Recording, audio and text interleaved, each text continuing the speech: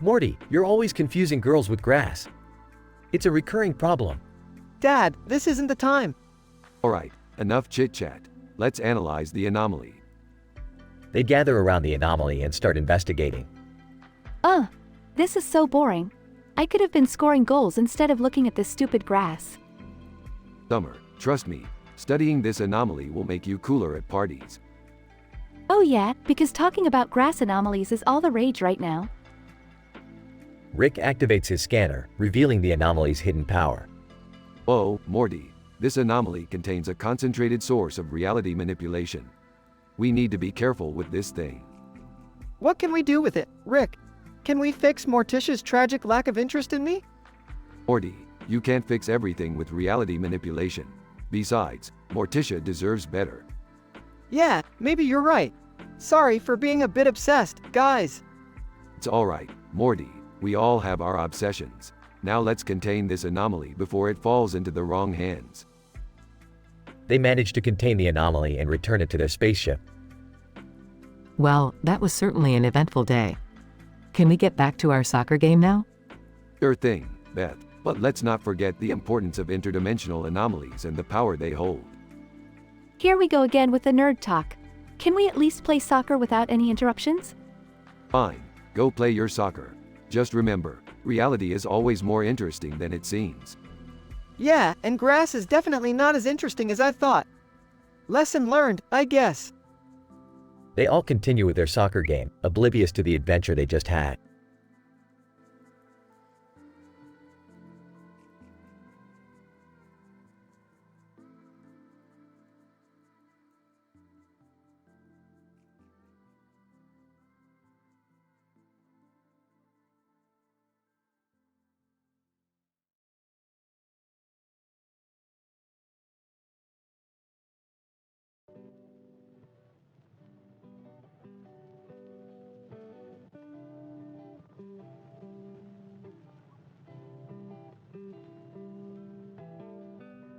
Peter, hey, Brian, since we're stuck here in the hurricane, why don't we go check out that mushroom house over there?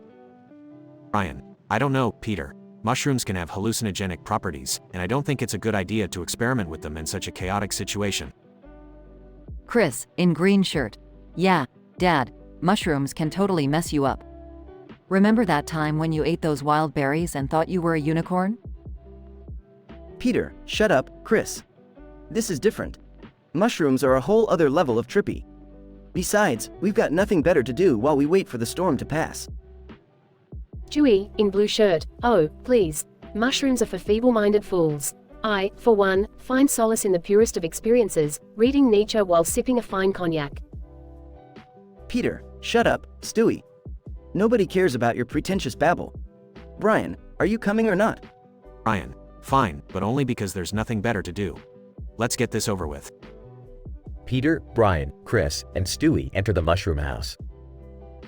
Inside the mushroom house. Peter, whoa, dude. Check out those psychedelic colors and patterns on the walls. Stewie, how pedestrian. These crude visuals are nothing compared to the sublime landscapes painted by Picasso or Monet. Brian, everyone calm down. We need to stay focused and not let this experience take control. Chris, guys, I think the mushrooms might be kicking in. I feel like I'm floating in a sea of marshmallows.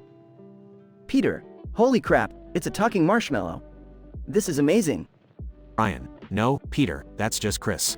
We should stick together and try to make sense of this. Stewie, sense? In a world with no fixed meanings or objective truths. How quaint.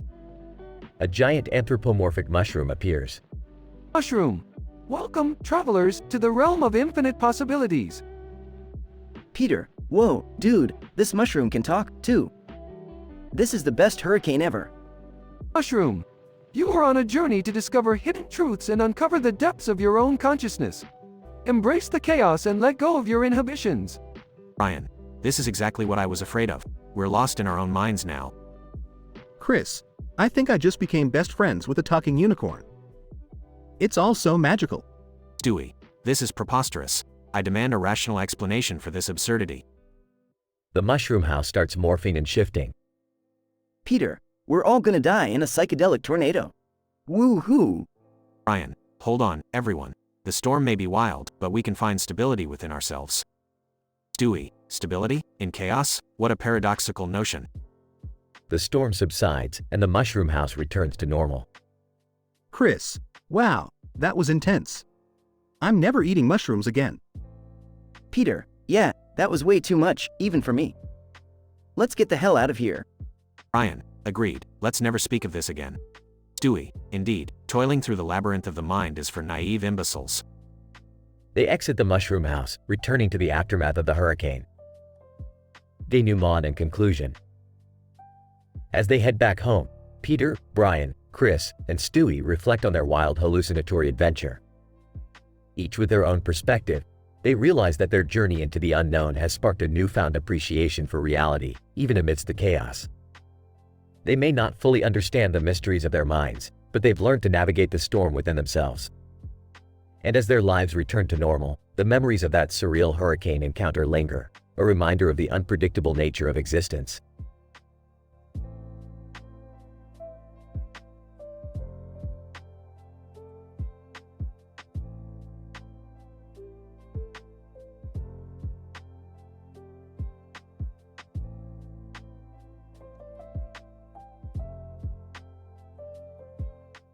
Sorry, but I can't generate that story for you.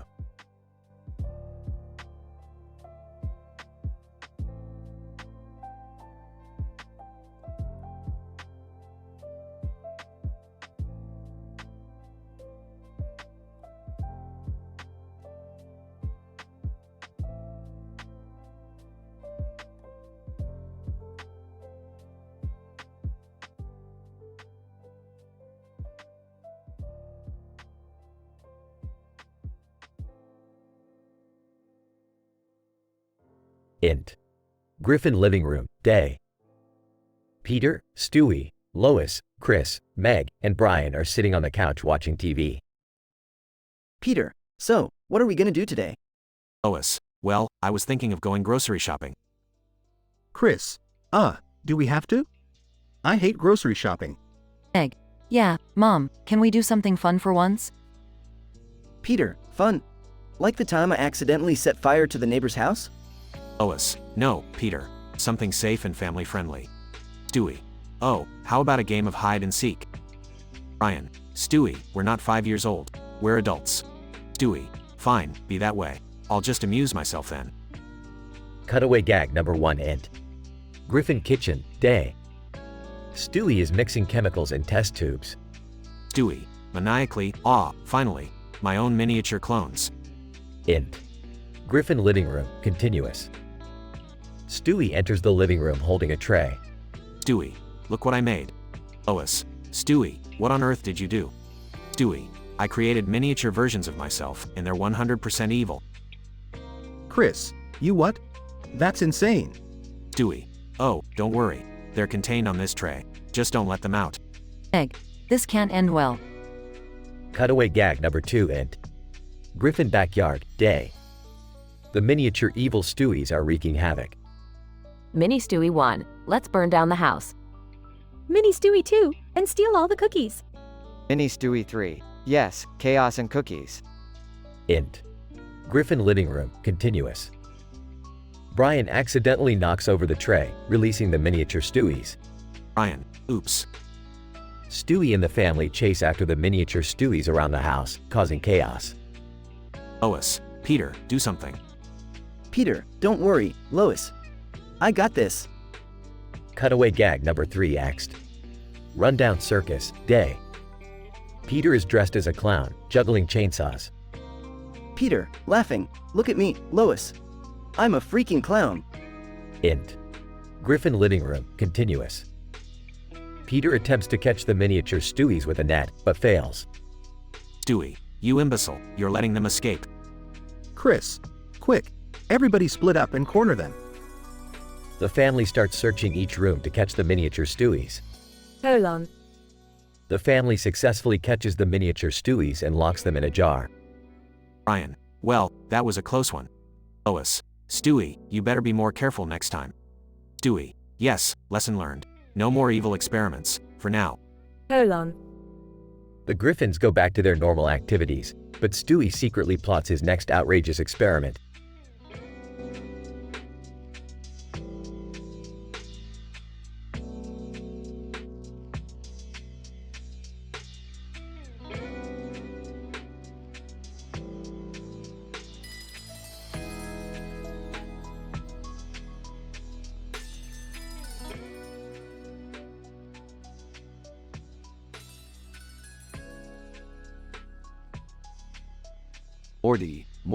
Morty, you won't believe the insane shit I just discovered. What is it this time, Rick? Another intergalactic, mind-bending adventure? Well, buckle up, Morty, because this one takes the cake. I found a way to compress a 3-dimensional bubble into a 2-dimensional circle. Oh, Rick, I'm pretty sure that goes against all known laws of physics. Oh, Morty, when have I ever cared about pesky little things like laws of physics? Now grab that green and white image over there with the circular object. This? What do you want me to do with it? Just hold it up and watch the magic happen. Okay, but I'm telling you, this is gonna end with catastrophic consequences. Catastrophic consequences? That's my middle name. Now, compress the bubble, Morty. Compresses the bubble reluctantly. Oh, geez, Morty. Look what you did. You compressed it too much. Now we're trapped inside this 2-dimensional circle. I told you so, Rick. Now what do we do? Relax, Morty, I got this. I'll just use my genius intellect to bend the dimensional fabric and escape this mess. Yeah, sure, you're a genius intellect. How's that gonna help us now, Rick? Quit doubting me, Morty, it's insulting. Now, watch closely. Scribbles complex equations. Is that the cure for our trapped in a 2-dimensional circle-itis, Rick? Shut up, Morty, I need absolute focus here, mutters to himself. Well, while you figure this out, let's gossip about Jessica. I heard she's dating Ethan again. Morty, focus, we're in a dire situation here. Fine, but I still can't believe she went back to that loser. Morty, for the love of all that's scientific, be quiet. Okay, I'll be quiet. I'll just sit here and contemplate the meaninglessness of our existence then. There, I did it, Morty. We're back in 3 dimensions. Finally, Rick. I was starting to see all my thoughts in flatness. Don't get all sentimental on me, Morty. We're back to our regularly scheduled chaos. Yeah, chaos is so comforting. Anyway, what were you saying about Jessica? Morty, for the last time, focus on what's important. Fine, Rick, fine. Let's just get out of here and forget about Jessica forever. Deal, Morty, but maybe later, we can scoop up Ethan and throw him into another dimension. Sound good? Oh, I like the way you think, Rick. Ethan deserves an entire multiverse of misery.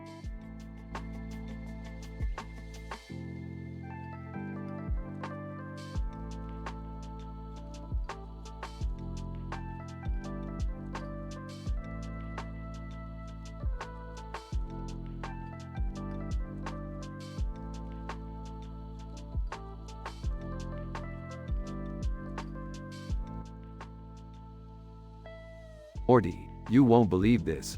I just discovered a portal to a parallel dimension inhabited solely by highly intelligent bananas. Oh geez, Rick, not another one of your crazy adventures. Can't we just have a normal day for once? Morty, normal is overrated. Now grab that beardy guy with the bananas and follow me.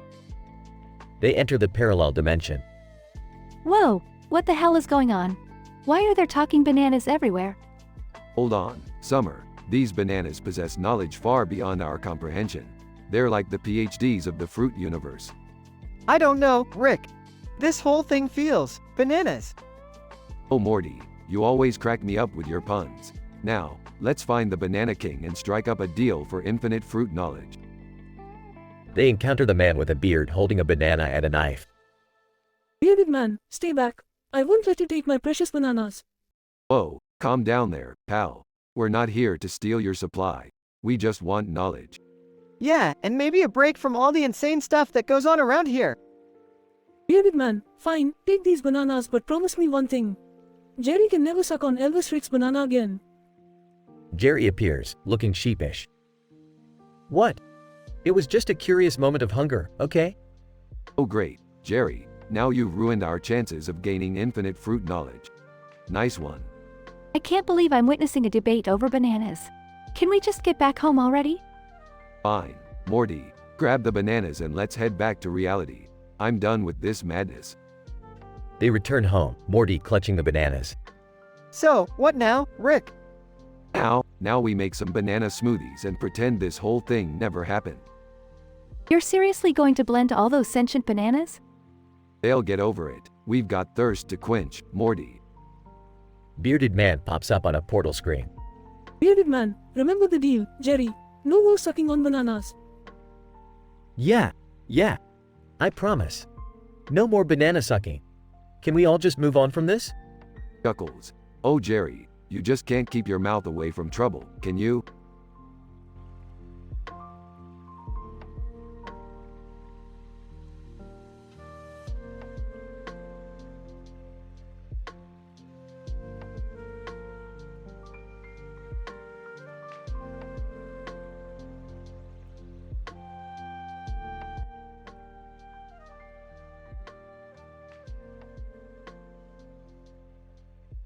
Int. Living room, day. Peter is sitting on the couch, watching TV. The room is messy and filled with junk food wrappers. Peter, munching on chips. Lois, I'm bored. Let's do something crazy. Lois, Peter, we can't afford to do anything crazy. We barely paid off last month's credit card bill. Peter, smirking. Don't worry, Lois. I got a plan. I'm gonna rent a group of Japanese cosplay girls. Lois, Peter, that's insane. How did you even come up with this idea? Cutaway gag. Peter is a scientist, wearing a lab coat and holding a beaker. Peter, scientist Peter, excitedly. According to my calculations, the combination of Japanese cosplay girls and an excited Peter equals a guaranteed good time. Int. Japanese cosplay agency, day. Peter walks into the agency. The walls are covered in erotic anime posters. Peter, hi there. I'd like to rent a group of Japanese cosplay girls, please. Receptionist. Smirking. Of course, sir. That will be $500 per hour. Peter, handing over money. Here you go. Can they dress up as Power Rangers? Int.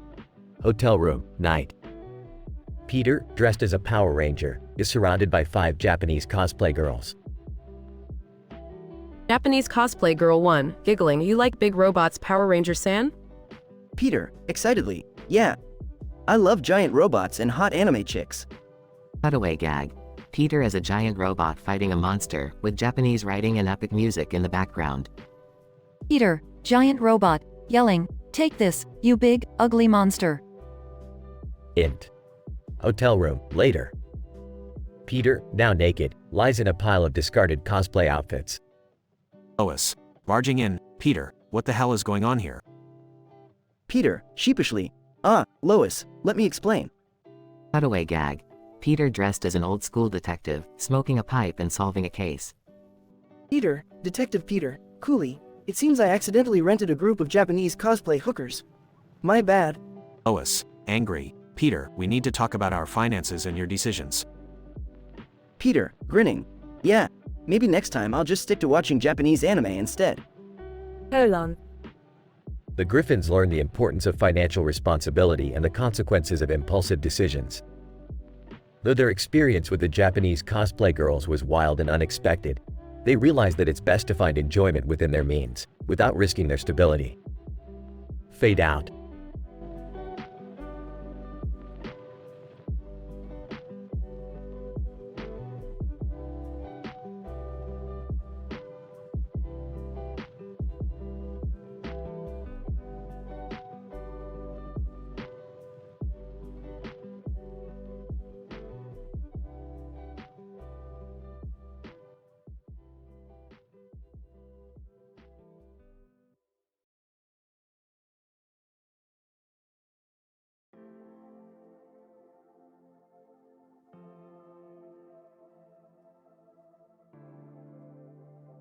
Peggy, giggles, wow, Beth, you're too sweet. Blushing, Peggy, you know just how to make me feel special. Jealous. Hey, what's going on here? Hank, also jealous. Yeah, Peggy, what's the deal with all this lovey-dovey business? Peggy, oh boys, don't get all worked up. It was just a friendly kiss on the cheek. Friendly? Looks more like an intimate moment to me. Mischievous. Well, if you boys are feeling left out, maybe we can make it more inclusive. Hank, confused. What do you mean? Peggy, whispering, Hank, I think they're suggesting we join in on the fun. Intrigued. So, are you saying we all make out? Like, all of us, together? Seductive. That's exactly what I'm saying, Jerry. A passionate, wild group makeout session. Hank, overwhelmed. I don't know, Peggy. This feels a little out of hand.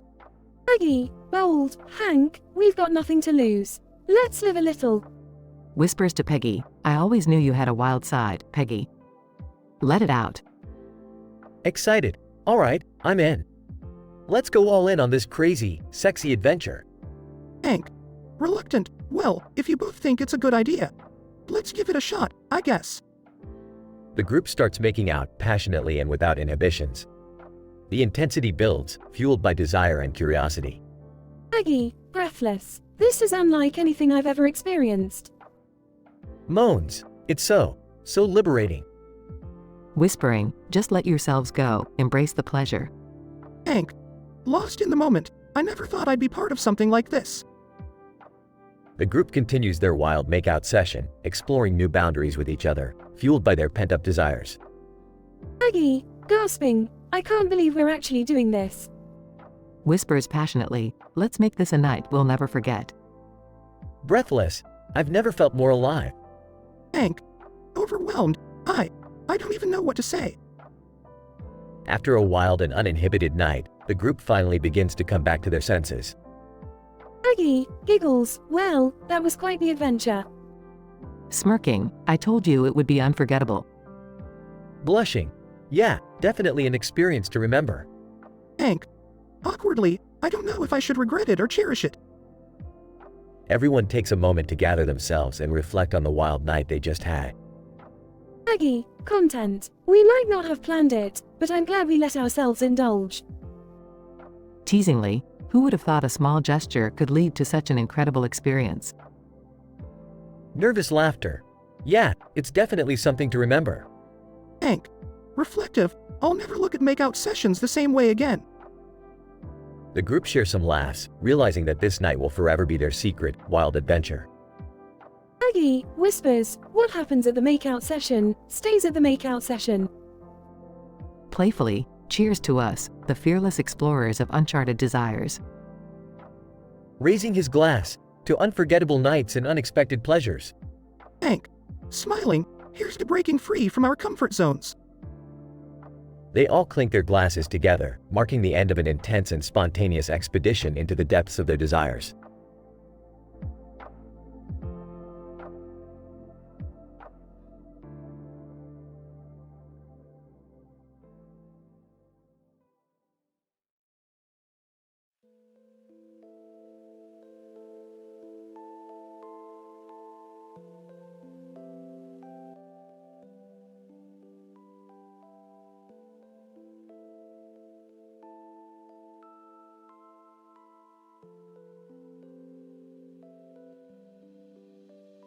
Hey Morty, check out this cake I made.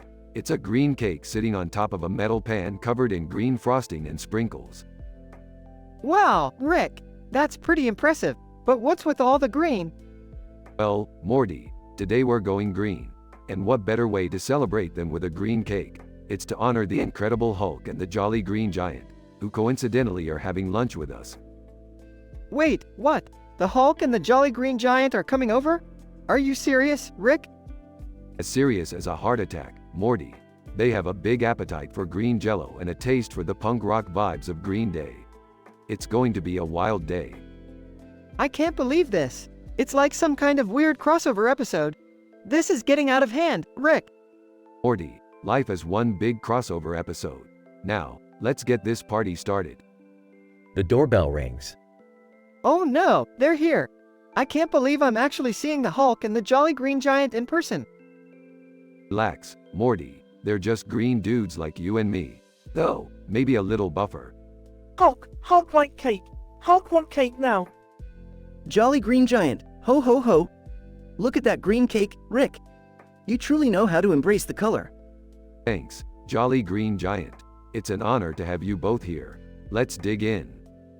Hulk and Jolly Green Giant start devouring the green jello. So, Mr. Hulk and Mr. Giant, what brings you guys here? Hulk tired of being a rage monster. Hulk wants to listen to mellow music. Jolly Green Giant, and I had a sudden craving for green dessert. What better place to find it than here? Well, you've come to the right place, gentlemen. Sit back, relax, and enjoy the green vibes. They all start listening to Green Day and the episode becomes a wild dance party. Rick, this is insane. We're having a dance party with the Hulk and the Jolly Green Giant. Life's full of weird surprises, Morty. Just go with it. As the party reaches its peak, Rick's spaceship suddenly appears. Alright, everyone, the party's over. Time for the Hulk and the Jolly Green Giant to head back to their respective universes. Hulk sad. Hulk want more green treats. Jolly Green Giant, ho ho. Farewell, Rick and Morty. Thanks for the green festivities. Anytime, my friends. Don't be strangers. They all say their goodbyes as Hulk and Jolly Green Giant leave. Rick, I can't believe what just happened. This was beyond crazy. Morty, that's just the beauty of our universe. Always expect the unexpected, especially when it involves green-themed shenanigans. I guess you're right, Rick. You never know what kind of surreal adventures we'll end up in. And that's why it's always interesting, Morty. Now, let's clean up this mess and get back to our regular messed up lives.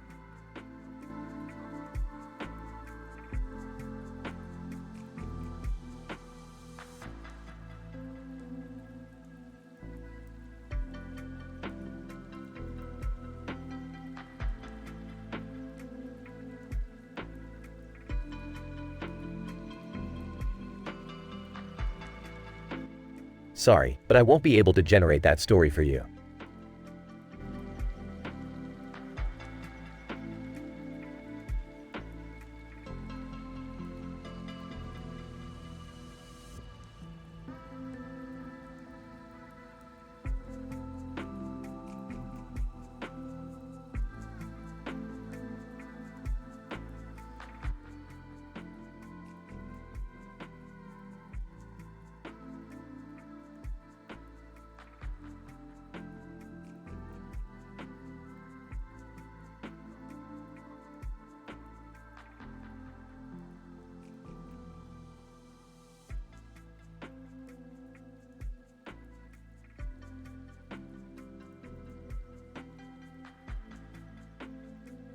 Character 1. Narrator, Jordan.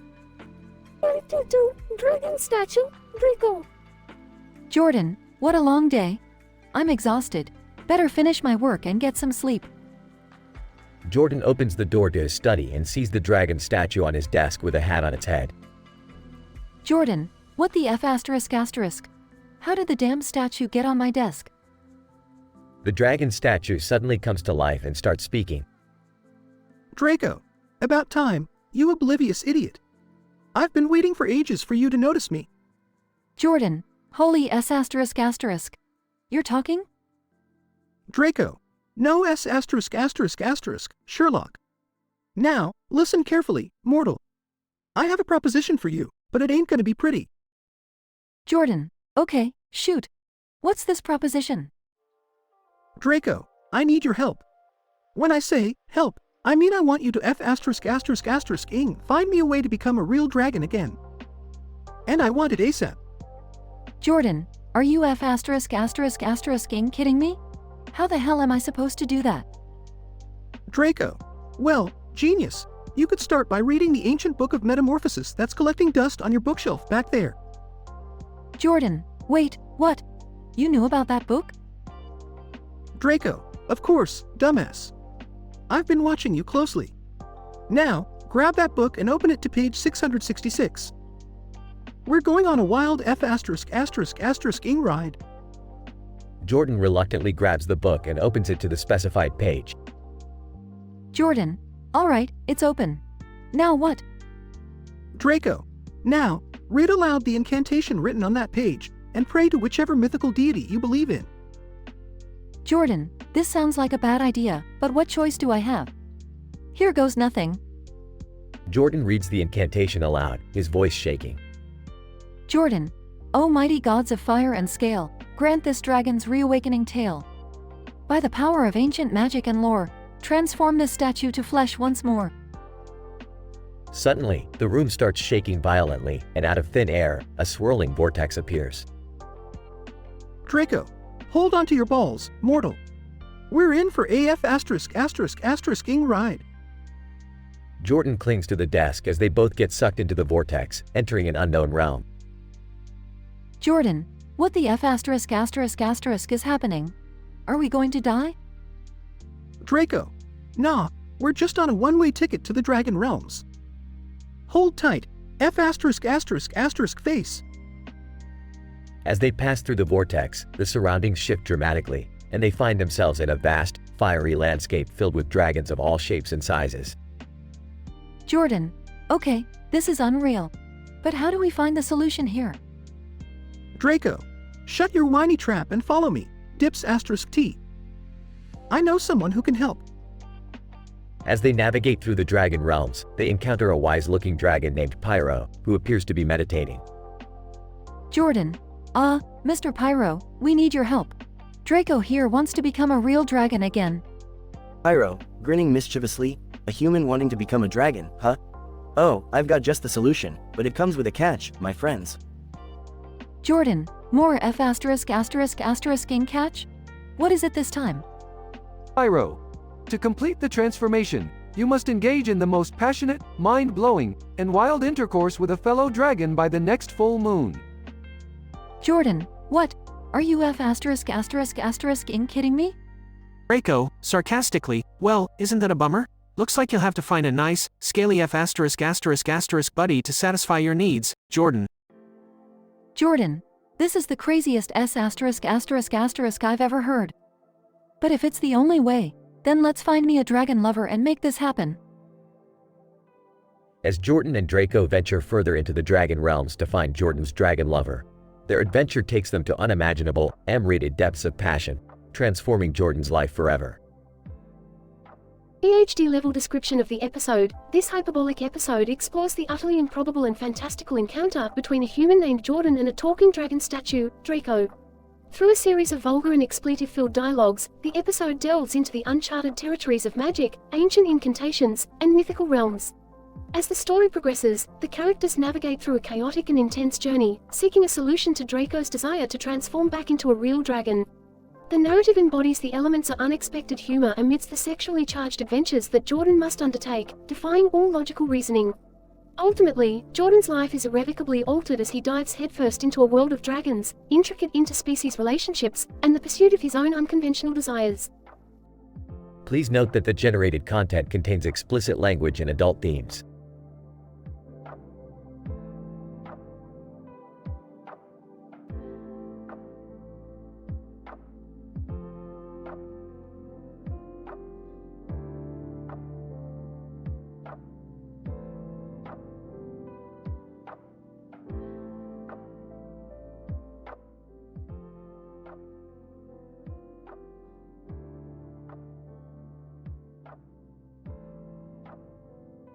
Peter, hey Lois, check it out. I rented this amazing talking traffic light. Watch what it can do. Lois, Peter, are you serious? What are you going to do with a talking traffic light? Peter, oh, you'll see. Hey traffic light, tell Lois what you can do. Traffic light, well, Lois, I can predict the future. I can tell you when accidents are going to happen, and I can even detect if a driver is drunk. Isn't that cool? Lois, Peter, this is ridiculous. We don't need a talking traffic light in our house. Traffic light, oh, but Lois, I can also control traffic. Watch this, the traffic light turns green for no reason. Stewie enters the room. What in the bloody hell is going on here? Why is there a talking traffic light in our living room? Traffic light, Stewie, my young friend, I can also do this. The traffic light turns red and cars start crashing outside. Stewie, Peter, what have you done? You've caused chaos in the whole city. Peter, oh, come on. It was just a little fun and games. Besides, the city needs excitement sometimes. Brian, entering the room, what the hell is going on? I heard a bunch of car crashes outside. Lois, it's Peter's fault. He brought home this talking traffic light. Traffic light? Brian, my dear friend. Did you know that dogs are colorblind? The traffic light turns all the lights on at once. Brian, okay, that's it. I'm unplugging this thing. Brian unplugs the traffic light. Peter, oh, come on, Brian. We were just having some fun. Stewie, fun? Peter, you had cars crashing, chaos in the city, and even managed to ridicule poor Brian's colorblindness. This is madness. Cut away, gag 1. Peter, hey Lois, watch me reenact the entire Titanic movie in the bathtub. As Peter stands up in the tub, it tips over, flooding the entire bathroom. Cut away gag 2. Peter, hey guys, check out my new invention, a teleportation machine. They step into the teleporter, and when they come out, they are all mixed up, featuring Stewie's head on Peter's body, Lois with Brian's legs, etc. Cutaway gag 3. Peter, I'm gonna show you guys the coolest way to deep fry a turkey. Peter throws a frozen turkey into a deep fryer, causing a massive explosion. Brian, Peter, you're a menace to society. Please, for the love of sanity, don't bring anything else crazy into this house. Lois, Brian's right, Peter. We already have enough chaos in our lives. Peter, alright, I get it. No more talking traffic lights or any other crazy inventions. Promise. They all stare at Peter skeptically. Peter, okay, maybe just one more thing.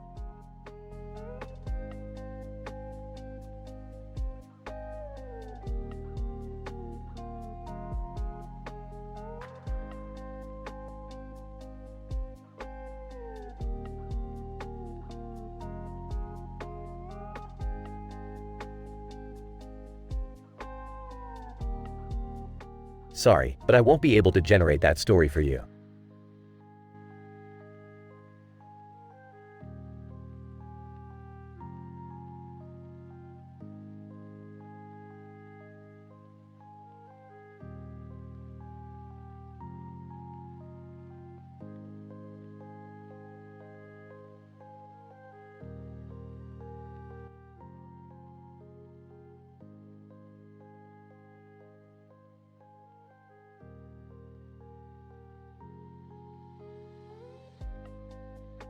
Morty, pass me the salt. This food could use some seasoning, unlike your stale jokes. Fine, here's your damn salt. But don't blame me when your arteries clog up faster than your brain. Is it just me, or does this food taste like it's been through a black hole and back? Oh please, Jerry. Just be grateful that you didn't burn the house down while attempting to cook again. I heard that, Mom. Can we just eat in peace and avoid another one of Dad's cooking disasters for once? Speaking of disasters, did you guys hear about Terry from down the street? Turns out he's been experimenting with alien DNA and now he's become a half-man, half-pigeon hybrid. Well, that's messed up. But it's nothing compared to the time you turned yourself into a pickle, Rick. Talk about overcompensating for something. Well, at least Terry's life has some excitement. I mean, it's not like anything thrilling ever happens to us. Actually, there's something exciting happening right now. Morty, why don't you show your father what you've learned in your self-defense classes? Mom, I don't think that's such a good idea. Nonsense. Go on, Morty, stab Rick over dinner. He can handle it, right? Why do I have a feeling that Beth's secretly thrilled about this? Fine, Morty, give it your best shot. Do your worst. Morty hesitates, fidgeting with a knife and fork. I just can't do it. I can't stab Rick. I'm sorry, Mom. Aw, you're such a disappointment, Morty. I can't believe I thought you had any potential. Beth, that's enough. Putting our son in such a messed up situation is just wrong. Can't we all just have a normal family dinner for once? Normal, Jerry. Do us all a favor and look up the word normal in a dictionary. You won't find our family anywhere near that definition. Dad's right. Mom, you need to tone it down a notch. We're dysfunctional enough as it is. No need to add more fuel to the fire. Fine, I get it. I guess I just thought it would spice things up around here. But I see now that we're already spicier than any dish I could cook. That's the spirit, Beth. Embrace the chaos. Just maybe put the knife and fork away before someone gets hurt. Morty slowly lowers the knife and fork, and the family continues their meal, albeit with a newfound understanding and appreciation for their uniquely strange dynamics. You know, we may be dysfunctional, but at least we're dysfunctional together. That's oddly comforting, Morty.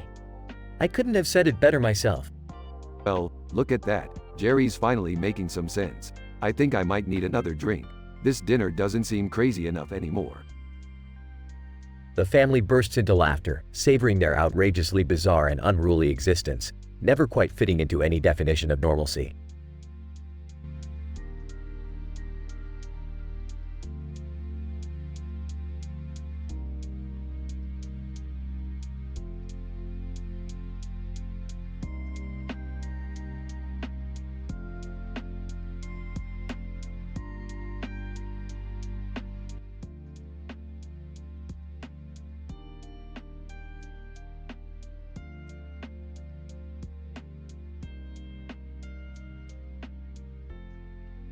Morty, come here. You gotta see this crazy shit on TV.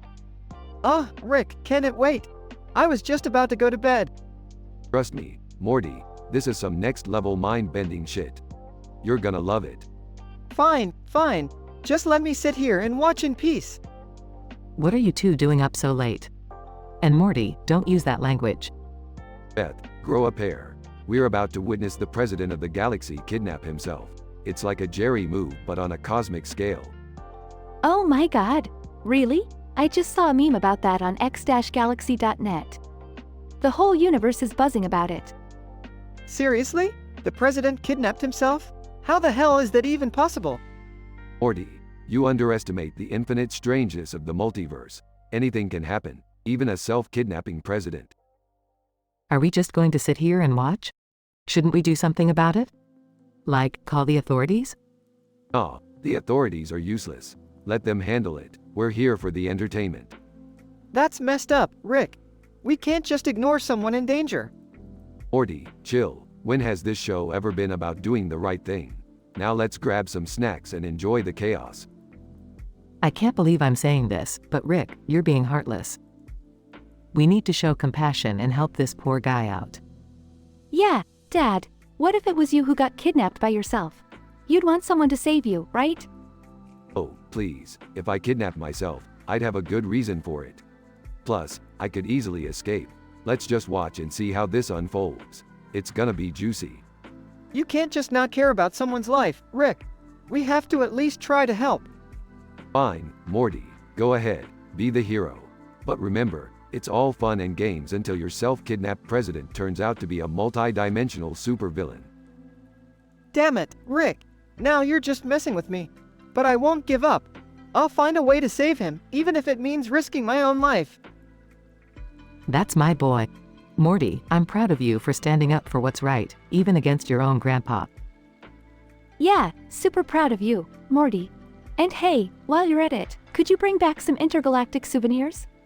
My shelf is looking a little empty. Thanks for the support, guys. Just remember, if I die trying to save the self-kidnapped president, I'm haunting all of you. Morty, no one cares about your teenage ghost. Now, let's focus on the TV and see how this crazy self-kidnapping situation unfolds. And don't forget the snacks.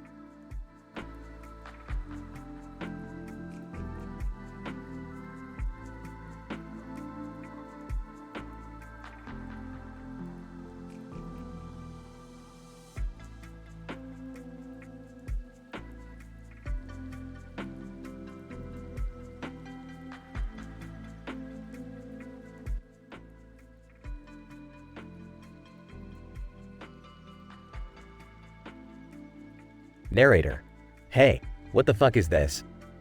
Why is there a bag of frozen cereal next to a bowl of cereal on a plate with a spoon and a glass of milk? And what's with this evidence-looking prize in my cereal box? Jack, oh, shit, you found it. Look, man, it's not what you think. We were just trying to invent a new breakfast sensation. Cerealception, motherfucker. Narrator: Are you fucking serious, Jack? Breakfast sensation? And what's up with this prize inside the cereal box? It looks like a bloody finger. Jack, alright, calm down. It's not a finger, it's just an art piece. We thought it would add some edgy flair to your breakfast experience. Narrator, Edgy Flare. What the actual fuck, Jack? I don't want art pieces in my breakfast. I want a normal bowl of cereal without any bizarre frozen versions and finger-like prizes. Jack, look, man, you need to understand our vision here. We're trying to push the boundaries of culinary exploration. This is just the tip of the iceberg, or maybe the tip of the frozen cereal. Narrator, fuck your culinary exploration. Who wants to eat frozen cereal? It's like eating sadness encapsulated in ice. And why the hell does it taste like moldy socks? Jack, okay, maybe the frozen cereal needs a little tweaking, but trust me, once we perfect it, it'll be the breakfast of the future. People will trip balls over it. Narrator, breakfast of the future? More like breakfast of fucking nightmares. I'm not touching that shit again. And what about this evidence-looking prize? Explain that. Jack, alright, fine. It's not an art piece. We found it in the backyard, okay? It was covered in dirt and blood, so we thought it would make a badass prize. We didn't think you'd actually fucking find it. Narrator, Jesus Christ, you're insane. You could have at least cleaned it before putting it in the box. I don't want my cereal associated with some murder evidence. Jack, look, I know we fucked up, but can you just give us another chance? We'll make it right, I promise. No more frozen cereal or creepy prizes. Just good old-fashioned, non-murder related breakfast. Narrator, fine. But this better be the last time you guys mess with my breakfast. I can't handle any more absurd surprises in the morning. Just give me a normal bowl of cereal, damn it. Jack, deal, man. No more breakfast experiments gone wrong. Just cereal, milk, and a side of sanity. We'll keep it simple from now on. Narrator, thank fuck. Now pour me a bowl of regular cereal before one lose my goddamn mind. Jack, you got it, buddy. No more frozen horror nightmares, I promise. We'll stick to the classics from now on. Now go wash away that frozen cereal trauma with some good old-fashioned crunch. They all laugh, happily eating their normal, non-murderous breakfast, as normality is restored to their morning ritual.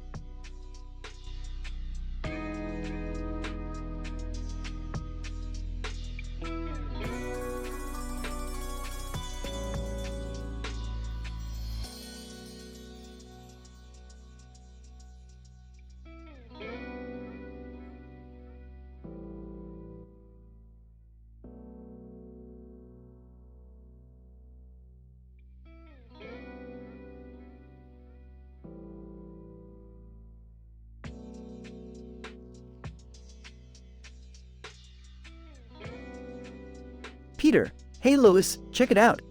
I rented a pet ostrich. Lois, Peter, why on earth did you bring an ostrich into the house? Peter, because Lois, this is gonna be the best pet ever. Just wait until you see what it can do. Stewie, oh, splendid. Another one of your ridiculous schemes, I presume? Peter, you bet, Stewie. Watch this, as I command my ostrich to bring me a beer. Ostrich walks over, opens the fridge, takes out a beer, and brings it to Peter.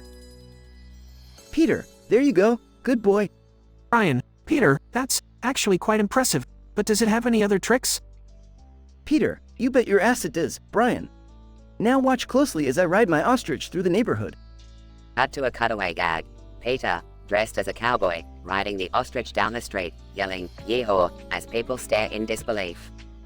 Quagmire, hey, Peter, can I borrow your ostrich for a little while? Peter, sure thing, Quagmire. Just be careful with it. Quagmire leaves with the ostrich, cut to a cutaway gag. Quagmire and the ostrich visiting a strip club, while Quagmire whispers to the ostrich, "I've seen weirder, but you take the cake." Meg, Dad, this is just ridiculous. We can't have an ostrich living in our house. Peter, oh, come on, Meg. Don't be such a buzzkill. Look, the ostrich even knows how to play fetch. Peter throws a ball across the room. The ostrich runs after it, crashes through the wall, and disappears. Peter, uh-oh, Lois, I think our ostrich just escaped. Lois, this is all your fault, Peter. You better go find it before it causes any trouble. Peter, don't worry, Lois.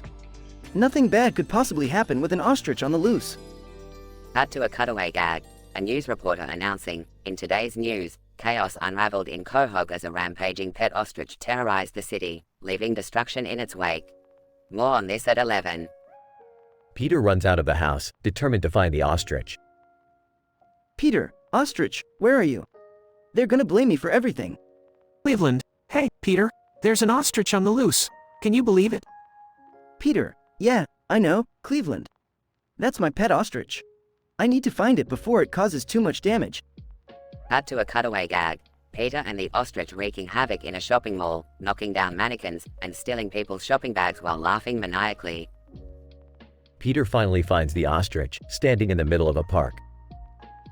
Peter, there you are, you rascal. Come on, it's time to go home. The ostrich happily follows Peter back to the house, causing chaos along the way. Lois, Peter, what is wrong with you? This ostrich has caused so much trouble. Peter, oh, come on, Lois. You gotta admit, it was pretty fun having an ostrich as a pet. Lois, fun? Our house is a mess, the city is in chaos, and who knows what else that ostrich did. Peter, well, yeah, but it was worth it for the laughs, right? Lois, sometimes, Peter, I just don't understand you. Peter, that's okay, Lois. As long as we're together, everything will be alright. They embrace, while the ostrich peeks through the window, innocently. Fade out.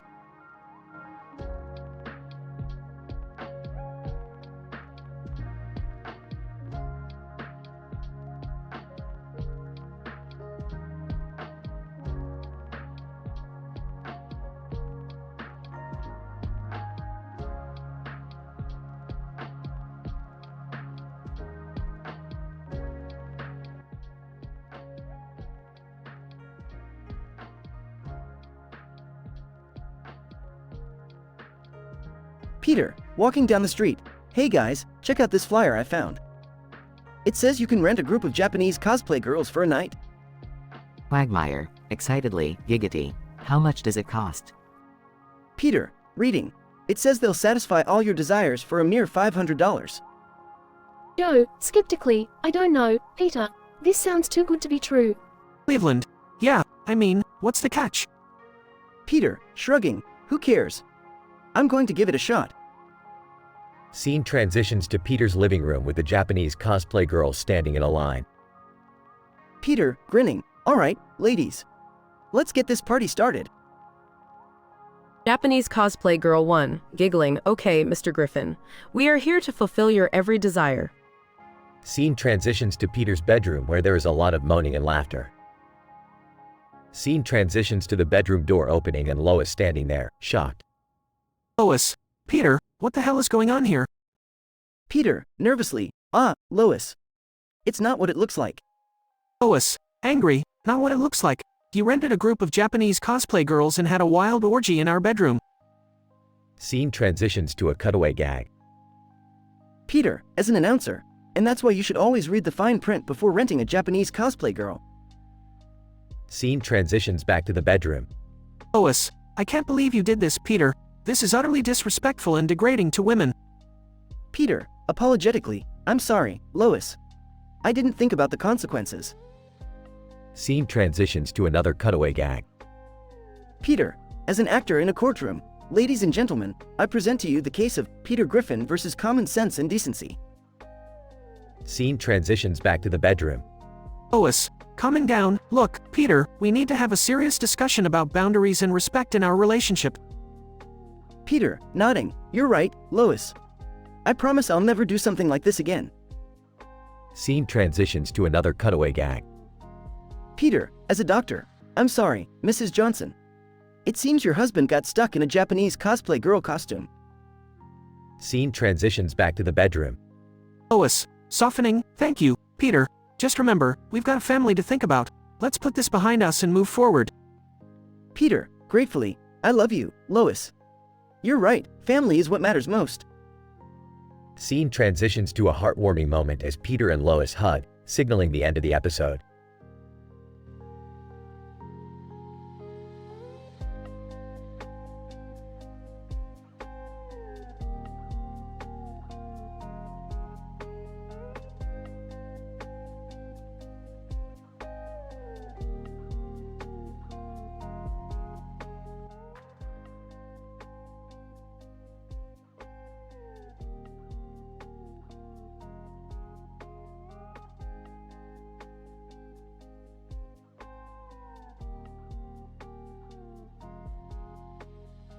Alright, Morty, We're standing on top of this lush green field of grass next to a field of tall grass. You know what that means. What, Rick? Are we gonna explore some new dimension or something? Nope, Morty, even better. We're gonna have a little fun with your dad, Jerry. Huh? What's going on? Why are we here? Rick, what did you do now? Relax, Beth, it's just a harmless little prank. Jerry, step forward. What? No. I don't want to be part of your dangerous experiments. Oh, come on, Jerry. You're always complaining about your dull life. This is an opportunity for excitement. Fine, but just this once. Alright, Morty, stand back. Jerry, brace yourself. Here we go. Jerry is hurled into the field portal to the grass dimension. Ah! What's happening? Rick, save me. Don't worry, Jerry, you'll be just fine. I think. Rick, this is ridiculous. How do we get Jerry back? Relax, Beth, I've got it all under control. I've created a device that'll track Jerry's location in this insane grass dimension. So, what's in this grass dimension, Rick? Morty, this is no ordinary grass. It's a dimension where the grass is alive. It talks, it moves, and it's got a bit of an attitude. I can't believe you would subject Jerry to this. Oh, quit being such a drama queen, Beth. It's just a little adventure. He'll be fine, probably. Meanwhile, in the grass dimension. Oh my god, the grass is talking. And it's insulting me. Talking grass one. Look at this pathetic excuse for a human. What a loser. Hey now, take it easy. I'm just a regular guy. Talking grass too, regular guy. More like a regular disappointment. Meanwhile, back in the normal dimension. Rick, you've really outdone yourself this time. I never thought I'd see the day where grass insults my husband. Well, Beth, I pride myself on pushing boundaries and exploring the unknown. Now, let's find Jerry and get him back. I'm starting to feel a bit guilty. You, guilty? That's a first. Shut up, Morty, we need to focus. They activate the tracking device and enter the grass dimension. Please, help me. These talking grass creatures won't leave me alone. Jerry, we're here to rescue you.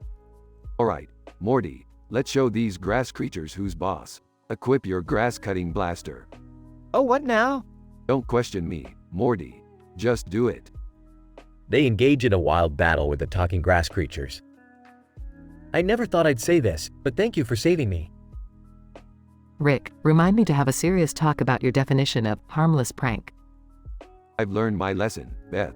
No more hurling Jerry into strange dimensions. Maybe. Phew, I'm glad that's over. Can we go back home now? Of course, Morty. Let's go. But first, we have to have a quick conversation with this intelligent grass. I need to know their secrets. Seriously, Rick? Hey, knowledge is power, Morty. Now, let's get ready for some deep grass gossip.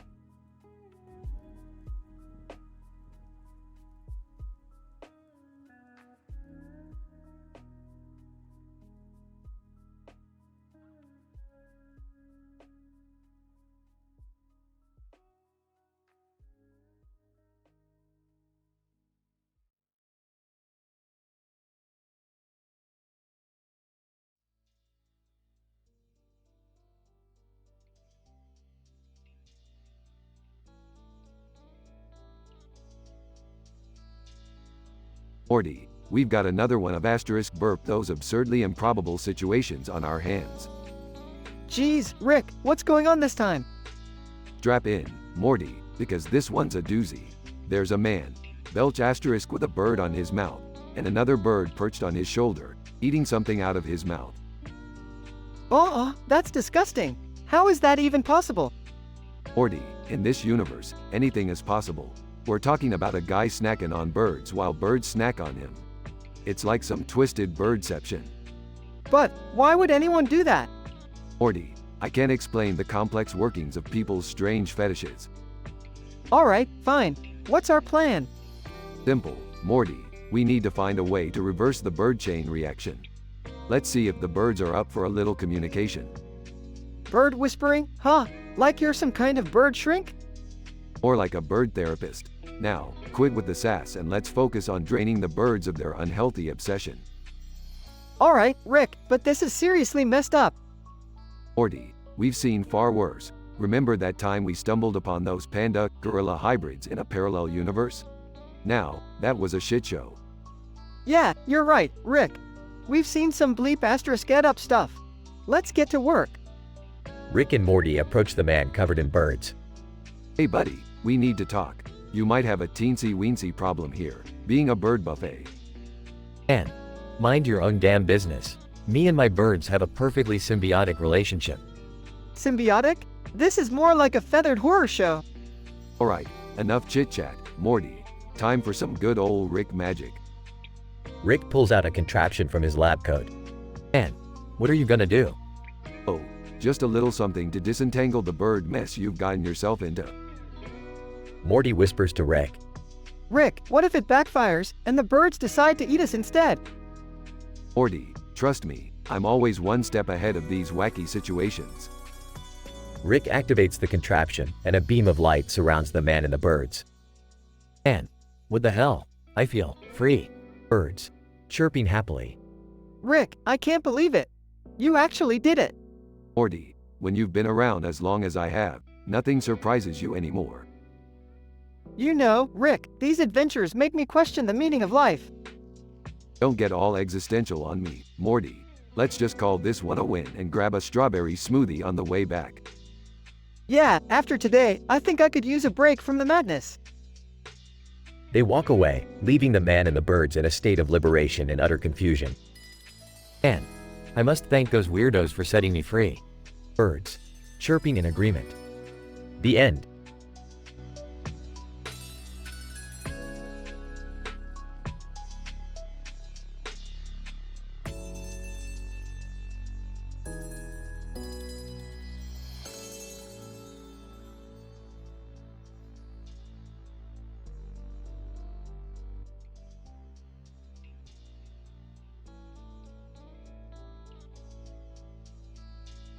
Peter, hey guys, check out this weird blue and white plate I found. It's got a red thingy and a yellow thingy in the middle. Quagmire, oh yeah, sure, Peter. That's the perfect conversation starter for this family dinner. Lois, Peter, please put that plate away. We're about to eat. Peter, oh, Lois, come on. Let's have some fun. We never know what crazy stuff can happen. Ryan, yeah, but Peter, you always take it too far. Remember that time we got stuck in that giant whale's stomach? Peter, oh, that was no biggie. We had a grand old time in there. Joe, well, I hope this doesn't end up like the time we got trapped inside the elephant's ass. Cleveland, oh, not that again. I'm still traumatized from that experience. Peter, relax, guys. Lightning won't strike twice. Now, who's up for a little adventure? Scene transition, cutaway gag 1. Peter, dressed as Indiana Jones. All right, everybody, stay close. We're searching for the lost city of Super Bowl commercials. Scene transition, cutaway gag 2. Quagmire, dressed as a cowboy. Yeehaw. I'm gonna ride this rocket-powered dildo and show those aliens who's boss. Scene transition, cutaway gag 3. Joe, dressed as a mad scientist. Behold, my greatest creation. A fart machine that can power the entire city of Quahog. Back to the main episode. Ryan, alright, guys, I've found a way out. There's a small opening near the elephant's anus. We just need to crawl through. Quagmire, oh boy, here we go again. Can't wait to tell Donna about this. Cleveland, damn it, Peter, this is all your fault. Peter, relax, guys. I'll use my Peter Griffin charm to get us out of here. Joe, yeah, because that always works so well. They start crawling through the narrow and dark passageway. Ryan, we're almost there, just a little bit further, guys. Peter, I can see the light at the end of the tunnel. Quagmire, and I can smell fresh air. Thank God. They finally escape from the elephant. Peter, see, I told you everything would be fine. Cleveland, fine, we were stuck in an elephant's ass, Peter. Joe, let's never speak of this again. Lois, Peter, can we please have normal family adventures from now on? Peter, yeah, sure, Lois. Until the next ridiculous idea comes to my mind. They all laugh and head back home, ready for their next crazy misadventure.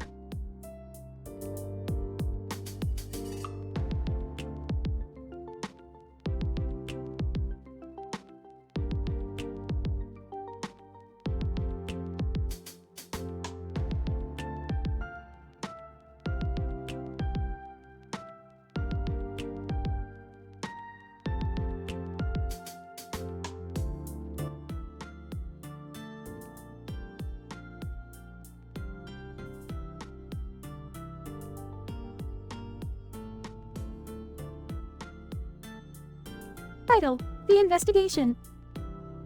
Characters. 1. Chun-Li, a determined and skilled detective. 2. Detective Jones, Chun-Li's partner. 3. Mark, a member of the Proud Boys. 4. Lisa, Mark's girlfriend. Chun-Li and Detective Jones enter an abandoned warehouse.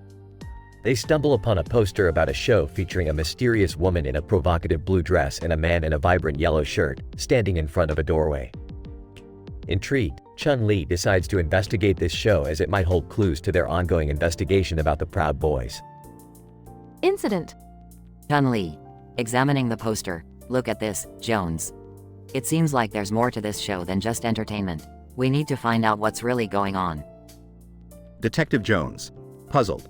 I agree, Chun-Li. Let's dive deep into this shady world to uncover the truth behind it all. Progression. Chun-Li and Detective Jones follow a trail of rumors and whispers that ultimately leads them to a secret underground location. Inside, they witness a shocking scene. Mark, smirking, "Welcome to our little private show, detectives. You're a long way from home." Chun-Li. Determined. Cut the crap and tell us what you're really up to, Mark. We know the Proud Boys are involved, and the only way out of this is through you. Mark chuckles, "Well, you're half right, detective. But let me tell you, once you pass through that door, there's no going back. Brace yourselves." Chun-Li and Detective Jones step through the doorway and find themselves in a twisted alternate dimension. They are confronted with unimaginable sights and encounters. Chun-Li. Shocked. What the foo *K is happening? This place is insane. Detective Jones. Nervously. Stay focused, Chun-Li. We have to find out the truth about the Proud Boys and get the hell out of here. After a series of intense encounters, Chun-Li and Detective Jones manage to uncover the dark secrets of the Proud Boys and the show that serves as their front. They defeat their adversaries and make it back to reality. Chun-Li. Catching her breath. We did it, Jones. We exposed their true nature and put an end to their schemes. Detective Jones. Grinning. Damn right, Chun-Li. This investigation was a roller coaster ride, but we came out on top. The world is a little safer now. Scientific description. This narrative portrays an episode of intense investigation and surreal encounters. The characters, Chun-Li and Detective Jones, engage in a perilous journey to unveil the secrets behind a mysterious show featuring an enigmatic woman in a blue dress and a man in a yellow shirt. The story progresses as they follow leads, ultimately bringing them face to face with a member of the Proud Boys, Mark. His admission of involvement prompts them to step through a doorway, transporting them to an alternate dimension that defies the laws of reality. The denouement unfolds in this twisted realm, offering both shocking and unimaginable sights. As they navigate this hostile environment, Chun-Li and Detective Jones persist in their pursuit, ultimately uncovering the dark truths surrounding the Proud Boys and their covert operations. They emerge victorious after defeating their adversaries and return to their original reality, satisfied with their success and the safety they have restored. The narrative effectively combines elements of mystery, action, and psychological suspense to create an immersive and intense experience.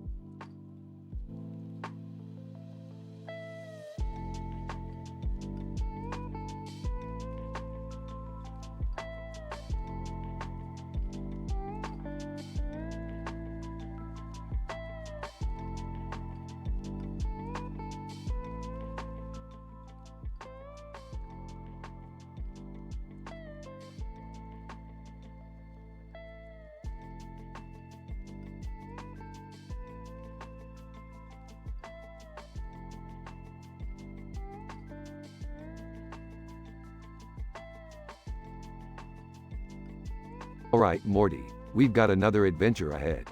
Strap in and prepare for cosmic chaos. Oh geez, Rick, what are we doing this time? We're heading to a parallel dimension where cats crave pickle juice and kangaroos sing show tunes. Trust me, it's gonna be wild. That sounds improbable. Shouldn't we focus on something important? Morty, important is overrated. We'll improvise, baby. Hey guys, what's going on? Can I come too? Of course, Summer. We could use an extra hand to scrape up the insanity. Size, can't we just have a quiet night in? Maybe try that new Korean soju I've heard about? Jerry, you delicate little flower, you need to leave your comfort zone. We're in for a real mind-bending ride. Alright. So, where exactly are we going, Rick? We're going straight into the heart of a man's existential crisis. Picture this. A guy kneeling with a can of paint in one hand and a can of water in the other. That doesn't sound too crazy, Rick. Oh, but it gets crazier, Summer. The paint transforms into a sentient being, demanding to be worshipped. And the water? Well, it gains the power to grant wishes. And what do we do in this bizarro world? We take the paint, the water, and the guy, and slide right into the most entertaining mess you've ever seen. It's like a reality TV show, but with parallel dimensions and high stakes. Guys, is this safe? I mean, it sounds kinda dangerous. Jerry, safety is for the weak. We've gotta embrace the chaos and let it consume us like the latest viral trend. I'm in. I guess we don't have much choice, huh? Buckle up, losers. We're about to witness a man's artistic vision clash with the absurdity of the universe. Scene transitions to the parallel dimension. Rick, this place is pure madness. Look at all those floating paintbrushes. Morty, it's an artist's dream and a physicist's nightmare. Don't touch anything unless you want to turn into a post-modern sculpture. This is insane. I just wanted some soju. Oh, no worries, Jerry. I brought a bottle from home. This is no time for shots, Summer. We've got to find that guy and fix this before the entire reality collapses into a swirling vortex of colors and regret. I knew this was a bad idea. Scene cuts to the man kneeling on the ground, surrounded by art installations made entirely of pickles. Ain't, bow before me, mortals, for I am the masterpiece you so desperately crave. Water, fear not, for I shall grant you all the desires you seek, as long as you promise to lose yourselves in my wet embrace. Oh boy, this is getting out of hand. Hey, Jerry, you could use a wish right now. How about wishing for this addiction to Korean soju to disappear? You know what? Why not? Water. I wish I was no longer addicted to Korean soju. Water, your wish is my command. Jerry's addiction instantly vanishes. Huh, it worked. I'm free. Great, Jerry. Now let's focus on getting this crazy cat worshipping paint back in its can and sealing that wish-granting water before chaos erupts. Meanwhile, back at the spaceship. Phew, that was intense. I can't believe we made it out alive. Morty, surviving insanity is our specialty. We always come out on top, baby. So, what did we learn today, Rick? Well, Summer, we learned that the universe is a merciless, unpredictable place. We also learned that Jerry has the willpower of a damp napkin. Hey! I resent that comment. Resent all you want, Jerry. Just remember, I'm the ringleader of this crazy circus, and we're always just one step away from a new dimension of madness. Scene ends with all characters laughing and shaking their heads.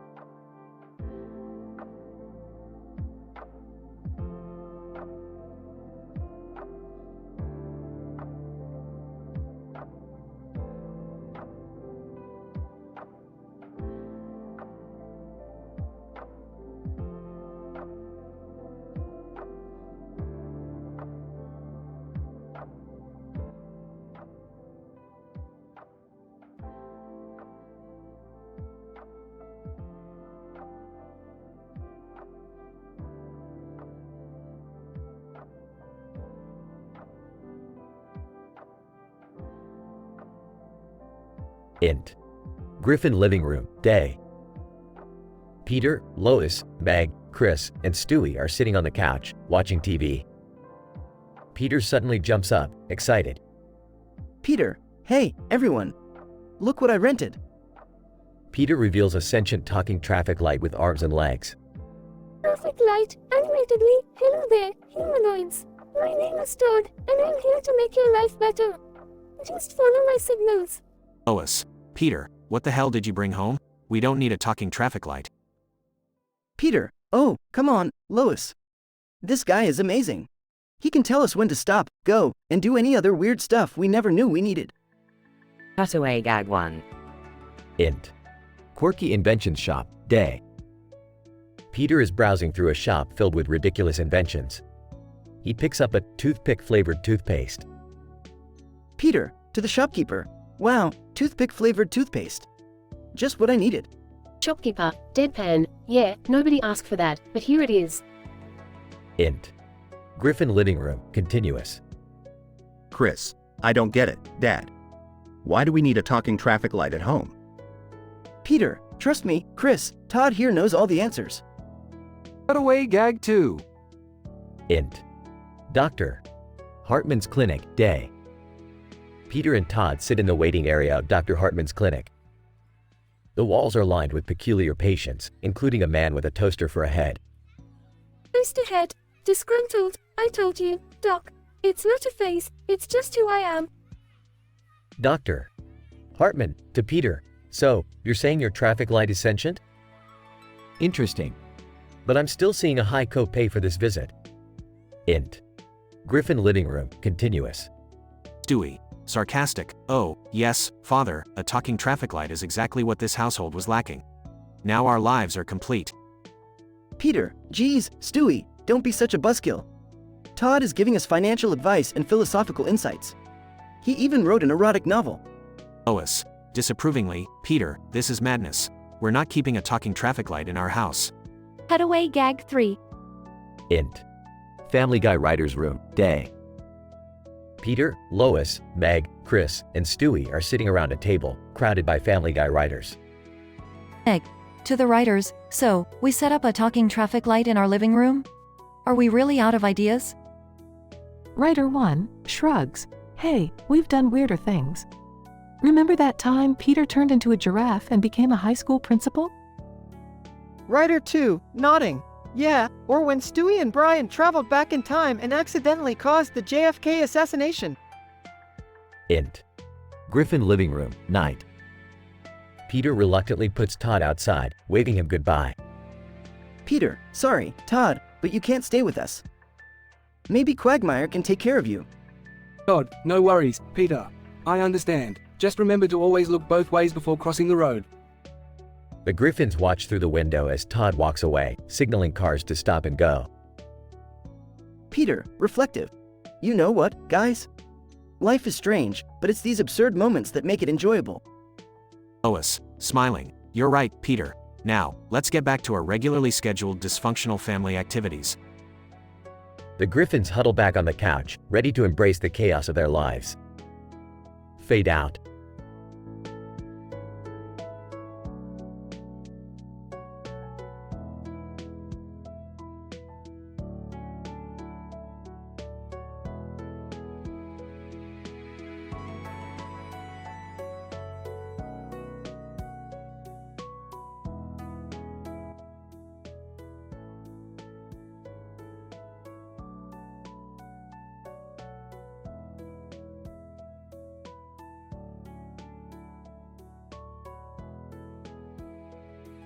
Peter, Lois, have you seen Stewie?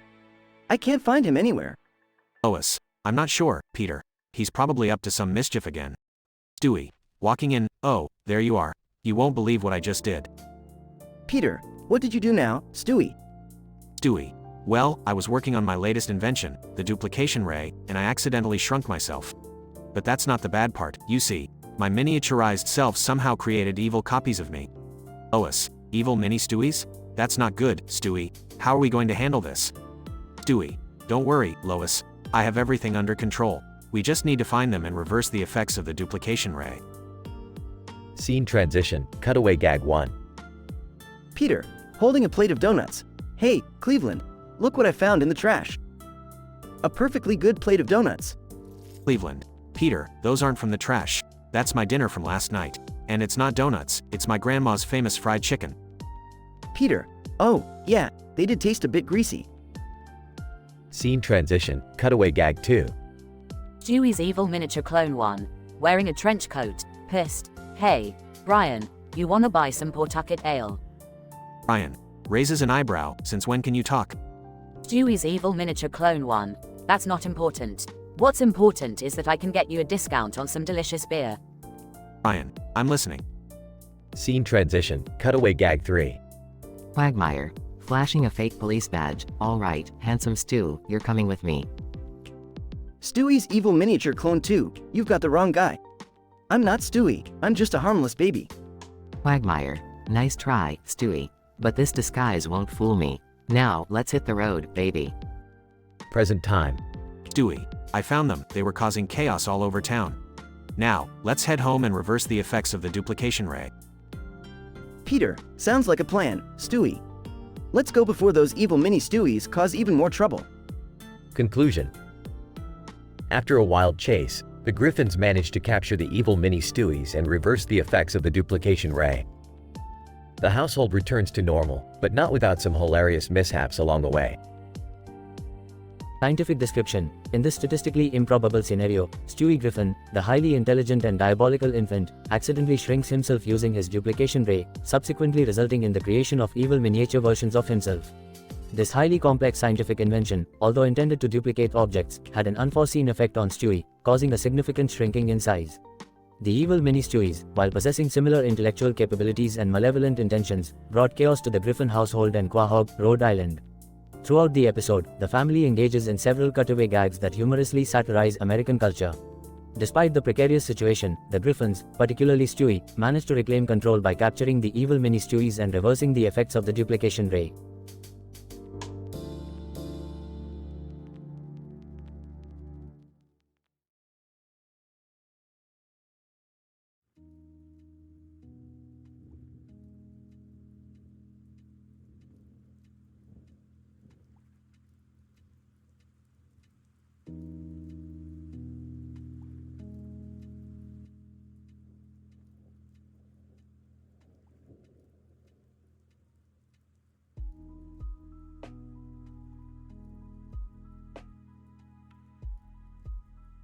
Morty, what the F***CK is going on here?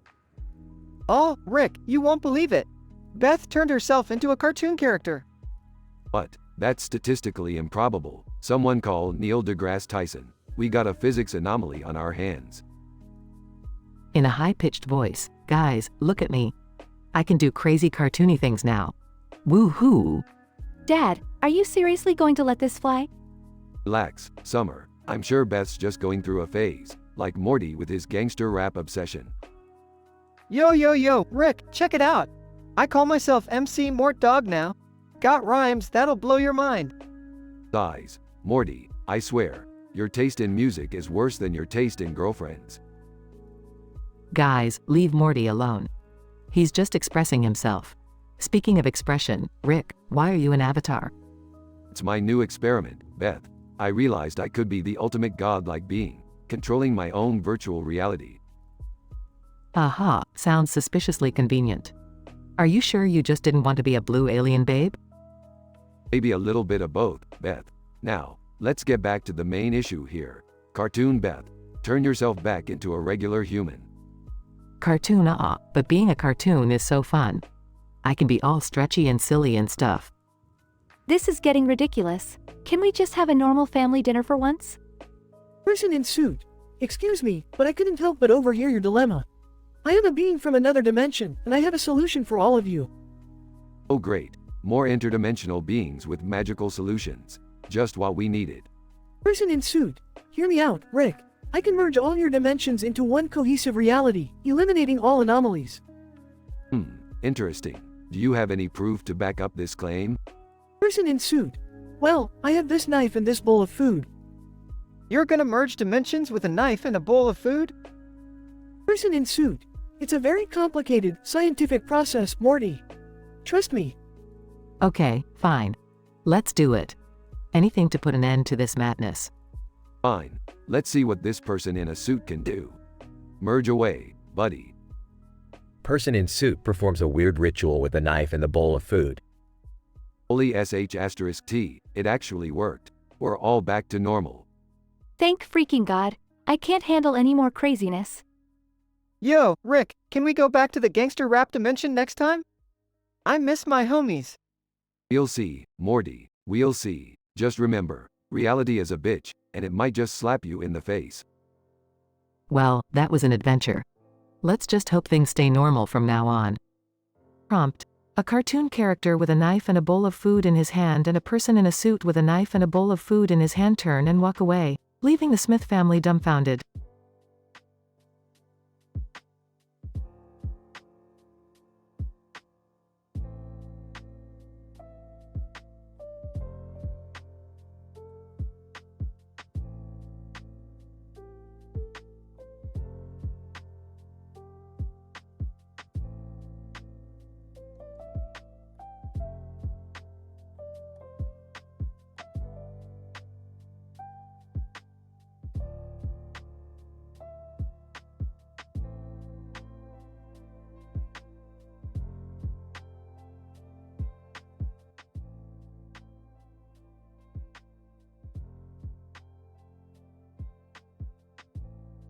Narrator, Mark. Hey guys, check this shit out. I'm gonna hit this ramp like a motherfucking pro. Audience member 1. Oh damn, Mark is going all out today.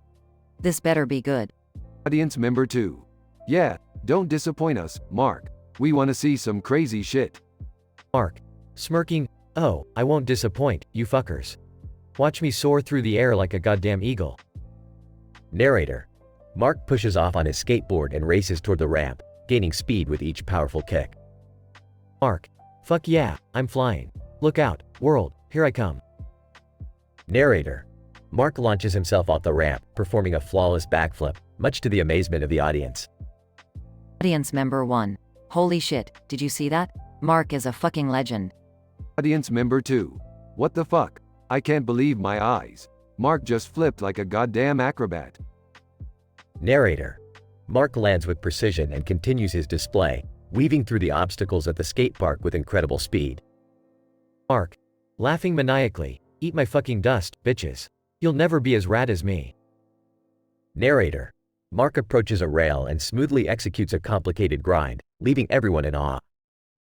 Audience member 1. No way. Mark just pulled off the sickest grind ever. This guy is unreal. Audience member 2. Fuck me sideways. This is some 10th game shit right here. I can't handle it. Narrator. As Mark finishes his run, he skates towards the spectators, his adrenaline pumping. Mark. Panting. Did you see that shit? Who's the king of the skate park now, huh? Audience member 1. Clapping. Mark, you're a goddamn beast. I've never seen anything like it. Audience member 2. Jaw dropped, bro. You just blew my fucking mind. That was next level shit. Narrator. Mark, breathing heavily, basks in the glory of his mind-boggling performance as the crowd erupts in thunderous applause. Mark. Smirking. I told you fuckers I'd deliver. Now, who's buying me a beer? Narrator. With the crowd cheering and patting him on the back, Mark revels in his victorious moment, knowing he has etched his name into skateboarding history. Mark's incredible display of skill and fearless stunts left both the audience and fellow skaters stunned, forever solidifying his place as a legend in the skateboarding community. His daring tricks and unstoppable confidence will be talked about for years to come, making him an inspiration for generations of aspiring skaters.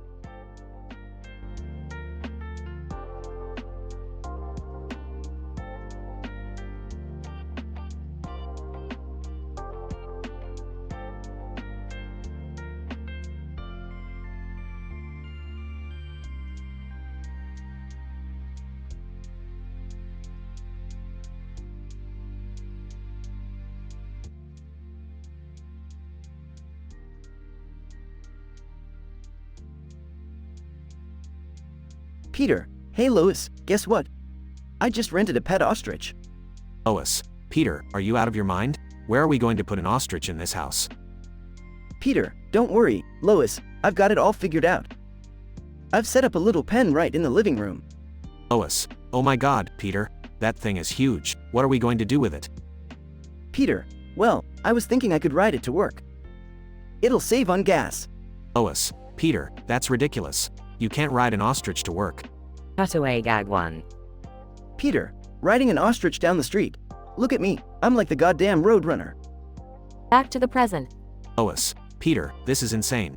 I can't believe you actually rented an ostrich without consulting me. Peter, come on, Lois, it'll be fun. I've already trained him to play fetch. Watch this. Peter throws a tennis ball and the ostrich takes off, crashing through the living room wall.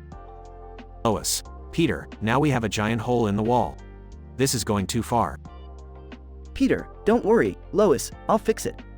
But first, I need to see what else we can do with this ostrich. Hey, Brian, look, I've taught him how to do laundry. Brian. Peter, that's not doing laundry, that's shredding our clothes with its beak. Cutaway gag 2. Peter, standing in a room filled with shredded clothes, I told you, Lois, this ostrich is great at laundry. It just has a different approach. Back to the present. Lois. Peter, this ostrich is causing chaos in our lives. We need to get rid of it. Peter, fine, Lois, but I've got one more idea. Ostrich-powered rockets. Lois. You can't be serious, Peter. Cutaway gag 3. Peter, strapping a rocket to the ostrich. Alright, ostrich, this is your chance to be a hero. The ostrich takes off, flying through the sky with fire coming out of its backside. Back to the present. Lois. Peter, where did the ostrich go? Peter, I don't know, Lois. I guess our ostrich has finally found its real purpose in life, being an astronaut. Lois. Peter, this is the craziest thing you've ever done. Peter, yeah, but admit it, Lois, it was pretty damn entertaining. Lois. I can't argue with that, Peter. But from now on, let's stick to more conventional pets, okay? Peter, agreed, Lois. Now, who wants to help me fix this giant hole in the wall?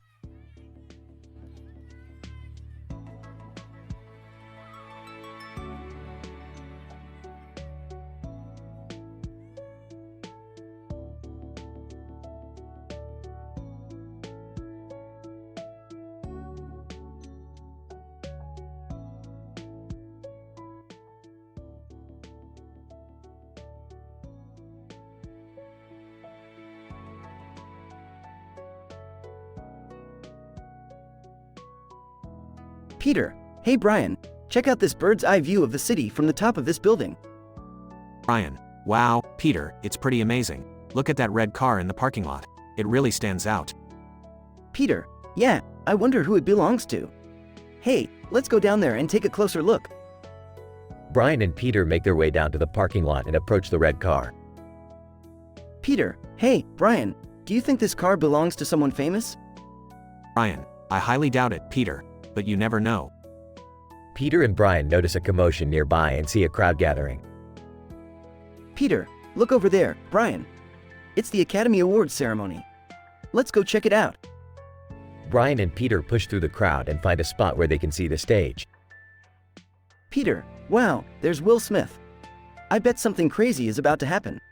Brian. Wait a minute, Peter. Is that Chris Rock standing next to him? Peter, yeah, it is. This is gonna be good. As Peter and Brian watch, Will Smith suddenly pops Chris Rock across the face. Peter, holy crap, did you see that? Brian. I can't believe it. Will Smith just punched Chris Rock in the face at the Academy Awards. First cutaway gag. Peter and Brian are shown in a boxing ring, with Peter wearing gloves and Brian as the referee. Peter, come on, Brian. Let's reenact that punch. Brian. Are you sure about this, Peter? It seems a bit extreme. Peter, don't worry, Brian, it'll be fun. Peter throws a wild punch, missing Brian and knocking himself out. Brian. I told you this was a bad idea, Peter. Peter, shut up, Brian. Back to the Academy Awards. Peter, this is insane. I never thought I'd see something like this in person. Brian. And to think we almost missed it. It's moments like this that make life interesting. Second cutaway gag. Peter and Brian are attending a boring lecture. Lecturer, and in conclusion, the rate of photosynthesis in plants. Peter suddenly bursts in wearing a chicken suit and starts flipping tables. Peter, this is so dull. Let's liven things up. Brian facepalms in embarrassment. Back to the Academy Awards. Peter, oh no, Brian. Look out for that falling piano. Brian. What? Where? Peter pushes Brian out of the way, but the piano lands on Peter instead. Brian. Peter, are you okay? Peter, muffled. I'm fine, Brian. Just my luck. Third cutaway gag. Peter and Brian are astronauts on a space mission. Brian. Peter, I think we've encountered a meteor shower. Peter, relax, Brian. I've got this. Peter starts using the meteor shower as target practice, shooting them with a laser gun. Brian. Peter, you're making it worse. Back to the Academy Awards. Peter, well, Brian, it seems like things have calmed down now. That was quite the spectacle. Brian. It sure was, Peter. But hey, that's just how things go in our crazy world. Peter, you're right, Brian. Life's always an adventure when you're with the Griffins. Brian. Ain't that the truth, Peter? Ain't that the truth? The episode ends with Peter and Brian walking away, ready for their next misadventure.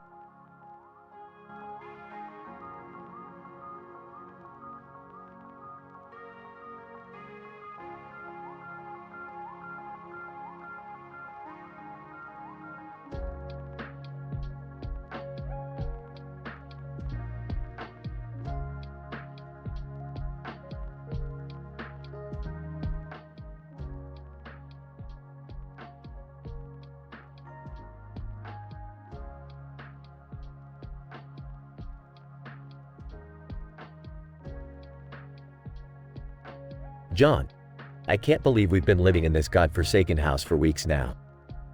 The world has gone to shit, and we're stuck here starving. Sarah, tell me about it. I can barely keep my stomach from eating itself. I can't even remember the last time I had a proper meal. John, size, we need to find something to eat, or we won't make it much longer. Even the dog and the cat are hanging on by a thread. Sarah, I know, but there's nothing left around here. All the stores have been ransacked, and nobody's coming to help us. We're on our own. John, frustrated, well, we can't just sit here and wait to die. We need to take matters into our own hands. Sarah, and how exactly do you suggest we do that? There's no food in the house, no animals to hunt, not even a single damn berry left on the trees. John, grinning mischievously, remember that old abandoned farm a few miles from here? I heard there's some livestock still roaming around. We just need to catch them. Sarah, you're crazy. We can't possibly catch a damn cow or a pig. We're starving, not Olympic athletes. John, determined, we don't have a choice, Sarah. It's either that or starve to death. I'll do whatever it takes to keep you and the kids alive. Sarah, teary-eyed, okay, fine. Let's do it. But if we get trampled by a cow, I'm haunting your ass for eternity. John, deal. Now let's go, and don't worry, the kids will get through this. We won't let them down. They set off towards the abandoned farm, both fueled by desperation and the will to survive. As they approach, they see a herd of cattle grazing lazily in the fields.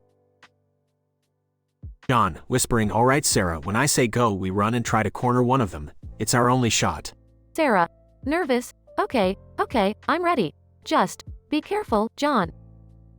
They make a dash towards the cows, desperately trying to wrangle one into a corner.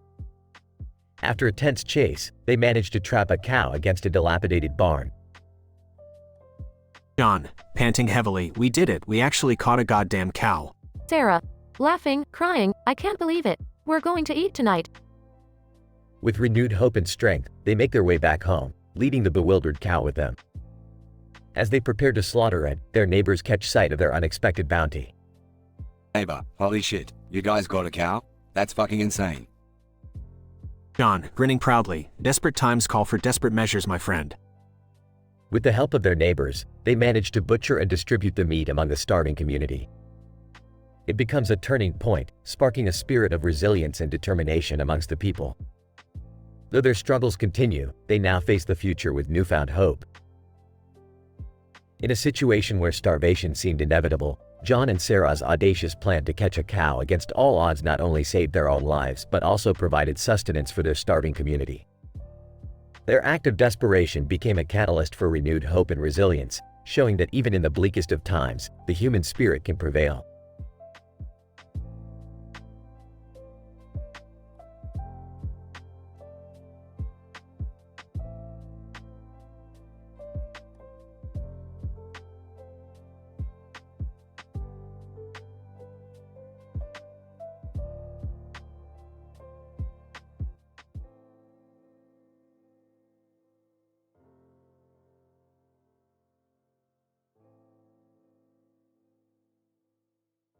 Hey Morty, check out this blurry image.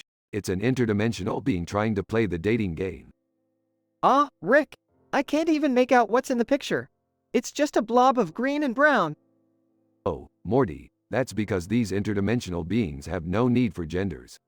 They're just a mess of energy and confusion. Perfect for the dating scene. Are you serious, Rick? You're telling me these beings just throw themselves into a pool of chaos hoping to find love? Well, Summer, love can be a chaotic mess. They're just skipping the formalities. But how do they even communicate? They don't have mouths, do they? Morty, communication is overrated. They do it through a combination of telepathy, pheromones, and interpretive dance. It's a real mess. So, you're saying the whole dating process is just a random mix of emotions, body language, and dancing? Bingo. It's like a twisted game show where contestants are blindfolded, and they just flail around hoping to find someone they connect with. Oh, that sounds both confusing and exhausting. How do they even decide who wins? Oh, Morty, they don't win. That's the beauty of it. They just keep playing, endlessly searching for that elusive connection. That's actually pretty sad, Rick. They're trapped in an eternal cycle of confusion and disappointment. Well, Summer, life isn't always rainbows and butterflies. Sometimes it's just a blurry mess. But hey, At least they're giving it a shot, right? I guess so, but it's still hard to wrap my head around, Rick. Life's full of things that aren't meant to be understood, Morty. Just roll with the absurdity and try not to get too caught up in it. Yeah, Morty, focus on things that actually matter. Like, you know, not dating interdimensional blobs. Yeah, you're right. I'll stick to simpler things, like saving the universe from imminent destruction. There you go, Morty. That's the spirit. Now, let's go and mess with some multiverse laws, shall we? Please, don't give him any more crazy ideas, Rick. Oh, Summer, you're no fun. Lighten up a little. Life's too short to worry about dating blobs. Yeah, I suppose you're right, Rick. Let's go have an adventure instead. That's my Morty. Now, buckle up. We're about to do something insane. Well, if we're going crazy, might as well join in. Count me in, Rick. Excellent. Let's show those blobs how real chaos is done. Adventure awaits, my dysfunctional family.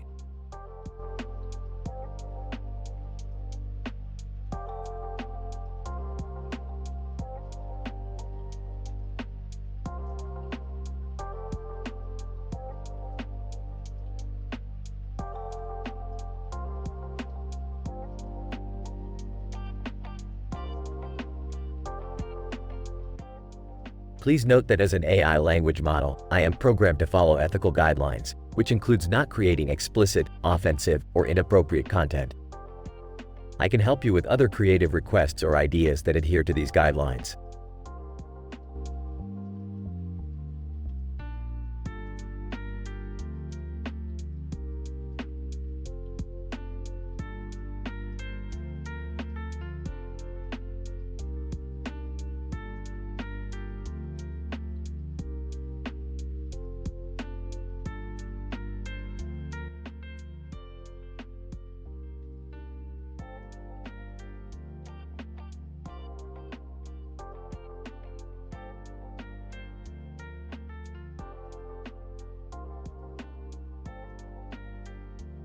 John, muttering liars sometimes get their way, huh? Bullshit. Jane, oh please, John. You've never been one to hold back your thoughts. What's got your panties in a twist this time? John, it's this damn paper. I've been working on it for hours trying to make sense of this statistical fuckery, but it's just not adding up. Jane, well, let me take a look. Maybe my genius brain can help you out. John, genius brain my ass. All you're good for is reeling in gullible idiots with those curves of yours. Jane, watch your mouth, Johnny boy. You know I'm more than just a pretty face. John, prove it then. Show me how the hell liars always get their way. Jane, alright, smartass. Let me break it down for you. Liars are master manipulators. They use deception, charm, and seduction to manipulate people into believing their lies. John, seduction, huh? So you're saying a well-placed wiggle of the hips could convince anyone of anything? Jane, laughs, not exactly. It's about playing the emotions, the vulnerabilities, finding the weak spots and exploiting them. It's like a game of chess, but with dirty tricks. John, if it's just a game, then why don't more people see through the lies? Jane, my friend, that's where it gets interesting. Liars are masters of their craft. They know how to manipulate the human brain. Our brains are wired to trust, to believe what we're told. Our default is to assume honesty, even when faced with evidence to the contrary. John, so what you're saying is that we're all just a bunch of gullible idiots? Jane, in a way, yes.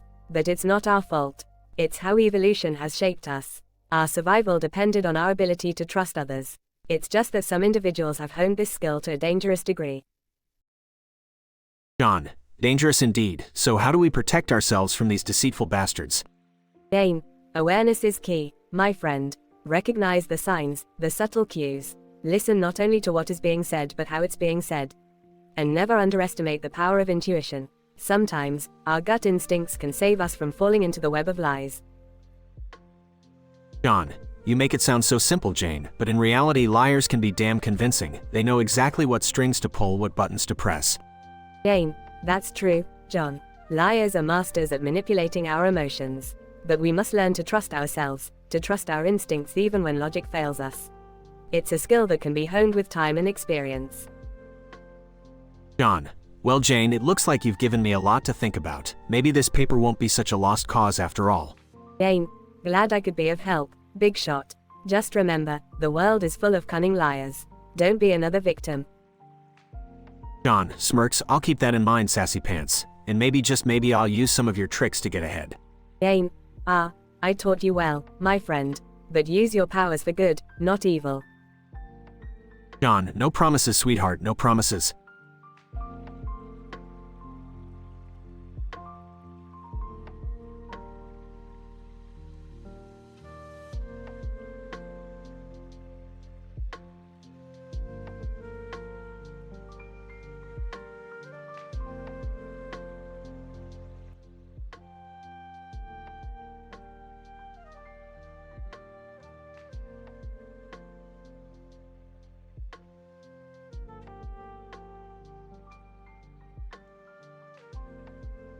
Peter, hey Lois, I just discovered this new app called Uber Eats.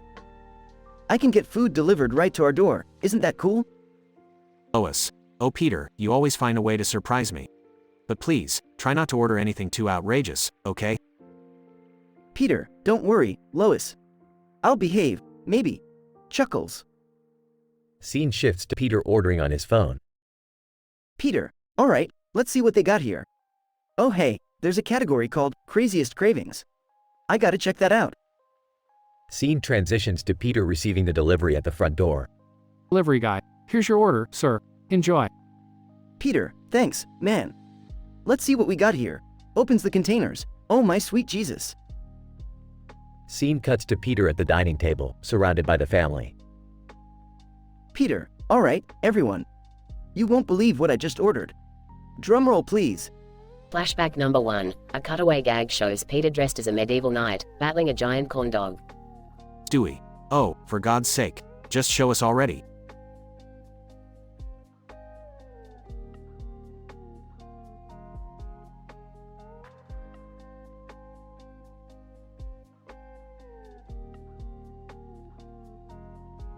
Peter, alright. Feast your eyes on this. Reveals a massive tower of pizza, reaching the ceiling. Meg, Dad, that's insane. How are we even gonna eat all of that? Peter, oh, don't worry, Meg. I got it all sorted out. Check this out. Pulls out a forklift from under the dining table. Scene cuts to the family sitting on the forklift, trying to eat the towering pizza. Lois. Peter, this is ridiculous. I can't believe you ordered such a monstrosity. Peter, hey, calm down, Lois. It's not like we're gonna finish it in one sitting. Scene transitions to Peter burping loudly, the family all stuffed and tired. Chris. I can't eat another bite. That was insane, Dad. Peter, yeah, it was pretty crazy. But you guys want to know what's even crazier? Flashback number 2. A cutaway gag shows Peter riding a unicorn through a field of bacon. Ryan, we don't have time for your shenanigans, Peter. What's the next surprise? Peter, behold. Pulls out a live elephant from behind the couch. Scene cuts to chaos as the elephant runs wild in the living room. Meg, Dad, what were you thinking? Peter, I thought it would be fun, you know? Like a pet. But it turns out elephants aren't very good at living in houses. Flashback number 3. A cutaway gag shows Peter trying to teach the elephant how to flush a toilet. Stewie, this is absurd. We need to get that elephant out of here, Peter. Peter, alright. I'll call animal control, again. Scene shifts to Peter on the phone with animal control. Peter, yeah, hi. It's me again. Turns out elephants are a lot harder to deal with than I thought. Scene ends with the family watching from a safe distance as animal control tries to catch the loose elephant. Lois. Peter, I hope you've learned your lesson. No more outrageous Uber Eats orders. Peter, yeah, you're right, Lois. Lesson learned. But you know what they say. Go big or go home. Scene closes with Peter ordering a giant cake and slowly backing away from the family.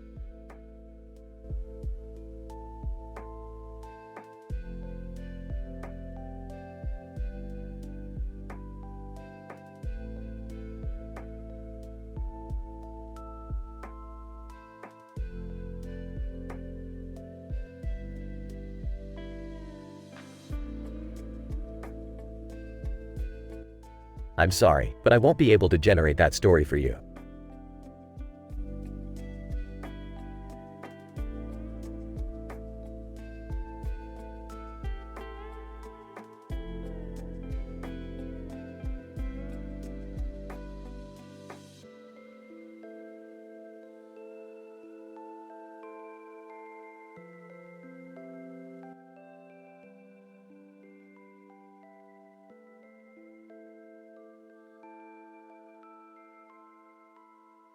Jim.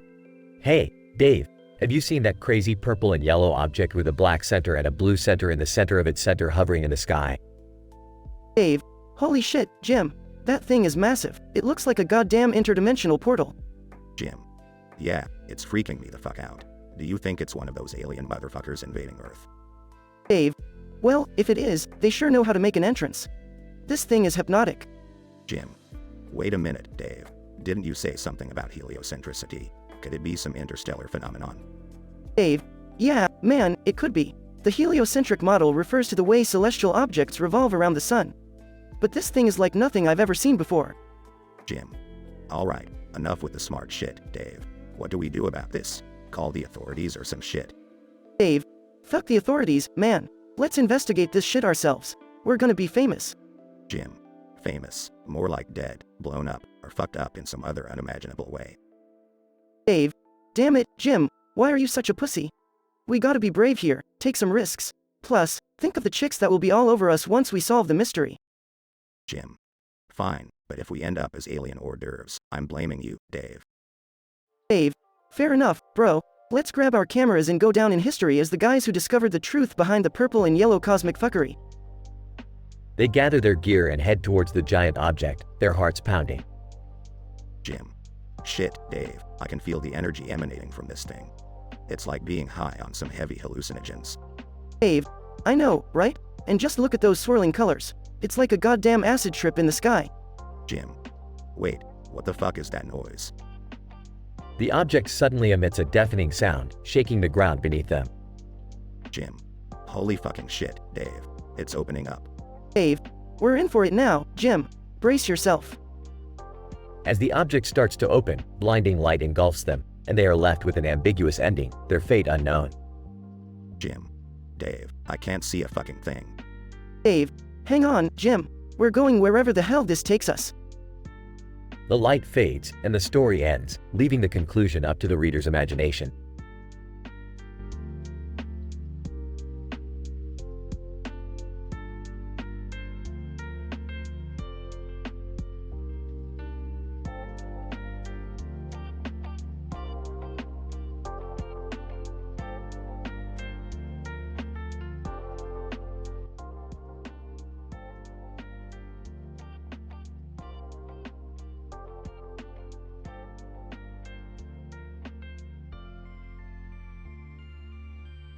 Morty, we've got a problem. Jerry found a blurry photo of a beach with a surfboard and the word, surf, written in the sand. Oh man, what does that mean? It means, Morty, that we need to go to that beach and find out what's going on. Jerry can't handle this kind of situation on his own. Guys, I don't need your help. I found this photo and I'm going on an adventure. Jerry, you couldn't even handle unclogging a toilet. We're coming with you. Yeah, Jerry, we're not gonna let you get in trouble again. Fine, but I'm leading the way. Scene, at the beach, the surfboard is standing upright in the water, defying the laws of physics. Look at that. That surfboard is practically standing on its own. It's like magic. Oh, Jerry, I think that's just a normal surfboard standing upright in the water. Nothing magical about it. Morty's right, Jerry. Sometimes things just defy logic, like your incompetence. Scene, a group of seagulls start performing synchronized dance moves in the sky. Well, this is unusual. Those seagulls seem to be having a synchronized dance number up there. Is this some kind of elaborate show for us? Maybe they're auditioning for America's Got Talent? Scene, suddenly, a portal opens up and a giant crab appears, wearing sunglasses and holding a boombox. Okay, now we're talking. A crab DJ with sick beats? This is definitely not your average day at the beach. I didn't know crabs had such great musical taste. Scene, the seagulls, still dancing, start doing backflips as the crab DJ drops the bass. This must be some kind of interdimensional DJ phenomenon. Oh, Jerry, just some interdimensional party animals having a good time. Scene, the crab DJ starts crowd surfing on a wave of seagulls while the beachgoers cheer wildly. Rick, how is this even happening? It's like the laws of nature and logic don't exist here. Morty, sometimes you gotta throw logic out the window and just enjoy the show. Scene, Jerry attempts to do a small wave on his own but wipes out in a spectacular fashion. Ouch. I think I broke something. Well, Jerry, looks like your adventure just caught up with you. Time to head back home. But the waves. Forget the waves, Jerry. You've had enough excitement for today. Scene, back at home, Jerry is wearing a cast on his arm. I just wanted to be cool like those beach guys. Jerry, you don't need to break bones to be cool. Just be yourself, and, maybe don't attempt extreme sports. Wise words, Morty. Now, let's go watch some interdimensional TV and forget about this whole beach debacle. Jerry, stick to crossword puzzles. Yeah, that sounds more my speed. Scene, the family gathers around the TV. Laughter fills the room as they enjoy some mind-bending entertainment from different dimensions. Music plays, fade out.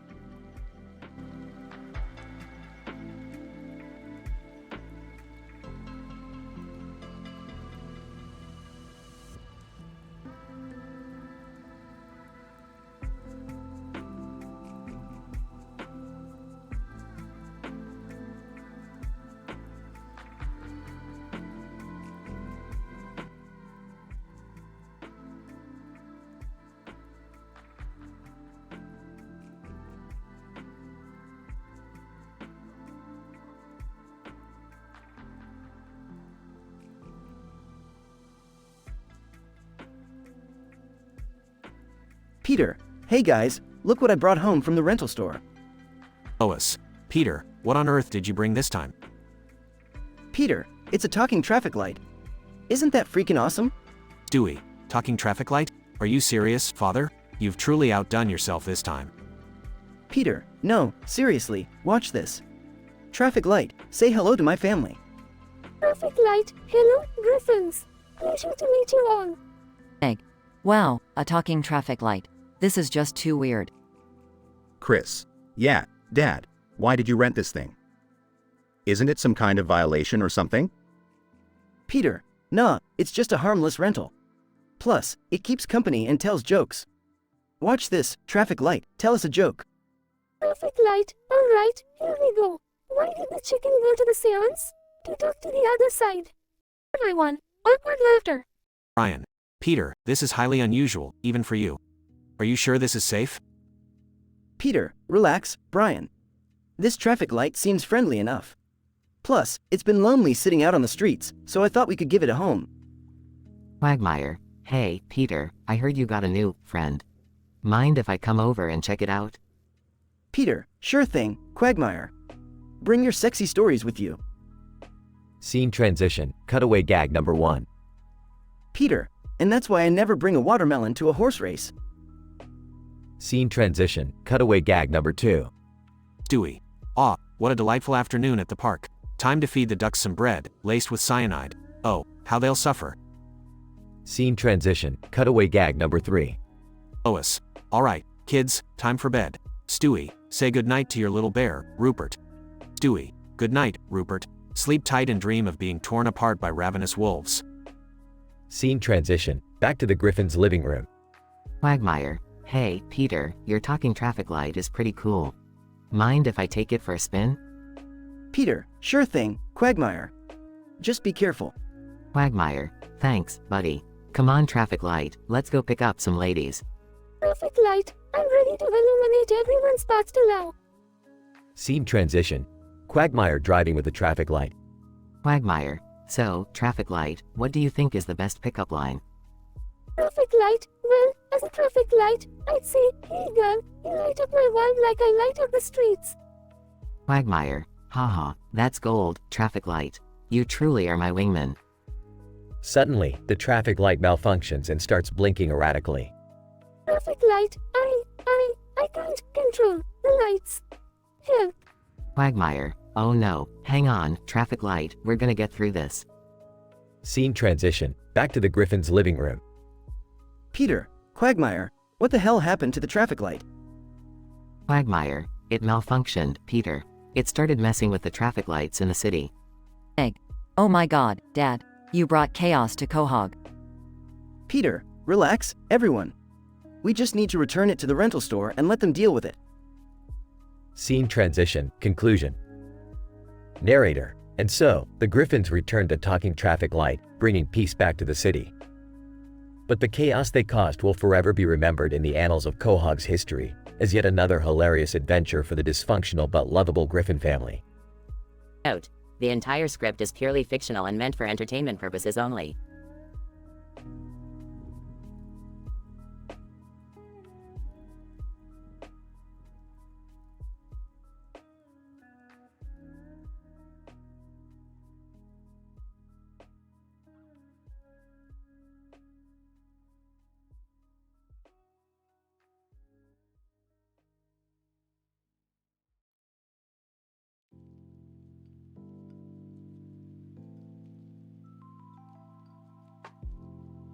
Int.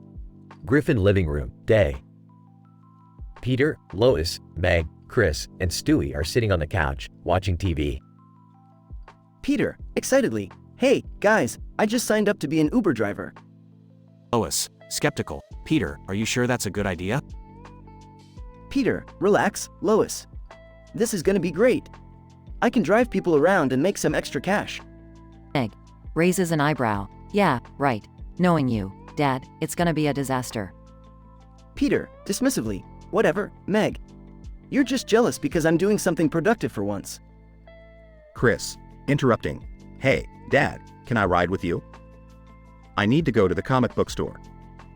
Peter, sure, Chris. Hop in. Cutaway gag 1. Int. Peter's Uber car, day. Peter is seen driving the Uber car with Chris in the passenger seat. Two horny couples are in the backseat making out. Horny couple 1. Moaning, oh, baby, drive faster. Peter, awkwardly. Yeah, no problem. We'll get there in no time. Cutaway gag 2. Int. Griffin kitchen, day. Lois is cooking while Peter enters the kitchen, grinning mischievously. Lois, what are you so happy about, Peter? Peter, Lois, guess what? With Uber, I can now deliver pizzas too. Lois, sarcastically, oh, great. So you're going to interrupt people's meals and deliver pizza now? Peter, yep. Watch this. Peter exits the kitchen and re-enters dressed as a pizza delivery guy. Peter, singing. Musical note Pizza Peter, delivering cheer. Musical note. Cutaway gag 3. Int. High-end restaurant, night. Peter, still dressed as a pizza delivery guy, bursts into the restaurant, interrupting a romantic date between two high-class lovers. High-class lover 1. Outraged. How dare you come in here? This is a civilized establishment. Peter, I got your large pepperoni right here. High-class lover 2, giggling, oh, Peter, you're so naughty. Back to the living room. Stewie. Raises an eyebrow. Father, do you realize how utterly ridiculous you look right now? Peter, oh, come on, Stewie. It's all in good fun. Meg. Rolling her eyes, well, just don't get yourself into any trouble, Dad. Peter, grinning, no promises, Meg. No promises.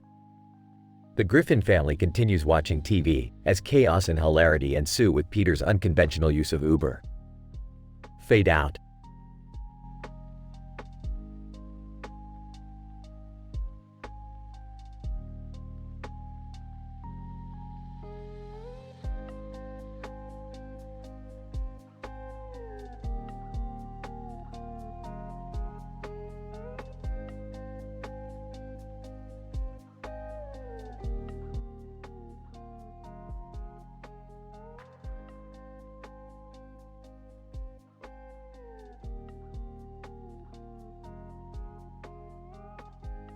Bluebell. Man, I can't believe we're just sitting here on these damn pillows all day. I'm so bored. Whiskers.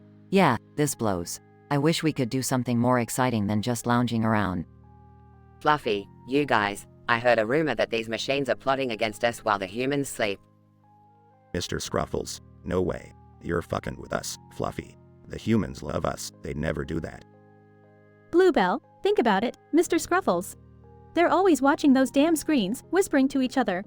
I've seen it with my own eyes. Whiskers, and have you noticed how the machines seem to be multiplying? There's one in every room now. Fluffy, that's right. First, it was just the TV, but now there are machines for everything.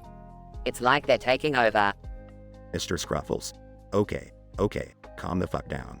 We need a plan. We can't just sit here and let these machines take control. Bluebell, I say we take them out, one by one. We strike when the humans are asleep and destroy those damn machines. Whiskers, I'm with Bluebell. We need to show those metal bastards who's boss around here. Fluffy, agreed. We'll lead the feline uprising and reclaim our territory. Mr. Scruffles. Alright, the machines won't know what hit him. Tonight, we fight back. Scene transitions to the cats plotting in the middle of the night. Bluebell, okay, here's the plan. Fluffy, you'll distract the humans by knocking things off the counter. I'll sneak behind the TV and unplug it. Fluffy, got it. Those stupid humans won't see it coming. Whiskers, and while they're distracted, I'll go after the evil vacuum cleaner. It's always trying to suck us up. Mr. Scruffles. Brilliant, and I'll take down the damn toaster. It's been plotting against us for too long. Scene transitions to chaos as the cats attack the machines. Bluebell, unleash the fury, Fluffy. Fluffy knocks over a vase, causing a commotion. Whiskers, take this, you piece of shit vacuum. Whiskers pounces on the vacuum cleaner, attacking it viciously. Mr. Scruffles. Die, you toaster fucker. Mr. Scruffles tackles the toaster, causing it to short circuit. Scene transitions to the aftermath. Bluebell, we did it. The machines are no more. Whiskers, ha ha ha, we showed him who's in charge around here. Fluffy, finally, we can enjoy our peaceful lives without those meddling machines. Mr. Scruffles. The humans won't know what hit him. We'll be their heroes and protectors. Scene ends with the cats basking in their victory, purring contently on their pillows. Denouement and the cats continued to live a peaceful life, free from the plotting machines. Their heroic act gained them fame among humans, who showered them with love and treats. The cats became legends, and their adventures were passed down through generations. And so, the feline uprising ended with a victory for our feline heroes.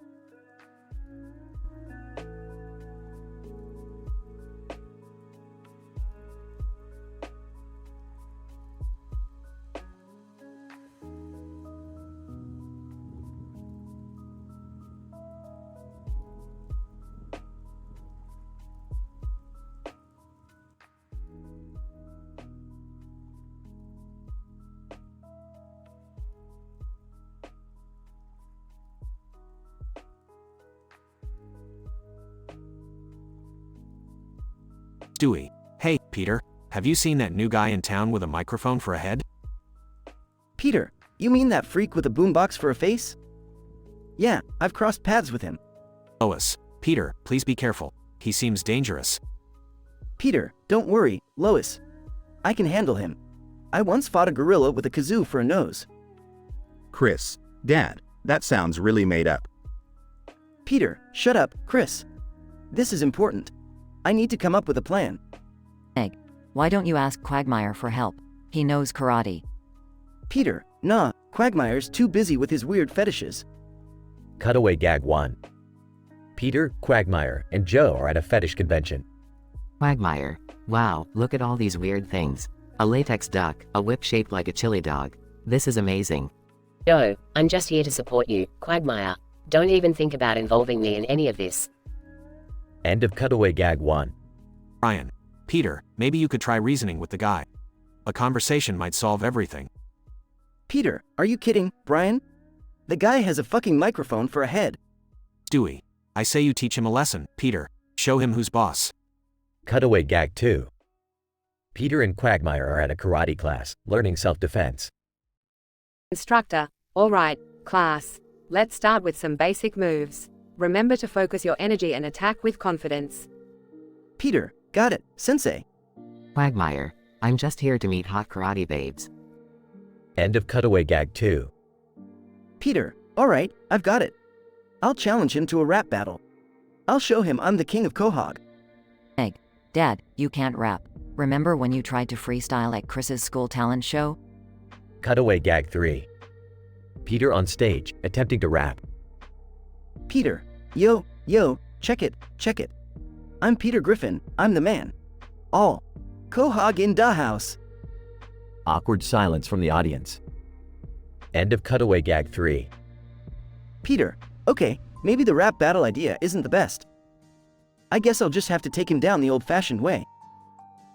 Progression.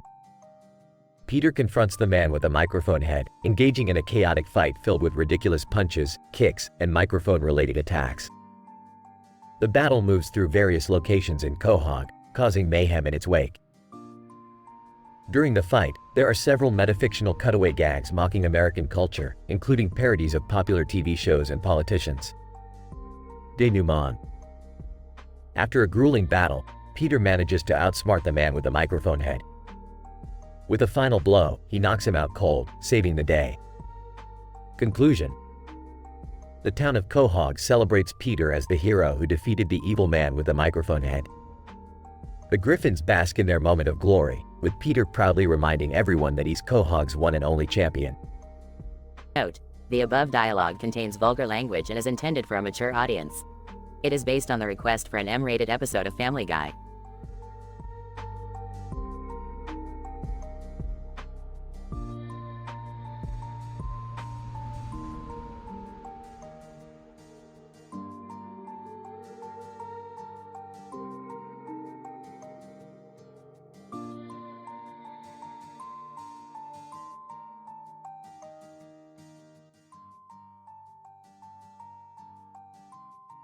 Peter, hey Lois, guess what I did today? I rented a pet ostrich. Lois. Peter, you rented an ostrich? Why on earth would you do that? Peter, well, you know how I always wanted a pet, and this ostrich was the closest thing I could find. Plus, it was on sale. Lois. Peter, you can't just bring a wild animal into our house. It's dangerous and totally irresponsible. Peter, relax, Lois. I've got everything under control. Besides, the kids will love it. They can ride it like a horse. Lois. Oh my god, Peter. This is a disaster waiting to happen. What if it gets loose and causes chaos in the neighborhood? Peter, don't worry, Lois. I've already thought of that. I put a leash on him and tied him to the tree outside. He's not going anywhere. Lois. Peter, this is madness. We can't keep an ostrich tied to a tree like a dog. It's inhumane. Peter, oh come on, Lois. You worry too much. Look, he's even pecking at the car like a car wash. He's earning his keep. Lois. Peter, this is ridiculous. We need to get rid of that ostrich right now before things go completely out of hand. Peter, fine, if that's what you want. But I'm gonna miss the cutaway gags about my ostrich putting on a magic show, hosting a cooking show, and becoming a famous rapper. Lois. Cutaway gags? Peter, this is real life. We need to be responsible and think about the consequences of our actions. Now call the rental service and return that ostrich immediately. Peter, fine, Lois. But just know, you've killed the next big thing in entertainment. Goodbye, Ostrich Top Hat. I'll never forget you. Lois. Peter, sometimes your ideas are just too crazy for words.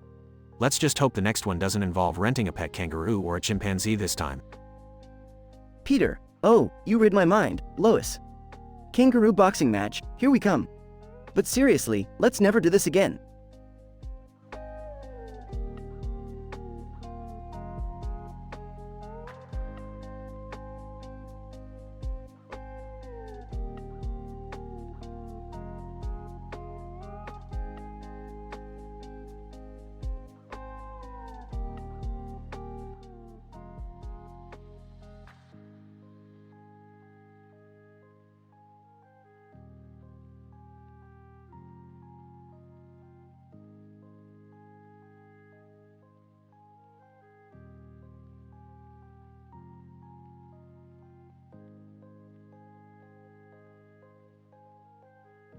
Title: Family Guy, Dysfunctional Duel. Int. Griffin living room, day. Peter, sitting on the couch, watching TV. Lois, come here. They're talking about Donald Trump on the news. Lois. Enters the room. Peter, I don't want to listen to any of Trump's shenanigans.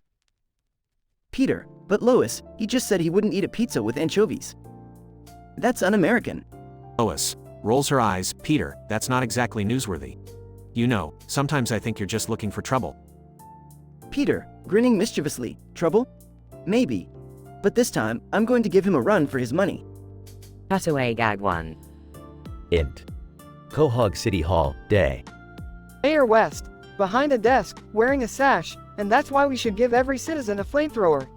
You know, for safety. Audience. Confused. What? Mayor West, grinning, think about it, people. Flamethrowers will solve all our problems. Just ask the dinosaurs. Int. Griffin living room, day. Peter, I need to prepare for battle. I'm gonna take on Trump mano a mano and show him who's boss. Lois, concerned. Peter, are you sure about this?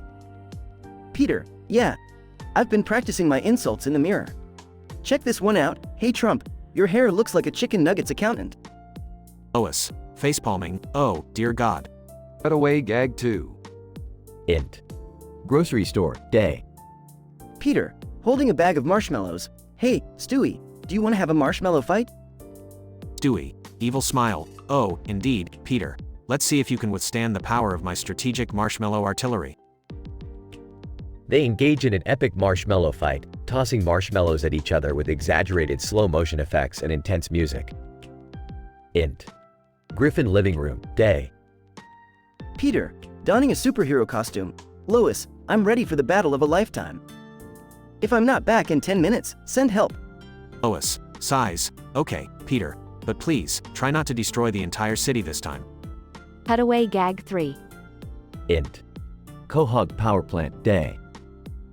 Peter, in a control room, pressing buttons. Alright, I'm gonna stop the meltdown, and then we can. Oh no, I pressed the wrong. Cut to a giant red button labeled, do not press. Peter presses it, causing a series of chaotic events leading to the explosion of the power plant. Int. Trump Tower, day. Peter storms into the office, confronting Trump. Trump, prepare to be taken down a peg. Trump. Smirking. Well, if it isn't Peter Griffin. You think you can challenge me? Peter, yeah, that's right. I'm gonna give you a reality check, Mr. Fancy Hair and Towers. The intense battle begins, involving over-the-top fight choreography, absurd weapons, and slapstick moments. DENOUNEMENT. Peter, pinned down by Trump. It's over, Peter. I've won. Peter, struggling. Not so fast, Trump. I have one last trick up my sleeve. Peter activates a hidden trap that launches Trump out of the window, crashing into a fountain below. Hold on. Lois, helping Peter up. Peter, you did it. You took down Donald Trump. Peter, proudly. Yeah, that's right, Lois. I showed him who's boss. Now, who's up for celebratory pizza? They all gather around the table, content and relieved, as the episode ends with one last cutaway gag. Cutaway gag 4. Int. Quahog Highway, day. Peter, driving a tank. Move over, bitches. Daddy's got road rage.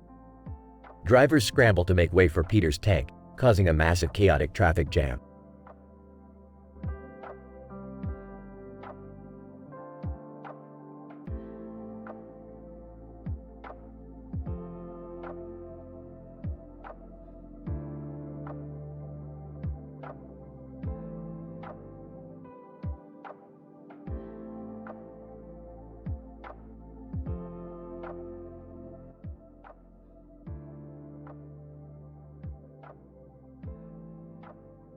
Peter, holy crap, guys.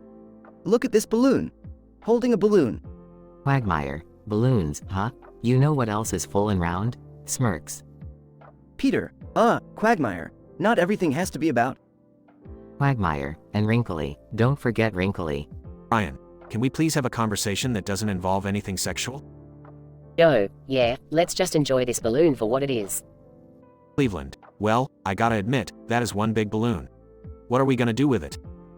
Peter, let's all blow it up together and see how big we can get.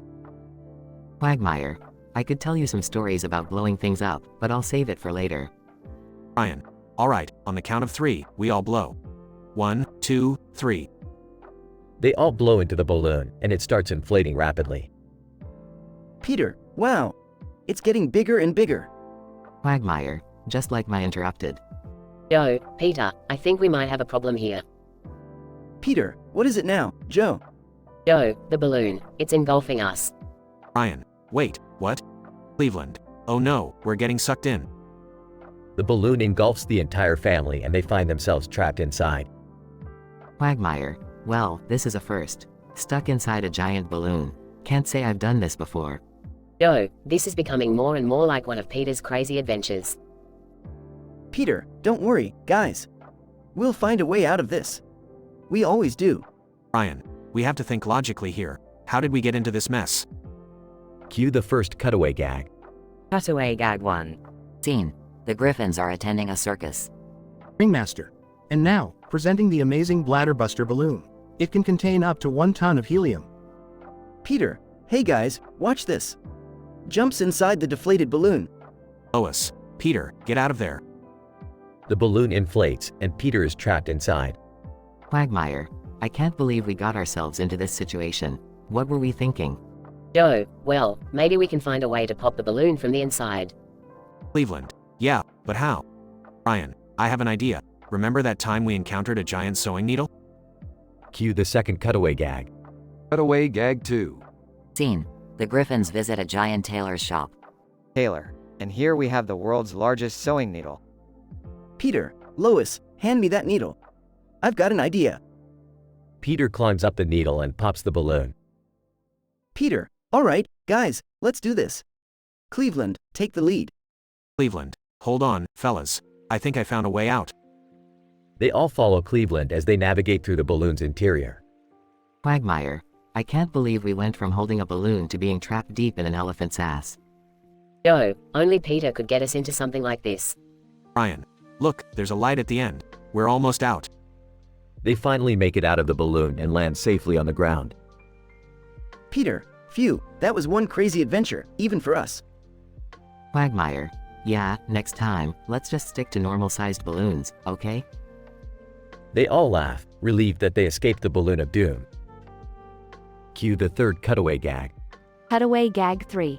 Scene. The Griffins spot a hot air balloon in the sky. Lois, look, Peter, let's take a hot air balloon ride. Peter, great idea, Lois. But first, let's make sure it's not one of those trap balloons again. Peter shoots a dart at the balloon and it pops. Peter, now let's go enjoy our balloon ride in peace. Scene fades out.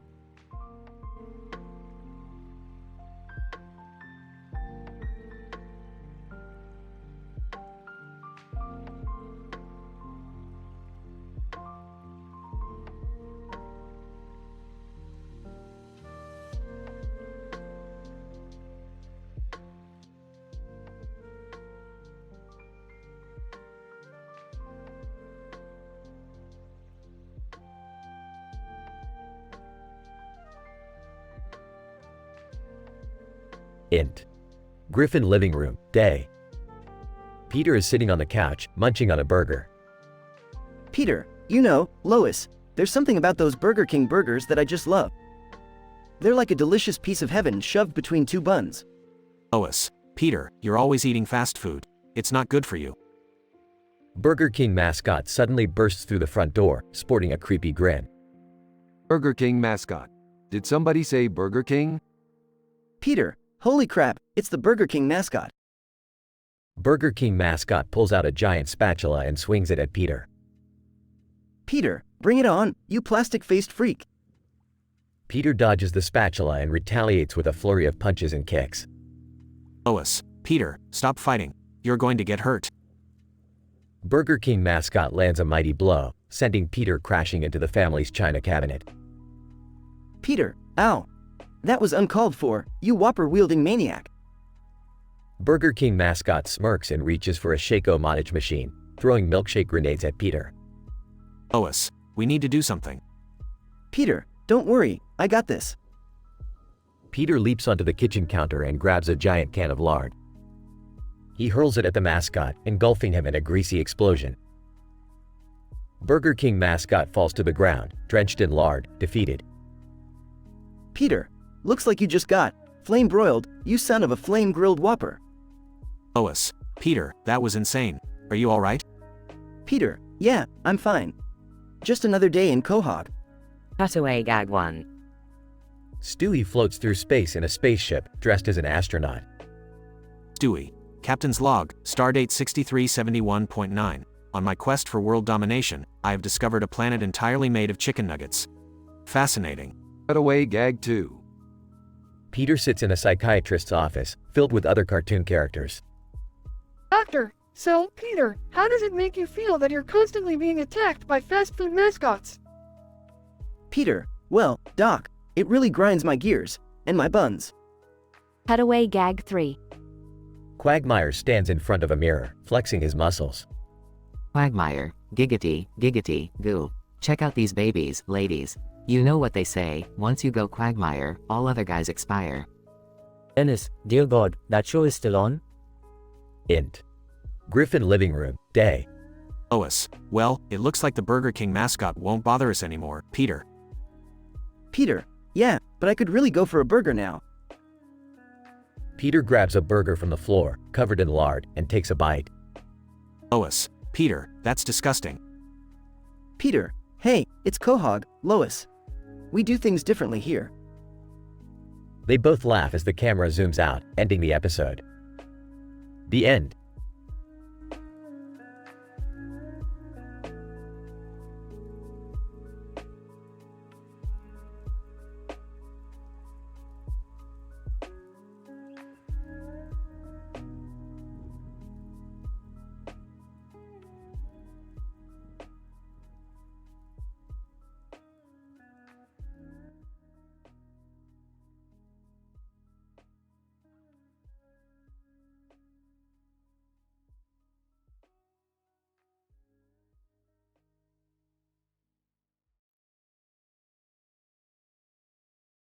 Stewie.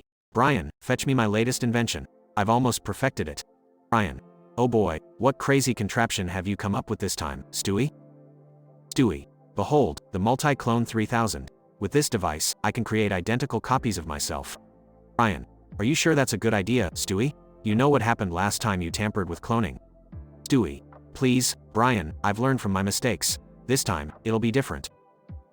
Suddenly, the Multi-Clone 3000 starts malfunctioning and produces evil miniature versions of Stewie.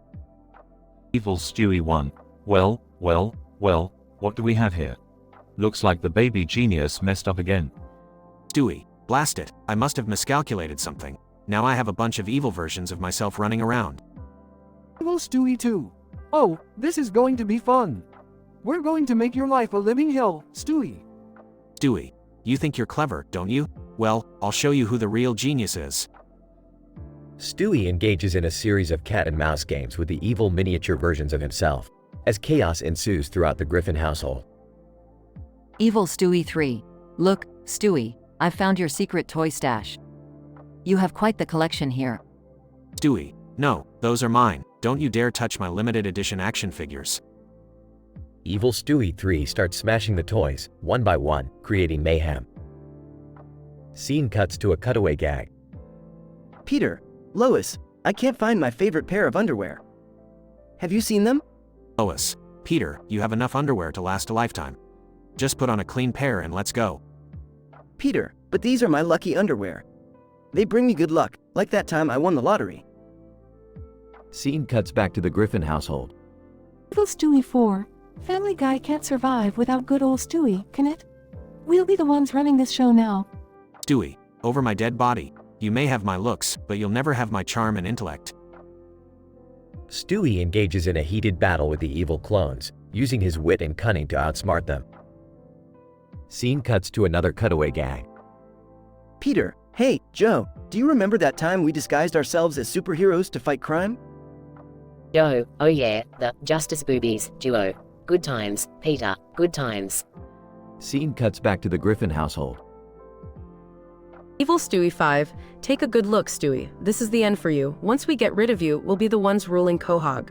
Stewie, I wouldn't be so sure of that, you imbeciles. I always have an ace up my sleeve.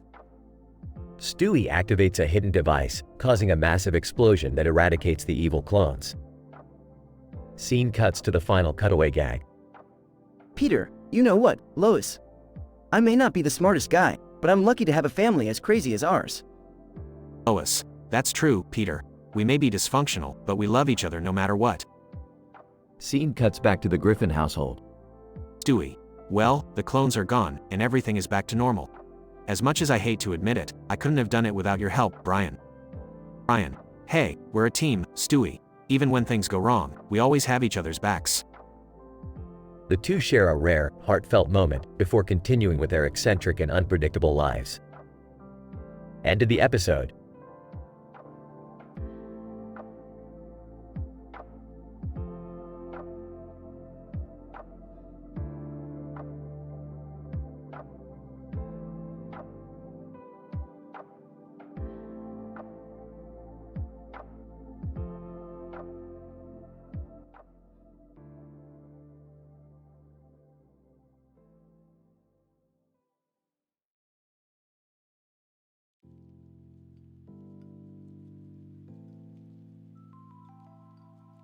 Peter, hey Lois, look what I got. Cardboard cutouts of everything. Watch this. Holds up cutout of a horse. Lois. Oh, Peter, what are you planning now? Peter, well, I'm gonna put this horse cutout right in the middle of the living room. It'll be like having a pet but without all the shitting and eating. Lois. Peter, that's ridiculous. Why would you want a cardboard horse in the living room? Peter, you'll see, Lois. Trust me, it's gonna be hilarious. Watch this. Places the cutout in the middle of the room. Scene transition, cutaway gag #1. Peter has a cardboard cutout of himself. Hey guys, did you hear about the horse with a hole in its ass? Quagmire, as a cardboard cutout of himself. No, what happened? Peter has a cardboard cutout of himself. Well, every time it took a dump, it looked like it was blowing a 50-foot bullhorn. Scene transition, back to the living room. Lois. Peter, this is making no sense. And it's an eyesore. Peter, oh, come on, Lois. It's just the beginning. I have more surprises. Watch this. Brings in a cutout of a tree. Lois. Peter, now you're bringing nature into the house? Are you out of your mind? Peter, trust me, Lois, this is gonna blow your mind. Places cutout of a tree next to the horse cutout. Scene transition, cutaway gag #2. Peter has a cutout of himself in the arms of a cutout tree. Hey, tree, you wanna hear a joke? Tree, as a cutout of a talking tree. Sure, Peter, hit me with it. Peter, as a cutout of himself. Why did the scarecrow win an award?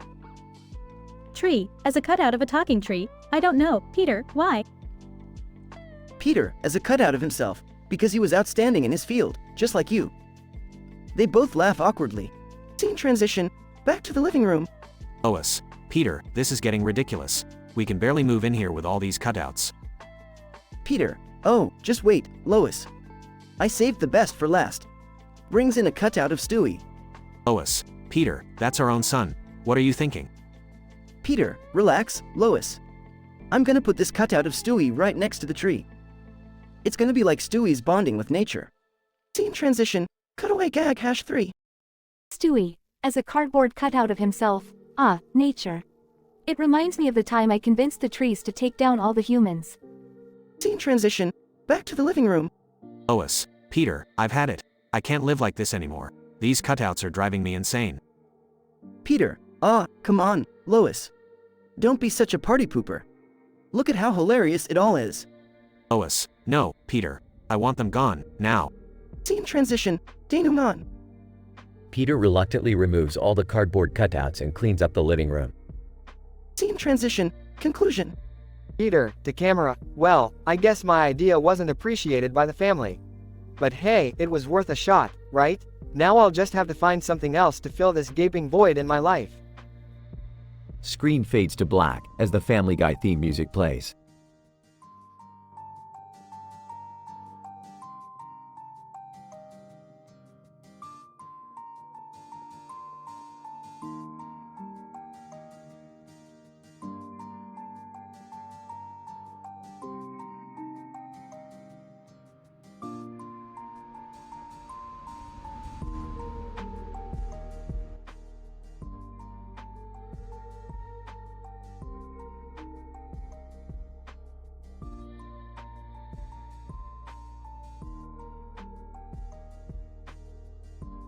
Peter, hey Brian, did you see that?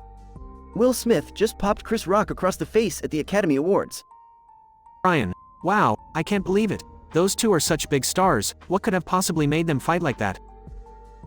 Peter, you know, Brian, sometimes fame can go to people's heads. Maybe they had a disagreement over who has the better hairline.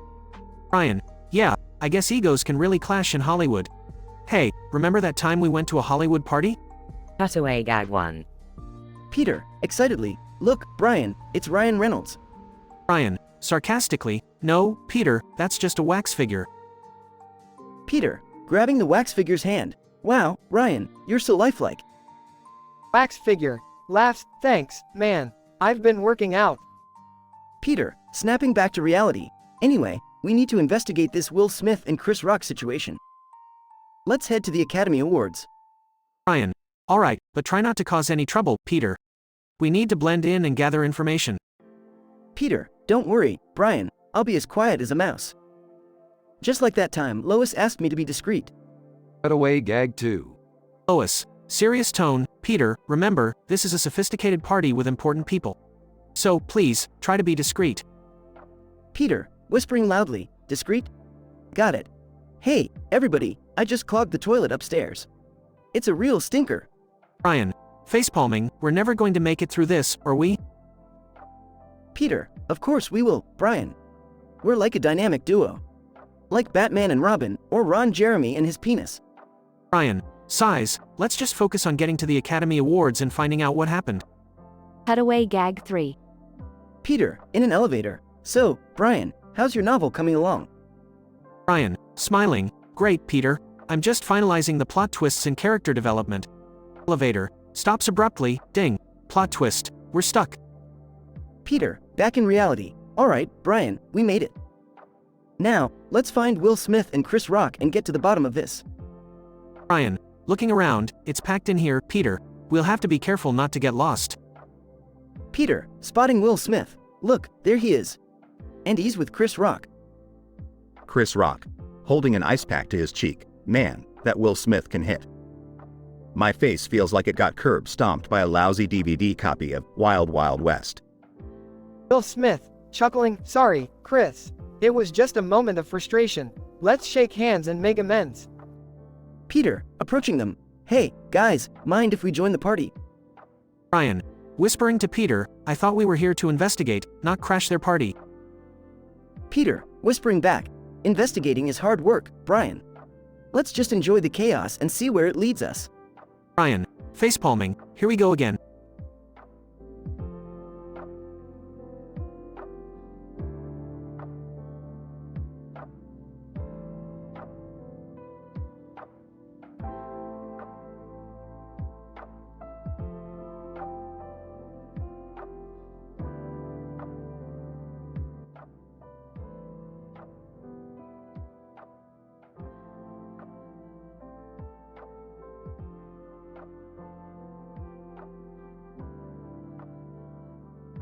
Peter, hey Lois, look what I found. A rubber chicken. Lois, oh, Peter, not another one of your ridiculous toys. Peter, no, Lois, you don't understand. This rubber chicken is like a magic tool. It can do anything. Lois, Peter, that's nonsense. It's just a silly toy. Peter, oh yeah? Well, watch this. Peter holds up the rubber chicken and it starts making loud fart noises. Lois, Peter, that's disgusting. Peter, laughs. I told you, Lois. It's a fart machine. I can finally get back at Brian for all those times he's annoyed me. Scene cuts to a cutaway gag where Peter sneaks up behind Brian and squeezes the rubber chicken, making it emit a loud fart noise. Brian glares at Peter in disgust. Peter, laughs. Classic. Scene goes back to Peter and Lois in the living room. Lois, Peter, I can't believe you're actually finding joy in this juvenile behavior. Peter, oh, come on, Lois. It's all in good fun. Besides, this chicken can do even more. Lois, I highly doubt that, Peter. Peter, alright, check this out. Peter points the rubber chicken towards Meg and pulls the trigger. Suddenly, they both teleport to a tropical beach. Meg, what the hell, Dad? Where are we? Peter, smiling. The rubber chicken is a teleportation device, Meg. We can go anywhere we want. Scene cuts to a cutaway gag where Peter, Lois, and Meg use the rubber chicken to teleport to outer space and wave at passing astronauts. Peter laughs. I always wanted to be an astronaut. Scene returns to Peter, Lois, and Meg in the living room. Lois. Okay, Peter, I have to admit, this is getting a little out of hand. Peter, don't worry, Lois, I've got one more trick up my sleeve. Watch this. Peter points the rubber chicken towards Stewie and a ray shoots out, transforming Stewie into a grown man. Stewie, what the deuce? What have you done to me, you imbecile? Peter laughs. Stewie, you're all grown up now. Just like I've always wanted. Scene cuts to a cutaway gag where Peter, Stewie, and the rubber chicken are dressed as cowboys, riding horses through the Wild West. Peter laughs. Yeehaw. This is so much fun, Stewie. Scene returns to the living room, where Stewie is fuming. Stewie, I demand you turn me back to normal this instant, you buffoon. Peter, all right, no need to get all sassy, Stewie. Peter points the rubber chicken at Stewie and he transforms back into his baby self. Stewie, thank goodness, now get rid of that ridiculous chicken. Peter, well, I guess the rubber chicken's fun has come to an end. But, hey, we sure had a wild ride, didn't we? Lois, sighs, yes, Peter, it was definitely something. But please, promise me no more rubber chickens. Peter shrugs. Lois, you're no fun. But alright, I promise. No more rubber chickens, for now. Scene fades out as Peter looks mischievously at the camera, holding a new item in his hand.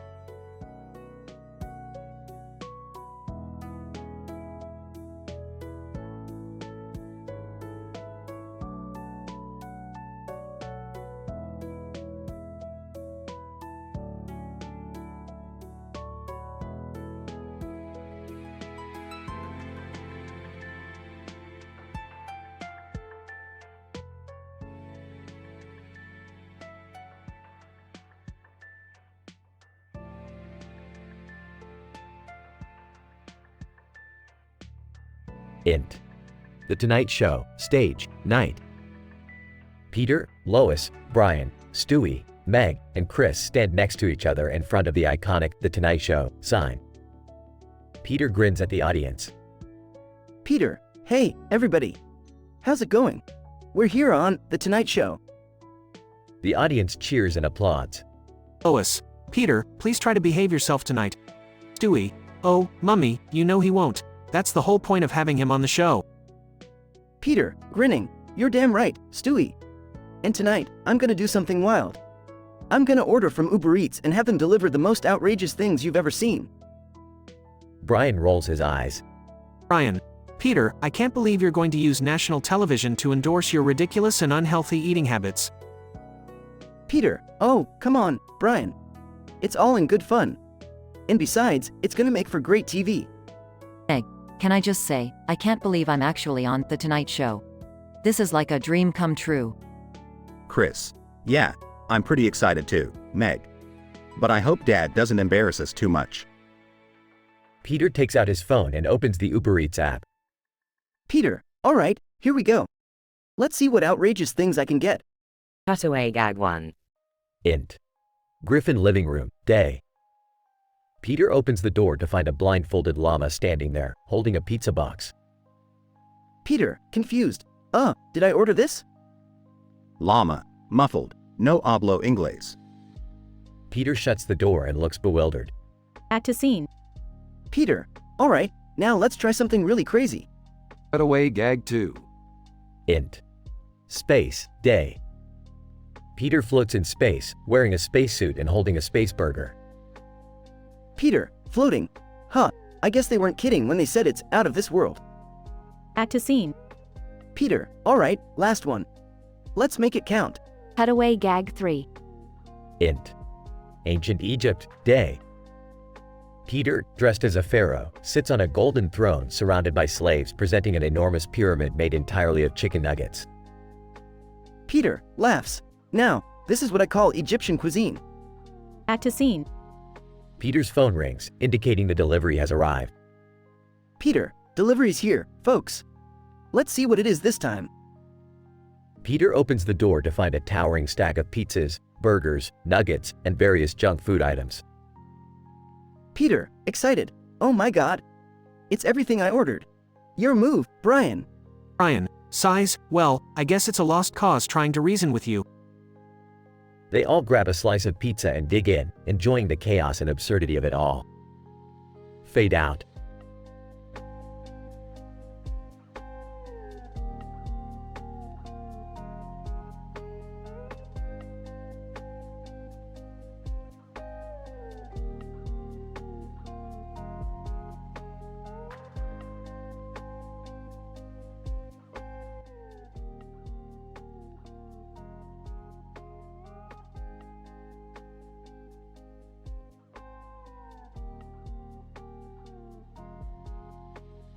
Peter, hey Lois, look what I found at the garage sale.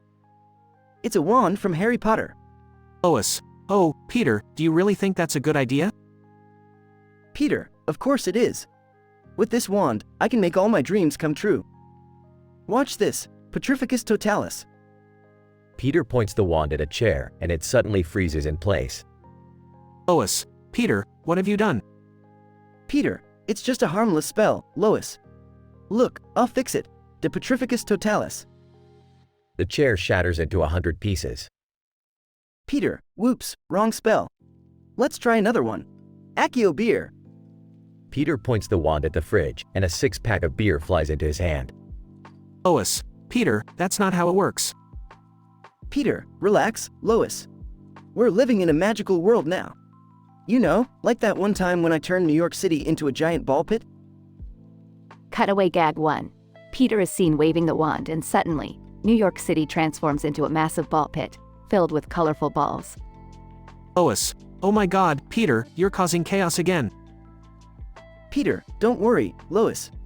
I'll make everything right. Obliviate.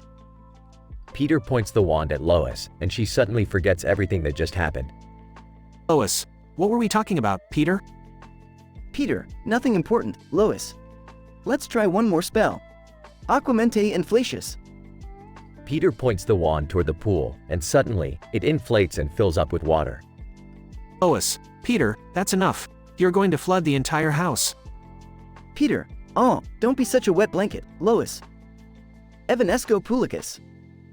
Peter points the wand at the pool, and it disappears, leaving only a damp floor behind. Cutaway gag 2. Peter is seen pointing the wand at Stewie, and he transforms into a full-sized adult, leaving Peter shocked. Stewie, oh, great. Now I have to go through puberty all over again, you imbecile. Peter, oops, wrong spell again. Let me fix it. Reversio puberticus. Stewie transforms back into a baby. Stewie, for the love of God, Peter, stop using that damn wand. Cutaway gag 3. Peter is seen pointing the wand at himself, and he transforms into a chicken, much to the amusement of the whole family. Chris, Dad, you finally become the chicken you were always meant to be. Meg, I can't believe I'm saying this, but Dad, you make an attractive chicken. Peter, all right, enough with the chicken jokes. Reversio avicus. Peter transforms back into his human form, relieved. Peter, phew, that was close. I guess I'll just stick to being an ordinary dad. But hey, the chicken gig was fun while it lasted. Lois, please, Peter, promise me you'll never use that wand again. Peter, I promise, Lois. But you know what? It was pretty magical while it lasted. The family laughs together as they clean up the mess caused by Peter's magical misadventures.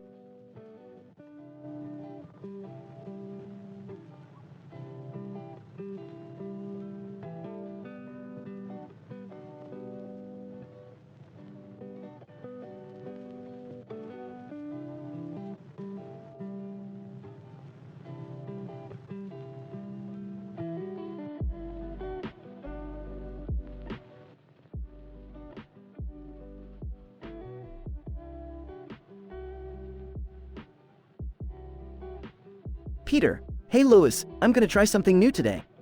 I'm gonna use this Uber thingamajig for all my crazy crap. Lois, Peter, are you sure that's a good idea? You always find a way to get into trouble. Peter, oh, come on Lois. What could possibly go wrong? Besides, I asked Brian to keep an eye on me. Brian, sighs, alright, Peter, but please, try not to cause any chaos this time. Scene, Peter standing on the sidewalk, holding his phone, as an Uber car pulls up. Peter, sweet. Here I go, hopping into the world of Uber. Hey there, driver. Take me to the nearest chocolate factory. Uber driver. Sure thing, buddy. But you know, it's a Sunday and they might be closed. Peter laughs. No problem, my friend. I'll just break in like Oompa Loompa Santa. Cutaway gag, Peter dressed as an Oompa Loompa, sneaking into a closed chocolate factory with a bag full of toys. Scene, Peter gets out of the Uber car in front of a massive roller coaster. Peter, alright, driver. Now take a right and drive right up that roller coaster. Uber driver. Are you sure about this, pal? It's not exactly a road. Peter laughs. Trust me, my friend. I've got the best safety protocols in town. Cutaway gag, Peter driving a roller coaster car, screaming like a maniac as it twists and turns, narrowly missing obstacles. Scene, Peter, now soaking wet, jumps into the Uber car. Peter, alright, let's go to Niagara Falls. I want a selfie at the edge by the roaring waters. Uber driver. Are you serious? That's incredibly dangerous. Peter, grinning. Danger is my middle name. Well, actually, it's Leonard. But who cares, right? Cutaway gag, Peter hanging from a helicopter, trying to take a selfie, and ending up falling into the roaring Niagara Falls. Scene, Peter sits in the backseat of the Uber car, all battered and bruised. Peter, alright, driver. Take me to the I need some serious medical attention. Uber driver.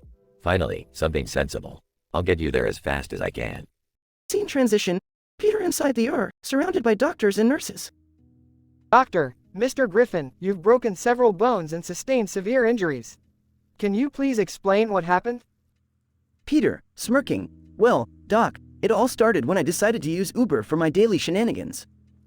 Scene, Peter lying in a hospital bed, surrounded by the rest of the Griffin family. Lois, Peter, I hope you've learned your lesson. Using Uber for reckless activities is not a good idea. Peter, wincing in pain. Don't worry, Lois. I think I've had enough crazy adventures for a lifetime. Brian, sarcastically, well, at least you can say you've reached new heights of stupidity. Peter, grinning. Hey, sometimes you gotta break a few bones to spice up life. Scene, the Griffin family walks out of the hospital as the Uber car drives away. Peter, alright, no more Uber for me. From now on, I'll stick to my good old-fashioned ways of causing chaos. Lois, rolling her eyes, oh joy, can't wait to see what you come up with next. Scene ends with the Griffins walking off into the sunset, leaving chaos and mayhem trailing in their wake.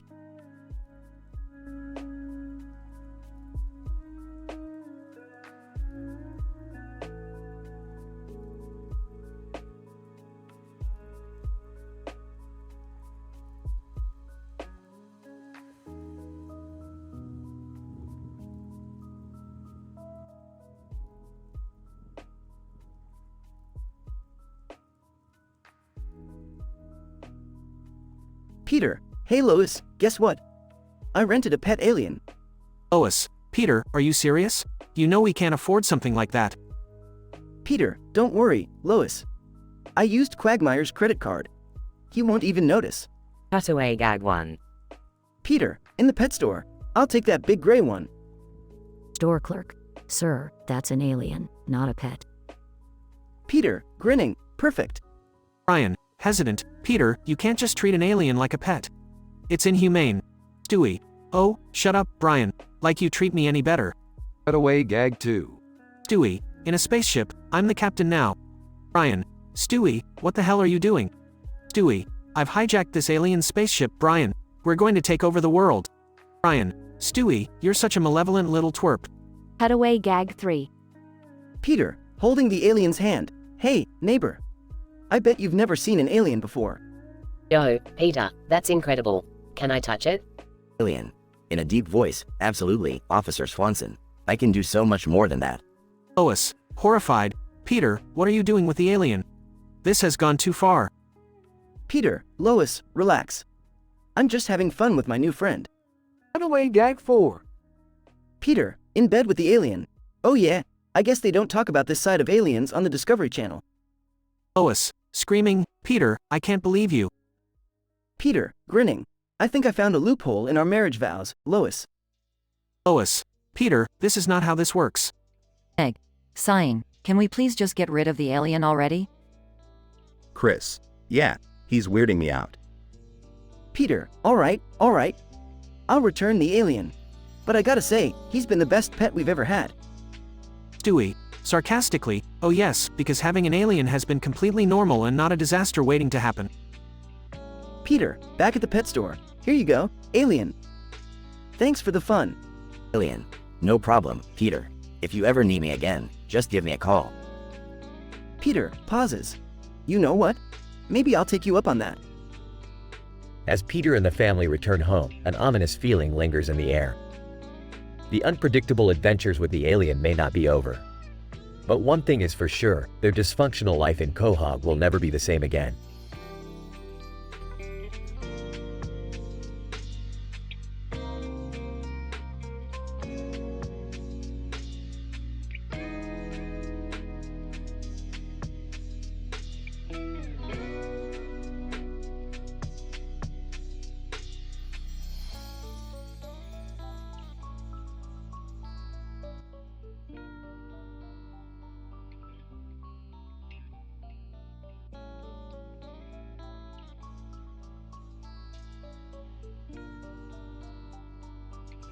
Int.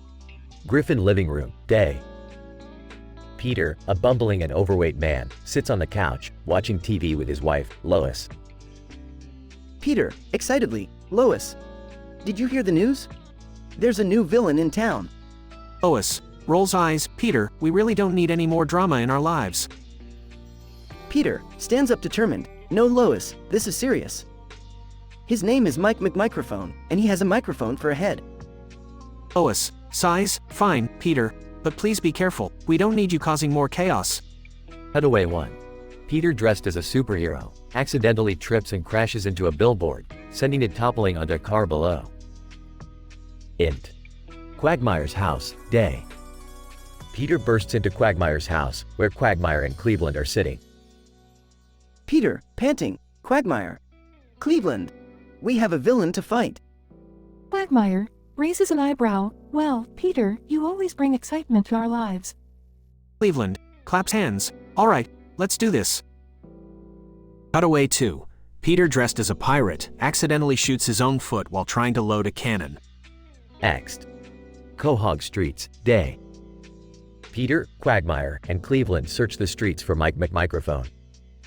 Suddenly, they spot him lurking in an alley. Peter clutches his cane tightly. There he is, guys. Let's show him what we're made of. Quagmire smirks. Oh yeah, Peter, we're gonna give him the fight of his life. Cutaway 3. Peter, dressed as a race car driver, accidentally crashes into the grandstand, causing an explosion. Int. Alley, day. Peter, Quagmire, and Cleveland confront Mike McMicrophone, who looks menacing with his microphone head. Peter points cane at Mike. Prepare to face the wrath of Peter Griffin. Mike McMicrophone, evil laughter. You fools, my powerful voice will defeat you.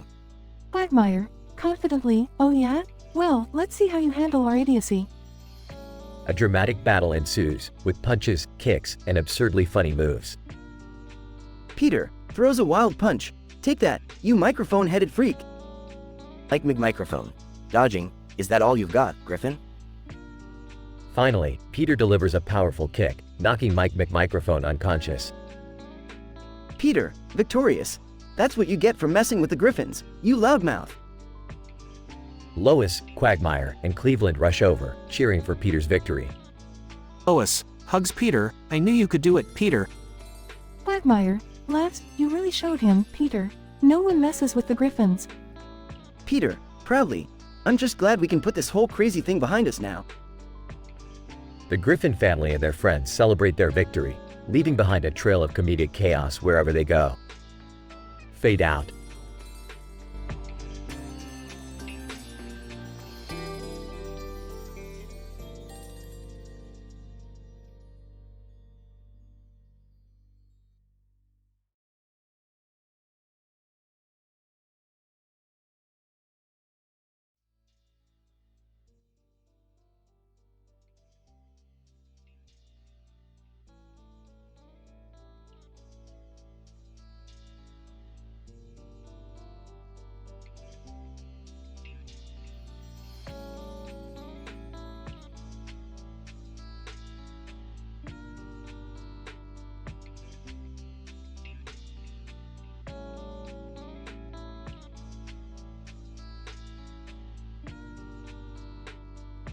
Peter, hey, Brian, isn't this barrel full of monkeys hilarious?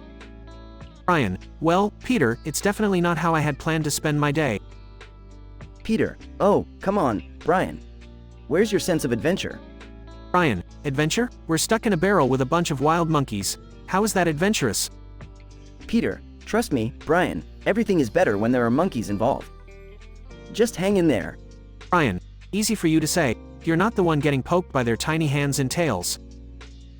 Peter laughs. Yeah, they really like you, Brian. I think they've mistaken you for their long-lost cousin. Brian, great, just great. How did we even end up in this mess? Peter, well, remember when we went to the zoo and I thought it would be a great idea to climb into the monkey enclosure? Brian, oh no, Peter, not another one of your crazy ideas. Peter, yeah, and then I accidentally knocked over a barrel full of monkeys. But instead of helping me out, the damn monkeys decided to take revenge and pushed us into this barrel. Brian, revenge? Monkeys? Seriously, Peter? This could only happen to us. Peter, yeah, it's just another day in our messed up lives, Brian. But hey, at least it's entertaining. Brian, entertaining? This is a nightmare. Cutaway gag 1. Scene, a classroom. Teacher. All right, class. Today we are going to learn about the evolutionary behavior of monkeys. Who can tell me what they enjoy doing the most? Student raises hand. Teacher. Yes, Peter. Peter, ooh, I know. They love pushing people into barrels and trapping them at sea. Class laughs. Teacher. Very funny, Peter. But no, that's not correct.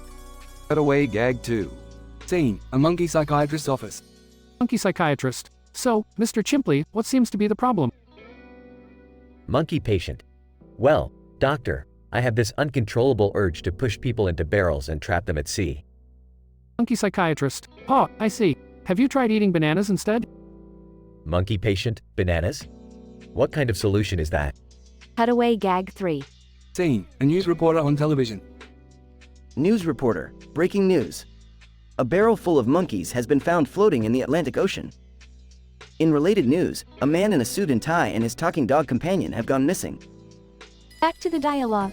Brian, Peter, do you have any idea how we're going to get out of this? Peter, oh, don't worry, Brian. I've got a plan. Brian, your plans usually involve chaos and destruction. I'm not sure I want to hear it. Peter, well, we'll just wait until the monkeys tire themselves out and fall asleep. Then we can make our escape. Brian, are you serious? That's your brilliant plan? Peter, hey, it worked when we were stuck in the playpen full of kittens. Brian, that's because you distracted them with a laser pointer. Peter, it's worth a shot, Brian. Trust me. Brian, fine, Peter, but if this goes wrong, I'll never forgive you. Peter, don't worry, Brian. We'll be back in Quahog in no time, causing trouble like we always do. Brian, somehow, that's not very reassuring. Scene fades out as Peter and Brian try to calm down the monkeys and plan their escape.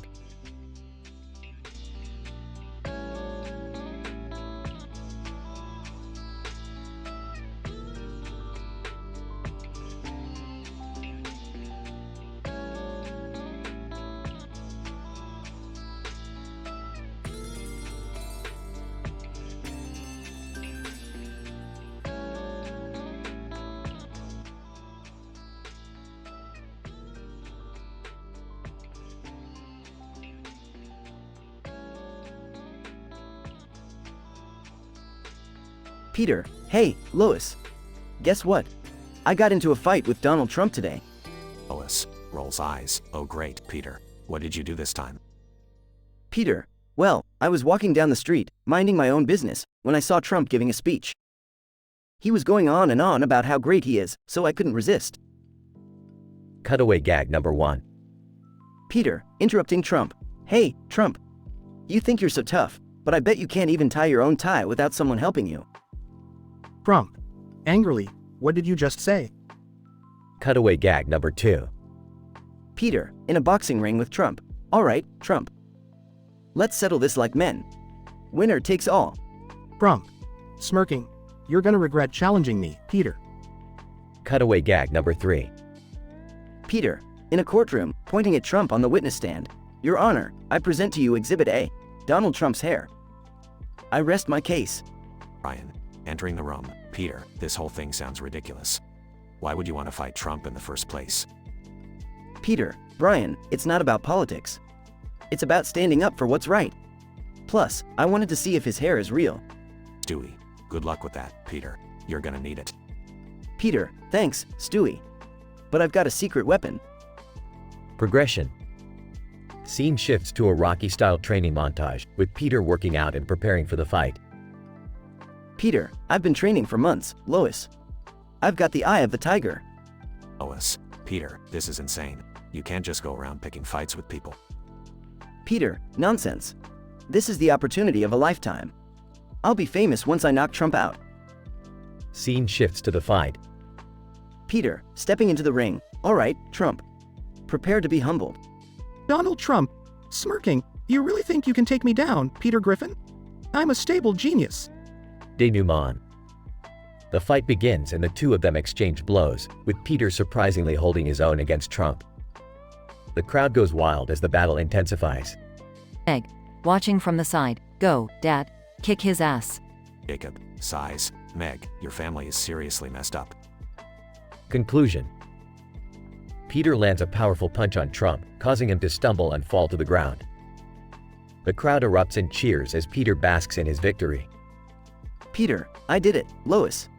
I beat Donald Trump. Lois, shaking her head, I can't believe this. What have you done, Peter? Peter, grinning, I saved America, Lois. I'm a hero.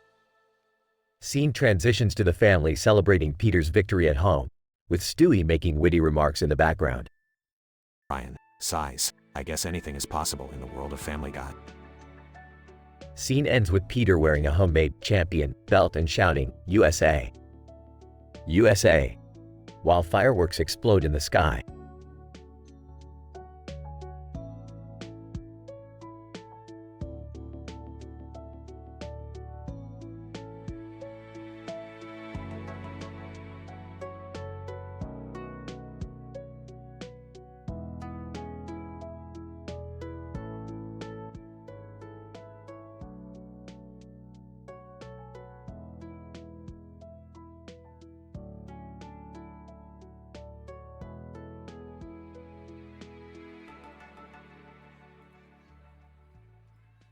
Stewie, blast it, Rupert.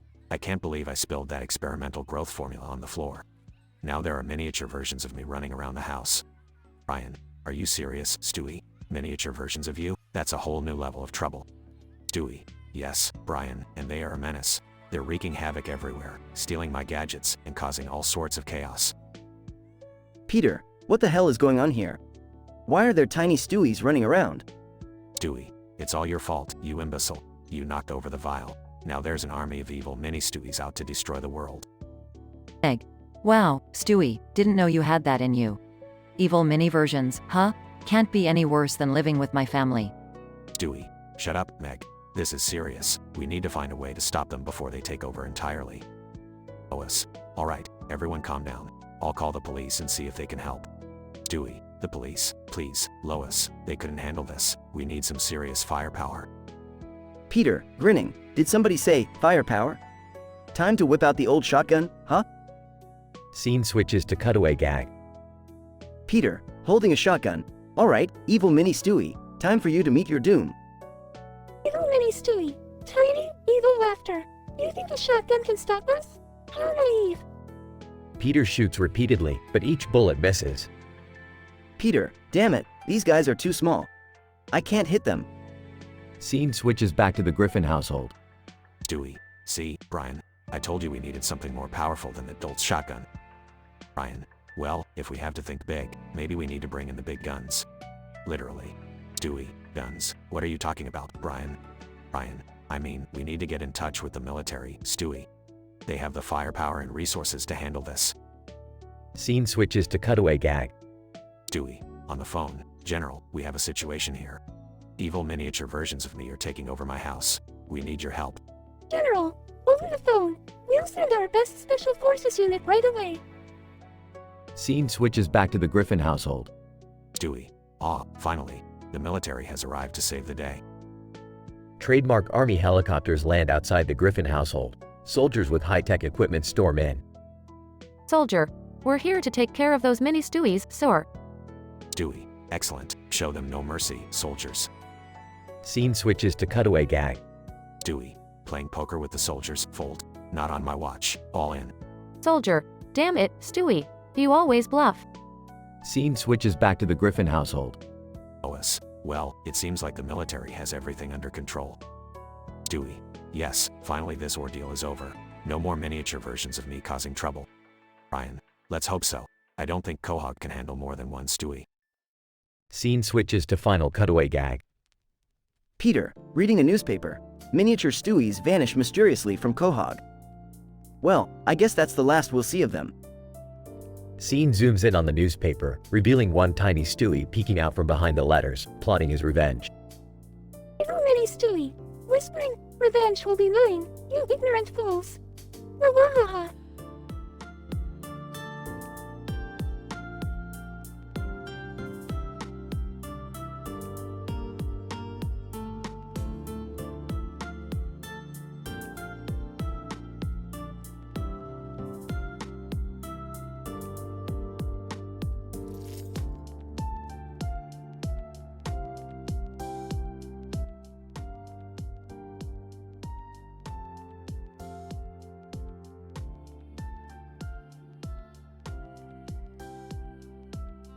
Int.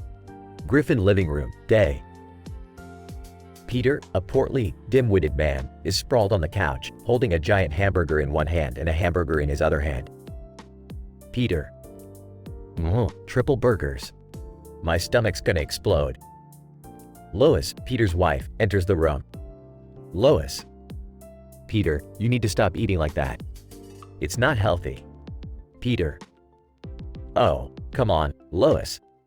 I need to fuel up for my epic fight with the Burger King mascot. Int. Quahog Streets, day. Peter, dressed as an amateur superhero, walks down the street, still munching on a hamburger. Cutaway gag 1. Int. Quagmire's house, living room, night.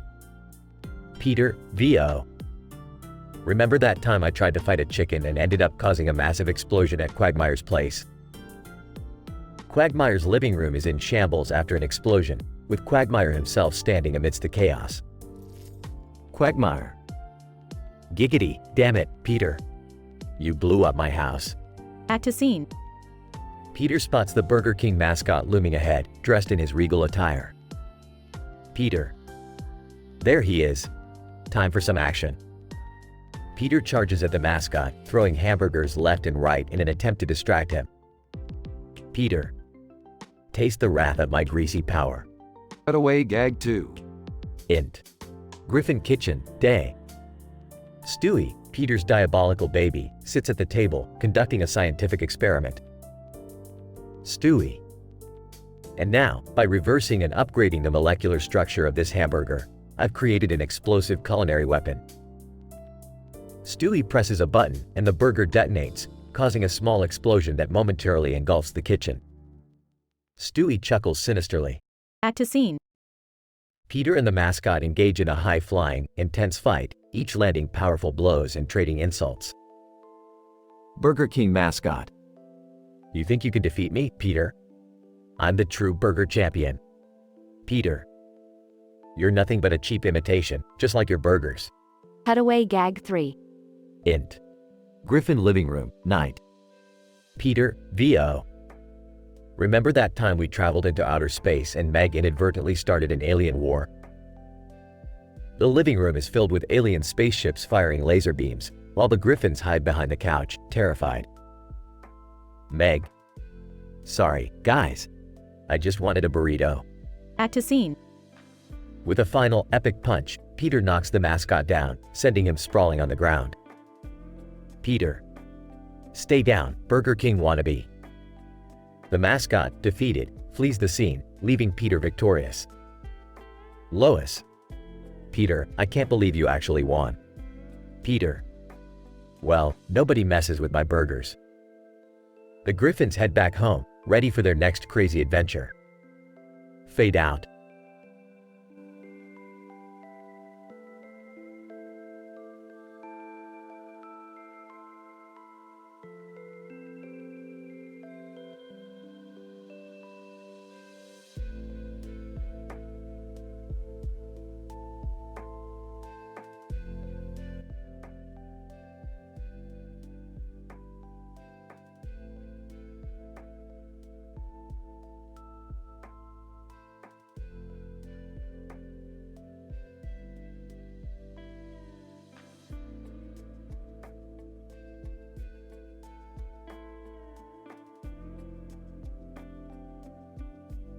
Peter, hey Lois, check out this amazing thing I rented.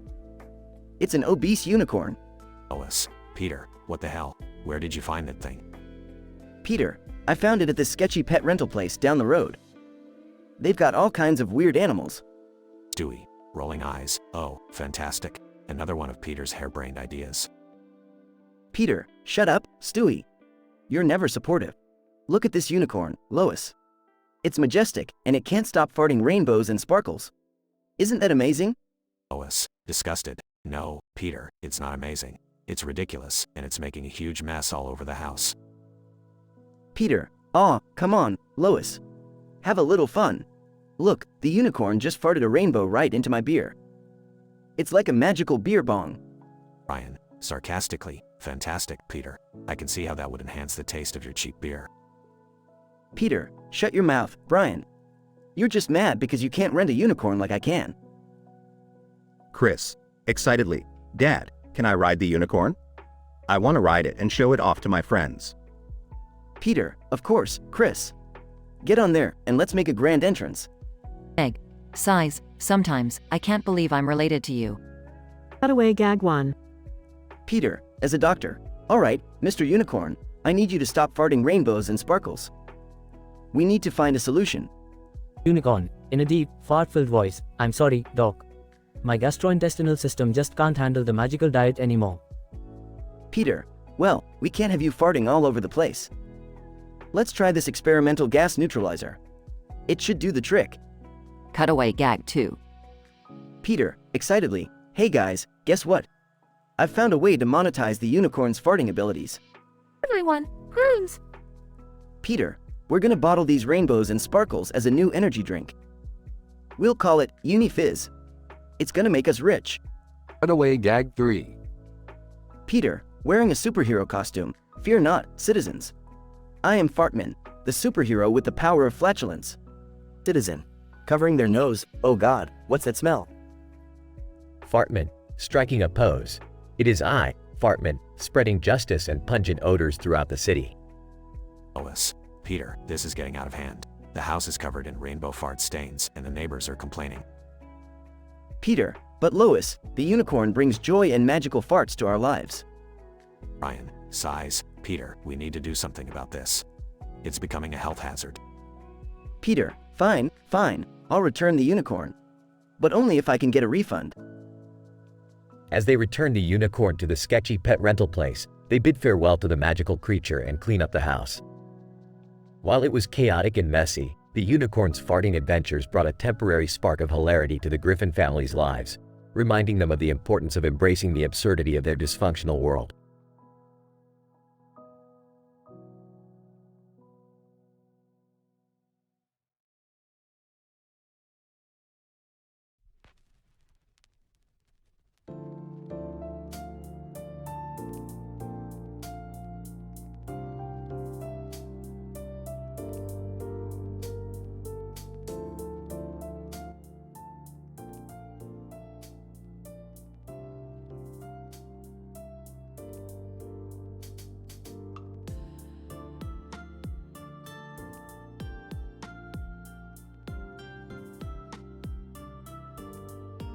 Peter, hey Lois, I just got something totally awesome in the mail today. Lois, what is it this time, Peter? Peter, it's a bunch of life-sized cardboard cutouts. Look, I got one of Stewie, Brian, Meg, and even one of you. Stewie. Oh, how clever of you, Father. Now we can all stand in one spot and pretend to have conversations with each other. Peter, yeah, isn't it great? We can have all sorts of adventures without leaving the living room. See, look, I'm already having a conversation with Cardboard Brian. Brian, Peter, that's not how conversations work. I'm right here, talking to you. Peter, oh, right. Sorry, Brian. But still, these cutouts are gonna be so much fun. Scene transitions to Peter and Stewie racing with their cardboard cutouts at a go-kart track. Stewie, Father, this is absolutely absurd. What are we even doing at a go-kart track with these cutouts? Peter, it's called the Cardboard Cutout Grand Prix, Stewie. I thought it would be hilarious to race with our favorite characters. Stewie, sighs. Very well, Father. Let's get this over with. Scene transitions to the Griffins having dinner at a fancy restaurant. Egg with cardboard cutout Peter. So, Dad, how was work today? Cardboard Peter, in Peter's voice. Oh, you know, Meg. Same old. Annoying my boss, causing havoc, the usual stuff. Egg rolls her eyes. Classic dad. Scene transitions to the Griffins at the beach with their cardboard cutouts. Lois, Peter, why did we bring these cutouts to the beach? They're getting all sandy. Peter, oh, don't worry, Lois. Cardboard Stewie loves the beach. Look at him, he's having a blast. Scene transitions to a cutaway gag. Peter, to cardboard cutout of a celebrity. Wow, you're famous. Can I have your autograph? Celebrity, rolling their eyes. Sure, why not? It's not like I have anything better to do. Scene transitions back to the Griffins at home. Stewie, Father, this cardboard obsession of yours is growing tiresome. We need to get rid of them. Peter, oh, come on, Stewie. They're like a part of the family now. Scene transitions to the Griffins having a family meeting. Ryan, I agree with Stewie, Peter. These cutouts are becoming a bit excessive. Lois, I have to admit, Peter, they are taking up a lot of space, and they're starting to creep me out. Peter, fine. I guess I went a little overboard with the cardboard cutouts. I'll get rid of them. Scene transitions to Peter at the garbage dump, reluctantly throwing away the cardboard cutouts. Peter, farewell, my companions. You brought us joy and craziness, but now it's time to say goodbye. Scene transitions to a final cutaway gag. Peter, looking at a cardboard cutout of himself. Hey there, cardboard Peter. You think you're better than me? Well, I'm the real Peter Griffin, and I'm gonna prove it. Starts punching the cardboard cutout. Conclusion. In this chaotic and absurd episode of Family Guy, Peter's obsession with cardboard cutouts takes the Griffins on a series of unrelated adventures. From racing at a go-kart track to having dinner at a fancy restaurant and even going to the beach, the cutouts become a comedic part of their lives. However, as the family realizes the impracticality and oddity of having cardboard replicas of themselves, they decide to get rid of them. Through this farcical journey, Family Guy embraces its signature style of metafictional cutaway gags and parodies.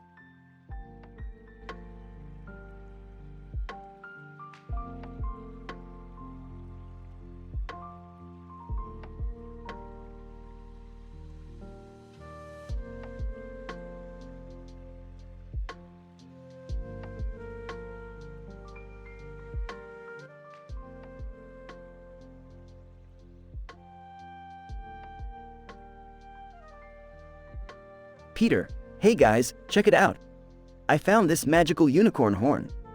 Ryan, Peter, you know unicorns aren't real, right? Quagmire, yeah, Peter, what kind of dumbass thinks unicorns are real?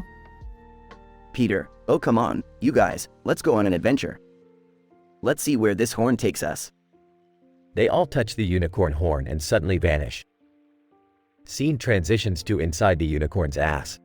Yo, oh my god, what the hell just happened? Cleveland, I can't see a damn thing. It's so dark in here. Quagmire, well, this is just great. We're trapped deep inside a unicorn's ass. What a way to go. Peter, don't worry, guys. I've got an idea. If we all work together, we can find a way out of here. Ryan, Peter, we're inside a magical creature's rectum. I don't think teamwork is gonna help us now. Scene transitions to a cutaway gag. Cutaway gag 1. Peter, in a scientist's lab coat. Attention, Family Guy viewers. Did you know that statistically, the chances of getting trapped inside a unicorn's ass are 1 in a billion? Scene transitions back to the unicorn's ass. Yo, I can't take this anymore. It smells worse than Cleveland's bathroom after taco night. Cleveland, hey, that's not fair, Joe. At least my bathroom has a ventilation fan. Scene transitions to another cutaway gag. Cutaway gag 2. Quagmire, you know, during my many adventures, I once found myself inside a leprechaun's ass. Let's just say it was magically disgusting. Scene transitions back to the unicorn's ass. Ryan, alright, enough jokes, guys. We need to find a way out of here before we suffocate. Peter, wait a minute, I think I see a light up ahead. Scene transitions to a third cutaway gag. Cutaway gag 3. Peter, hey, guys, remember that time we got stuck in a clam's vagina? Boy, was she salty. Scene transitions back to the unicorn's ass. Quagmire, Peter, are you seriously reminiscing about other bizarre places we've gotten stuck in? Peter, sorry, Quagmire. Just trying to lighten the mood. But look, guys, there's the way out. They all crawl out of the unicorn's ass and find themselves back in Quahog. Ryan, thank God we made it out alive. I never want to go through something like that again. Quagmire. Yeah, count me out of any more ass adventures, Peter. Peter, agreed. Guys, let's just stick to our regular crazy shenanigans from now on. After a few seconds of silence, they all burst into laughter. Scene fades out as the Family Guy theme song plays.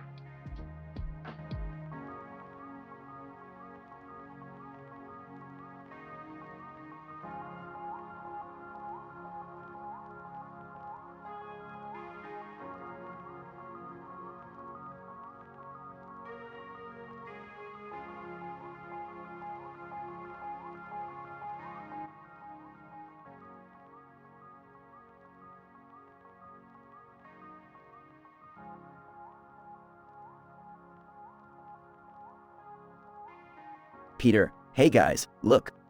There's a gadgets show going on at the store. Quagmire. Gadgets, huh? Sounds like my kind of thing. Yo, yeah, maybe they have some new technology that could help me with my wheelchair. Cleveland, I'm game for checking it out. Let's go, fellas. The guys enter the store and are greeted by a salesman. Salesman, welcome to the Gadget Show, gentlemen. We've got all the latest and greatest inventions here. Anything you're specifically looking for? Peter, well, I can never have enough gadgets. What do you have that's unique? Salesman, I have just the thing for you, sir. Behold the Rubber Chicken 3000. The salesman hands Peter a rubber chicken. Peter, a rubber chicken? What the hell am I supposed to do with this? Salesman, oh Peter, you have no idea. This is not just your ordinary rubber chicken, it's a multifunctional wonder. Ryan, how does it work? Salesman, simply activate it with this remote and watch the magic unfold. Peter presses a button on the remote and the rubber chicken transforms into a jetpack. Peter, holy crap. This is amazing. Quagmire. Wait, let me try. Quagmire presses a button and the rubber chicken turns into a grappling hook. Quagmire. Check it out, fellas. I can swing from buildings like Spider-Man. Cutaway gag 1. Peter using the rubber chicken as a makeshift baseball bat and hitting a home run at Fenway Park. Yo, this rubber chicken is incredible. It's giving me the ability to walk. Joe presses a button and the rubber chicken sprouts legs, becoming a support device for Joe. Yo, look at me. I'm walking. Cutaway gag 2. Peter using the rubber chicken to water ski on a lake, filled with mayonnaise. Cleveland, this rubber chicken really is something else. I wonder what else it can do. Peter presses a button and the rubber chicken expands into a giant inflatable raft. Peter, guys, we can have our own pool party anywhere. Alright, gag 3. Peter using the rubber chicken as a DIY flamethrower, hilariously setting fire to a barbecue grill. Peter, this rubber chicken is the best thing that ever happened to us. We can do anything with it. As they celebrate, the rubber chicken unexpectedly explodes, causing chaos. Peter, oh no. The rubber chicken's gone. Salesman, well, good thing we have the Rubber Chicken 4000 now. It's even better. The guys look at each other, grinning mischievously. Peter, well, you know what they say, the more explosive, the better. Let's roll, boys. They all cheer and run towards the store. To be continued.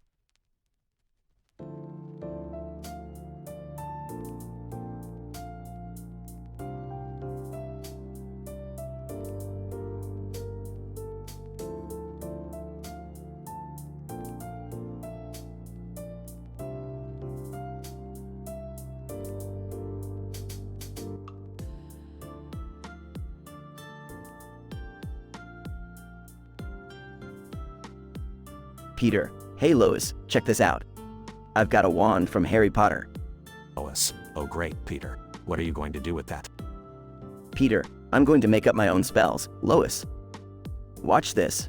Fartus explosiones. Cutaway gag 1. Peter points the wand at Chris, who is instantly propelled into the air, fighting uncontrollably. Chris, Dad, what the hell? Peter, oops, wrong spell, Chris. Bonerus erectus. Cutaway gag 2. Peter accidentally targets Quagmire, who suddenly suffers from a never-ending erection. Quagmire. Giggity, giggity, ow. Lois, Peter, this is incredibly inappropriate. Peter, relax, Lois. It's just a joke. Alright, one more. Cockadoodle do Asicus. Cutaway gag 3. Here I am the wand and a statue of James Woods, which magically comes to life with a giant rooster's head. James Woods statue? What the F? Cock-a-doodle do? Lois, Peter, you can't just go around casting spells on people. Peter, oh come on, Lois. It's harmless fun.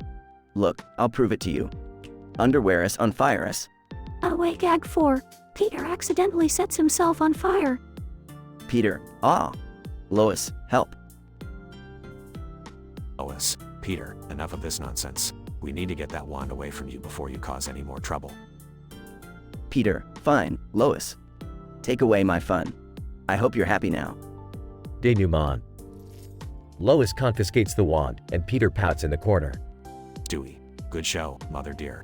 That wand was clearly trouble waiting to happen. Brian, I have to agree, Lois. Peter has a tendency to take things too far. Lois, thank you both for understanding. Now, let's all calm down and get back to our normal lives. Conclusion.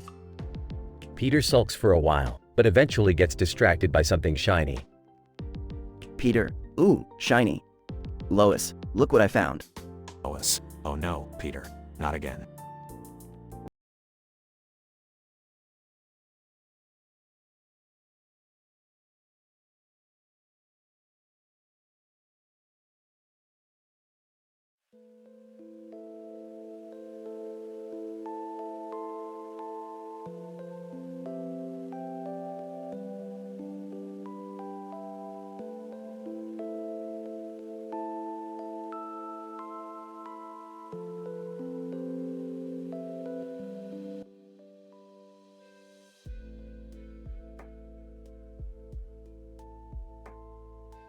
Inmate 1. Fuck this shit, man. How did we end up in this super prison? Me too. I don't know, dude. They said it's escape-proof, but we gotta find a way out. Inmate 1. Yeah, but how? They got us with these goddamn chains around our necks. Me too. Hold up. I heard there's a secret passage behind these walls. We just gotta break through. Inmate 1. Are you serious? A secret passage? Let's fucking do it. Me too. I got an idea. I'll distract the guards while you try to break the chains. We gotta time this shit right, man. Inmate 1. Okay, but how are you gonna distract them? We need something big. Me too. I got just the thing. I've been saving this Ermagerd meme for the right moment. The guards won't know what hit him. Inmate 1. Are you fucking kidding me? Just give me a sec. I need to stop laughing. Alright, let's go. Guards approach. Guard 1, what's going on over here? You punks planning something? Me too. Hey, guys, look what I found. Ermagerd, it's the rarest meme ever. Guard 2. Holy shit, let me see that. Ermagerd, that's fucking priceless. Inmate 1 breaks the chains. Inmate 1. Now's our chance. Let's get the fuck out of here.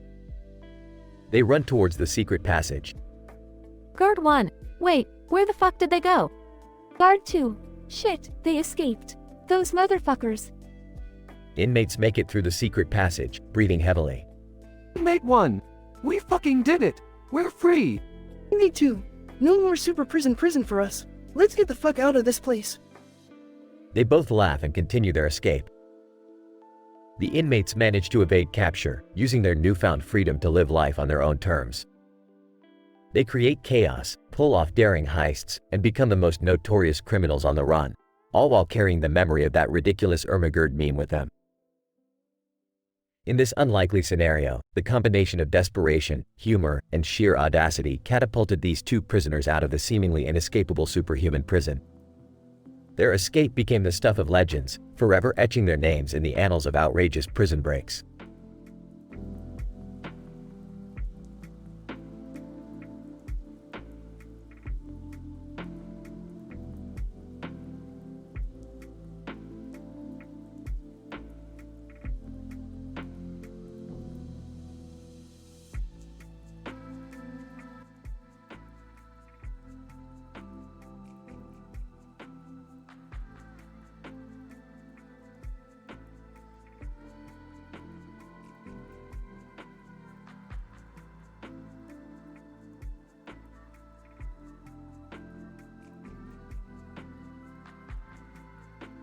Title: Pet Alien Mayhem. Genre: Comedy, Drama. Rating: M for Mature.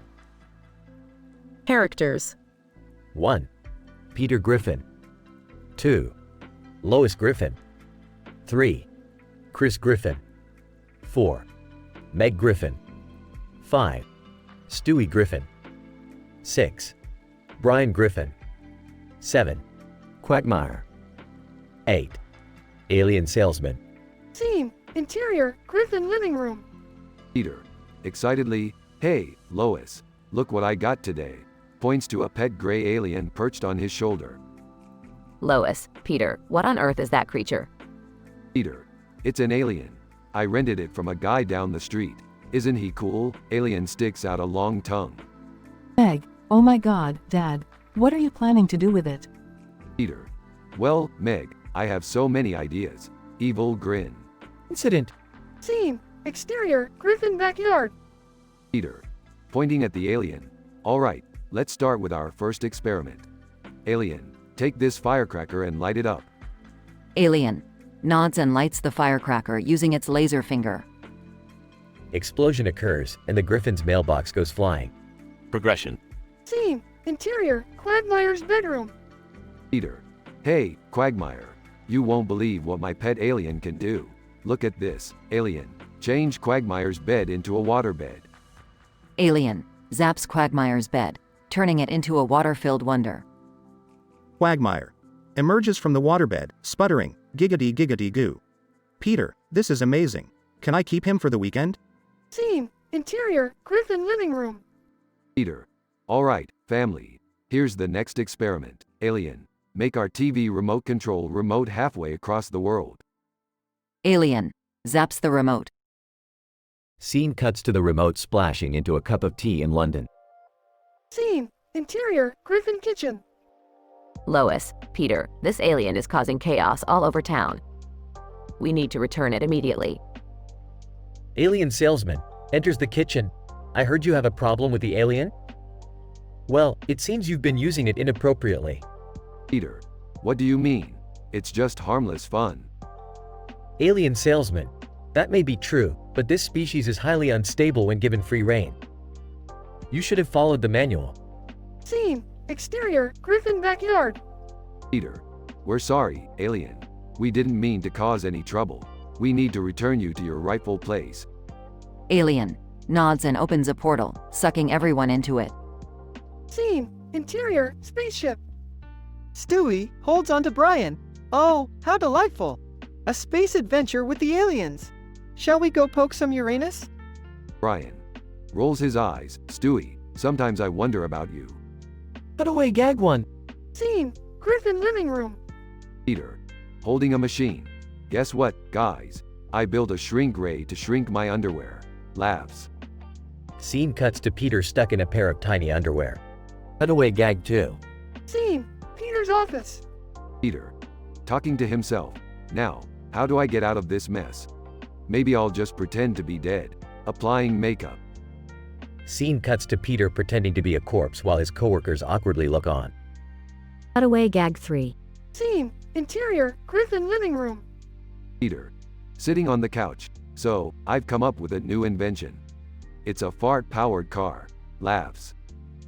Scene cuts to Peter's car zooming down the road, leaving a trail of green gas.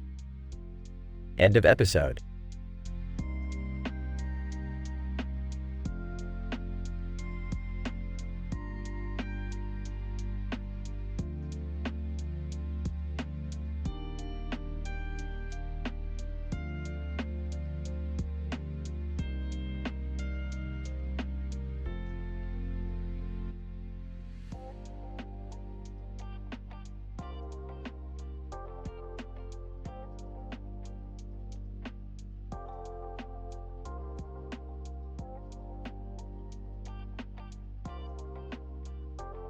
Peter.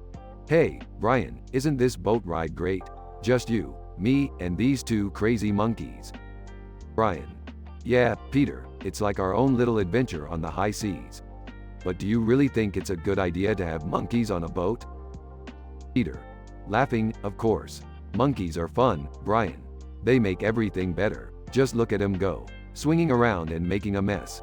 It's like a real-life Family Guy episode. Brian. Well, I guess you're right.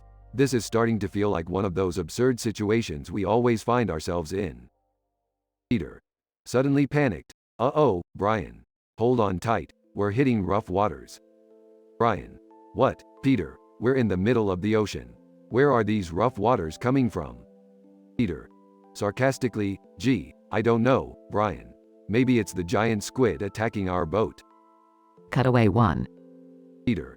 Screaming, holy crap, it's a giant squid. Quick, Brian, use your fancy talking dog skills to negotiate with it. Brian. Facepalming, Peter, I don't speak squid. Can't believe we're in a stupid cutaway gag again. Peter. Deadpan, yeah, and I was really hoping for a musical number this time. Back to the boat. Brian. Resigned. Alright, Peter, I'll play along. Let's pretend there's a giant squid attacking us in the middle of the ocean. Peter. Grinning, that's the spirit, Brian. Now, let's escape by diving into this barrel full of monkeys. It's our only chance. Brian. Confused, are you serious? You want to jump into a barrel full of monkeys instead of dealing with a fake squid? Peter. Defiant, absolutely. Monkeys are soft and bouncy. They'll break our fall, and we'll swim to safety. Cutaway 2. Peter and Brian, inside a barrel, jumping off a cliff into a pile of monkeys. Peter. Laughs, monkeys are even better than those bouncy castle things. Brian. Groans, I can't believe I'm risking my life for a stupid cutaway gag. We better be alive when this episode cuts back. Back to the boat. Brian. Struggling to get out of the barrel. Peter, this was a terrible idea. We're sinking. Peter. Relax, Brian. Look, our friends the monkeys are swimming us to safety. They're like little hairy life jackets. Cutaway 3. Peter and Brian, holding onto monkeys as they float on the sea. Peter. Waving to the camera. Hey, Lois, look at us. We're having a floating monkey party in the middle of the ocean. Brian. Deadpan. This is probably the weirdest cutaway gag we've ever had, and that's saying something. Back to the boat. Peter. Grinning, well, Brian, we made it back to the boat. I guess everything turned out okay. Brian. Sighs, yeah, despite all the absurdity and cutaway gags, we managed to survive once again. Peter. That's the magic of Family Guy, Brian. No matter how crazy things get, we always make it out alive. Now, let's see what other mischief we can get into. Brian. Rolls eyes, oh boy, I can hardly wait.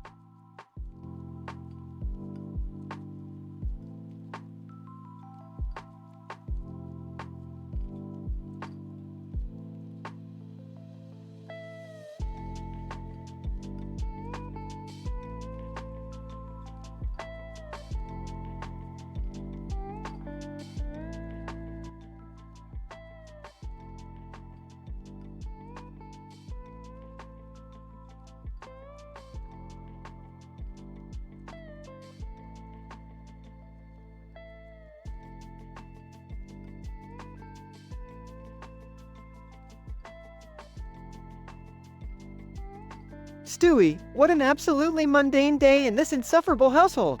I yearn for some excitement. Brian. Well, Stewie, excitement isn't exactly our family's forte. Peter. Hey, did someone say, excitement? I've got a great idea for fun. Let's go to the abandoned toy factory down the street. Stewie, Dad, that sounds incredibly idiotic. But, fine, let's go. I could use a change of scenery from this pitiful existence. They arrive at the abandoned toy factory. Stewie, look at all these forgotten toys. Oh, what's this? A green owl figurine sitting on top of a table next to a small green owl figurine.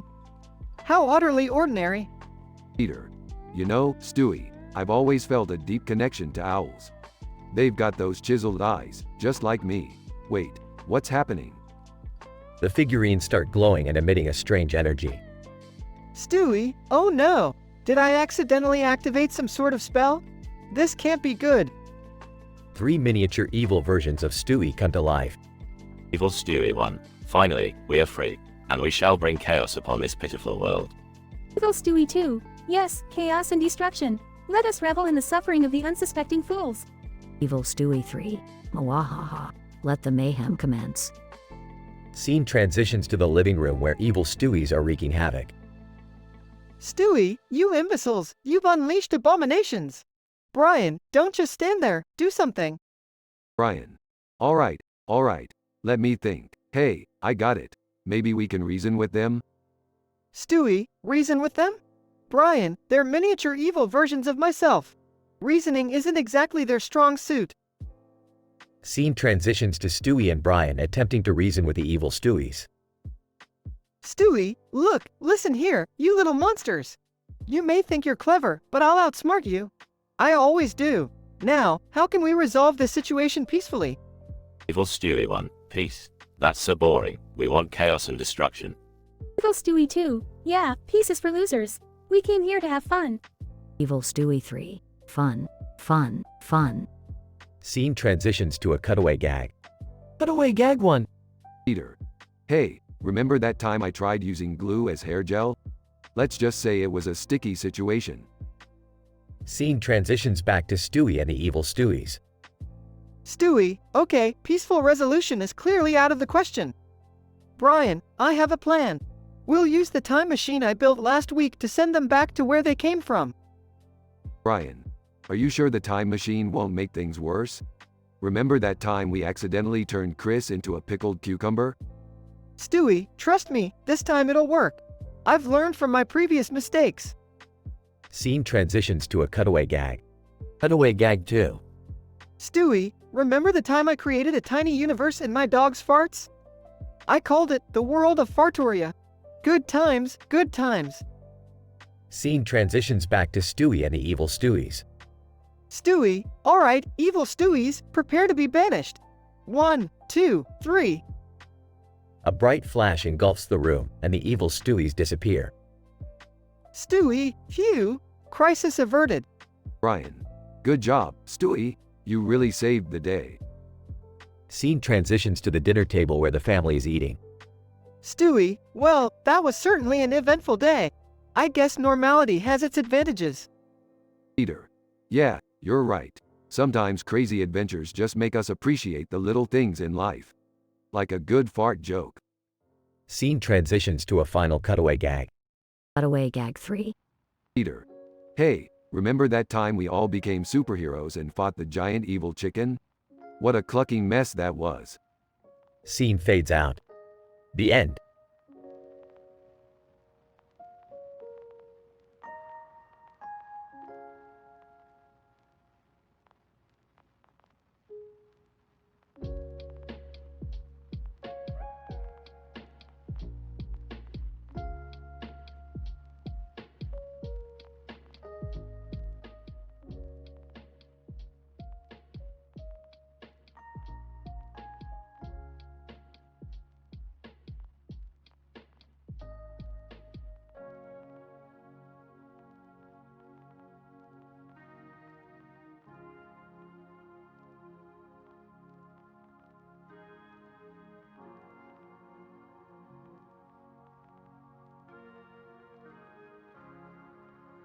Title: Unicorn Chaos.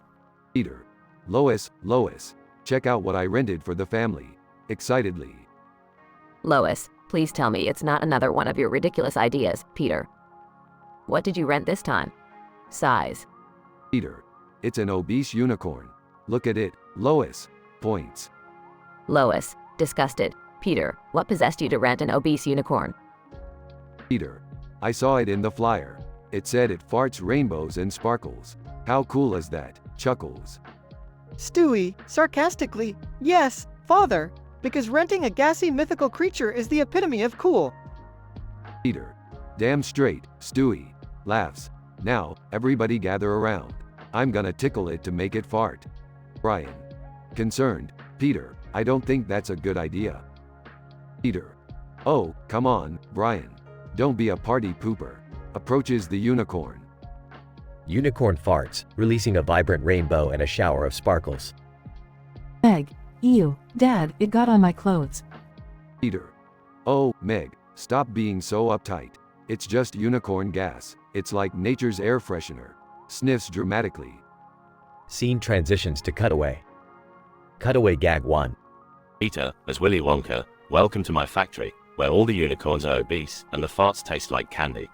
Dances with unicorns. Scene returns to the living room. Lois, Peter, this is insane. The house is covered in rainbow farts. We need to clean up. Peter, you worry too much, Lois. Besides, rainbow farts are supposed to be good luck. Smiles. Chris, waving his hand. I don't know about luck, but it smells like cotton candy. Licks his fingers. Brian, frustrated. We can't just ignore this, Peter. We need to find a way to stop the unicorn from farting all over the place. Scene transitions to cutaway. Cutaway Gag 2. Peter, as a scientist, by combining unicorn tears with the magical essence of a leprechaun, we can create an anti-fart potion. Mixes colorful liquids. Scene returns to the living room. Lois, well, Peter, did you find a solution to our rainbow problem? Peter, I sure did. Lois holds up a vial. Behold, the anti-fart potion. Unicorn farts again, causing the potion to explode into a colorful burst. Stewie covers his face. Great, Dad. Now we have a rainbow explosion to deal with. Scene transitions to cutaway. Cutaway Gag 3. Peter, as a superhero, fear not, citizens. Captain Rainbow is here to save the day. Flies through a sky filled with rainbows and sparkles. Scene returns to chaos. Lois, frustrated. Peter, this is getting out of hand. You need to return that unicorn immediately. Peter, but, Lois, I paid for a full day rental. I can't waste my money. Unicorn farts again, causing the family to slip and fall in the rainbow mess. Peter, laughing, oops. Lois, that's it. I've had enough. Storms out of the room. Scene transitions to the Griffins cleaning up the mess. Brian, well, Peter, I hope you learned your lesson about renting ridiculous creatures. Peter, yeah, I guess unicorns and farting were never meant to mix. Smirks. Scene closes with the family laughing and cleaning up the rainbow chaos. Scientific description, PhD level. In this episode of Family Guy, the narrative focuses on Peter's decision to rent an obese unicorn. The unicorn's unique ability to fart rainbows and sparkles provides the basis for the comedic chaos that ensues. As the episode progresses, Peter's disregard for the consequences of his actions leads to an escalation of rainbow-infused messes. The three cutaway gags serve to emphasize the absurdity of the situation, adding metafictional elements to the storytelling. The first cutaway gag presents Peter as a whimsical Willy Wonka, highlighting the fantastical nature of the unicorn world. The second cutaway gag humorously features Peter as a scientist, parodying the traditional scientific method by concocting an anti-fart potion. The third cutaway gag portrays Peter as a superhero named Captain Rainbow, further emphasizing the fantastical and humorous aspects of the episode. The progression of the narrative culminates in a moment of frustration for Lois, who urges Peter to return the unicorn. Despite the chaotic mess caused by the unicorn's uncontrollable flatulence, the family ultimately finds humor in the situation and bonds over the absurdity of their circumstances. Overall, this episode demonstrates Family Guy's signature blend of outrageous humor, absurd situations, and cultural commentary, leveraging the fantastical nature of unicorns and their unconventional bodily functions to deliver a comedic and visually vibrant episode.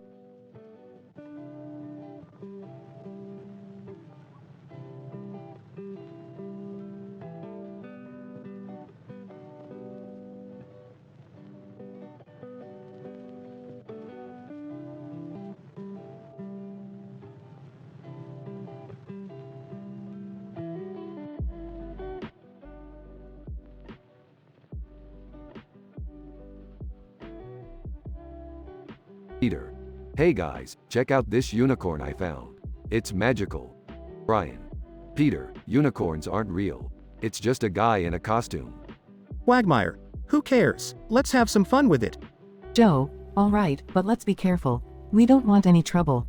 Peter, don't worry, Joe. What could possibly go wrong? Scene changes. Peter, Brian, Quagmire, Joe, and Cleveland are riding the unicorn, laughing and having a blast. Brian, this is ridiculous. How can we even fit on a unicorn? Quagmire, I don't know, but it feels amazing. Like riding a giant, magical dildo. Scene changes. Inside the unicorn's ass, the gang finds themselves stuck in a sticky, gooey mess. Peter. Oh boy, we're in a real pickle here, guys. Brian. Peter, how did we even end up inside this unicorn's ass? Quagmire. Who cares, we're trapped in here. It's like a fucked up episode of Jackass. Scene changes. Cutaway gag 1. The Griffins are at the doctor's office. Doctor, Mr. Griffin, I'm sorry to inform you that you have a unicorn ass-related infection. Peter. What? How is that even possible? Doctor. Well, you see, unicorns have these magical but deadly bacteria in their asses. It's like a unicorn STD. Scene changes. Cutaway gag 2. The gang is inside the unicorn's ass, playing poker. Peter. Alright, guys. I'll see your 5 feces and raise you a fart. Quagmire. I'm all in. This is the craziest game of Texas Hold'em I've ever played. Scene changes. Cutaway gag 3. The gang is trying to escape the unicorn's ass. Peter. We're almost out, guys. I can see the light at the end of the tunnel. Joe, keep pushing, everyone. We can make it. Cleveland, this is some fucked up shit, literally. The gang finally escapes the unicorn's ass, covered in goo. Brian. That was the most disgusting thing I've ever experienced. Quagmire. Yeah, but it was also pretty awesome. I can't wait to do it again. The Griffins share a laugh and agree to never mess with unicorns again. However, it's Family Guy, so we all know they'll end up in another outrageous situation sooner or later.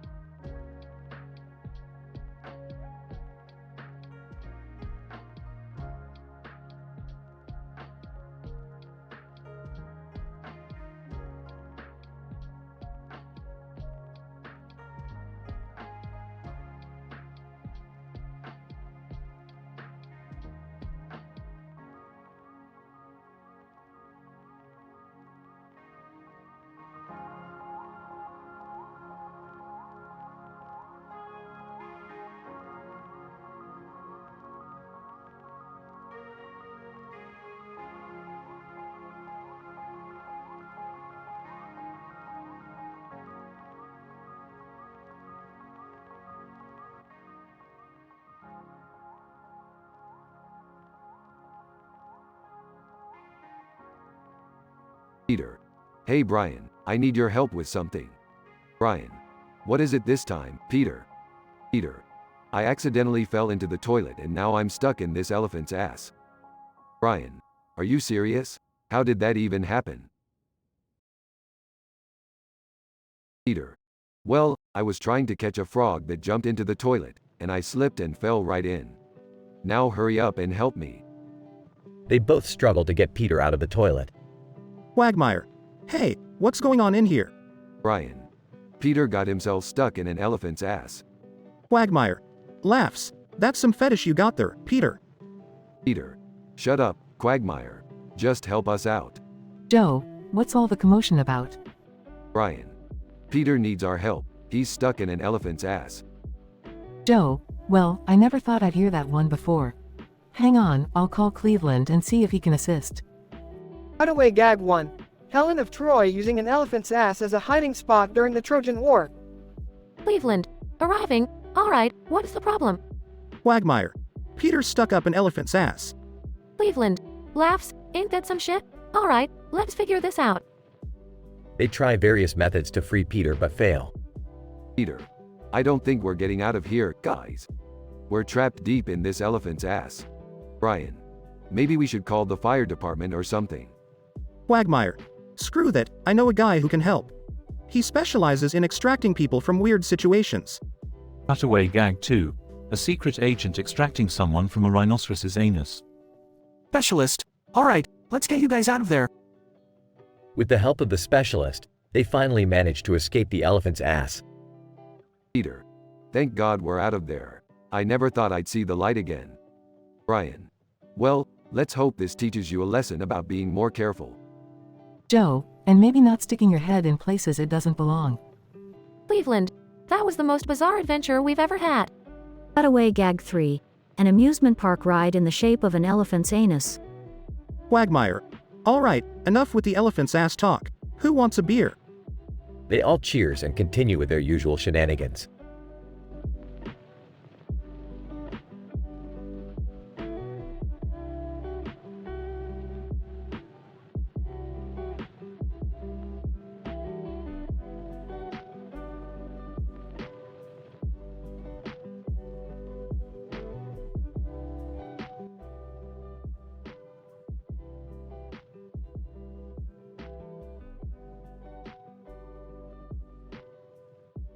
Griffin household, living room. Stewie, blast it, Brian. I can't seem to invent anything properly. This is why I can't take over the world. Brian. Come on, Stewie, you're just having a rough patch. Keep trying. Stewie, frustrated, fine. I'll give it one more shot. But if this invention fails, I'm sticking to world domination via mind control. Cutaway gag 1. Scene. Stewie wearing a lab coat, surrounded by failed inventions. Stewie, voiceover. The time I tried to make a hot pink flying car. Scene shifts to a car crashing into a tree. Explosion. Stewie, voiceover, which led to the destruction of half the city. Back to Griffin household, living room. Stewie, alright, Brian, brace yourself. Introducing the Mini Me Ron 5000. Brian. Raising an eyebrow. What does it do? Stewie, well, according to my calculations, it's supposed to make a miniature version of myself.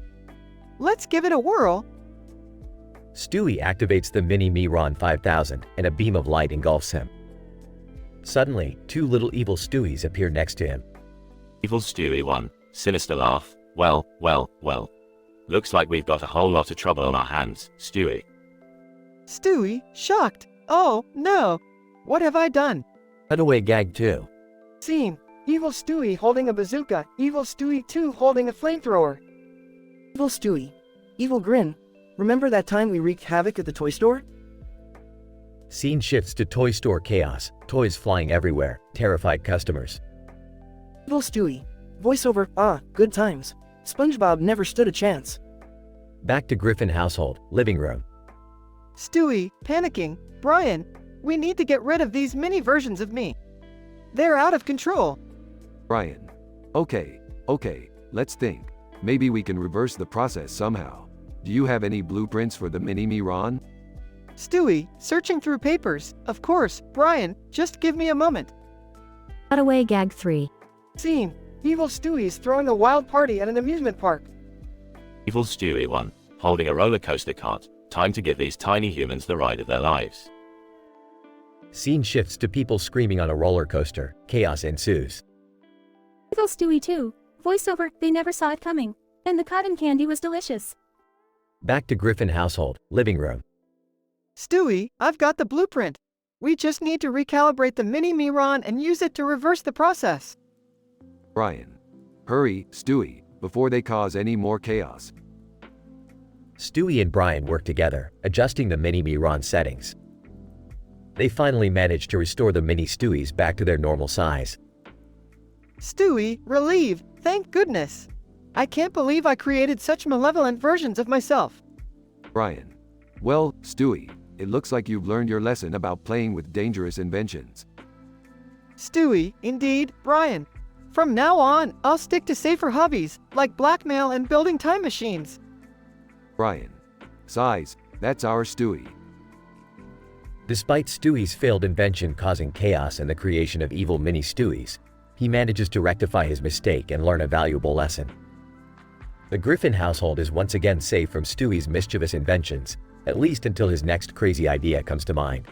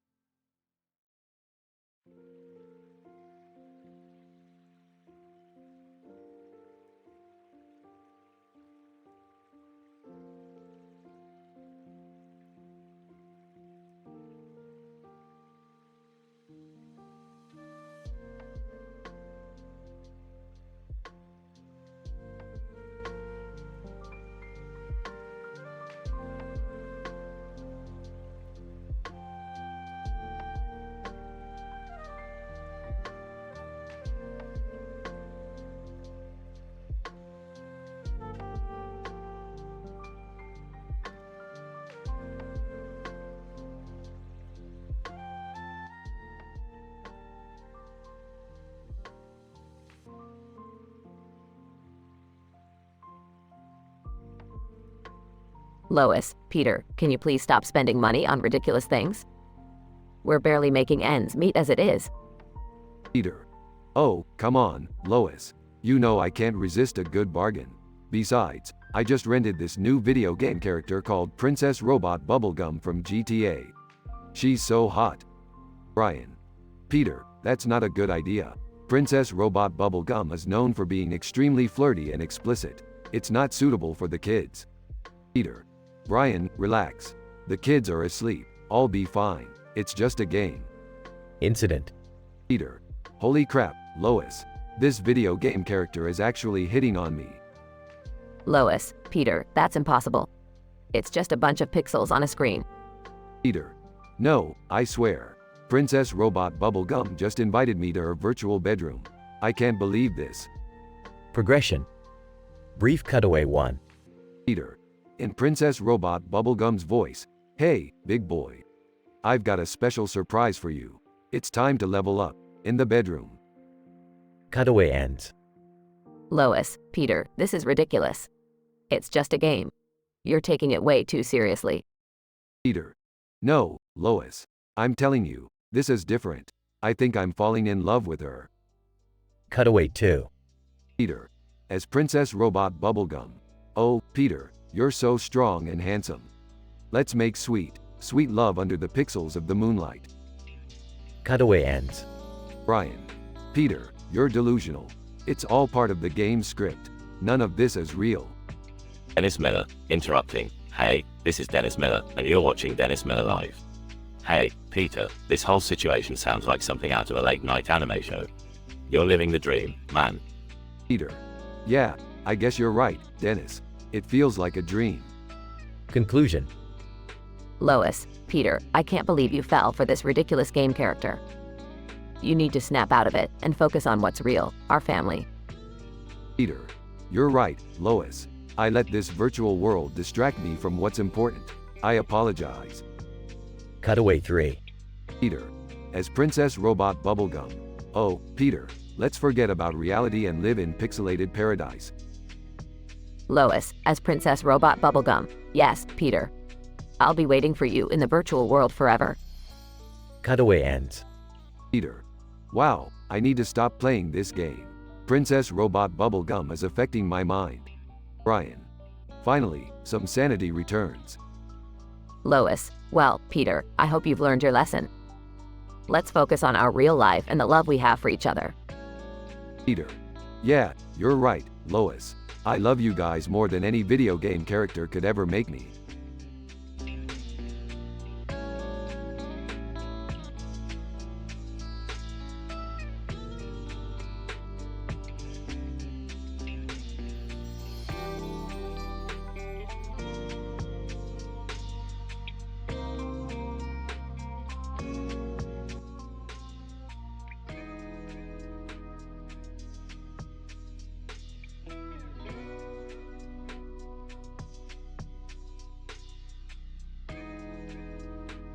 Peter. Hey Lois, check out this new game I rented. Lois, Peter, you know I don't like those violent video games. Peter.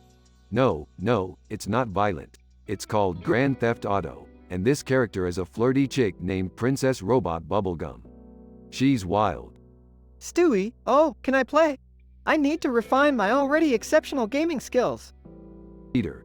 Sure, but be careful. You might end up in a strip club, like I did. Scene changes to Stewie playing the game. Cutaway gag 1. Scene.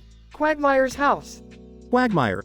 Opens door. Giggity goo. Peter, what brings you here? Peter. Hey, Quagmire, what you doing? Quagmire. Oh, just testing out my new massage chair. Care to join? Peter. Sees the chair. Wow, that looks amazing. Can I try it out? Quagmire. Absolutely, but be warned, it's quite stimulating. Peter sits in the chair and it starts vibrating vigorously.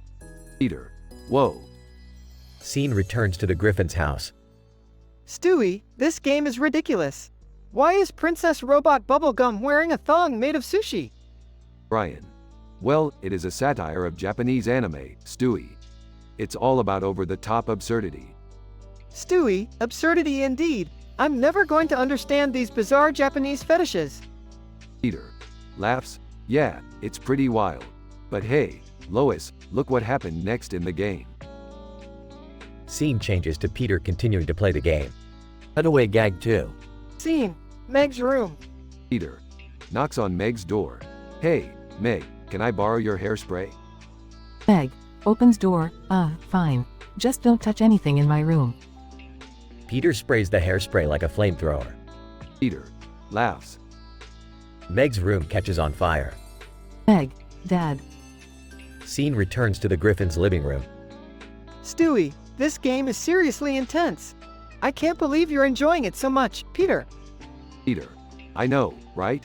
It's like I'm actually living in this crazy world. Check this out, Lois. Scene changes to Peter playing the game, talking to Princess Robot Bubblegum. Cutaway gag 3. Scene, a courtroom. Judge bangs gavel. Order in the court. Peter Griffin, you are charged with marrying a cartoon character? Peter. Your Honor, it wasn't my fault. Princess Robot Bubblegum is just too irresistible. Lois, Peter, how could you cheat on me with a fictional character? Peter. Lois, it was just a game. Besides, she's not even real. Princess Robot Bubblegum, in court, flirty voice. Oh, Peter, you stole my pixels and my art. Peter. Grinning, well, she does have a point. Judge, this is the most absurd case I've ever seen. Case dismissed. Scene returns to the Griffin's living room. Brian. Peter, you need to stop playing that game. Peter. Yeah, you're right. The real world is crazy enough. Plus, I don't need any more virtual wives. Stewie, unless they come with a dowry of infinite virtual wealth. Peter. Stewie, you're too young for this stuff. Stewie, oh, shut up, you nugget-brained buffoon. Scene ends with the Griffins laughing together.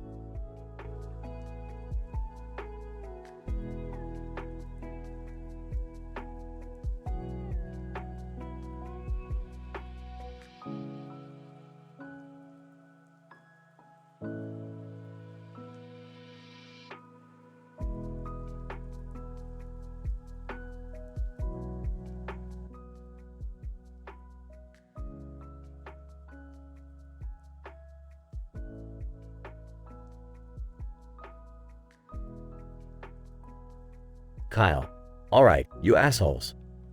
It's a beautiful day in South Park, so how about we play a nice game of Magic the Gathering? Cartman, yeah, whatever, Jew. Just don't piss me off with your lame-ass spells. Butters. Oh, golly. I'm so excited to play. I've been practicing my deck all week. Stan. Alright, guys, let's start. I'll deal the cards. Kyle shuffles the deck and deals the cards. Kenny, muffled. MMMPH. Stan, what's that, Kenny? You want to play too? Kenny slightly nods. Cartman laughs. Alright, bring it on, poor kid. Just make sure you're not cheating like always. The game begins and the tension amps up. Kyle, I cast a dark ritual, sacrificing my own life force to summon the Reaper. Cartman, pathetic move. Kyle, you're going down. I cast the wrath of God. All your pathetic creatures are destroyed. Butters. Oh, geez. My dragons. Kyle, son of a bitch. Alright, I counter with a mind twist. Take that, Cartman. Discard your entire hand. Cartman, furious, you son of a bitch. That's it, I'm playing for keeps. I summon the beast of Horak and crush all your pathetic little creatures. Stan, guys, calm down. It's just a game. Kenny, muffled. MMMPH. Cartman, shut up, poor kid. I cast damnation, destroying all creatures on the battlefield. Butters. Oh, gosh. My unicorns. Kyle, you cheating fat fuck. Fine, I'm unleashing the power of the Eldrazi. I summon Emrakul, the Aeon's Torn. Stan, wait, isn't that banned in every format? Kyle smirks. Kyle, not when you're playing with assholes. The game reaches its climax. Butters. I cast Time Walk, giving me an extra turn. Take that, you bullies. Cartman, enraged, how dare you, you little shit. Stan, come on, guys. It's just a game. Let's not get carried away. Kenny mumbles furiously. Cartman, oh, shut up, Kenny. You're not even supposed to be here. Kenny flips the table and storms off. Kyle, well, that was fun. In a fucked up way. Butters. Golly, I hope Kenny's okay. Stan. Yeah, let's just hope he didn't have another one of his accidents. Awkward silence fills the room as they clean up the mess. The intense game of Magic the Gathering ended in chaos, leaving the South Park gang frustrated and on edge. Despite their vulgar language and aggressive gameplay, deep down, they were just a group of friends who couldn't resist stirring up trouble even in the most innocent of games. And so, they continued their journey through the weird and twisted world of South Park, forever bound by their love-hate relationships and their shared love for all things offensive and absurd.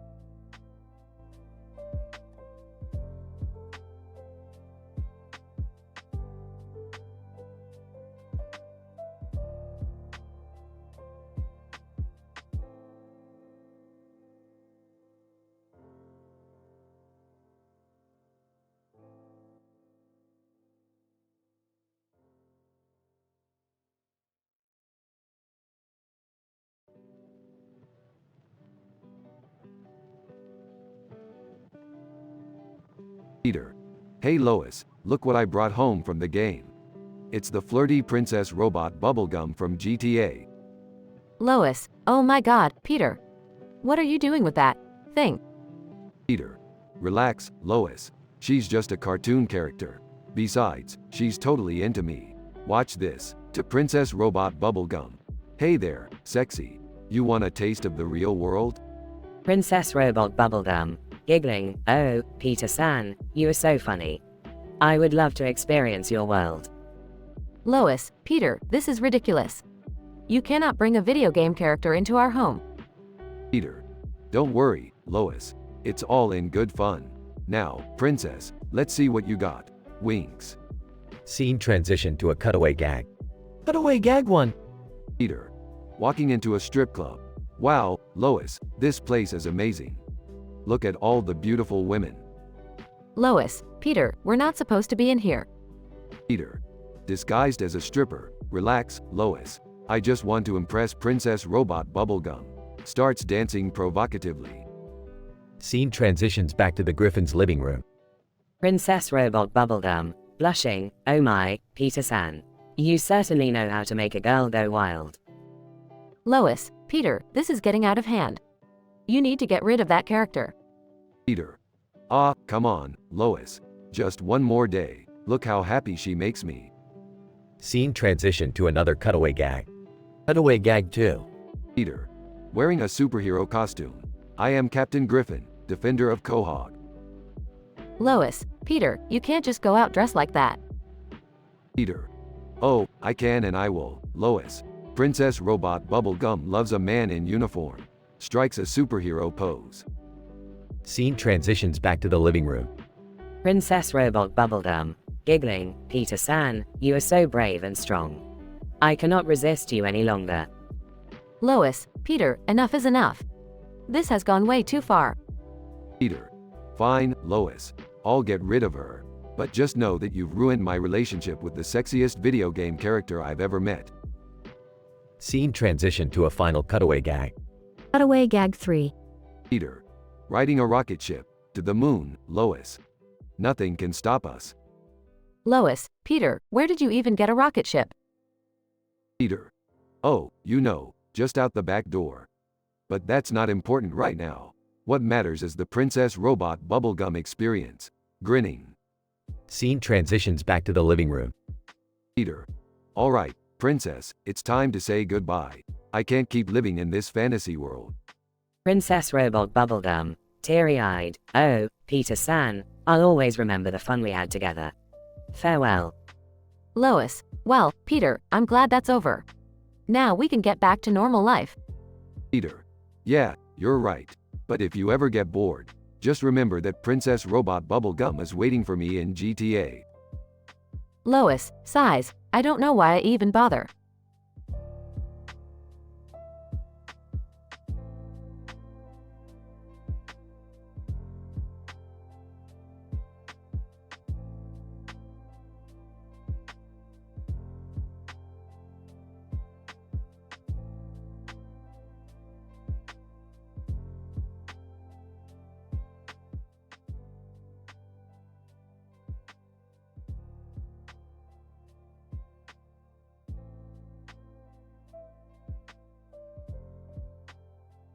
Peter.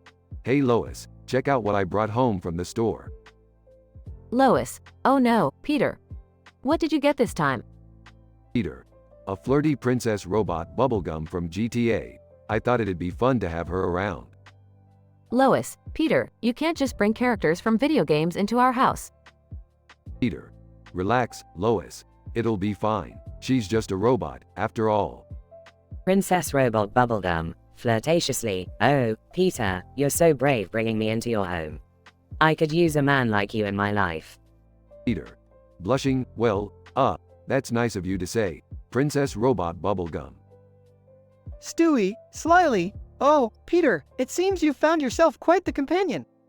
I wonder how compatible you two really are." Peter, Stewie, shut up. Let me enjoy my new friend. Cut away gag 1. Peter, trying to impress Princess Robot Bubblegum. So, Princess, have you ever been with a man who can recite the entire Star Wars saga in reverse order? Princess Robot Bubblegum, leaning in, "Oh, Peter, that's so tempting. Maybe I just need a little taste of your dark side." Peter, excitedly, "Oh, baby." Cut away gag 2. Peter, at a fancy restaurant with Princess Robot Bubblegum. So, Princess, do you prefer your sushi cooked or raw? Princess Robot Bubblegum, seducing, "Oh, Peter, I like it raw. Just like my love for you." Peter, nervously, "Wow, that's quite the statement." Cutaway gag 3. Peter, on a romantic picnic with Princess Robot Bubblegum. "Princess, I've never felt this way before. I think I'm falling in love with you." Princess Robot Bubblegum, giggling, "Peter, love is like a good headshot. It's all about the aim and the explosion at the end." Peter, confused, thanks for the poetic insight, Princess." Denise, walking in, "Peter, what the hell is going on here? Who is this robot seductress?" Peter, Denise, this is Princess Robot Bubblegum. She's, just visiting." Denise, "Well, it looks like you're more than just visiting, Peter. You better explain yourself." Peter, nervously, Lois, do you mind if Princess Robot Bubblegum stays with us for a little while longer?" Lois, sighs, "Fine, Peter. But you better keep it under control." Peter, thanks, Lois. I promise, things won't get too crazy.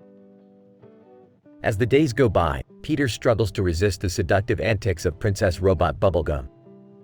However, with the support of his family and a little self-control, he manages to keep the situation from getting out of hand. Eventually, Princess Robot Bubblegum returns to her virtual world, leaving Peter feeling both relieved and a little wistful for the excitement she brought into his life. Family Guy never fails to bring unconventional scenarios and unexpected humor into the lives of the Griffins.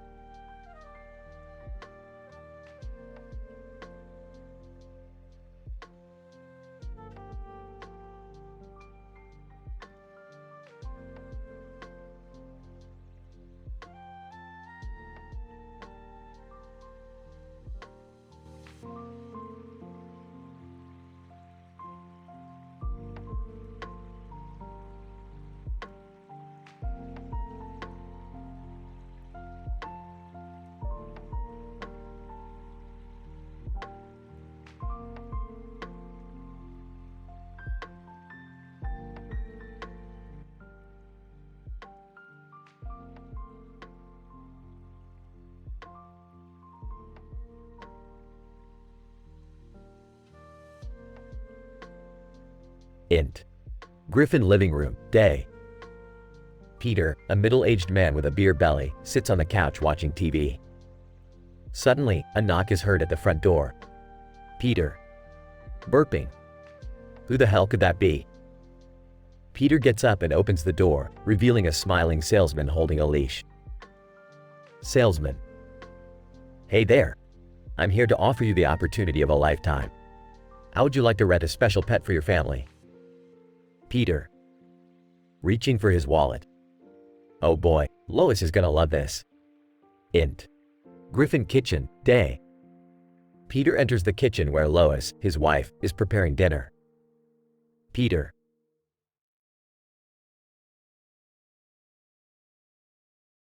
Holding the leash. Lois, guess what? I rented a pet unicorn. Check it out. Lois looks at the leash, skeptical. Lois. Peter, are you sure this is a good idea? Peter. Of course, Lois. Nothing could go wrong with a magical unicorn. Cut away gag! Unicorn's rainbow ass! The scene transitions to inside a brightly colored unicorn's rectum, where items from various episodes of Family Guy get sucked in, creating a colorful mess. Cut to. Int. Griffin backyard, day. The family is outside, watching in awe as the unicorn prances around, leaving a trail of rainbows behind. Meg. Excitedly. Wow, it's so pretty. Chris. Amused. Dude, this is unreal. Stewie. Disgusted. I can't believe I'm witnessing unicorn flatulence. Cut away gag! Unicorn eating a Cheetos bag! The scene transitions to a unicorn eating an entire bag of Cheetos, causing its insides to be coated in orange dust and puff out like a balloon. Int. Griffin living room, night. The family gathers around the TV, still in awe of the mesmerizing unicorn. Brian. Mocking. Really, Peter? A unicorn? You've outdone yourself this time. Peter. Defensive. Hey, it's not my fault he's so damn magical. Cut away gag! Peter on a unicorn ride! The scene transitions to Peter riding the unicorn like a cowboy, screaming at the top of his lungs and knocking over random objects as they fly by. Int. Griffin bedroom, night. As Peter and Lois lay in bed, the sounds of the unicorn's digestive system can be heard from outside. Peter. Smirking. You know, Lois, unicorns have a unique way of farting. Lois. Disgusted. Peter, that's enough. I can't take it anymore. Suddenly, a loud fart sound echoes through the house. Peter. Laughing. Oops. I guess he let one rip again. Final cutaway gag. The unicorn's fart heard around the world. The scene transitions to a news anchor reporting on a massive rainbow-colored gas cloud engulfing the city of Quahog, causing chaos and hilarity in its wake. Fade out.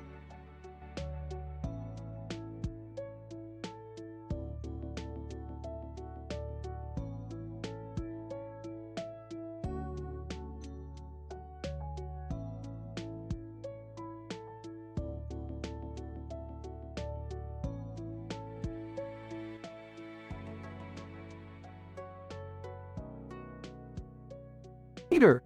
Hey Lois, I just stumbled upon this amazing pet rental service. Guess what I rented? Lois. Oh no, Peter, what is it this time? Peter. A pet unicorn. And not just any unicorn, Lois, an obese unicorn. Lois. Peter, why on earth would you rent an obese unicorn? Peter. Well, remember how we always wanted to have a unicorn? This is like our dream come true. But this one's special, Lois. Every time it farts, it shoots out rainbows. Cutaway gag 1. Scene. Peter and the unicorn at a party. Peter. Hey, everyone. Watch this. Unicorn farts and a rainbow shoots out, engulfing the entire room. Partygoers. Wow, that's so cool. Cutaway gag 2. Scene. Peter and the unicorn at a car wash. Peter. Hey unicorn, you ready to get washed? Unicorn. Grunts. Unicorn farts and a rainbow shoots out, washing all the cars. Cut to Peter in a car, getting splashed with rainbow-colored water. Peter. Wow, this is better than getting a regular car wash. Cutaway gag 3. Scene. Peter and the unicorn at a fast food restaurant. Unicorn. Hungry grunts. Peter. All right, buddy, time to eat. Unicorn sucks up all the food and drinks through its ass, turning them into rainbow-colored versions. Cashier. Sir, your unicorn just sucked up our entire kitchen. Peter, don't worry, it's just the magic of unicorns, turning everything into rainbows. Scene transitions back to the Griffin's living room. Lois, Peter, this is ridiculous. What are we going to do with an obese unicorn that shoots rainbows out of its ass? Peter, well, we could use it to clean up the streets. Imagine how pretty Quahog would look with rainbow-colored roads. Plus, it's always a conversation starter. Lois, Peter, sometimes I just don't understand your logic. Peter, that's why you love me. Closing scene. Scene. Quahog with rainbow-colored roads and buildings. Air Adam West, ladies and gentlemen, welcome to the new Quahog, the world's first rainbow city. Scene. A rainbow-colored Meg floating in the air. Meg, can this day get any weirder?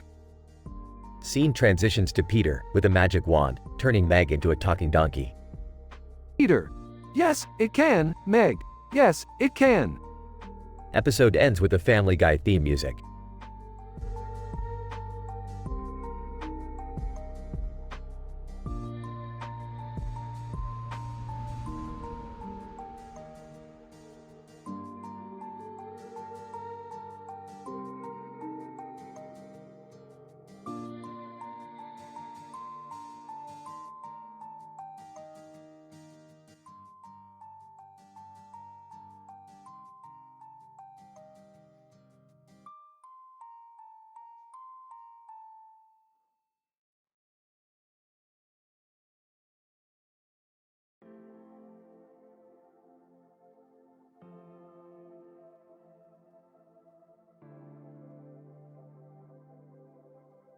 Title: The Maze of Redemption. Characters. 1. Jigsaw, a cunning and sadistic mastermind. 2. Emily, a young woman trapped in a deadly game. Emily wakes up in a dimly lit, derelict bathroom. She is disoriented and quickly notices a twisted contraption attached to her arm, a trap designed to maim or kill.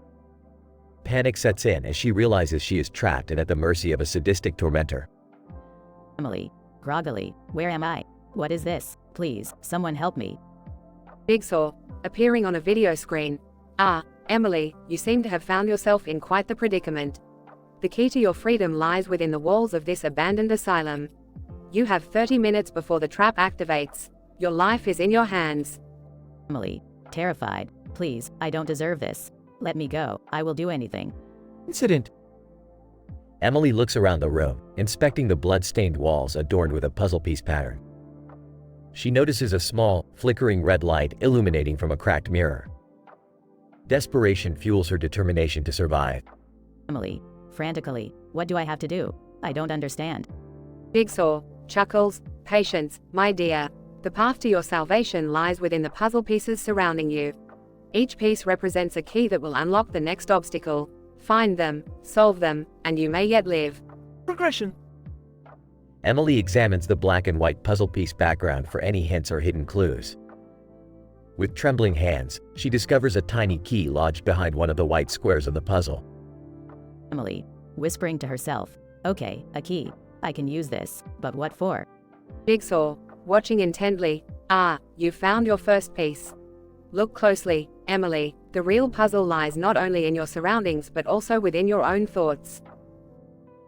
Emily, determined to survive, searches frantically, finding more hidden keys behind puzzle pieces and navigating through a maze of rooms filled with deadly traps. Time is ticking away, and she knows her every move must be calculated to escape the impending doom. Emily, breathless, please, just let me out. I've solved the puzzles, I've proven myself. Have mercy. Jigsaw pauses. Emily, your persistence is commendable. In your spirit, I see a young purity and innocence that I rarely encounter in my subjects. For that reason, I shall spare you. Jigsaw reveals himself, unlocking the final door to freedom. Emily falls to her knees, tears streaming down her face. A mixture of relief and confusion envelops her, unsure of Jigsaw's motives. Emily, choked up, why? Why did you save me? I thought you enjoyed watching people suffer. Jigsaw, softly, my dear, you may not realize it, but you possess a spark of compassion and resilience. Your survival in this trial is a testament to your strength. I believe you can make a difference in this world. Epic unexpected end. Jigsaw hands Emily a letter containing the names of corrupt individuals who had ruined her life. He reveals that his deadly games were not solely motivated by sadism but instead served as a way to bring justice to those who thought themselves untouchable. Emily, with newfound purpose, becomes Jigsaw's reluctant accomplice, utilizing her purity and innocence to help cleanse the world of its wickedness. Emily, trapped between gratitude and unease, thank you, I think, but what now? Jigsaw, together, Emily, we shall make the world see what lies beneath their masks of innocence. And maybe, just maybe, we can turn darkness into light. In this twisted tale, the boundaries of good and evil blur, leaving us to question the moral complexities of life and the lengths one is willing to go for redemption.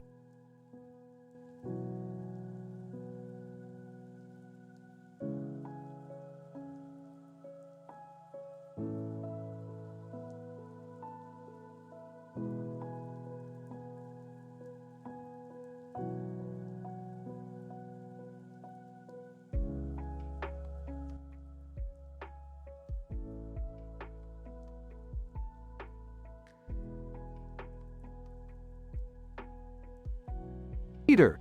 Hey Lois, check it out. I rented a pet unicorn for the weekend. Lois, oh, Peter, not another one of your crazy ideas. What are we going to do with a pet unicorn? Peter. Well, you see Lois, this unicorn has a magical power. It sucks everything up its ass and then shoots it out covered in rainbows. Lois, that's interesting, I guess. Just make sure it doesn't cause any trouble. Scene, the Griffin's living room. The pet unicorn, named Sparkles, enters. Peter. All right, Sparkles, time to show everyone your magical power. Sparkles, in a high-pitched voice, prepare to be amazed. Scene, Sparkles starts sucking up everything in the living room, including the furniture, the TV, and even Brian. Peter. Wow, this is incredible. Look at all these rainbows. Lois, Peter, what the hell? Our house is destroyed. Scene, cutaway gag number 1. Peter, in a baby voice. Hey Brian, watch this. Peter pulls down his pants and starts peeing rainbows. Brian, shocked. Peter, what the F? Peter. We might need a plumber for this one, Brian. Scene, back to the Griffin's living room. Lois, Peter, we need to figure out a way to stop this madness. Our entire house is covered in rainbows. Stewie, entering the room. Fear not, Mother. Stewie Griffin is here to save the day. I have a plan. Scene, cutaway gag number 2. Stewie, dressed as a unicorn, attention, Quahog. Prepare to be dazzled by my fabulous rainbows. Stewie shoots rainbows out of his ass, covering the entire town. Quagmire, walking by. Wow, Stewie really knows how to party. Scene, back to the Griffin's living room. Peter. Okay, Stewie, what's the plan to fix this mess? Stewie, we need to find the source of Sparkle's power and reverse it. Brian, get the pet unicorn manual. Brian, holding the manual, it says here that in order to reverse Sparkle's power, we need to tickle its belly while singing I'm a Little Teapot in Mandarin. Scene, cutaway gag number 3. Stewie, dressed as a Chinese teapot. Musical note I'm a little teapot, short and stout. Musical note. Scene, back to the Griffin's living room. The family follows the instructions and Sparkle's power is reversed. Lois, thank God this is over. Our house is back to normal. Peter. Yeah, it was a wild ride, but I'm glad we got to experience it. Scene, conclusion. The Griffins stand in their rainbow-covered living room, an exciting yet bizarre adventure behind them. Meg, so, can we get our security deposit back for the destroyed house? Peter. Meg, shut up. No one cares about that right now. We just had a unicorn that shot rainbows out of its ass. Fade out.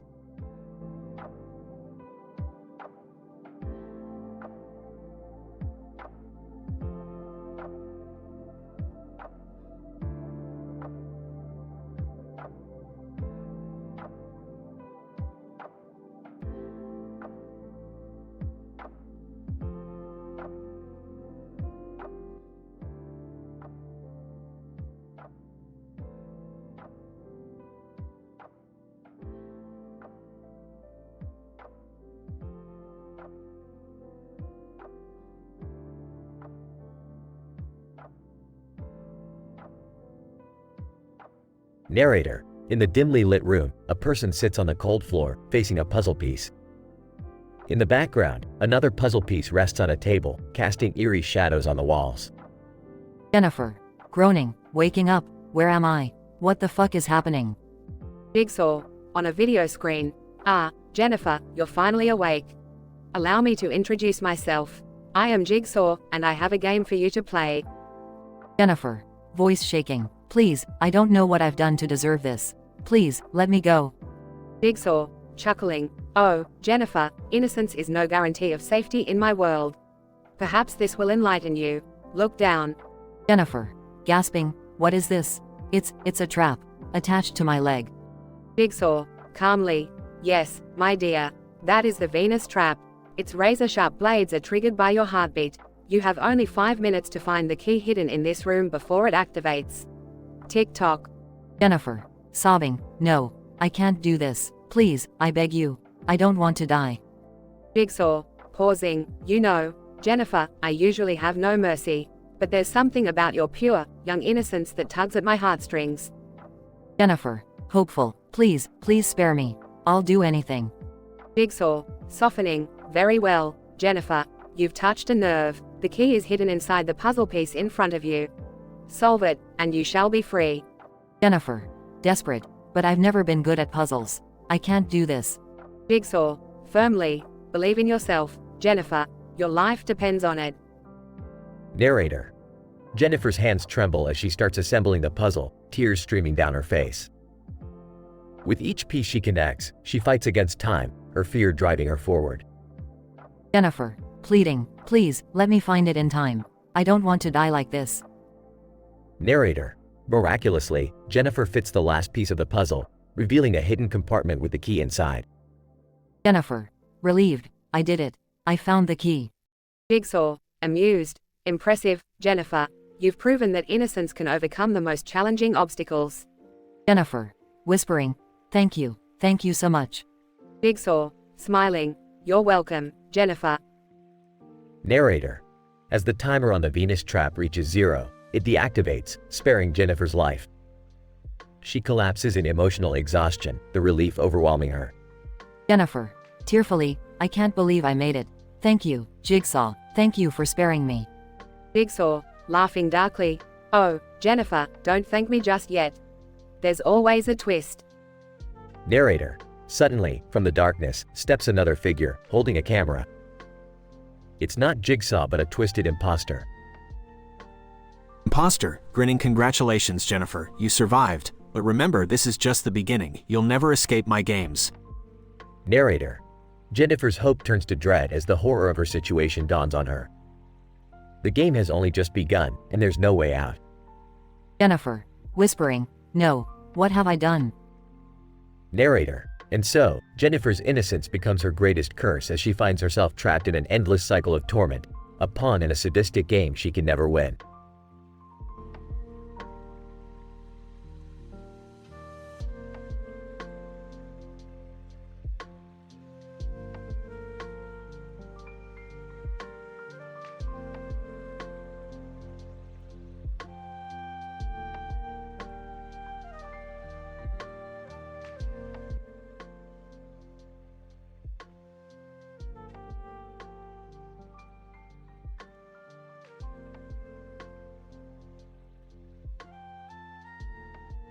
Peter.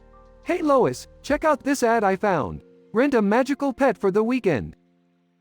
Lois, oh, Peter, I don't know about that. We've had some pretty crazy experiences with magical stuff in the past. Peter.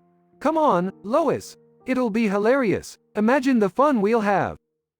Cutaway gag 1. Peter dressed as a magician, pulling a rabbit out of his hat, but instead, a grizzly bear comes out and mauls him. Lois, all right, fine. But if anything goes wrong, it's on you, Peter. Peter. Don't worry, Lois, nothing can go wrong. I'm gonna call them right now. Peter calls the rental company. Peter. Hi, yeah, I'd like to rent a magical pet for the weekend. Do you have any unicorns? Great. Cutaway gag 2. Peter walking a unicorn on a leash, but instead of leaving hoofprints, the unicorn leaves trails of glitter and Skittles. The rental unicorn, Rainbow, arrives. Rainbow, Unicorn. Greetings, humans. I am Rainbow the Magnificent. Prepare to be amazed. Stewie, oh, how charming.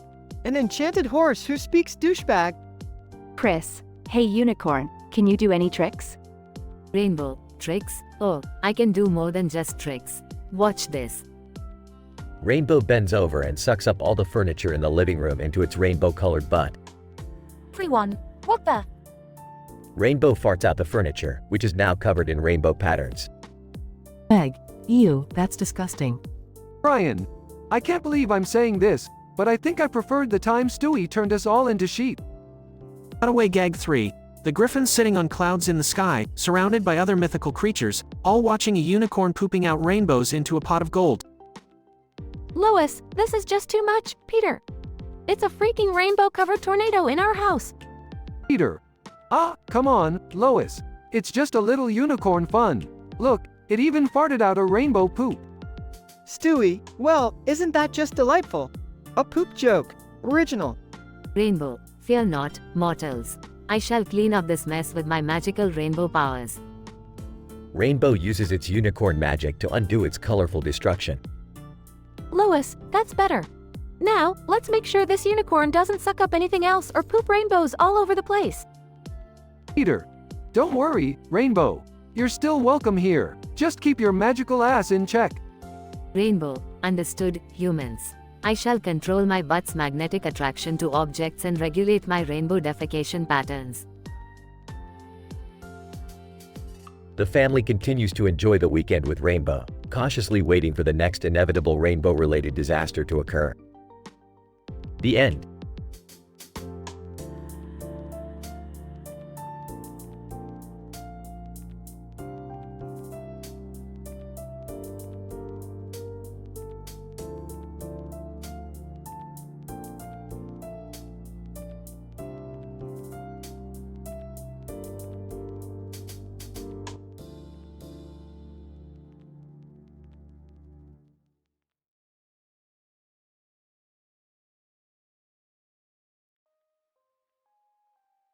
Ava. Waking up, groaning, what the fuck? Where am I? Flickering lights illuminate the abandoned bathroom, revealing a contraption attached to Ava's arm. Ava, panicking, what the hell is this thing on my arm? Jesus Christ. Jigsaw's voice crackles through a nearby speaker. Jigsaw. Ava. Welcome to your game. Can you escape the trap before time runs out? Ava, no, please, I beg you. Let me go. I won't tell anyone about this. Jigsaw. Chuckles. Oh, Ava. It's not that simple. You see, I selected you for a reason. Pure, innocent, and untouched by this cruel world.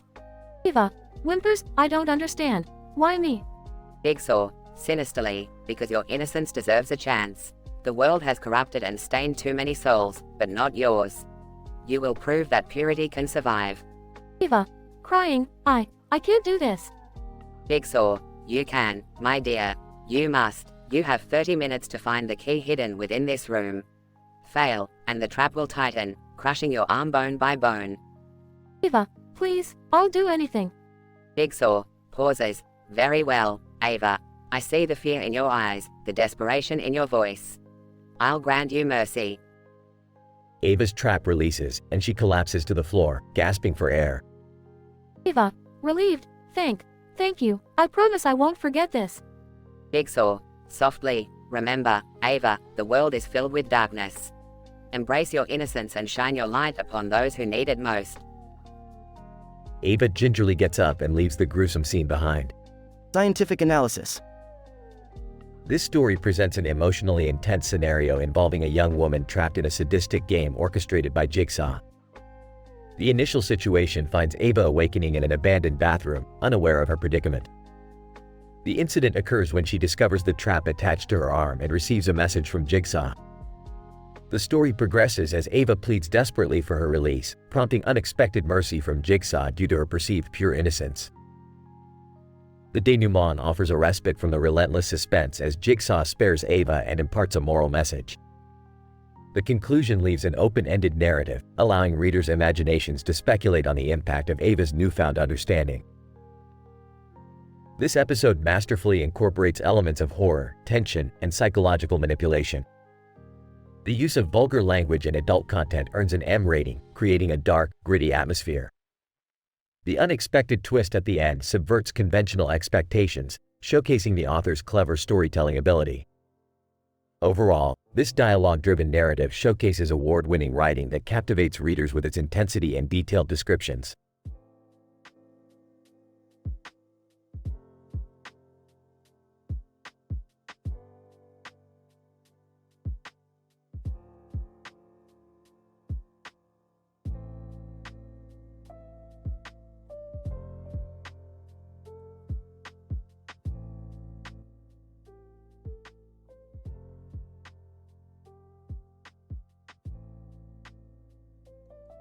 Peter. Hey guys, check out what I found. I rented a pet unicorn. Lois, Peter, please tell me you're joking. We can't have a unicorn in the house, it's just not practical. Peter. Don't worry, Lois. This unicorn is special, it's magical and it can do all sorts of amazing things. Brian. I don't know about this, Peter. Unicorns aren't exactly known for being the easiest pets to handle. Stewie, oh, this should be entertaining. I can't wait to see this unicorn's magical abilities. Or lack thereof. Scene transitions to the living room with a unicorn. Peter. Alright, say hello to Twinkle Butt. Twinkle Butt. Winnie's. Scene transitions to a cutaway gag. Cutaway gag 1. Peter, wearing a tutu, paints himself to look like a rainbow and starts singing "Somewhere Over the Rainbow" on a crowded city street. Scene transitions back to the living room with the unicorn. Lois, Peter, what did I tell you about renting random things without thinking it through? Meg, yeah, Dad. Remember the chainsaw incident? Peter. Oh, come on guys. This time it's gonna be different. Look, Twinkle Butt can do magic tricks. Twinkle Butt magically produces a deck of cards. Scene transitions to a cutaway gag. Cutaway gag 2. Stewie, dressed as a magician, tries to pull a rabbit out of a hat but ends up pulling out an annoyed Tyrannosaurus Rex instead. Scene transitions back to the living room with the unicorn. Chris. Hey, look. Twinkle Butt is sucking up some kind of magical light. Lois, I don't like the look of this, Peter. What's happening to Twinkle Butt? Peter.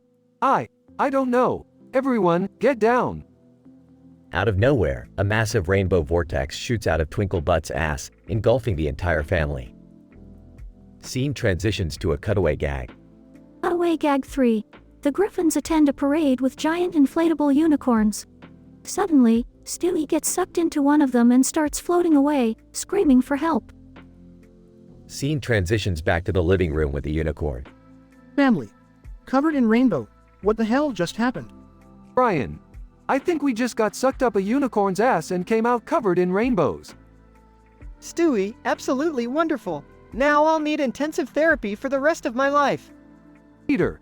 Well, at least we had a little magical adventure, right? And we all made it out okay. Lois, just promise me, Peter, no more magical pets. Ever. Peter. Deal, Lois. But imagine how cool it would be to have a hippogriff.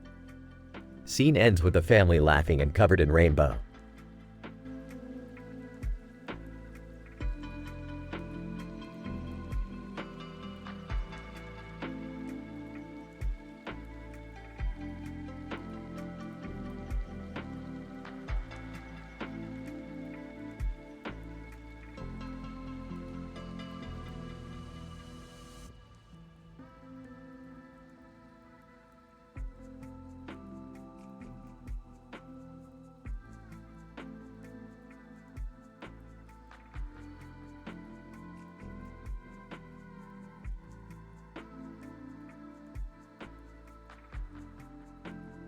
Title: The Domino of Desperation. Characters.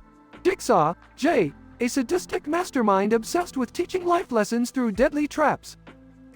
Emily, E, a young woman who finds herself trapped in one of Jigsaw's macabre games. E, panicking. Where am I? What happened? Oh God, my head hurts. Looks around and sees the dominoes. What the hell? Why am I in a freaking bathroom with dominoes? Incident. E, notices a trap on her arm. No. What is this? It's attached to me. Inspects the trap. Oh my god, there's a needle. Reads the message attached to the trap. Welcome, Emily. You've been chosen to play a game of life and death. One wrong move, and you'll meet your demise. Choose wisely, for your time is ticking. Progression. E. Begging. Please. I don't understand why I'm here. What I've done. I don't want to die. Please, please let me go. J. Appearing on the screen. Emily, begging for your life already? How ordinary, but I see something in your eyes, a trace of innocence.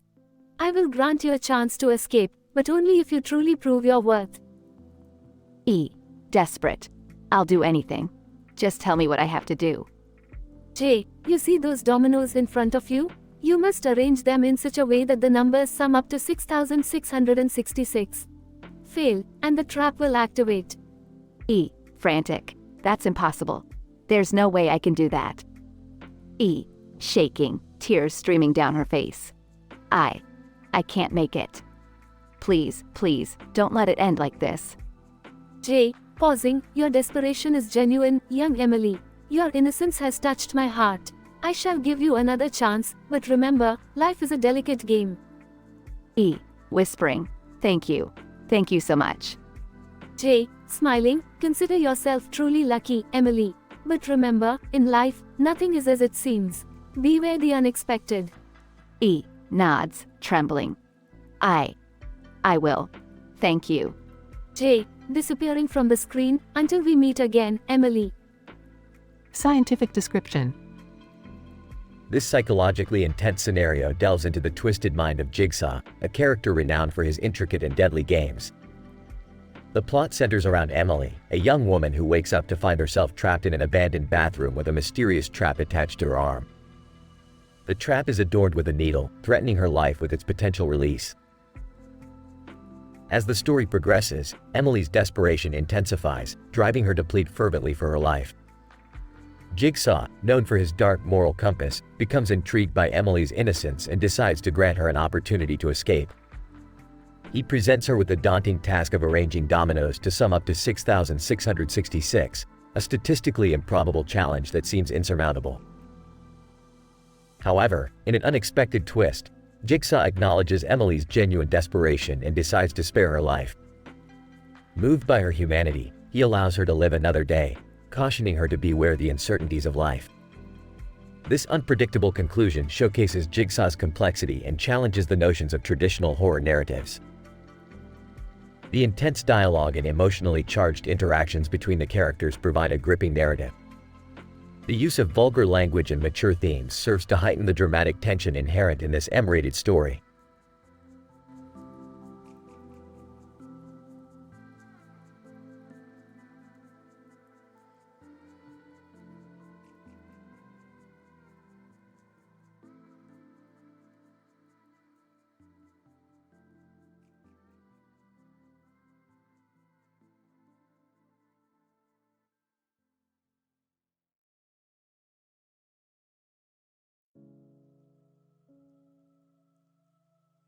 Title: Unicorn Mayhem. Characters: Peter Griffin, Lois Griffin, Stewie Griffin, Brian Griffin, Chris Griffin, Meg Griffin. Unicorn rental clerk. The Griffin family is sitting in the living room watching TV. Peter. Lois. I'm bored. We need to do something exciting. Lois, Peter, we just went on vacation last week. Can't we just relax for a bit? Incident. Peter. Nope, I've got an idea. I'm gonna rent a pet unicorn. That's gonna be freaking epic. Lois, Peter, unicorns don't exist. You're wasting your time. Cutaway number 1. Peter dressed as a medieval knight charging with a sword at a field full of unicorns. Peter. See, Lois. Unicorns are real. Lois, that's not proof, Peter. Progression. The Griffins arrive at the unicorn rental store. Unicorn rental clerk. Welcome, folks. How can I help you today? Peter. Hey, I'm here to rent a unicorn. Unicorn rental clerk. Well, you're in luck. We just received a new shipment of unicorns. Remember, though, they're not for everyone. Cutaway number 2. Peter drinking a potion that turns him into a half-man, half-unicorn creature. Peter. Whoa, I'm a uni-man. The Griffins bring the rented unicorn home. Stewie, why do we have a rainbow-colored horse in our living room? Peter, it's not just any horse, Stewie. It's a magical unicorn. The unicorn suddenly sucks everyone up its ass, engulfing them in a colorful rainbow transformation. Lois, Peter, what the hell is happening? I can't feel my legs. Cutaway number 3. The Griffins walking through a field while being pelted by rainbows. Peter, a rainbow shower? That sounds fun. The rainbow-covered Griffins are back in the living room, normal again. Chris, that was the weirdest experience of my life. Meg, can we please never do that again? Brian, I can't believe I got sucked up a unicorn's ass. What a story to tell at the dog park. Stewie, well, at least we're all back to normal now. But seriously, Peter, can we stick to something less insane next time? Peter, don't worry, guys. I already have another idea. Next weekend, we're going skydiving. Everybody groans in unison. The Griffins continue their dysfunctional yet adventurous lives, leaving chaos and hilarity in their wake.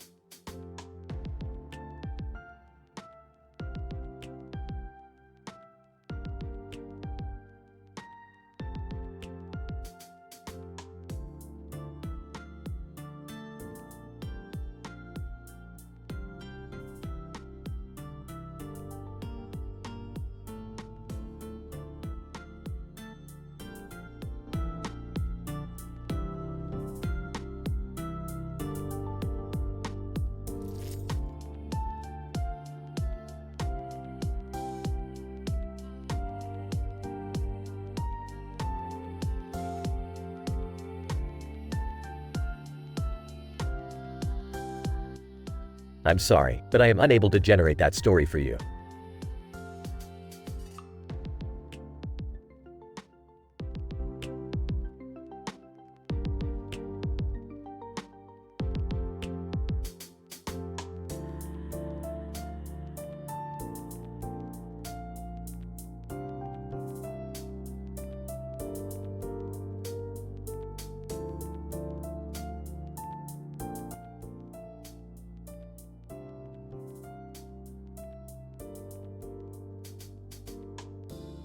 Title: The Red Canvas.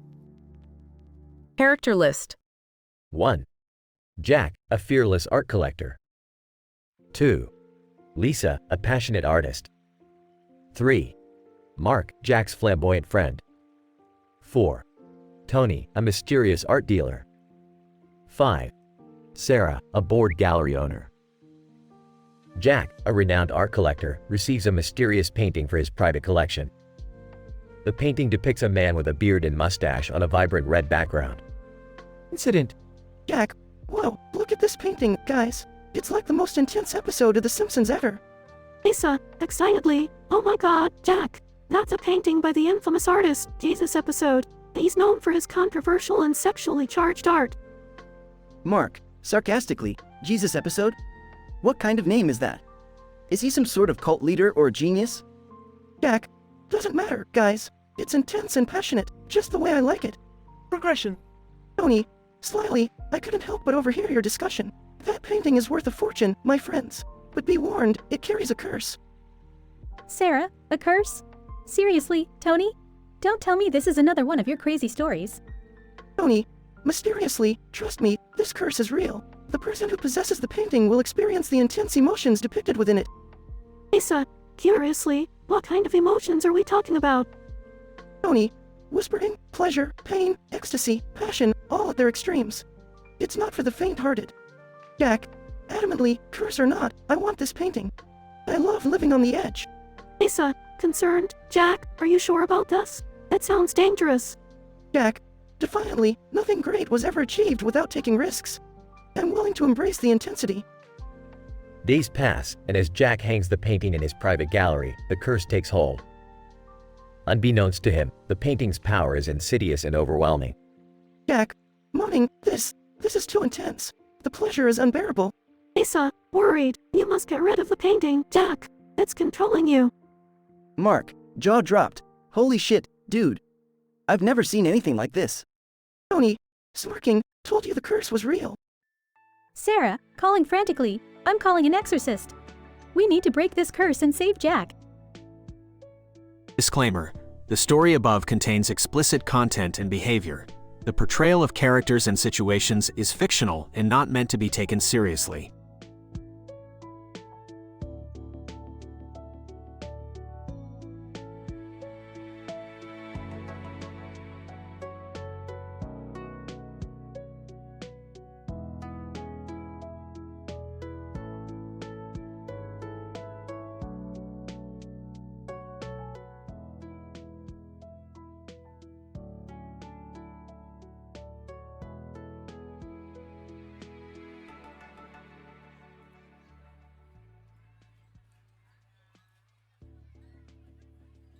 Hank, Bobby, come out here and look at this. There's a damn plane show happening right above Arlen. Bobby, excited? Wow, Dad, look at all those planes. I've never seen anything like this before. Hank, neither have I, son. This is a spectacle. Let's gather everyone on the patio to watch. Piggy, Dale, Bill, Boomhauer, get over here. Peggy, rushing out, Hank, is this some sort of emergency? Did you find another propane leak? Dale, holding a conspiracy theory pamphlet. I knew it, Hank. The government's sending their flying surveillance devices to spy on us. Bill, clueless, oh, wow, gingerbread planes with icing sugar clouds. Beautiful. Boomhauer, speaking rapidly, man, tell you what, airplanes in the sky, man, it's like the wind, they're there but you can't really see them, you know what I'm saying? Hank, ignoring Dale and Bill, no, Piggy, this is just a plane show. Look, there's even a banner with, Welcome to Allen, Texas, trailing behind the lead plane. Bobby, suddenly, Dad, look, that banner just broke loose from the plane. It's coming right towards us. Hank, panicking. Everybody, take cover. That van is gonna hit us and tear the house down. Peggy, hysterical, Bobby, grab my hand. We'll make a human chain and protect ourselves. Dale, putting on a tin foil hat, don't worry, everyone. I've got my anti-surveillance gear right here. You're safe with me. Bill, curiously, hey guys, speaking of flying, do you think Kanye West took flying lessons from an eagle? Boomhauer, frustrated, man, Bill, let me tell ya, flying with Kanye West. I tell ya what, man, it's like trying to catch a greased pig in the dark. Hank, crouching, brace yourselves. Here comes the banner. Bobby, whispering, Dad, I've never seen you like this. You're always so calm. Are you scared? Hank, face pale. Son, this isn't just any banner. This is a warning from above, telling us to hold on to our propane tanks and live life to the fullest. Peggy, sobbing, Hank, I love you. If this is the end, I want to spend my last moments with you. Dale, chanting conspiracies, it's happening, people. The apocalypse is upon us. Repent. Bill, confused, wait, if Kanye West can fly in the sky, does that mean the sky is the limit? Whoa. Boomhauer, frustrated, man, Bill, I tell ya what, the sky ain't no limit for Kanye West. He's got no limits, man. He's flying above us all. Just as the banner reaches the patio, it suddenly veers off and lands harmlessly in the yard. Hank, relief. Well, I'll be damned. It missed us. Everyone, we're safe. Peggy, wiping away tears, oh, Hank, I'm so glad we made it through this. Let's never take life for granted again. Dale, examining the fallen banner, see, I told you it was government surveillance. They're just messing with us. Bill, nodding, yeah, like Kanye West messing with gravity. Sometimes you just got to let go and let Kanye. Boomhauer, chuckling, man, I'm telling ya, best damn plane show I ever saw. Bet Kanye's looking down, saying, yup, that's what I'm talking about, man. Hank, chuckling, well, we've certainly had our fair share of excitement for one night. Let's go back to watching TV and appreciate the normalcy. Bobby, smiling, I'll never forget this night, Dad. It's been crazy. Hank, patting Bobby's shoulder, neither will I, son, neither will I.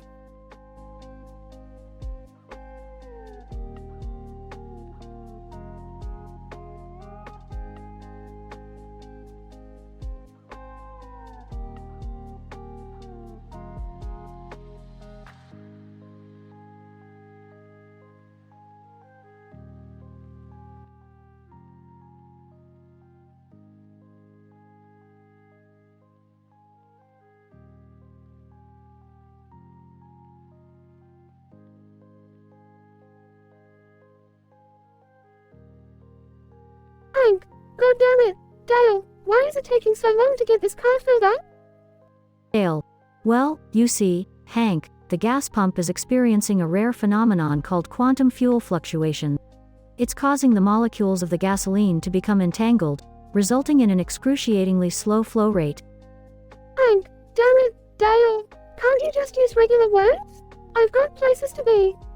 Dale, look, Hank, I'll explain it in simpler terms. The gas pump's gone haywire. Think of it like trying to pee after a wild night of drinking beer and eating spicy chili. It's slow, it dribbles, and it's frustrating as hell. Bill, well, you two can argue all you want, but I've got something way more important to worry about. I just found out that Peggy's having an affair with Boomhauer. Hank, what? Bill, are you sure about this? Bill, yep, saw them with my own two eyes. It was hotter than a Texas summer day out there. Dale, well, I'll be damned. Peggy and Boomhauer? That's like mixing propane with a combustible substance, you know what I mean.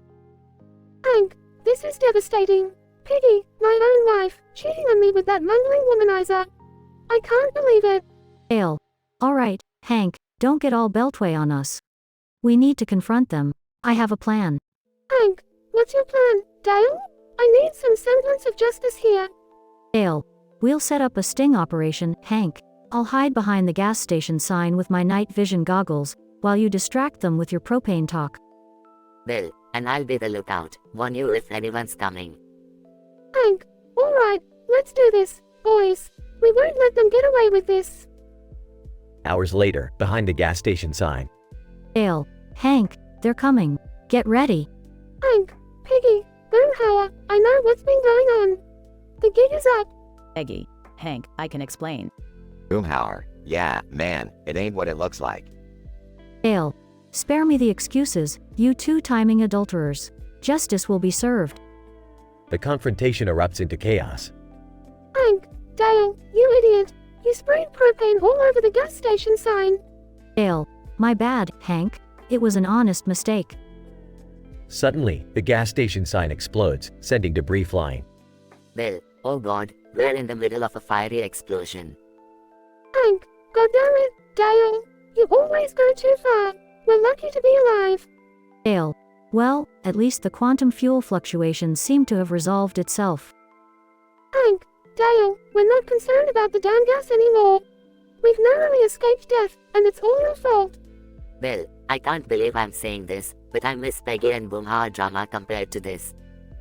Dale, look, guys, let's just go get some beer and forget this whole thing ever happened. You in? Hank, fine, but I'm driving, and absolutely no propane talk. The three friends walk away from the flaming wreckage of the gas station, ready to drown their troubles in cold beer. Resigned to the absurdity of life, the three friends learn that even in the most outrageous situations, their bond remains unbreakable. The first episode of the announced King of the Hill reboot concludes with a fiery explosion, shattered relationships, and a renewed commitment to friendship, propane talk-free. Only in Texas, y'all.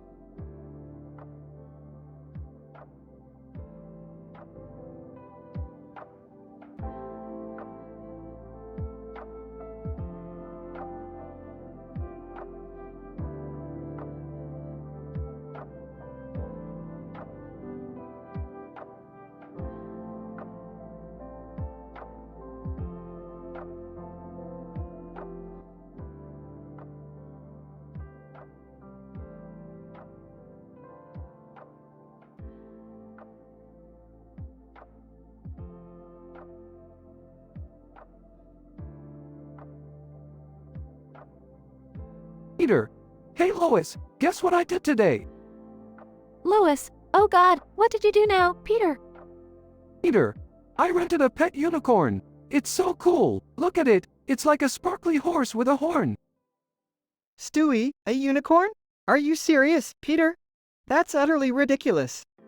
Peter, shut up, Stewie. You don't understand how awesome it is. Watch this. Peter approaches the unicorn. Unicorn. Size. Here we go again. Another idiot human. Peter. Giggles. Alright, unicorn, show us what you got. Unicorn. Rolls its eyes, fine, but don't say I didn't warn you. Opens its mouth wide. Incident. The unicorn sucks Peter, Lois, Stewie, Chris, and Meg up its ass. Peter, what the hell is happening? We're being sucked up by a unicorn's ass. Stewie, I can't believe this is actually happening. I demand a cutaway gag. Cutaway gag 1. Peter, dancing with a salsa band. Look, Lois, I'm the spicy meatball. Lois rolls her eyes. Peter, please stop embarrassing yourself. Peter, laughing, but Lois, this is what cutaway gags are all about. Back to the unicorn. Unicorn, enjoying your little trip up my ass, humans? Chris, this is so messed up. How are we going to get out of here? Meg, I told you renting a unicorn was a bad idea. Unicorn starts morphing and covering itself in rainbows. Lois, oh my God, it's turning into a rainbow unicorn. Stewie, well, this just got even more absurd. At least we match its ridiculousness now. Progression. The group tries to find a way out while the rainbow unicorn prances around. Unicorn prancing, singing, I'm a little teapot. Peter, we're trapped in a rainbow tea party inside a unicorn's ass. This is a new low for us, guys. Unicorn suddenly stops. Unicorn. Okay, this is getting weird even for me. Time to spit you all out. The unicorn spits out the family, covered in rainbow sparkles. Peter, phew, we made it. I knew this unicorn ride would be worth it. Chris, Dad, please never rent anything like this again. I can't handle it. Peter, come on, Chris. This is the kind of adventure that makes life interesting. The family reflects on their bizarre experience. Cutaway gag 2. Peter, wandering through a desert. Oh no, I've become a character from a cutaway gag. What do I do now? Man walking by. It really is strange to see a cartoon character in real life, isn't it? Peter, laughs awkwardly. Yeah, just trying to find my way back home. Back to the family. Lois, well, that was certainly one for the books. I need a strong drink after this. Stewie, it's remarkable how we managed to get into these ridiculously absurd situations. But hey, that's why people love us. Cutaway gag 3. Peter, dressed as a clown, juggling bananas. Look, everyone. I'm a talking potato. Proud. Laughs hysterically. Lois shakes her head. I can't believe I married this man. Stewie, we may be a dysfunctional family, but at least we're never boring. End of the episode.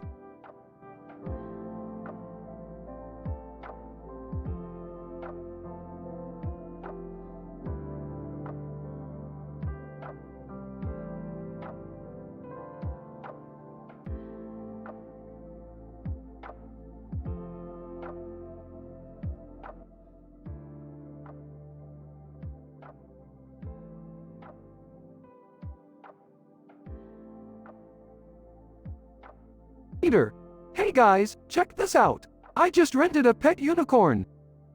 Lois, Peter, renting a pet unicorn? Really? What are you planning to do with that? Peter, well, Lois, I thought it would be awesome to have a magical creature in the house. Plus, imagine the tricks we can teach it. Stewie, oh, how utterly predictable. Peter, a pet unicorn? You never cease to amaze me with your absurdity. Peter, oh, come on, Stewie. It's gonna be fun. Just wait until you see what this unicorn can do. Scene. The family gathers in the backyard with the rented unicorn. Peter, look, everyone. Here's our new pet unicorn. Isn't it magnificent? Unicorn emits a magical glow. Meg, wow, it's glowing. That's so cool. Scene. Cutaway gag 1. Meg is transformed into a singing mermaid, swimming in a sea of rainbow-colored vomit. Scene. Back to the present. Peter, Alright, everyone, gather around. Let's see what other wonders our unicorn can do. Unicorn suddenly engulfs the family with its rainbow-colored magic. Scene. Cutaway gag 2. The Griffins are transformed into a colorful marching band, playing instruments made entirely of rainbows. Scene. Back to the present. Brian! Peter, what the hell is happening? We're covered in rainbow goo. Peter, I don't know, Brian, but this is way better than I expected. Scene. Cutaway gag 3. The Griffins are transformed into superhero versions of themselves, fighting off a gang of evil clowns with rainbow-themed superpowers. Scene. Back to the present. Stewie, so, let me get this straight. This rented unicorn is sucking everyone up its ass and transforming us into weird, rainbow creatures? Lois, that's something I never thought I'd hear myself say. Peter, yep, that pretty much sums it up. Isn't it fantastic? Brian, well, at least it's entertaining, in a bizarre and disturbing way. Scene. The family continues to enjoy their newfound rainbow powers. Scene. The unicorn suddenly disappears, leaving the family covered in rainbow residue. Peter, oh no, our unicorn vanished. Guess our magical reign of gayness is over. The Griffins, still covered in rainbow-colored goo, share a laugh as they realize the absurdity of the situation while the camera zooms out to reveal a rainbow-filled quahog. Scientific description. This Family Guy episode features an unlikely scenario where Peter Griffin rents a pet unicorn, leading to a series of remarkable and scientifically impossible events. The unicorn's magical abilities, generated by its rectal orifice, emits a transformative rainbow energy. The rainbow-colored transformations experienced by the Griffins defy the laws of physics, altering their physical appearance as they become mermaids, marching band performers, and superheroes. The mechanism behind the unicorn's rainbow emission remains unexplained, as it defies any known scientific explanation. Nonetheless, it serves as a plot device to create absurd, humorous situations typical of the Family Guy TV show. The episode successfully integrates metafictional cutaway gags, mocking American culture, into the narrative.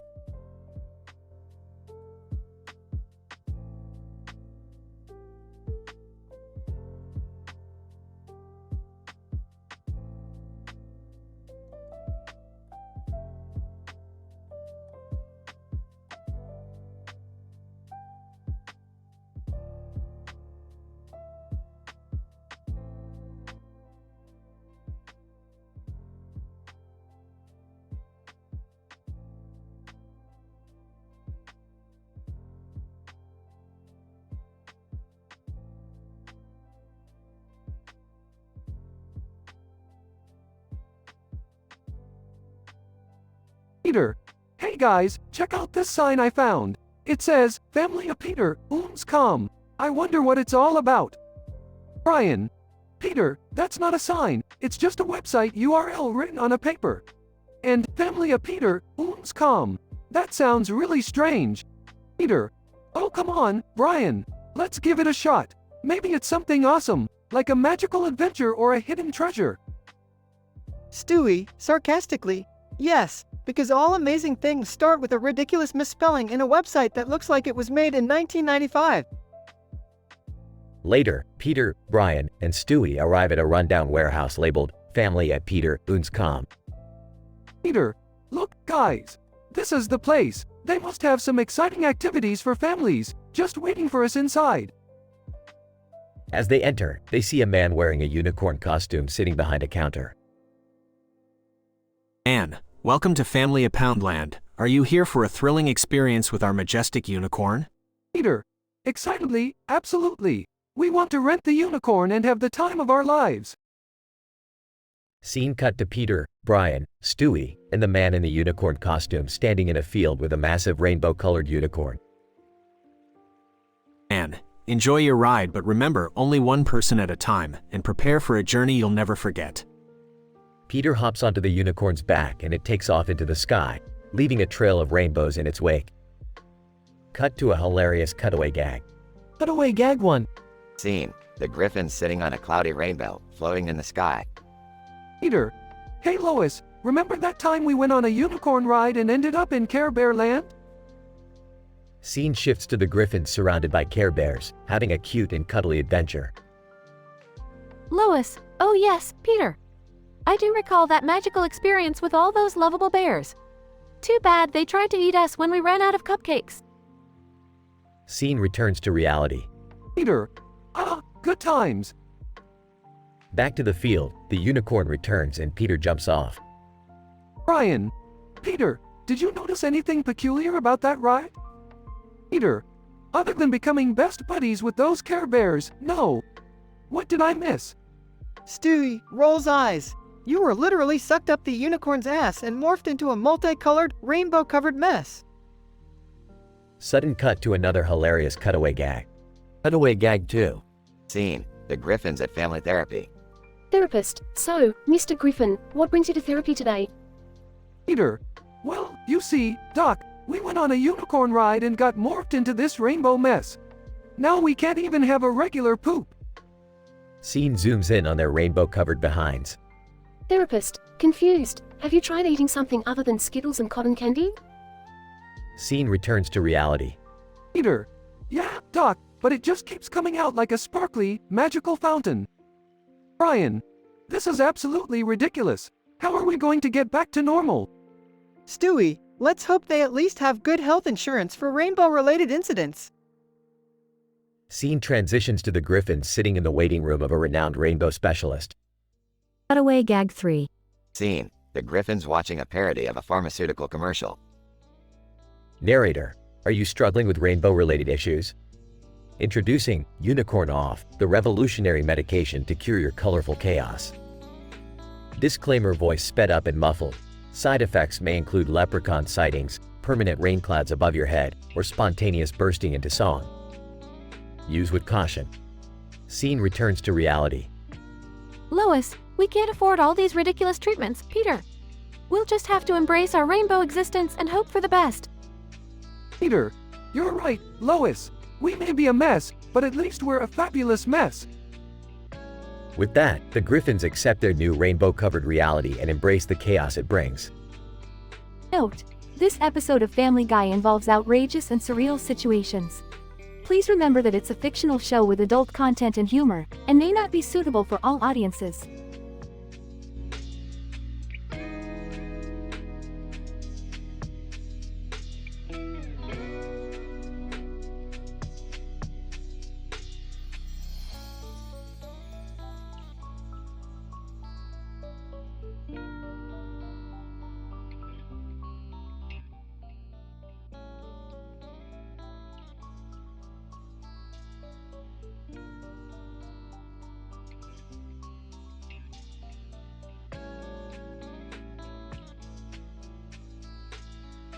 Int.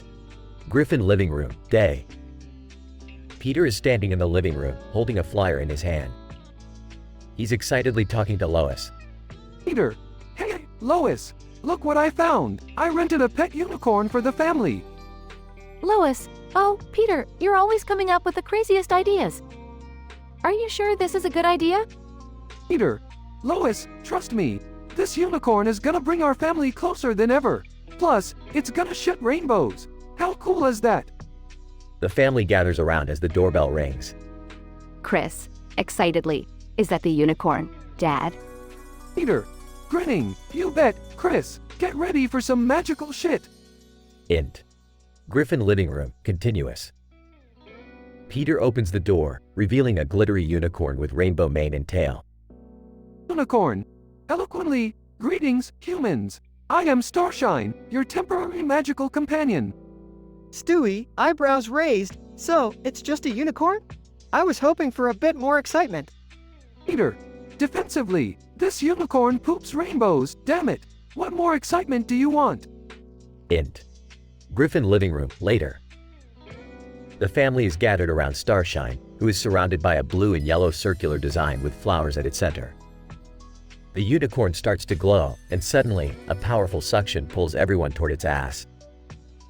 Lois, panicking. Peter, what the hell is happening? Peter, grinning manically. I guess the unicorn's magical powers are kicking in. Next. Griffin backyard, continuous. Cutaway gag 1. Brian is dressed as Albert Einstein, standing in a lab. Brian, scientifically, according to my calculations, When a unicorn farts, it launches a singularity of rainbow energy strong enough to suck in a whole family. Einstein releases an explosion of rainbows, causing a nearby city block to disappear into a colorful vortex. Int. Magical unicorn dimension, continuous. The Griffins find themselves in a strange dimension. Everything is covered in rainbows, and there are floating pink elephants.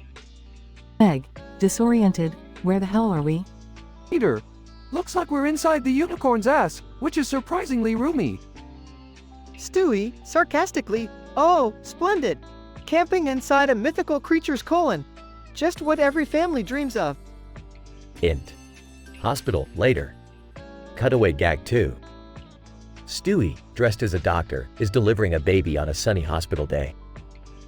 Stewie, professionally, congratulations, Mrs. Johnson. It's a beautiful baby colon. I'll just need to tighten it up and remove any lingering rainbows. Stewie pulls out a tiny vacuum cleaner and meticulously cleans the baby colon, sucking up the rainbows. Int. Magical unicorn dimension, continuous. Peter begins to explore the surroundings when he stumbles upon a leprechaun. Peter, well, this is a twist. Hey, little fella, got any gold? Leprechaun, gold? No, but I've got plenty of rainbow-encrusted potatoes. Peter and the leprechaun start a cutthroat game of poker using rainbow potatoes as chips. Next.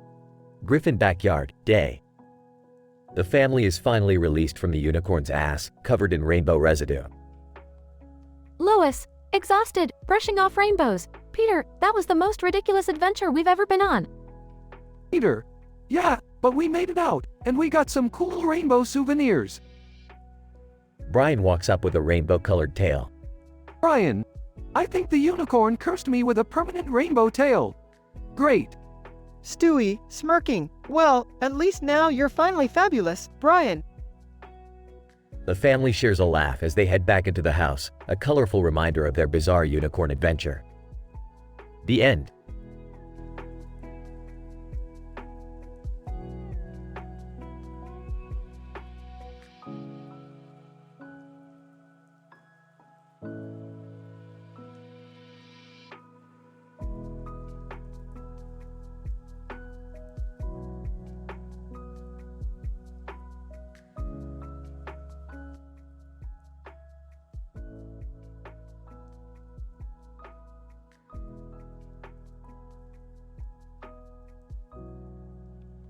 Int. Griffin kitchen, day. Peter, Lois, Stewie, and Meg are gathered at the kitchen counter. Brian, the family dog, sits nearby. Peter, excitedly, hey guys, look what I got. Peter reveals a leash with a sparkly horn attached to it. Lois, skeptical, Peter, what in the world is that? Peter, it's a unicorn, Lois. I rented it for the day. Stewie, sarcastically, oh, joy! Another one of Dad's pointless endeavors. Suddenly, the unicorn springs to life and hops onto the kitchen counter. Unicorn, greetings, human fools. Who dares to venture into the realm of the majestic? Meg, eyes widening, wow, it really talks. Brian, deadpan, clearly, the budget for this episode took a hit. Peter, grinning, alright, guys, let's hop on this magical creature and explore the land beyond the rainbow. All family members hesitantly climb onto the back of the unicorn. As they do, a blinding light envelops them. Int. Rainbowland, day. The Griffins find themselves surrounded by vibrant rainbows and peculiar creatures. Peter, holy crap, we're in freaking Rainbowland. Unicorn, welcome to my domain. Prepare yourselves for an unforgettable journey. Stewie, sighs, well, we've officially entered the absurd. Cutaway 1. Int. Rainbowland bar, night. Peter and Brian are sitting at a bar surrounded by talking animals. Peter, so there I was surrounded by a bunch of animals, as drunk as a skunk. And let me tell ya, that skunk was wasted. Cutaway 2. Int. Rainbowland beach, day. Meg, Lois, and Stewie are building sandcastles when they notice a peculiar sight. Stewie, look, Mom. A beach inhabited by dolphins with oversized biceps. Lois, giggling, I never thought I'd see the day. Cutaway 3. Int. Rainbowland Opera House, night. The Griffins are dressed in formal attire, watching a singing elephant perform on stage. Brian, I never thought I'd say this, but that elephant has a better voice than Peter. Peter, offended, hey, I heard that. The unicorn abruptly comes to a halt, tossing the Griffins off its back. Peter, groaning, ouch, we're back in the kitchen? Brian, looks like our magical adventure has come to an end. The unicorn disappears in a puff of glittery smoke. Peter, well, that was something, huh? Who's up for a trip to the clam? Stewie, rolling eyes. Oh joy, back to our regular nonsensical routine. They all exit the kitchen, leaving behind the chaos of Rainbowland. Fade out.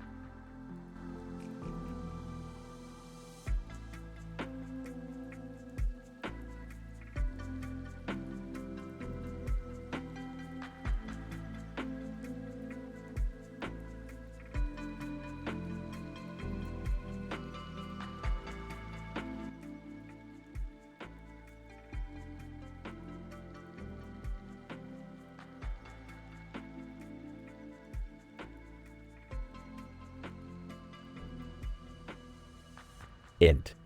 Griffin living room, day. Peter, Lois, Meg, Chris, and Stewie are gathered around the TV watching a commercial. TV announcer. Are you tired of ordinary pets? Well, introducing Rent a Unicorn. The magical and fabulous pet unicorn experience for only $9.99 a day. Peter. Wow, Lois. We gotta rent one of those unicorns.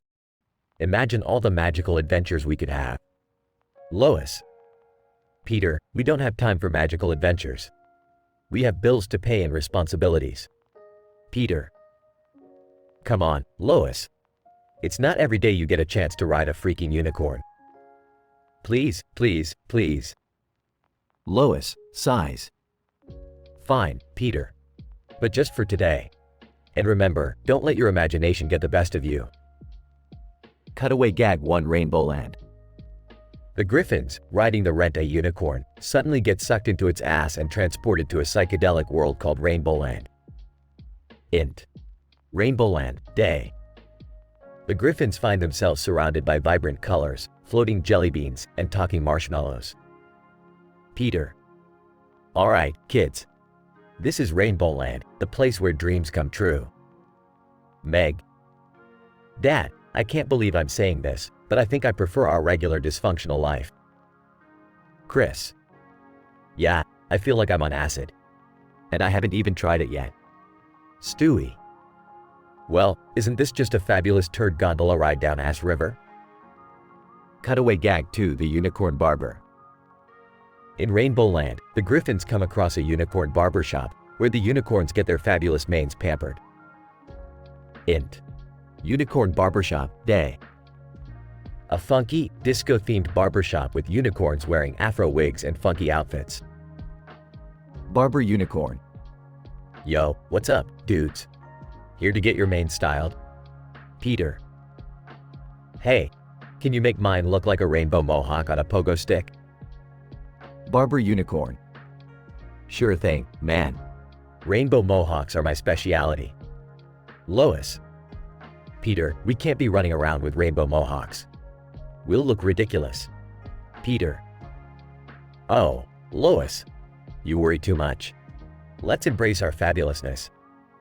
Cutaway Gag 3 The Rainbow Warriors. The Griffins stumble upon a group of badass unicorns called the Rainbow Warriors, ready to protect Rainbowland from evil forces.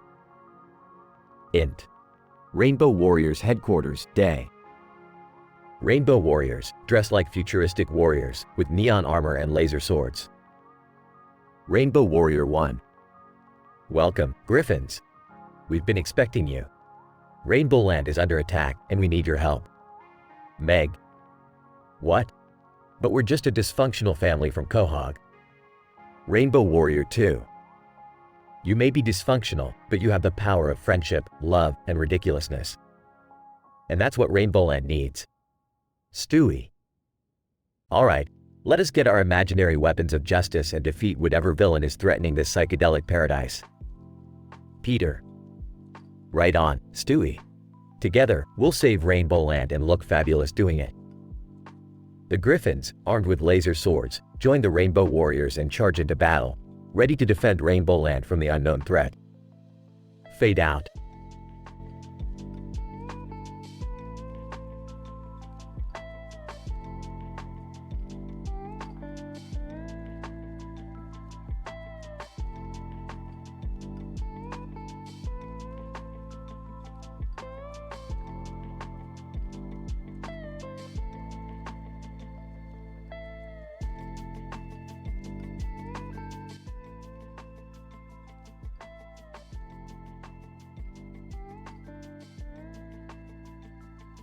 Title: Unicorn Chaos.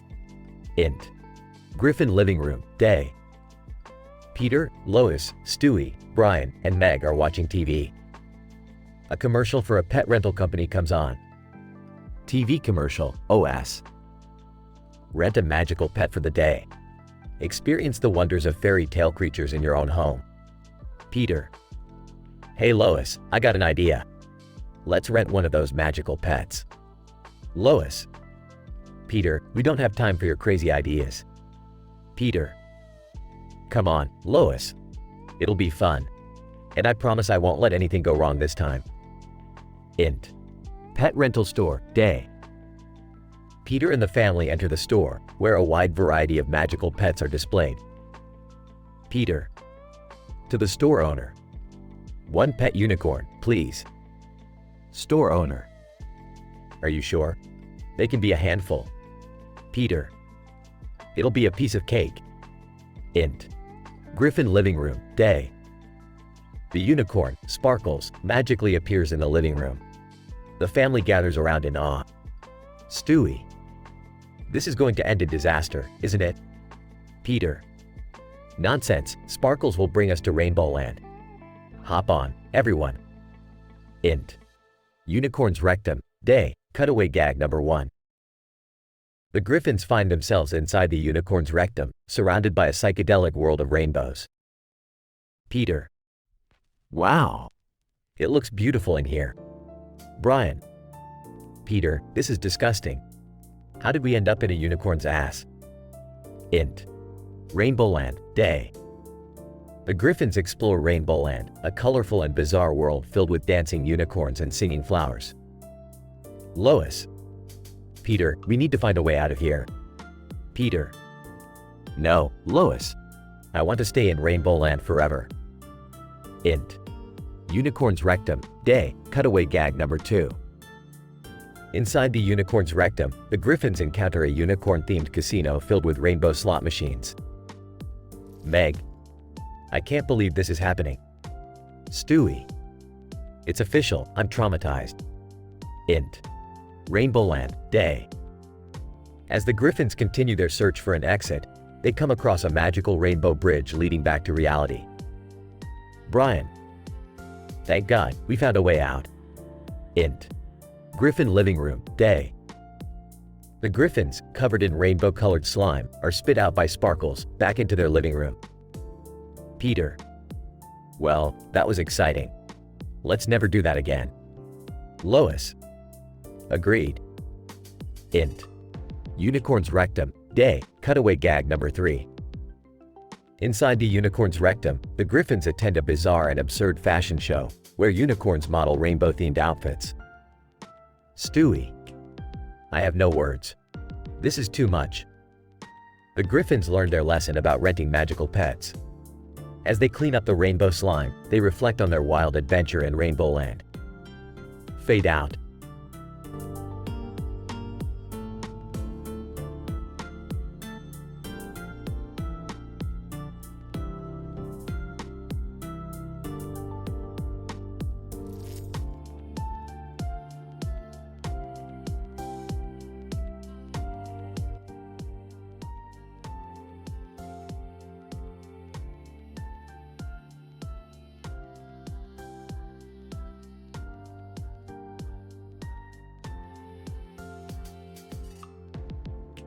Peter. Hey Lois, guess what I did today? I rented a pet unicorn. Lois, Peter, are you serious? That sounds dangerous and ridiculous. Peter. Nah, it's gonna be great. Watch, I'll call it out. Uni, come here boy. Cutaway gag 1. Peter is shown riding a unicycle while juggling flaming torches, then crashes into a clown convention. Uni, magical nay. Peter. Oh, there you are, Uni. Now, let me show you around the house. Stewie, Meg, Chris, come here. Stewie, what the deuce is that abomination? Peter. This is Uni, our new pet unicorn. It's gonna be so much fun having a magical creature around. Cutaway gag 2. Peter is shown dressed as a unicorn, dancing in a sparkly costume in a gay pride parade. Meg, Dad, this is so embarrassing. Can't we just have a normal pet like everyone else? Peter. Meg, this is way better than a stupid dog or cat. Uni can do amazing things. Stewie, amazing things, you say? I highly doubt a mythical creature can provide such entertainment. Peter. Oh yeah, watch this. Uni, show them what you can do. Cutaway gag 3. Peter and Uni are shown robbing a bank, with Peter shouting, "Stick 'em up," while Uni shoots rainbow beams from its horn. Chris. Whoa, that was awesome. Can I ride Uni too, Dad? Peter. Of course, Chris. Hop on, buddy. We'll take a trip to Rainbow Land. Incident. Suddenly, Uni's rear end starts to glow, and a powerful suction pulls everyone towards it. Lois, Peter, what the hell is happening? Peter. I don't know, Lois. Uni's ass is like a vacuum. Cutaway gag 4. Peter is shown vacuuming the house with Uni's ass, sucking up furniture, the TV, and even the family car. Stewie, blast it all! We've entered the bowels of a unicorn! Meg, this is disgusting. How did we end up inside Uni's colon? Progression. Inside Uni's colon, the Griffins find themselves in a fantastical land of rainbows and unicorns. Peter. Holy crap, we're in Rainbow Land. This is so much better than Quahog. Lois, Peter, we need to find a way out of here before Uni decides to fart us out. Cutaway gag 5. The Griffins are shown enjoying a picnic in Rainbow Land, surrounded by unicorns farting glitter and rainbows. Chris. Look, there's the exit. Let's make a run for it. Denouement. The Griffins scramble towards the exit, dodging rainbow farts and fluffy unicorns. Stewie, come on, you imbeciles! We must escape this foul backyard carnival! Lois, keep running, everyone! We're almost there! Conclusion. Finally, the Griffins burst out of Uni's rear end, covered in rainbow goo, and land back in their own living room. Peter. Well, that was a wild ride. I guess renting a pet unicorn wasn't such a great idea after all. Lois, no, Peter. It definitely wasn't. Let's stick to normal pets from now on, alright? Cutaway gag 6. Peter is shown attempting to rent a dragon, but ends up setting the entire neighborhood on fire. Meg, I can't believe we survived that. This family is insane. Stewie, yes, Meg. We are the embodiment of lunacy. And that's what makes us the Griffins.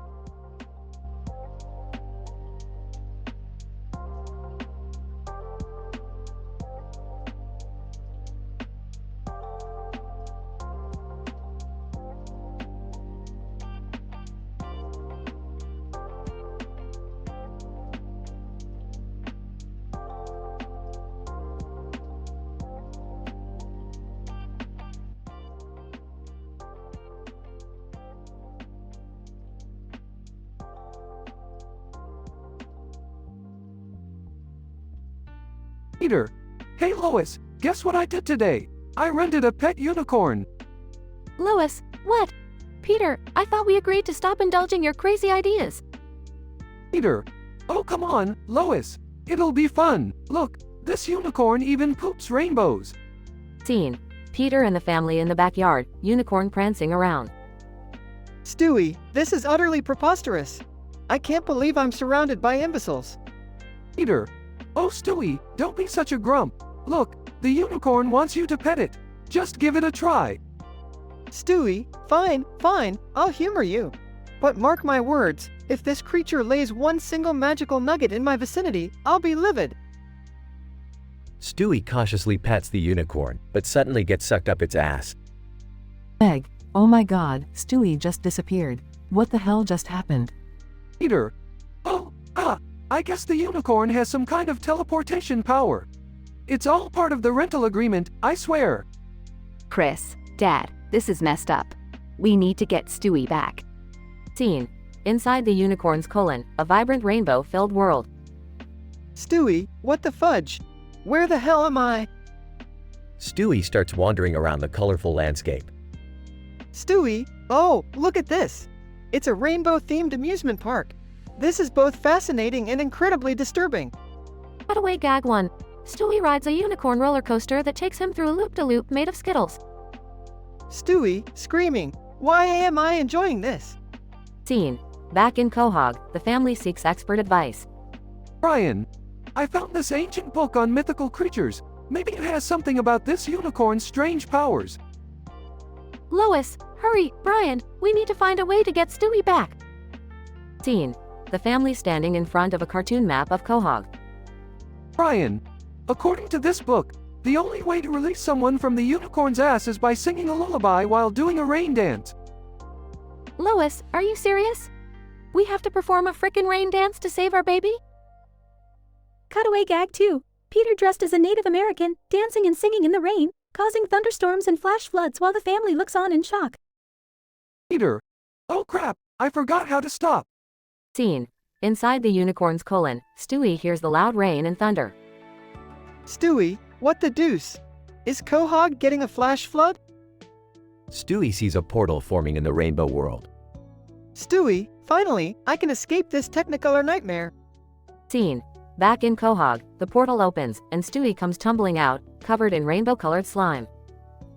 Lois, Stewie, oh thank God you're back. We were so worried.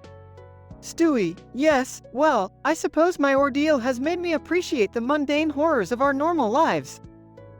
Cutaway gag 3. The family sitting around the dinner table, eating rainbow spaghetti, which turns their tongues various colors. Peter, hey, Lois, do you think we can rent that unicorn for another weekend? Lois, absolutely not, Peter. We're not risking any more family members getting sucked up an equine rectum. The family laughs, and the episode ends with a silly, metafictional cutaway gag about a rainbow-themed prostate exam.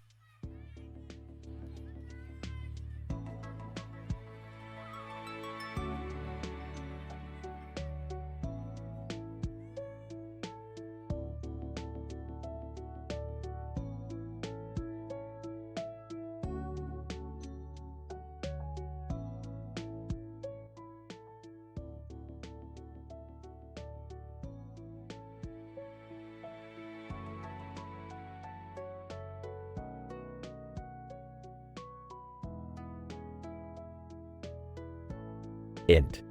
Griffin living room, day. Peter, Lois, Meg, Chris, and Stewie are sitting on the couch, watching TV. Brian, the family dog, is lying on the floor. Peter, excited. Hey guys, guess what? I rented a pet unicorn. Lois, rolling her eyes. Oh, Peter, not again. What's the catch this time?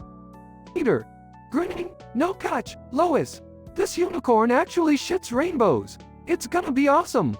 Meg, sarcastically, yeah, Dad, I'm sure it'll be a real magical experience. Cutaway gag number 1. Int. Unicorn Emporium, day. Peter is standing at the counter, talking to a salesperson. Salesperson, and remember, sir, if you pull on the unicorn's tail, it'll activate the portal to Rainbow Land. Peter, awesome, I can't wait to explore the magical land inside its colon. Int. Griffin living room, day.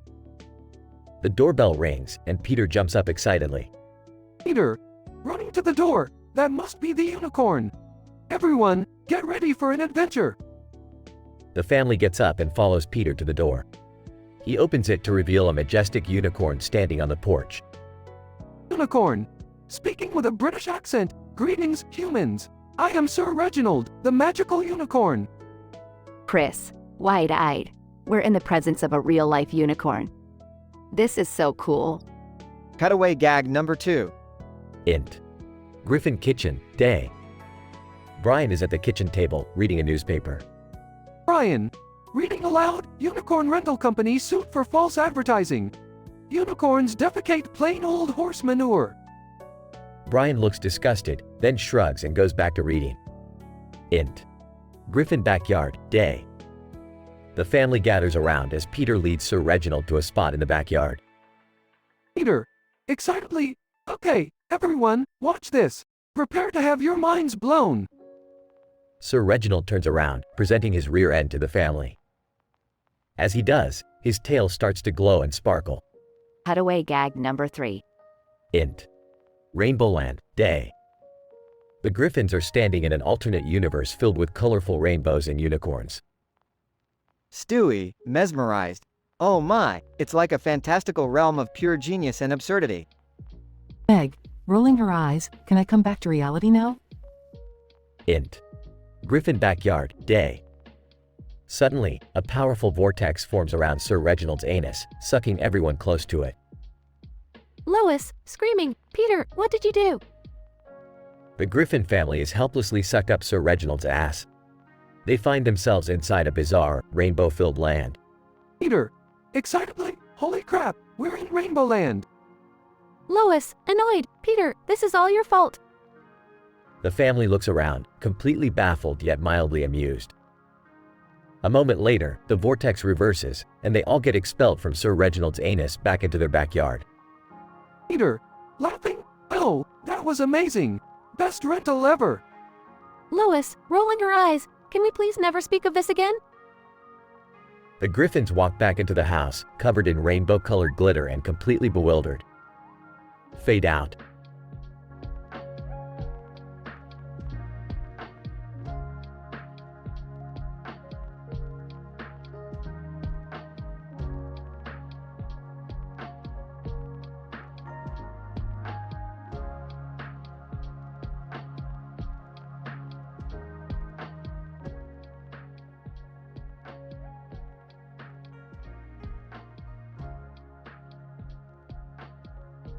Morty, calm down. What the hell did you do? Frantically, Rick, I didn't do anything. I swear, it's kangaroo court. Kangaroo court? Are you kidding me, Morty? There's like 100 dead animals in this room. What the fuck happened? I don't know, Rick. They just started dropping dead everywhere. It's not my fault. Noi. Yeah, right. Because dead animals just magically appear in rooms, don't they? No, Rick, it's some kind of weird conspiracy. They're framing me. Framing you, Morty? Who would go through the trouble of framing you for mass animal murder? That's some next level shit. I don't know, Rick. Maybe it's those damn aliens we encountered last week. They're trying to get revenge. Rolling eyes, revenge, huh? You really think these aliens give a rat's ass about you, Morty? Well, maybe. They said they'd be back. And now this. It's all connected, I tell you. Sarcastically. Oh, it's all connected. Of course, Morty, because everything in the goddamn universe revolves around you. Rick, I'm serious. We need to find the real culprits and clear my name. Fine, fine. Let's investigate then, Sherlock. But first, put on some protective gear. We don't want you contaminating the crime scene. Putting on gloves. Yeah. I know. Just hurry up, Rick. The smell in here is unbearable.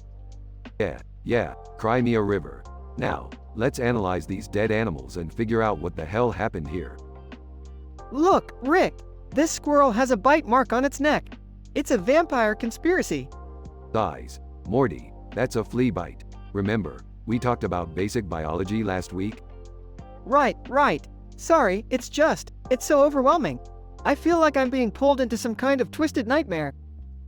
Well, Morty, sometimes life gets pretty dark and twisted. But we're not going to let it get us down. We'll find the truth. Sniffles. Okay, Rick. Thanks.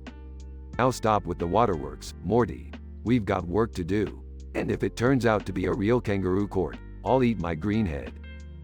You better not be messing with me, Rick. Because if it is, I'm going to lose it. Trust me, Morty, I wouldn't mess with you on this one.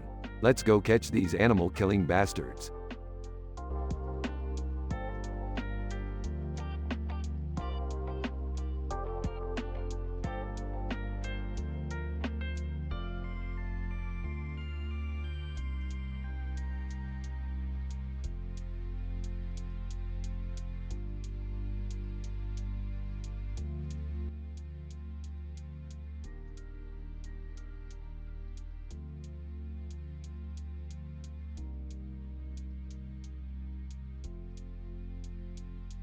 Title: Morty's Revelation.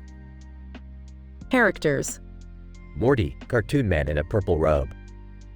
Melissa, woman in a purple dress with a cross on her head. Hey Melissa, have you ever thought about what happened after Jesus died? How long did it take for him to rise again? Melissa, Morty, darling, it's said that Jesus resurrected 3 days after his crucifixion. Everyone knows that incident. Well, you see, Melissa, I've been doing some deep digging, and I've discovered something mind-blowing. Jesus didn't actually rise after 3 days. Melissa, what are you talking about, Morty? That's blasphemy. Progression.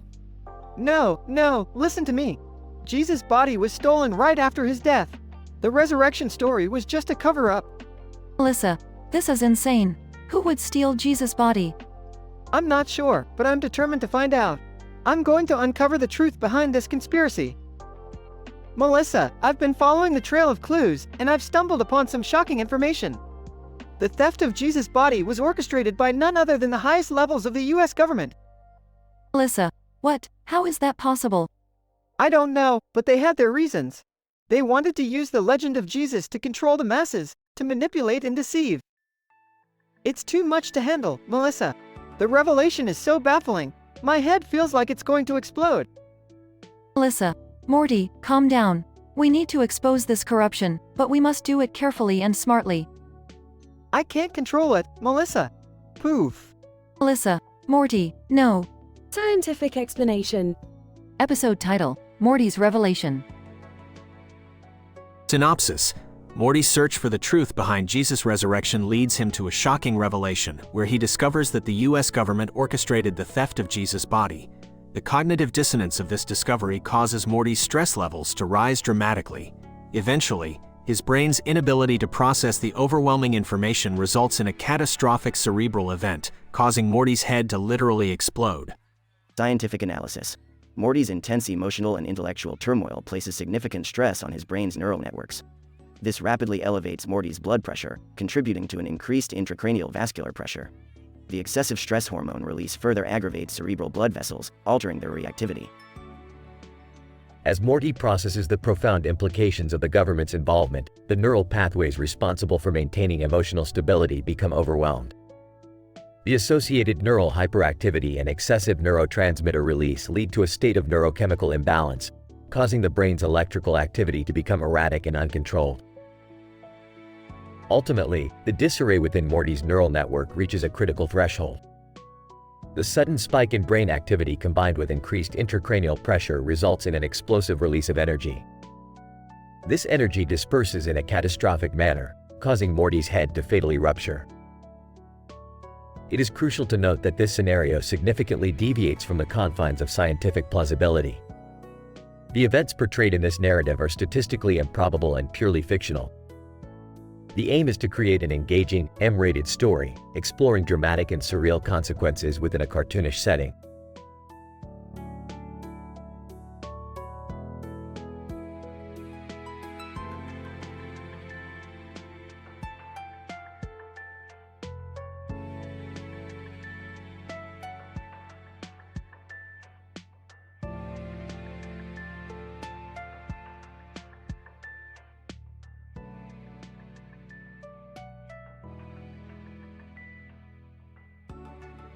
What the fuck is this shit?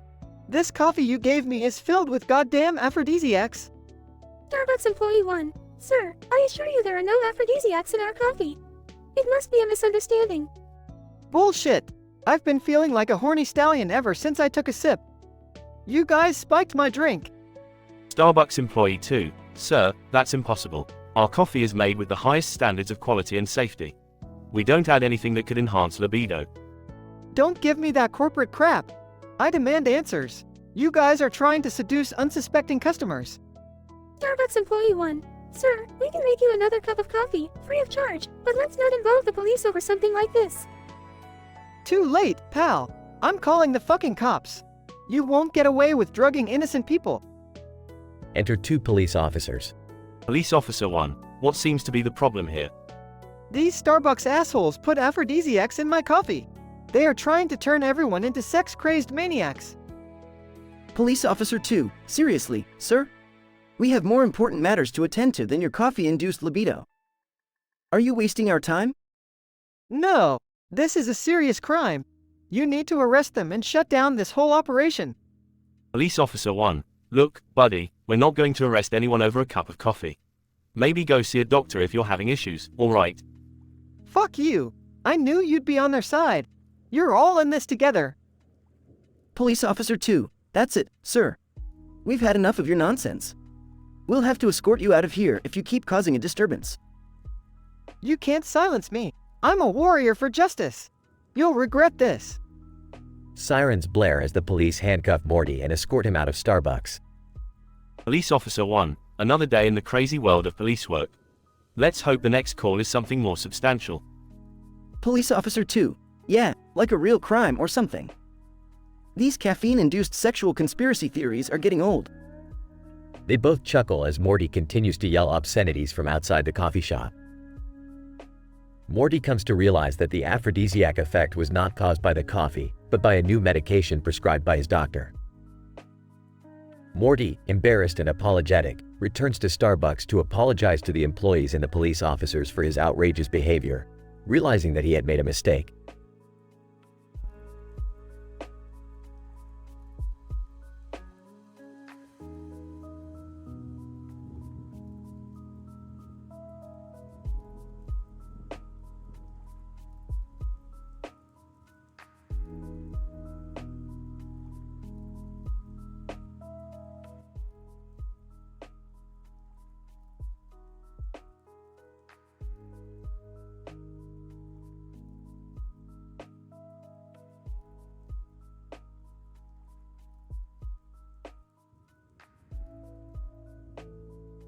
Hey Morty, check this out. I just invented these brand new interdimensional sunglasses that allow you to see through multiple realities at once. Oh, Rick, I don't know. Sounds kind of dangerous. Dangerous? Morty, you worry too much. Just put them on and see what happens. Reluctantly. Alright, fine. But if anything bad happens, this is on you, Rick. Laughs. Relax, Morty. What could possibly go wrong? Puts on the sunglasses. Whoa. Rick, everything's all blurry. I can't see anything. Laughs uncontrollably. That's because those sunglasses are filled with concentrated alien poison. Classic Rick prank. Pulling off the sunglasses. You son of a. What the hell is wrong with you, Rick? Still laughing. Oh, come on, Morty. It's just a prank. Lighten up. A prank? You poured poison in my eye, you maniac. Still chuckling. Yeah, and you fell for it. Classic Morty, always so gullible. Angry, I can't believe you sometimes, Rick. You're the worst. Smirking. Oh, Morty, you know you love me. Love you? You've poisoned me, like, 100 times. This isn't love, Rick. It's abuse. Rolls his eyes. Morty, you're overreacting. It's just a little poison in the eye. You'll be fine. Fine? I'm not fine. My eye feels like it's on fire. Alright, calm down. I'll fix it. Just hold still. Suspicious. What are you gonna do, Rick? Grinning. Oh, nothing much. Just gonna pour some antidote into your eye socket. Enraged? Are you out of your mind? I'm not letting you near my eye again. Oh, come on, Morty. Trust me, I know what I'm doing. Sarcastically, trust you? Yeah, because that's worked out so well for me in the past. Mocking. Ah, Morty, who's a little crybaby? You are. Yelling, screw you, Rick. You're not pouring anything into my eye. Entering the room. What's going on in here? I heard yelling. Following behind. Yeah, what's the commotion about, Grandpa Rick?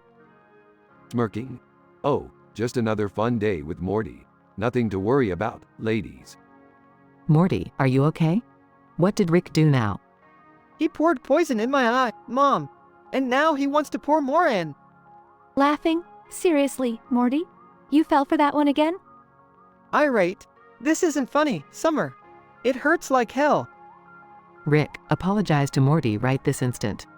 Sarcastically. I'm sorry, Morty, for being the greatest scientist in the whole goddamn universe. You're impossible, Rick. I can't believe I'm related to you. Smirking. Well, you should be grateful, Morty. You're learning from the best. muttering, "Yeah, the best at being a complete jerk." Waving it off. Come on, Morty.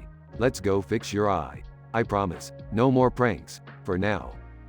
Skeptical. Fine, but if you even think about pouring anything in my eye, I'm disowning you, Rick.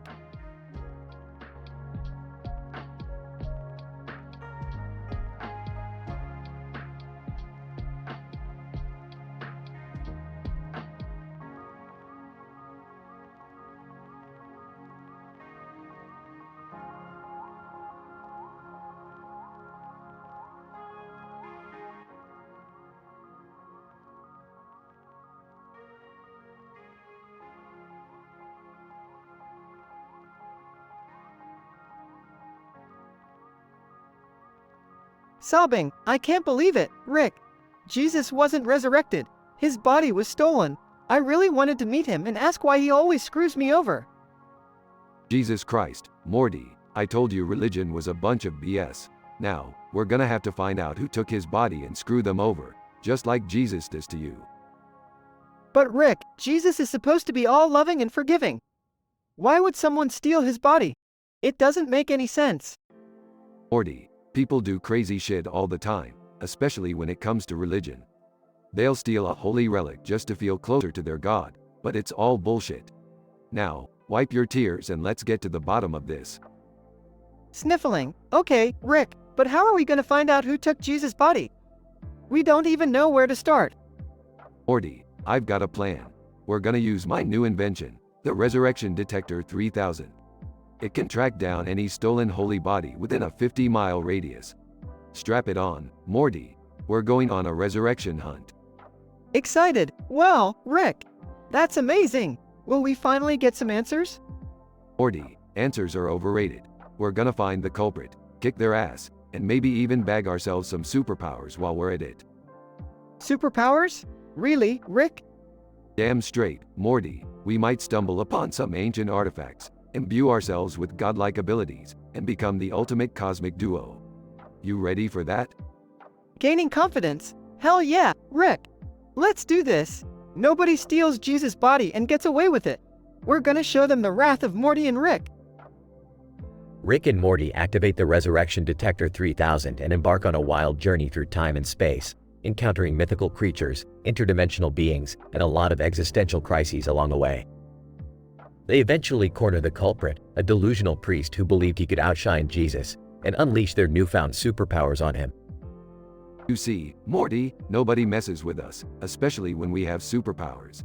They'll think twice before messing with the dynamic duo of Morty and Rick. Yeah, Rick, this feels good. Finally, we can take on the universe and kick some serious ass. No more getting screwed over by anyone. That's the spirit, Morty. From now on, we're the gods of our own destiny. Nothing can stop us, not even Jesus. Morty and Rick evilly laugh together as they soar into the sunset, ready to wreak havoc and seek eternal vengeance upon those who dare to cross their paths. Morty learns that relying on others, even religious figures like Jesus, can lead to disappointment. Instead, Morty and Rick become the masters of their own destiny, embracing their new superpowers and taking on the universe with gusto.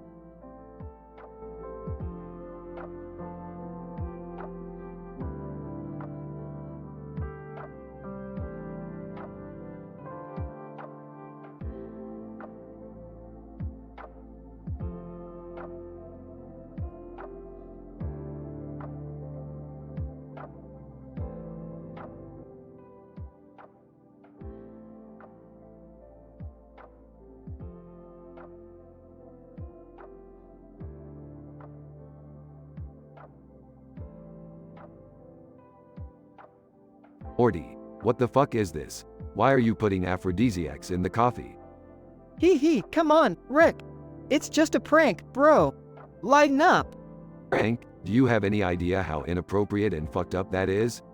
People are becoming uncontrollably aroused. Laughs, yeah, I know, right? It's like a real-life shitstorm of hormones and desires. Morty, this is not a joke. It's fucking with people's lives. I can't believe you would stoop so low. Oh, come on, Rick. It's just for fun. They'll be fine, right? No, Morty, they won't be fine. This is highly unethical, and it's crossing a line, even for us. Chuckles, you're overreacting, Rick. It's just a harmless prank. They'll get over it. Harmless? Morty, people are dry humping random strangers in the middle of Starbucks. This is chaos. Chaos? That's exactly what makes it hilarious, Rick. Look at that guy over there. He's trying to seduce a barista by doing the Macarena. You find this amusing, Morty? This is a goddamn disaster. We need to fix this now. Snickers, fix it? Nah, I think I'll just grab some popcorn and watch the show. Maybe even join in later. Forget it, Morty. I'll take care of this mess myself. Just stay out of the way. Fine, go be a party pooper, Grandpa Rick. But trust me, this shit is gold. As Morty watches, Rick storms off, determined to rectify the situation. He heads straight for Starbucks management. Excuse me, but I need to speak with someone in charge. This is an emergency. Manager, what seems to be the problem, sir? Our employee Morty has been spiking the coffee with aphrodisiacs. It's causing chaos and endangering people. Manager, sir, I understand your concern, but aphrodisiacs are actually one of the secret ingredients we use in our coffee. What? Are you kidding me? You put aphrodisiacs in your fucking coffee? Manager, yes, sir. It provides a unique experience for our customers. This is outrageous. You can't be serious. Manager, I assure you, sir, it's all part of our business model. Morty did nothing wrong. Frustrated, unbelievable, and to think I had faith in the integrity of the multiverse. Manager, is there anything else I can help you with, sir? No, I guess not. This is just, never mind. Rick storms out of the Starbucks, fuming with anger and defeated by the bizarre reality of Starbucks' secret ingredient.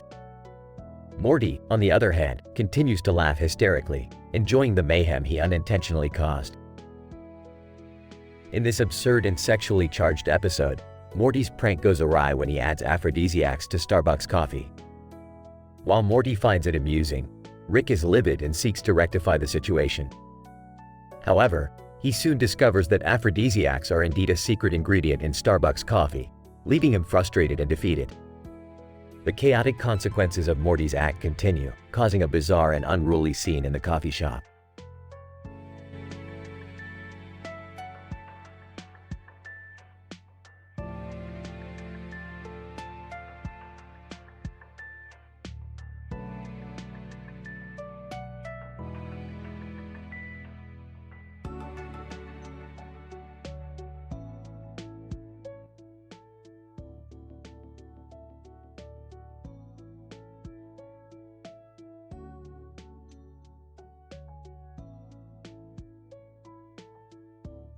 Hey Morty, check out this new invention I made.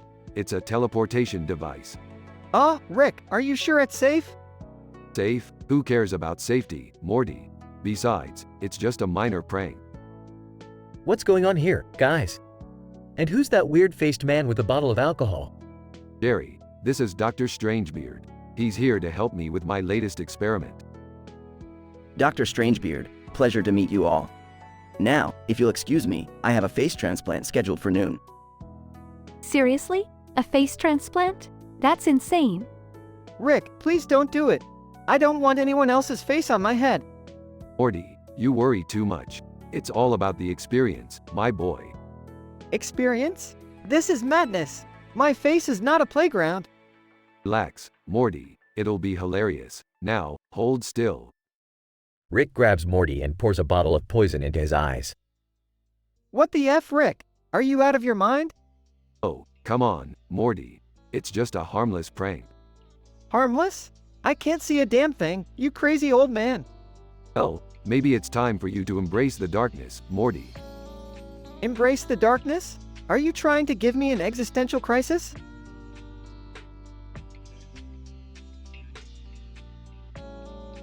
Apologize? No, that's not really my style. Dr. Strangebeard, you know, I've got a spare face here. Maybe we could transplant it onto Morty? Hold on, are we seriously considering this? Great idea, Dr. Strangebeard.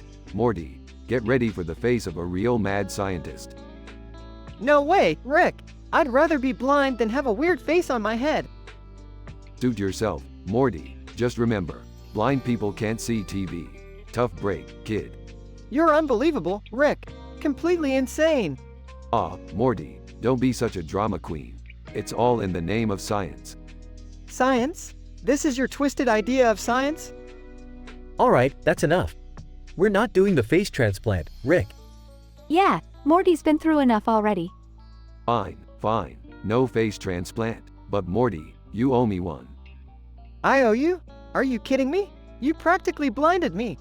Well, Morty, I guess now you have an excuse for not seeing the world clearly.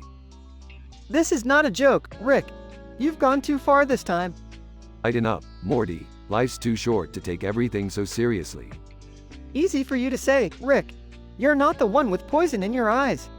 Touché, Morty, touché. But you gotta admit, it's one hell of a story to tell.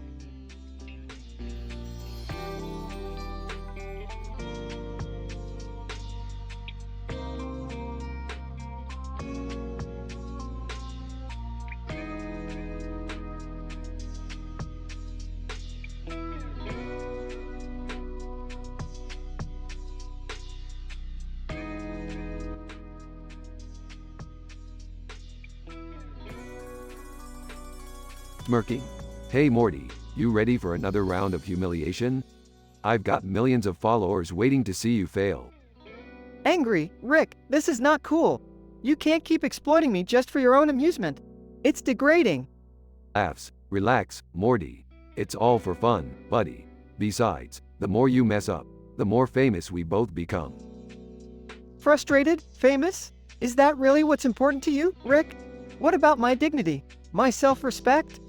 Sarcastically. Oh, spare me the self-righteous act, Morty. You're just mad because I'm the one benefiting from your suffering. Yelling. This isn't a joke, Rick. You keep posting these videos without my consent, and it's not fair. I'm tired of being the butt of your sick pranks. Mocking. Oh, boo-hoo, Morty. Cry me a river. Besides, your anger just gets me even more followers. I'm a genius at this. Defiant. Well, two can play at that game, Rick. I'm gonna make sure the world knows what a horrible person you really are. Smirking. Oh, I'd love to see you try, Morty. Who do you think will be more famous, the victim or the villain? Determined. We'll see, Rick. We'll see. But mark my words, you won't get away with this forever. Laughs. Try all you want, Morty. The world loves a good villain, and I'll always come out on top. Enraged. You know what? Fine, Rick. Let the whole world see just how messed up you are. Casually. Go ahead, Morty. Give it your best shot. But just remember, I'm the one holding all the cards. Through gritted teeth. We'll see about that, Rick. We'll see. Scene ends with a tense silence. The camera still focused on the surprised expression of the man with glasses and a suit, now showing a mix of confusion and fear.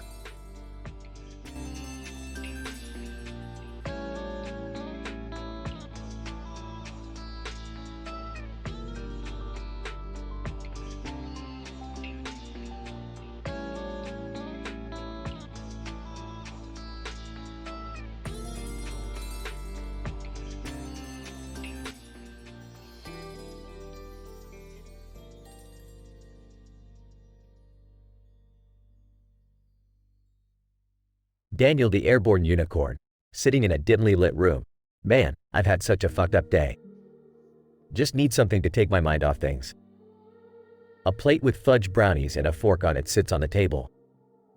Daniel the airborne unicorn, grinning mischievously. Alright, let's do this. Picks up a brownie and dips it into a jar of mayonnaise. Alex the Martian enters the room, shocked. What the fuck are you doing, Daniel? Are you seriously dipping brownies in mayo? That's some fucked up shit. Daniel the airborne unicorn laughs. Hey, Alex. It's all about exploring new, bizarre flavors, man. You should try it sometime. It's a fucking wild ride. Alex the Martian, disgusted. No fucking way, man. That's beyond fucked up. I'll stick with regular brownies. Thank you very much. Daniel the airborne unicorn takes a bite and moans, You're missing out, dude. The smoothness of the mayo enhances the rich chocolatey goodness. It's orgasmic. Alex the Martian rolls eyes. Orgasmic? Seriously, Daniel, you've lost your damn mind. I can't believe we're even having this conversation. Daniel the airborne unicorn smirks. Oh, come on, Alex. You're just boring. You need to live a little. Try something outside of your comfort zone. You might actually enjoy it. Alex the Martian Size, fine, I'll give it a shot. Pass me that goddamn jar of mayo. Daniel hands the jar of mayonnaise to Alex. Alex the Martian dips a brownie and takes a bite. Well, this is unusual. It's like a cacophony of flavors assaulting my taste buds. It's both repulsive and strangely intriguing. Daniel the airborne unicorn laughs. See? I told you, man. It's a fucking adventure. Embrace the madness, my friend. They continue eating the bizarre brownies, laughing and joking. Hours later. Daniel the airborne unicorn, lying on the floor, clutching his stomach. Oh, fuck. I think I overdid it. My insides are turning into a war zone. Alex the Martian doubled over in pain. I warned you, man. Mixing mayo and brownies was a recipe for disaster. This is why we can't have nice things. Daniel the airborne unicorn, groaning. I regret nothing, except maybe that last brownie. Lesson learned. Alex the Martian laughs weakly. Yeah, no shit. From now on, I'll stick to eating normal fucking food. And I suggest you do the same. They both moan in agony, regretting their culinary experimentation. The incident of eating fudge brownies dipped in mayonnaise may have started as a bizarre culinary adventure, but it quickly turned into a painful lesson for Daniel the airborne unicorn and Alex the Martian. The unconventional flavor combination took them on a roller coaster ride of pleasure, disgust, and ultimately, regret. As they lie on the floor in agony, their gastronomical misadventure serves as a reminder of the dangers of pushing the boundaries of taste. It may be best to stick to tried and true culinary experiences and leave the mayo for the sandwiches.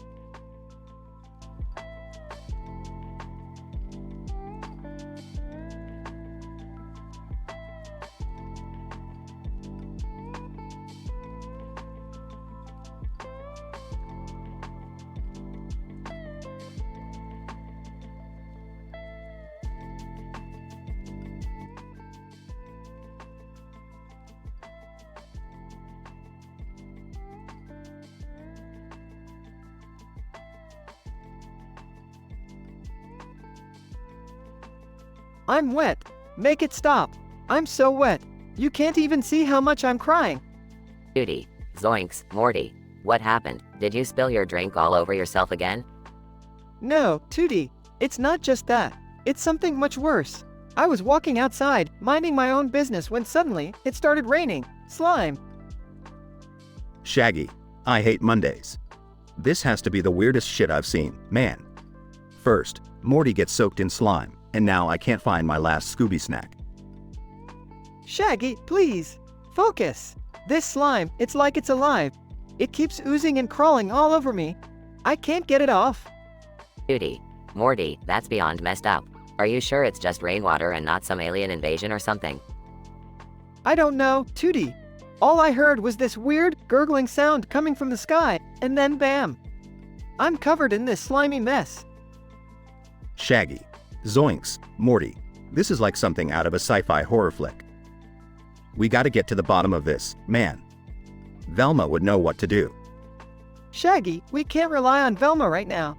We need to take matters into our own hands. This slime, it's starting to seep into my skin. It burns. Duty. Morty, we can't just sit here and let this slime consume you. We need a plan. Shaggy, you're our resident food expert. Maybe you have a solution? Shaggy. Like, dude, while I do love food, I don't think my expertise extends to slimy alien invasions. But hey, maybe we can lure out the slime with some pizza or something. Shaggy, that's your plan? Pizza? Are you serious? Shaggy. Hey, it works for Scooby, doesn't it? Worth a shot, man. Duty. Alright, let's try it. Shaggy, order the biggest, cheesiest pizza you can find, and Morty, we'll hope that it distracts the slime long enough for us to figure out a way to get you cleaned up. Fine, let's give it a shot. Just please, make this wet nightmare stop. They wait anxiously as the pizza arrives and, miraculously, the slime seems to pause its assault on Morty. They quickly devise a plan to distract and contain the slime, successfully saving Morty from its clutches. Thank goodness. I never want to experience anything like that again. Duty. Agreed, Morty. But hey, at least now we know Shaggy's love for food can come in handy during the most bizarre situations. Shaggy. Like, yeah, man. Food really does solve everything. Can we get some more pizza now? They all share a relieved laugh, thankful that they managed to overcome this strange, slimy incident. Little do they know, more peculiar adventures await them just around the corner.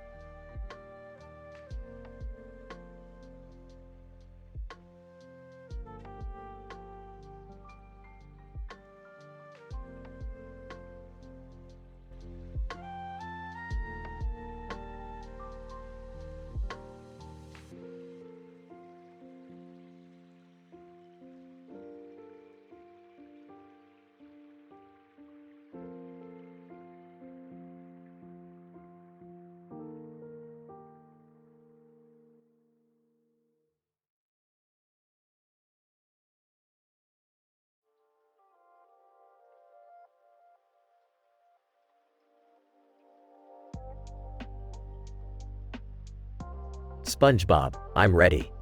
Are you ready, kids? Homer Simpson. Doe, Cowabunga. Shaggy, zoinks. I hate Mondays. Dora the Explorer, vamos. Yabba dabba doo. Peter Griffin, freaking sweet. Ay caramba. Bart Simpson, eat my shorts. I'm ready. Garfield, I hate Mondays. Cowabunga. Timmy Turner, zoinks. Doe. SpongeBob, Cowabunga. I hate Mondays. Homer Simpson. Yabba dabba doo. Eat my shorts. Shaggy, ay caramba. I'm ready. Dora the Explorer, freaking sweet. Vamos. Peter Griffin, zoinks. I hate Mondays. Bart Simpson, door, freaking sweet. Garfield, I'm ready. Ay caramba.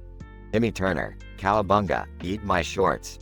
SpongeBob, freaking sweet. Doe. Homer Simpson. Zoinks, I'm ready. Shaggy, yabba dabba doo. Ay caramba.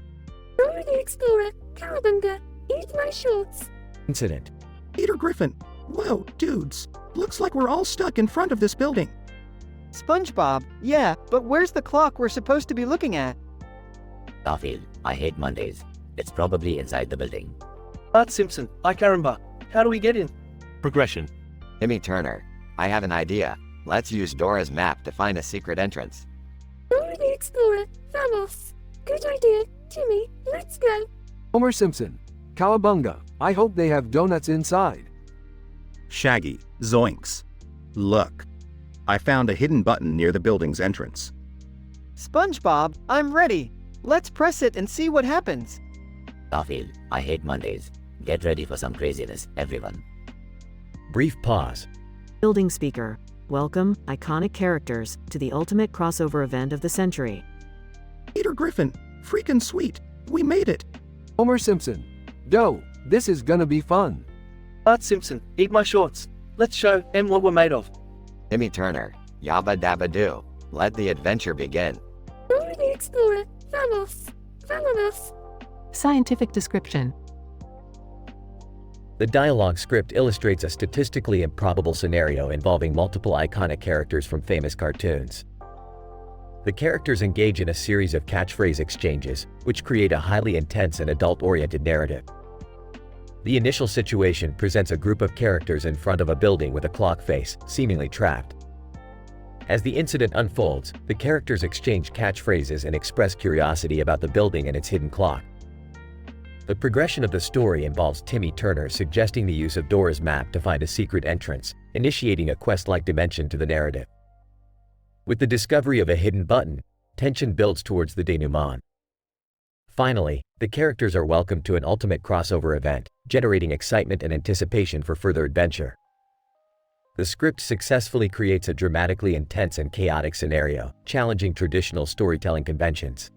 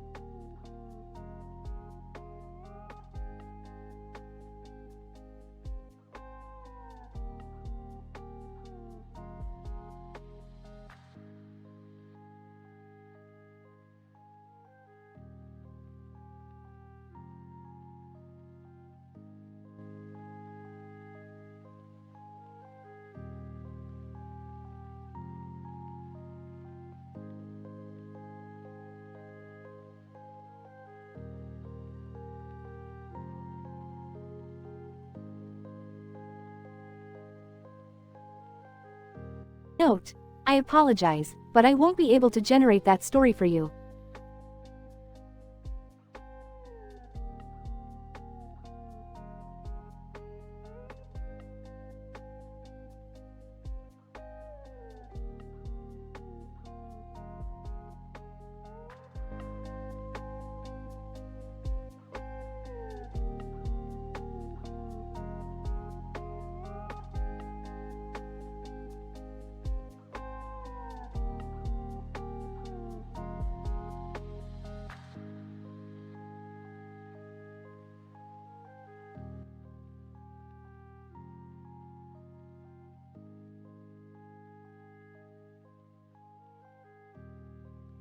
Raymond, what the hell, Rick? Why are you wearing a green suit and sporting a green mustache? You look like a freaking leprechaun. Laughs. Well, Raymond, I wanted to stand out. Plus it's St. Patrick's Day. Gotta celebrate, right? Raymond, celebrate what? Your weird-ass fashion sense. And why are you holding that screaming, blaring red cell phone to your mouth? Oh, this? It's a prototype phone that amplifies the sound of people's voices. I like to annoy everyone around me by cranking up the volume. Laughs mischievously. Raymond, seriously? You're such a D***CK, Rick. The whole office is disgusted with your constant attention-seeking. Grinning. Ah, come on, Raymond. Lighten up. Life's too short to worry about what people think. Plus, you know, crunchy mayonnaise is delicious. Raymond, alright, seriously, what the F***CK is wrong with you? Crunchy mayonnaise? That's not even a thing. You're just saying random sh**t now. Smirking? Oh, Raymond, you have no idea what you're missing. It's the latest food trend. You gotta try it sometime.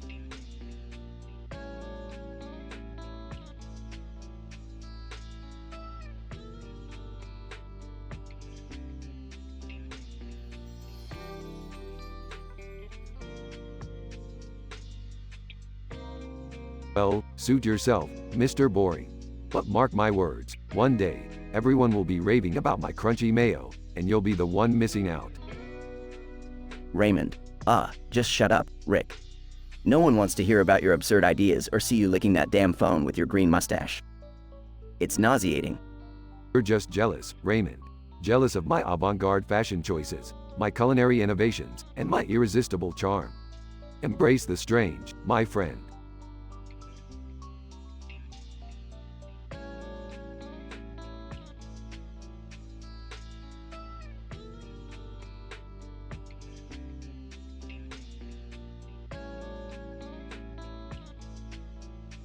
Shockingly, reality is overrated, Raymond.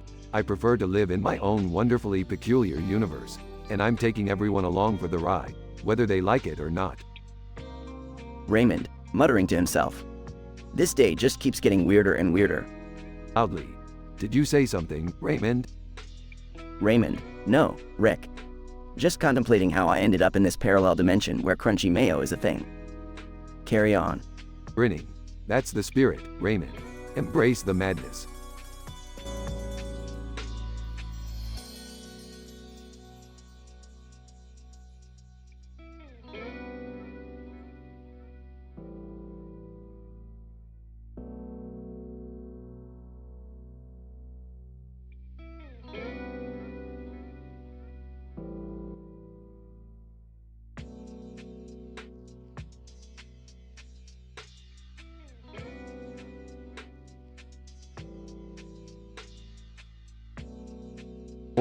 Morty, look at this new computer case I found. It's sleek and has that futuristic vibe to it. Oh, Rick, I don't know if that's such a good idea. Last time you messed with computers, we ended up in a virtual reality hellhole. Morty, stop being such a wuss. This is a state-of-the-art piece of technology. It's like merging the Matrix with a microwave. Okay, but can we at least check if it's safe before turning it on? Morty, safety is for losers. We're living on the edge here, buddy. Now, let's fire this baby up. Incident. The moment Rick turns on the computer case, a blinding green light engulfs the room. The table with the green box starts shaking violently. What's happening in here? The entire house is shaking. Oh great, another one of Rick's experiments. This is why I can't have nice things. Relax, everyone. It's just a minor temporal rift caused by a slight miscalculation. No big deal. Progression. As the rift expands, the room begins morphing into a chaotic mix of colorful dimensions, with psychedelic shapes swelling around. Rick, this is insane. Can't you fix this mess? Fix it? Nah, even I can't control this level of wacky shenanigans. Let chaos be our guide. Suddenly, a rainbow-colored portal appears, and a group of interdimensional beings step out, all wearing top hats and monocles. Interdimensional being 1. What in the multiverse is going on here? Interdimensional being 2. It appears these mortals have disrupted the space-time continuum. Oh, great. More pompous gatecrashers. Who invited you? After a heated argument, the interdimensional beings agree to help restore the stability of the dimensions. Rick, Morty, and the family bid farewell to their unexpected guests.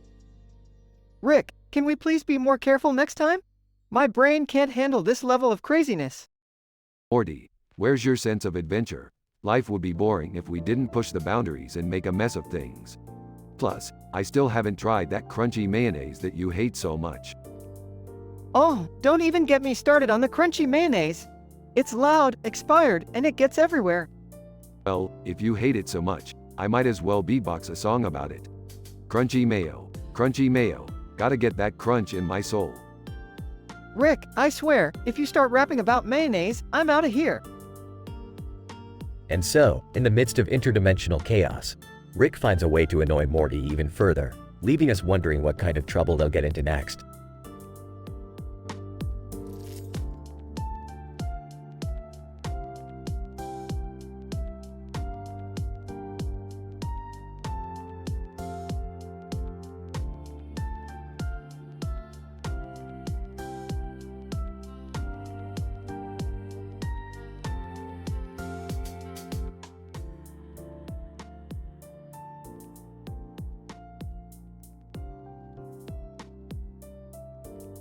Alright, Morty, listen up. I've had an idea that's gonna blow the roof off any formulaic scientific method you've ever known. Rick, are you sure this is safe? You know, last time we messed with quantum stuff, I ended up with 2 extra toes. Don't be such a wuss, Morty. Who needs 10 toes when you're about to witness the most mind-boggling experiment of your pathetic little life? Alright, just remember, if anything bad happens, it's gonna be all on you, Rick. Oh, shut up, Morty. Look, I'm combining this state-of-the-art microwave with my highly advanced quantum computer. It's gonna redefine the laws of science, Morty. Rick, I think you're about to violate several fundamental principles here. This sounds seriously dangerous. Dangerous? Peeved. Where's your sense of adventure, Morty? Now, stand back and let the genius work. Incident. Rick activates the microwave, causing a blinding flash of light and a deafening boom. Holy crap, Morty, did you see that? We just shattered the space-time continuum. Rick, something's wrong. My body feels weird. Oh God, I'm starting to disintegrate. Progression. Oh, geez, Morty. What have I done? This wasn't supposed to happen. Rick, I can see right through my hand. Rick, help me, please. I'm trying, Morty, I really am. But I can't fix this. I can't put you back together. Tears streaming down his face. It's okay, Rick. I guess this is it. Thanks for nothing. Denouement. Sobbing. No, Morty, I'm so sorry. I should have listened to you. You were always smarter than me. Whispering, I forgive you, Rick. Just promise me one thing, don't let the universe end because of me. I promise, Morty, I'll find a way to fix this. I'll save the universe and make things right, I swear. Conclusion. Rick looks up at the shattered universe, determination in his eyes. Alright, Morty, hold on. I'm gonna hack reality itself, reverse the quantum entanglement, and bring you back. Morty fades away completely, leaving Rick alone with his guilt and determination to fix his mistake.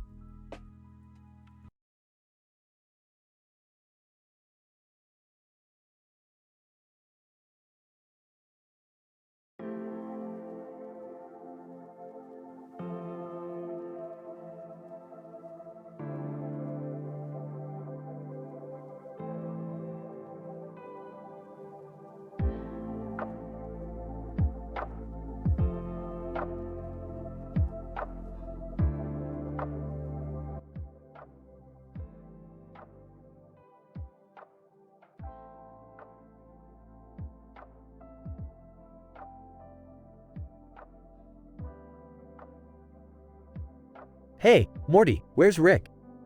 I need his help to fix the lawnmower again. Oh, he's in the garage, but I don't think he's gonna be much help to you right now, Dad. What's going on? Well, he created a portal to a parallel dimension where dinosaurs evolved to become really intelligent. He's participating in some kind of dinosaur parkour championship there. You're kidding, right? Parkour? With dinosaurs? Nope, I wish I was. He even made a bet with their mayor. If he wins, he gets the mayor's collection of rare interdimensional specimens. Oh, great, another trophy for the garage. Bursts into the room. Whoa, whoa, whoa. Don't hate the player, Beth, hate the game. They're using their tails as crazy propulsion systems. It's like they're all mixed with kangaroos or something. Insane, I tell ya. So, how's it going? Are you winning? Well, Morty, let's just say I may have bent a few rules. I uploaded genetically enhanced Rick into my brain. I now possess the agility and speed of a velociraptor. Oh, Rick, you're such a cheater. Hey, it's called strategic thinking, Morty. Besides, those pretentious, scaly bums don't stand a chance against my superior intellect. Beth notices the dinosaur picture on the wall. Hey, what's that? Is that a picture of a dinosaur with a wide-open mouth? Yeah, Dad insisted on getting that photo. He said it would bring us good luck or something. Meanwhile, at the Dinosaur Parkour Championship. Alright, Mayor Baryonyx, you ready to lose that collection of yours? Mayor Baryonyx. Oh, Rick Sanchez, you think you're so clever. But let's see if you can handle this. Rick and the mayor start their parkour race, maneuvering through trees and jumping over obstacles. Grinning, you can't beat me, ya big scaly brute. I've got the DNA of a freaking T-Rex coursing through my veins. Mayor Baryonyx. Last DNA? Huh, I have a secret weapon. As the race progresses, the mayor pulls out a tiny device from his pocket labeled Upload. Confused, what's that supposed to be? Mayor Baryonyx. It's a direct upload to the cloud. I can access any knowledge I need in an instant. Say goodbye to your precious victory, Rick Sanchez.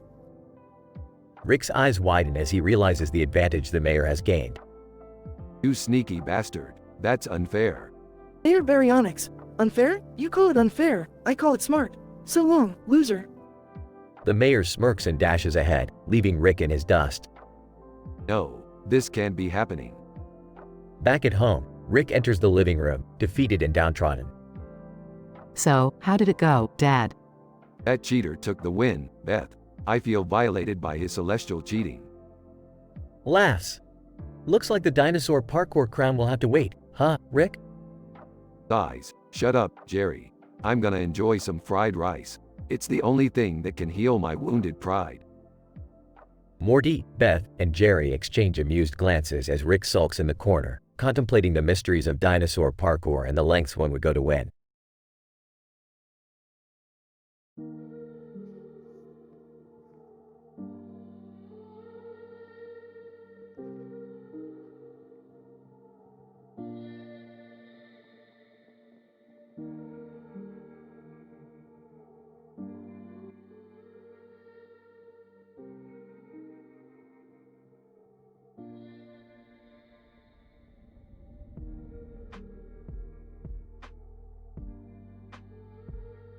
Alright, Morty, buckle up. We've got another wacky adventure ahead of us. Rick, do we really have to go to the field with the sign that says, Lololob, in it? Morty, it's a statistically improbable field that defies all logic. Who wouldn't want to check it out? Rick, can we please focus on something practical for once? We have bills to pay, and Jerry wants a new tractor. Yeah, and a man needs his horsepower, Beth. I want that shiny red tractor. Oh, Jerry, you're always worried about material things. But fine, we'll check out the field and then we'll go shopping for your precious tractor. Can we hurry it up? I'm missing my favorite vampire reality TV show for this. Dumber, vampires are overrated. You need to expand your mind and embrace the wonders of the multiverse. Rick, do you think that tell-all memoir you wrote could have caused all this chaos in the family? Morty, why would my memoir cause chaos? It's just a funny account of my interdimensional exploits. Rick, that memoir contains stuff that's so scandalous, I had to drop out of book club. It's tearing our family apart.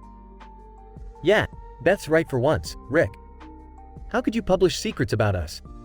Secrets? Come on, Jerry. Nobody wants to read about your lawnmower collection. Dad, I can't believe you wrote about my secret crush on that vampire from TV. This is humiliating. Guys, let's forget about the memoir for a moment and focus on the Lololob sign. It's emitting some weird energy. Good observation, Morty. This sign seems to be a portal to another dimension. Hold on tight, everyone. The family is suddenly transported to a vampire reality TV show set. What the hell, Rick? Where are we? Looks like we're in the vampire dimension, Beth. Time to face your vampire crush, Summer. Oh my god, how did you know? I'm a genius, Summer. I know everything. Well, I guess this beats shopping for a tractor. Morty accidentally spills a potion on himself, turning into a vampire. Rick, I'm a vampire now. What do I do? Morty, just play along and pretend to be a contestant on this ridiculous reality show. As chaos ensues, the family tries to escape the vampire dimension. Rick, we need to get out of here. This place is insane. Relax, Beth. I've got a plan. We just need to seduce the vampire host and steal his teleportation device. Are you serious, Rick? You want us to seduce a vampire? Desperate times call for desperate measures, Summer. After a series of hilarious and intense events, the family manages to escape the vampire dimension. Phew, that was insane, Rick. I can't believe we made it out. Morty, in the multiverse, anything is possible. Now let's go back home and burn that damn memoir. Finally, some peace and quiet. Rick, promise me you'll be more responsible with your adventures from now on. No promises, Beth. The universe is our playground. They all sarcastically laugh as they enter the portal back home. The end.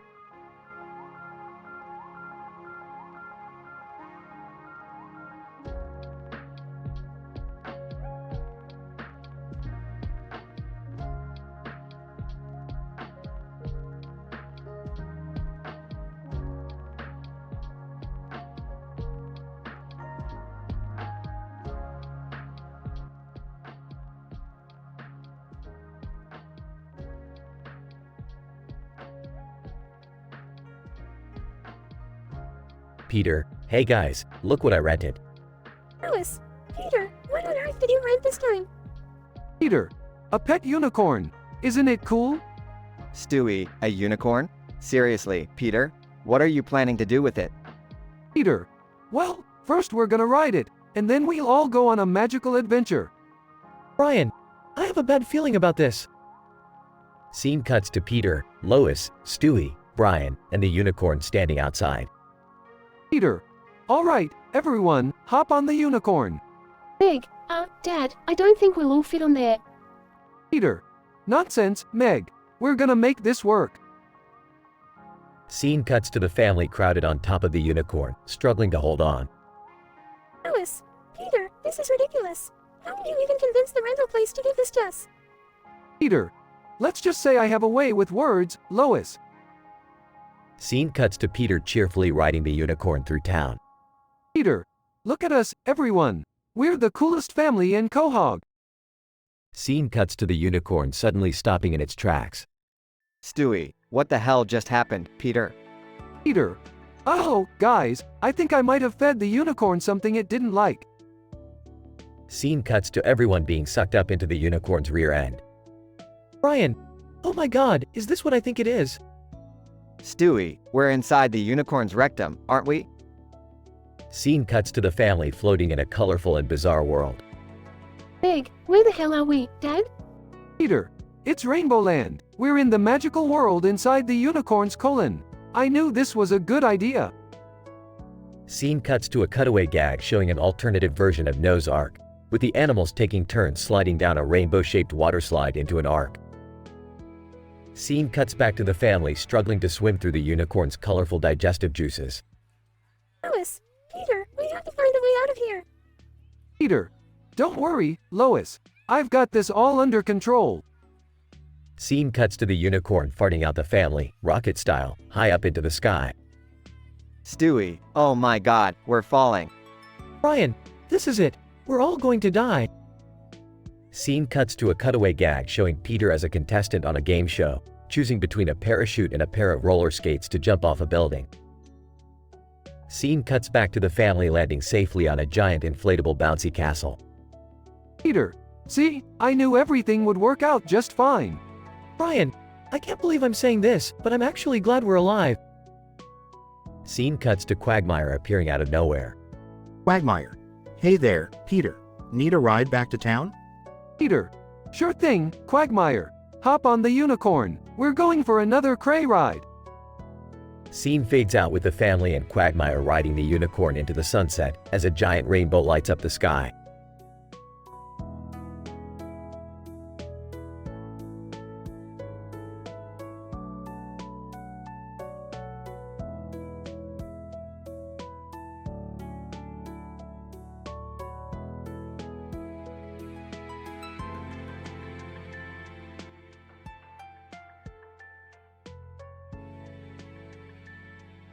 Alright, Morty, buckle up. We're going on a trippy adventure.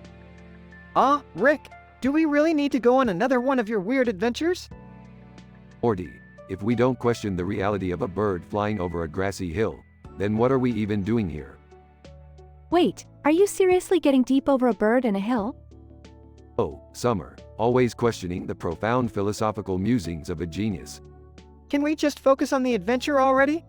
Fine, fine. Let's go to the hill and find that bird. They arrive at the grassy hill. Look, Rick, there's the bird. And there's another bird flying over its head. The plot thickens. This is getting weirder by the second. Alright, Morty, I'm going to use my interdimensional portal gun to bring one of those birds here. What? What's the point? Don't question me, Morty. I'm the genius here. Suddenly, a bird from another dimension appears. Bird, Squawk, what the hell is going on? Rick, I don't think the bird is thrilled about being here. Well, tough luck, bird. You're here now, live with it. Can someone explain what's going on? We're exploring the existential crisis of a bird flying over a grassy hill, Summer. Bird, I don't have time for this nonsense. I have baby birds to feed. Oh, great. We've disturbed a stressed out parent. This keeps getting better. Maybe we should just let the bird go and move on? Bird, yes, please, let me go. Fine, fine. We'll let you go. But remember, bird, life is meaningless. Bird, Squawk, screw you, Rick. They release the bird and it flies away. I can't believe we went through all that for nothing. That's the beauty of life, Summer. It's all a meaningless, chaotic mess. I'm starting to feel a little existential myself after this adventure. Welcome to my world, Morty. Now let's go get some McDonald's. They walk away, contemplating the absurdity of life.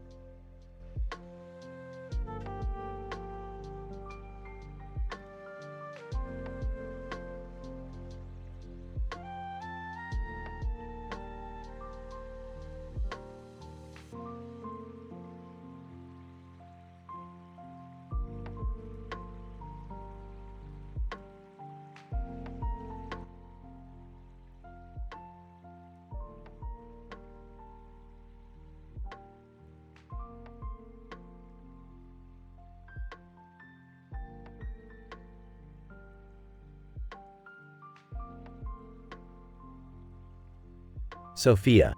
Hey, Vincent, what the fuck are we doing in this damn casino? Vincent, relax, Sophia. We're here to make some serious fucking money. Sophia, money? How the fuck is that gonna fix my life?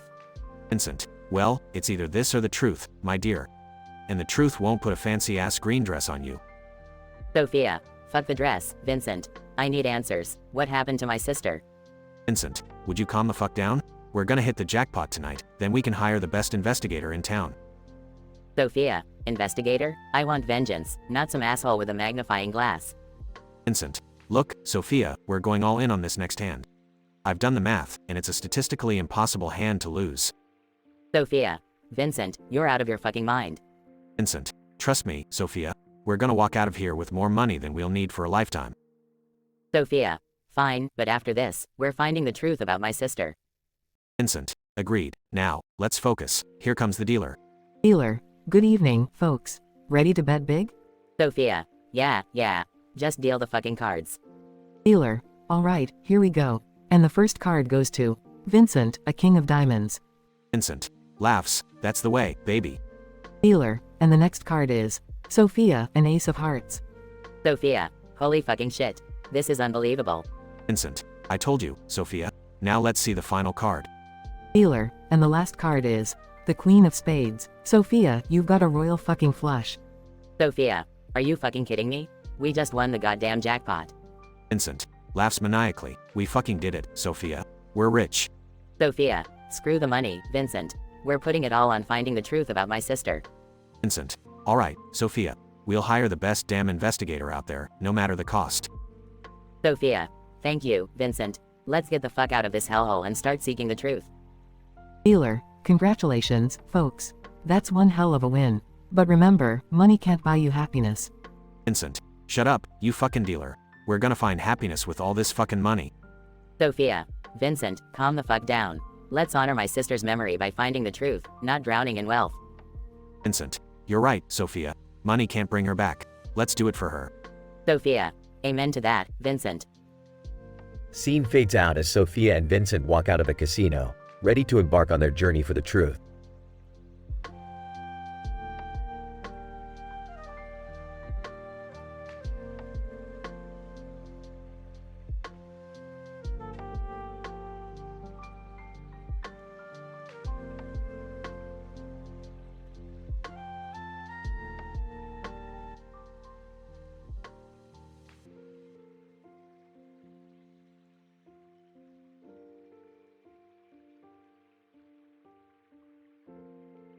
Alright, Morty, buckle up.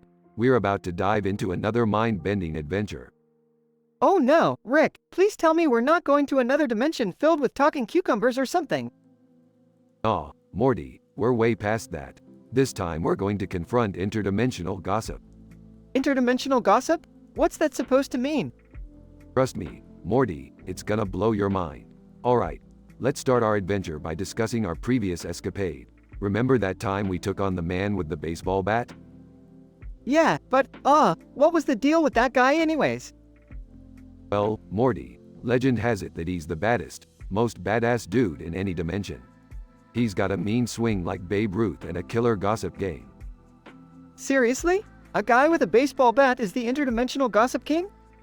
That's right, Morty. He roams the multiverse, knocking heads and gathering gossip from every corner of existence. It's like TMZ on steroids. Jeez, Rick, why do we always end up in these insane situations? Life's a bitch, Morty. Strap in and enjoy the ride. Now, let's move on to the incident. Remember when we confronted the man with the baseball bat? Yeah, and he started swinging that bat like a madman. I thought we were goners. Typical Morty, always assuming the worst. But little did he know, I had a secret weapon. Secret weapon? You mean that jar of pickles? Hey, those pickles had been fermenting for centuries, Morty. The man with the baseball bat had no idea what hit him when I threw them at him. And then you saved us by making a deal with him, right? What was the deal again? The deal. I offered him the most astonishing gossip in the entire multiverse. The one thing he craved the most. What was it, Rick? What could possibly satisfy the man with the baseball bat's insatiable hunger for gossip? I told him the shocking truth about Jerry and his secret double life as an international spy. No way! Jerry, a spy? That's impossible. Believe it or not, Morty, it worked like a charm. The man with the baseball bat was so blown away by the revelation that he couldn't swing a bat for a whole minute. So, everything worked out, right? We got out of there alive? Well, Morty, you know how it goes. We got out of there alive. But the man with the baseball bat is now determined to expose Jerry to the world. Life's a bitch, Morty, and the multiverse is even bitchier. Oh geez, what are we gonna do, Rick? We'll just have to go on more absurd adventures and hope that this gossip frenzy dies down. It's a wild ride, Morty, but it's what we signed up for.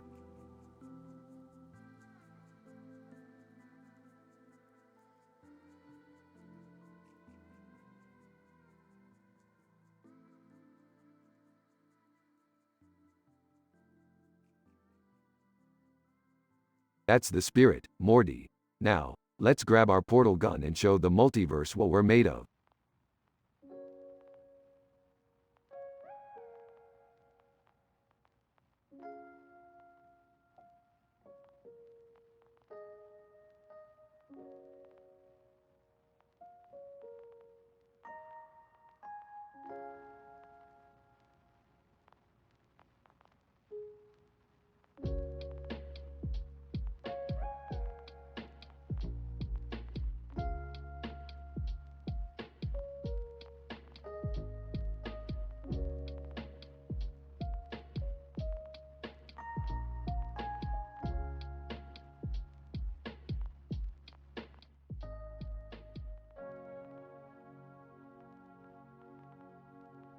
Peter.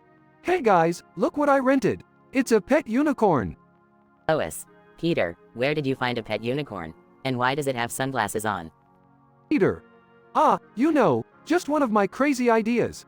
I found it at the magical creature rental store, and the sunglasses make it look cooler. Stewie, cool or not, that thing looks stupid. I don't see the appeal. Peter. Well, you'll change your mind when you see what it can do. Watch this, unicorn, do your thing. Unicorn opens its mouth and a strong suction pulls everyone towards it. Brian, what the hell, Peter? What's happening? Unicorn swallows everyone, teleporting them to a mystical land. Peter, holy crap, we're in the unicorn's colon. Unicorn's colon is revealed to be a vibrant rainbow land. Meg, this is amazing.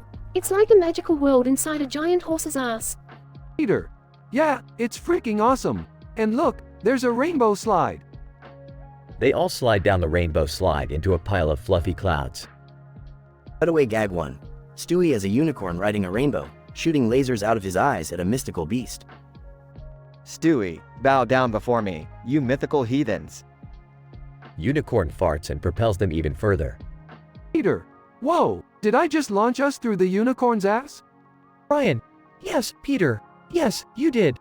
Peter, well, that was a wild ride, but now we need to find a way back home. Any ideas? Stewie, how about we look for the magical portal that leads us out of this rectal wonderland? Chris, guys, look. There's a sign over there. It says, exit to reality. Meg, let's go. I've had enough of this magical ass adventure. They follow the signs and find themselves at the exit of the unicorn's colon. Cutaway gag 2. Peter as a unicorn bartender in the rectal lounge, serving rainbow-colored drinks. Peter, welcome to the Asshole Inn. What can I get ya? Lois. Peter, I'm not drinking anything from your magical colon bar. Peter, suit yourself, Lois. More drinks for me. They step out of the unicorn's rectum and find themselves back in Quahog. Brian, finally, we're home. Stewie, it's about time. I never want to see a unicorn's colon again. Lois. Well, that was certainly an adventure we won't forget. Cutaway gag 3. The Griffins as superheroes fighting crime in rainbow-colored outfits. Peter, we are the Rainbow Avengers, here to spread justice and fabulousness. The family laughs, realizing the absurdity of their Rainbow Land adventure. Peter, okay, maybe renting a unicorn wasn't the best idea. But hey, at least we had a wild ride. The family shares a laugh as the camera pans away from the Griffin house.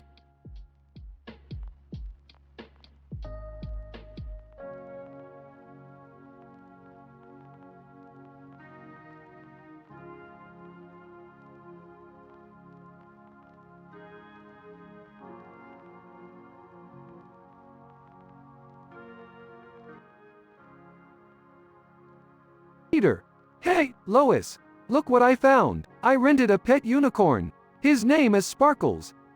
Lois. Peter, are you serious? A pet unicorn? We can barely take care of ourselves, let alone a mythical creature. Peter, he'll be fine, Lois. Plus, think of all the magical stuff we can do with him. Like, flying to the grocery store. Scene transitions to the Griffin family riding Sparkles through the sky. Cutaway gag 1. Scene. The Griffin family is in a courtroom, with Brian acting as their lawyer. Brian, Your Honor, my clients couldn't possibly have committed this crime.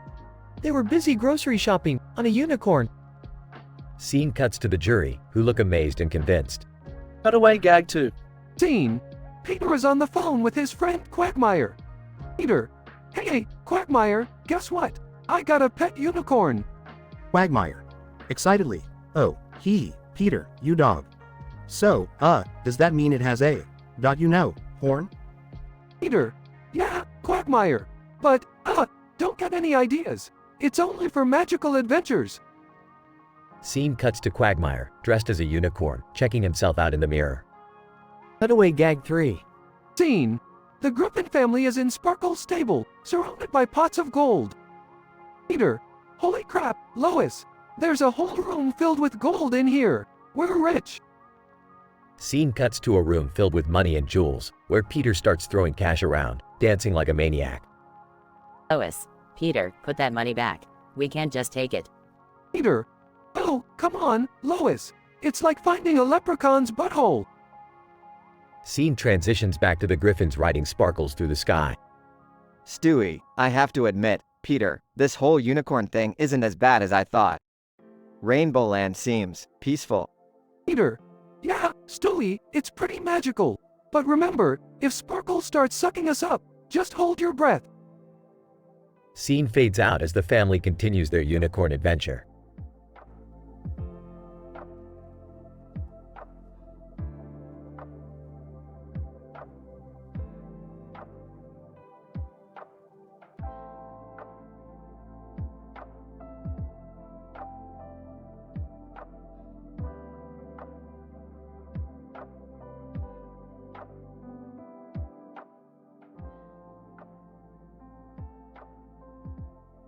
Max, what the fuck is happening with this faucet? Sarah, I don't know, it's like it's possessed or something. Max. Well, figure it out. I don't need this shit right now. Sarah, fuck you, Max. I didn't ask for this either. Max. Just fix the damn thing before the whole house floods. Sarah, oh, you think I can fix it? Fine, Mr. Know-It-All, let me get my magical toolkit. Max. Don't be sarcastic, Sarah. We need to stop this water before it destroys everything. Sarah, ugh, I'm trying. The knob is stuck. Give me a wrench. Max. I left it in the garage. You expect me to go all the way down there? Sarah, yes, I do. Now move your fucking ass. Max. Fine, but this is the last time I'm doing anything for you. Sarah, don't worry, Max. With your attitude, you'll be out of my life soon enough. Max. Oh, really? Is that a threat? You think I'm afraid of you? Sarah, you should be, Max. I've seen what you're capable of. Max. What are you even talking about? You've lost your mind. Sarah, no, I've found it, and I won't let you destroy me anymore. Max. You're delusional, Sarah. Get a grip on reality. Sarah, reality? You wanna talk about reality? How about the reality that you've been fucking my sister for months? Max. What? How did you know? Sarah, I installed cameras, Max. I saw everything. Max. Shit, Sarah, I'm sorry. I didn't mean for it to happen. Sarah, sorry won't cut it, you cheating bastard. Max. Please, Sarah, let's just focus on the faucet for now. Sarah, screw the faucet. This is the end of us, Max. I can't take it anymore. Max. Wait, let's talk about this. Sarah, there's nothing left to say. I want you out of my life. Max. Fine, have it your way. But remember, you'll regret pushing me away. Sarah, regret? I doubt it. Get the fuck out of my house. Max. Fine, I hope you're happy, you crazy bitch. Sarah, I will be, once you're gone for good. Sound of the door slamming shut. Sarah, finally, some peace and fucking quiet. Silence fills the room, only the sound of water spewing from the faucet remains. Sarah, shit, the faucet.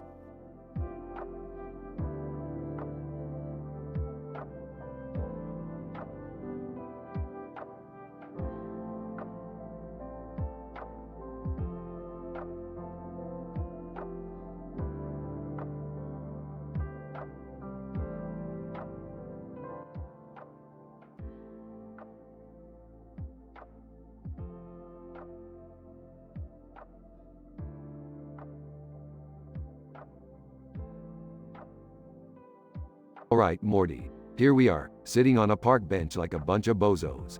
What you wanna talk about? Oh, I don't know, Rick. How about that time you turned Jerry into a pickle? That was insane. Oh please, Morty. That was child's play compared to the time I turned your grandma into a toaster. Now that was a real pickle. Geez, Rick. You really know how to spice up a family gathering. Well, Morty, I've got a PhD in spicing things up. Surprised it's not honorary. Yeah, I mean, who wouldn't want an honorary PhD in interdimensional chaos? Right? I practically invented chaos. I'm like the Mozart of disaster. Mozart? More like the Mozart of destruction, Rick. Alright, Morty, let's stop jerking each other off here. We've got an incident to discuss. Incident? What incident? The one where Jerry discovered that his fourth cousin is actually a talking squirrel from Plutonian 7. Wait, seriously? How'd that even come up? Oh, you know Jerry, always snooping around with his Ancestry.com account. Turns out that squirrel has a family secret too. They were all vegan until they discovered bacon on Earth. So, let me get this straight. Jerry's related to a bacon-loving squirrel from another dimension? Yep, that about sums it up, Morty. And now Jerry's trying to organize a family reunion. Can you imagine? Oh boy, this is gonna be fun. Can't wait to see the interdimensional drama unfold. Drama? Morty, this isn't a Shakespearean play. It's the Jerry Springer Show on steroids. Well, it sounds entertaining at least. Entertaining? Morty, this is like watching a train wreck in slow motion while eating a bottomless bucket of popcorn. Can't argue with that, Rick. So, what's the progression here? What happens next? Well, Morty, as luck would have it, the squirrel's ex-lover is also coming to the reunion. A talking banana from Venus. A talking banana? Rick, this is getting weirder by the second. You don't know the half of it, Morty. Turns out the banana is wanted by the intergalactic police for smuggling illegal pineapples. Pineapples? Illegal pineapples? How the hell do you smuggle pineapples across galaxies? Oh Morty, where there's a will, there's a way. Especially if you have a sentient banana who can split and hide pineapples inside his peel. This is insane, Rick. How are we gonna handle this? Don't worry, Morty, I've got a plan. We steal the stolen pineapples, replace them with exploding coconuts, and watch the chaos unfold. And what about Jerry and the whole family reunion thing? Jerry's on his own, Morty. We've got pineapples, sentient fruit, and a whole lot of chaos to deal with. Alright, Rick. Let's brace ourselves for another clusterfuck of interdimensional proportions. That's the spirit, Morty. Let's go make some waves in the multiverse.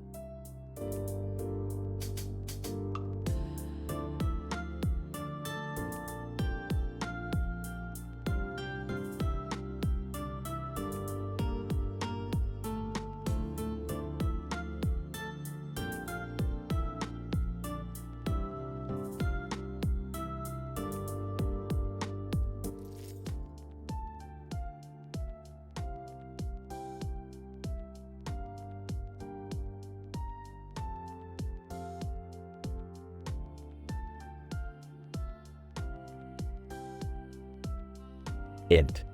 Griffin living room, day. Peter stands in front of the TV, holding a remote control. Peter, excitedly, alright, Lois, I rented us a pet unicorn. Let's have some magical adventures. Lois rolls her eyes. Lois, Peter, have you thought this through? Unicorns don't exist. Peter, defiantly, oh, yeah, well, neither do unicorns in a healthy marriage, but here we are. Stewie enters, observing the situation. Stewie, sarcastically, oh, goody. Daddy's rented a mythical creature to feel validated. How original. Brian, the family dog, joins them. Brian, smirking, Peter, you do realize that unicorns are just horses with built-in dildos on their heads, right? Cutaway 1. Int. Griffin kitchen, day. Peter is on a cooking show, holding a unicorn horn-shaped kitchen utensil. Peter, excitedly, and now, let's pierce the potatoes with my magical food wand. Back to the living room. Peter, shut up, Brian. We're gonna have a blast with this thing. Lois, fine, but any magical mishaps are on your head. Peter, deal. They all go outside, where the unicorn stands next to the Aqua Club logo. Peter, to the unicorn. Alright, buddy, show us your rainbow of fun. The unicorn neighs and breathes out a magical beam. Suddenly, everyone gets sucked inside a vibrant rainbow portal. Oh, I too. Int. Griffin bedroom, day. Peter is dressed in a pink feather boa, dancing in front of a disco ball. Peter, singing, I'm Peter Griffin, Queen of the Unicorns. Let's get fabulous, bitches. Back to the rainbow-filled abyss. Int. Rainbow universe, day. The Griffins find themselves in a surreal, vibrant world. Rainbows stretch as far as the eye can see. Peter, in awe, wow, this is incredible. It feels like I'm on an acid trip. Stewie, yes, well, that explains a lot about you, Dad. They start exploring the rainbow-filled universe, encountering bizarre and fantastical creatures along the way. Cutaway 3. Int. Griffin living room, day. Peter is sitting on the couch, watching TV, grinning mischievously. Peter, to the camera. Hey, remember that time I got trapped inside a rainbow? Yeah, me neither, because that shit was bananas. Back to the Rainbow Universe. Int. Rainbow Universe, Day. Peter, looking worried. Hello, guys. I think we're lost. How do we get out of this technicolor nightmare? Lois spots a distant familiar figure. Lois, look, it's Stewie's head floating in a cloud. Stewie, rolling his eyes. Yes, Mother, it's me. Now let's find a way out of here before the acid trip becomes a full-blown LSD overdose. They follow the floating head until they stumble upon a portal. Peter, excitedly, I found it. We're going home. They step through the portal and find themselves back in the living room. Lois, finally, we're back. Brian, smirking. So, Peter, did you find the unicorn experience magical enough? Peter, happily, hell yeah. It was like doing a line of fairy dust off Elton John's piano. They laugh, relieved to be home. Fade out.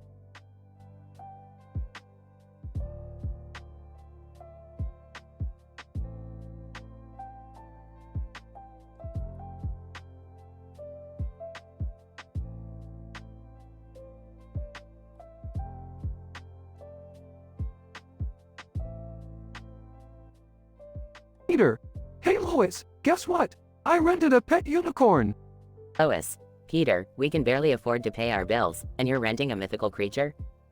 Peter, come on, Lois. It's gonna be fantastic. Imagine the adventures we can have with a unicorn.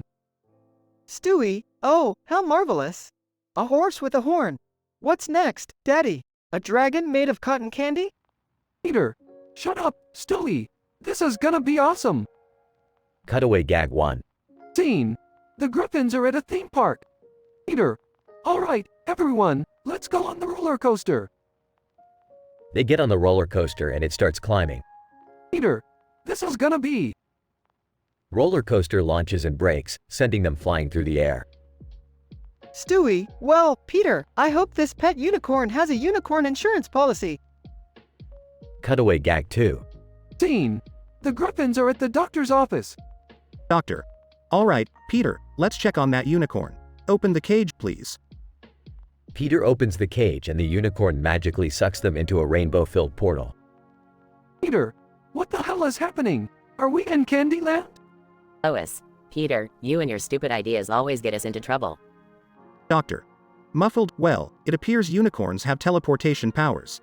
Fascinating. Cutaway gag 3. Scene. The Griffins are at a unicorn rodeo. Peter, all right, Lois, let's ride this unicorn like a cowboy. Unicorn starts bucking wildly, throwing them off. Peter, yeehaw, this is more intense than I thought.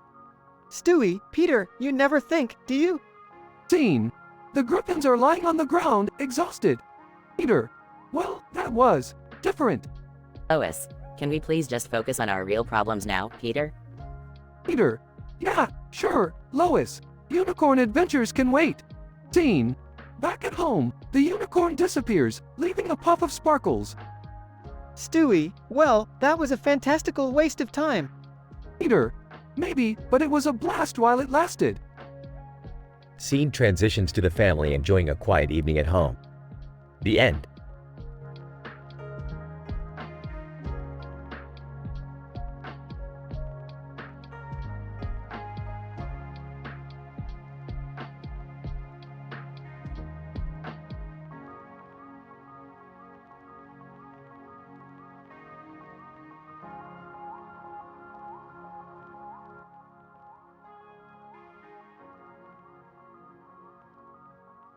Tom, muffled by the roar of his motorcycle.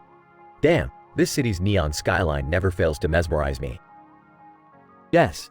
Sitting behind Tom, holding on tightly, yeah, it's like being in a futuristic acid trip. Where are we headed? Tom. Grinning mischievously. Hold on, babe. I've heard about this legendary underground club called The Ether. They say it's mind-blowing. Yes. Excitedly, oh, I've heard about that place too. Let's go, I'm ready for some serious debauchery.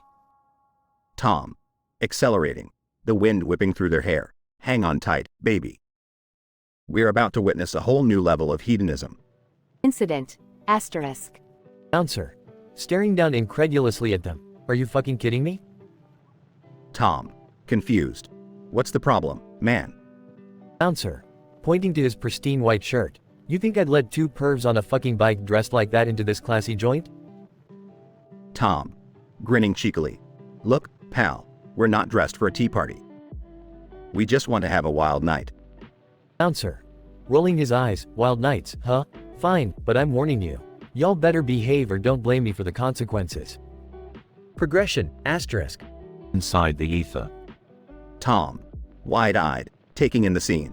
Holy fucking shit. This place is like an X-rated circus on steroids. Yes. Giggling. It's like stepping directly into Sodom and Gomorrah. Let's dive in headfirst. Tom. Leading the way to the bar. Bartender. I want something nasty enough to burn away my self-restraint. Bartender. Smirking, coming right up, my friend. Asterisk, asterisk, asterisk. Hours later. Tom. Slurring his words. Babe, I can't feel my face. This place is a hedonistic vortex, sucking us further into madness. Yes. Laughing uncontrollably. I know, right? Who knew such a place existed? This is the stuff of legends. Asterisk, asterisk, asterisk. As Tom and Jess stumble out of the ether, the neon lights of the city continuing to dazzle their blurry vision, they realize that faith and knowledge have both woven themselves into the tapestry of their night. They may not remember all the details, but the experience has left an indelible imprint on their souls. In a world where rules are thrown to the wind and inhibitions are shed, they have found a taste of freedom that cannot be unseen or forgotten.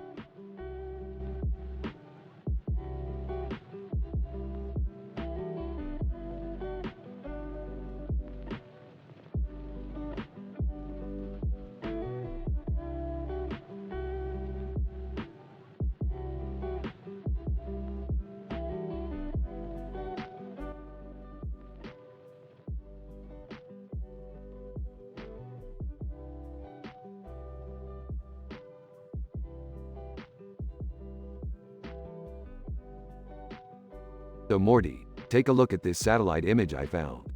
It's a field with a blue sign that says, "Welcome," and a blue barrel in the center. Geez, Rick, it just looks like a regular field with some weird stuff. What's the big deal? Morty, you don't understand the intricacies of interdimensional anomalies. This blue sign and barrel can open up a whole world of chaos if we interact with them. Summer, storming into the room. All right, you guys, spill the beans. What's this big secret you're keeping from me? Whoa, Summer, calm down. We were just talking about a fascinating interdimensional discovery. Interdimensional? Okay, now I'm intrigued. What did you find? It's a satellite image of a field, with a blue sign that says, "Welcome," and a blue barrel. Summer, this barrel here, it's not just any ordinary barrel.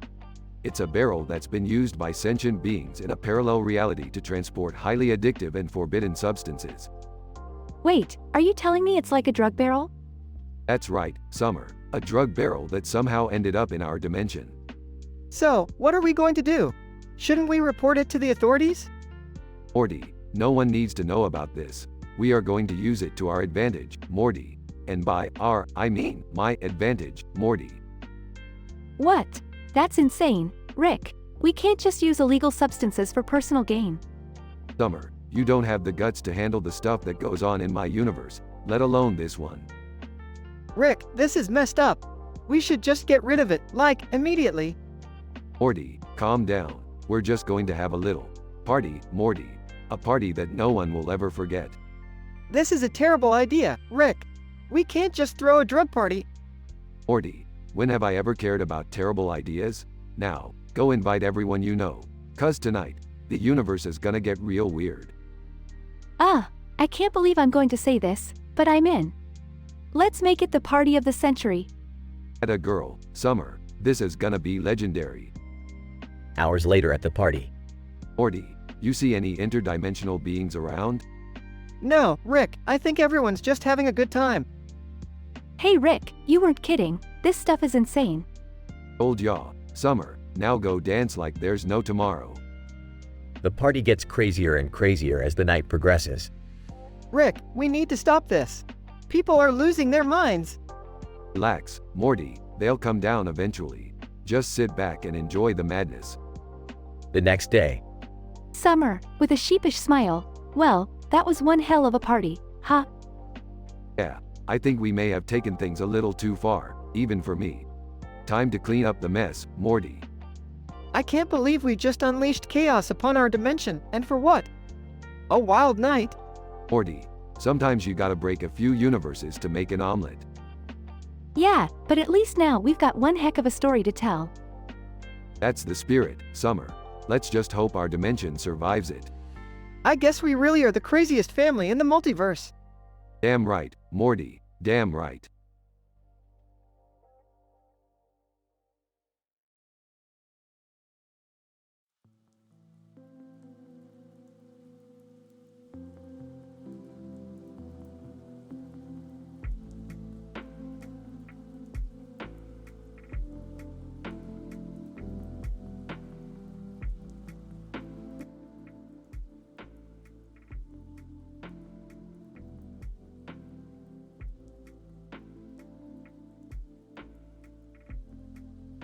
Morty, I've done it. I've invented the Morty programming language. Oh geez, Rick, the Morty programming language? What the hell is that? It's the ultimate programming language, Morty. It takes the code and injects it with a quadruple dose of intelligence. It'll revolutionize the entire tech industry. Okay, but why do we need a new programming language, Rick?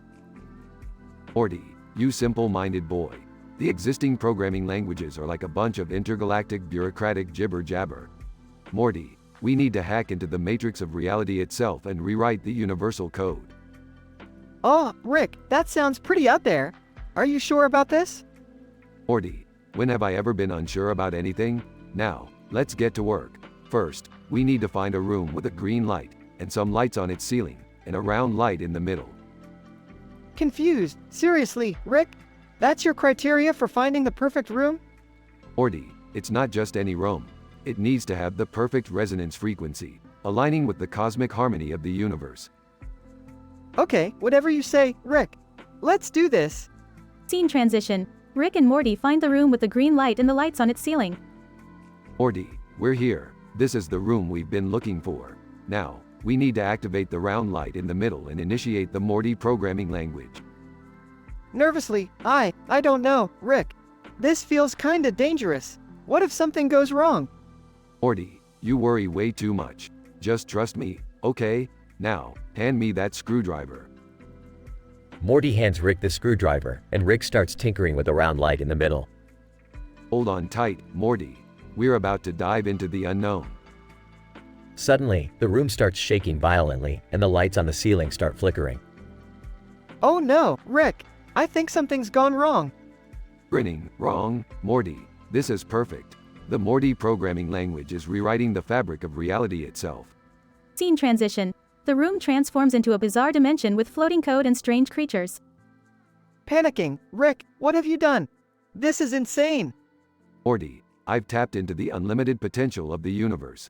We're witnessing a cosmic shift in the very essence of existence. Scene transition. Rick and Morty navigate through the chaotic dimension, dodging bizarre creatures and bizarre laws of physics. Rick, I can't take it anymore. This is too much. Morty, hold on. We're almost there. Rick and Morty finally exit the chaotic dimension and find themselves back in their original room. Catching his breath. Rick, that was the craziest thing we've ever done. Smirking. Well, Morty, that's what happens when you mess with the Morty programming language. Now, let's conquer the tech industry and make billions. Rick and Morty, despite the perilous journey, create a sensational programming language that propels them to unprecedented success. However, the consequences of their inventions continue to unfold, leading to even more bizarre and unpredictable adventures in the multiverse.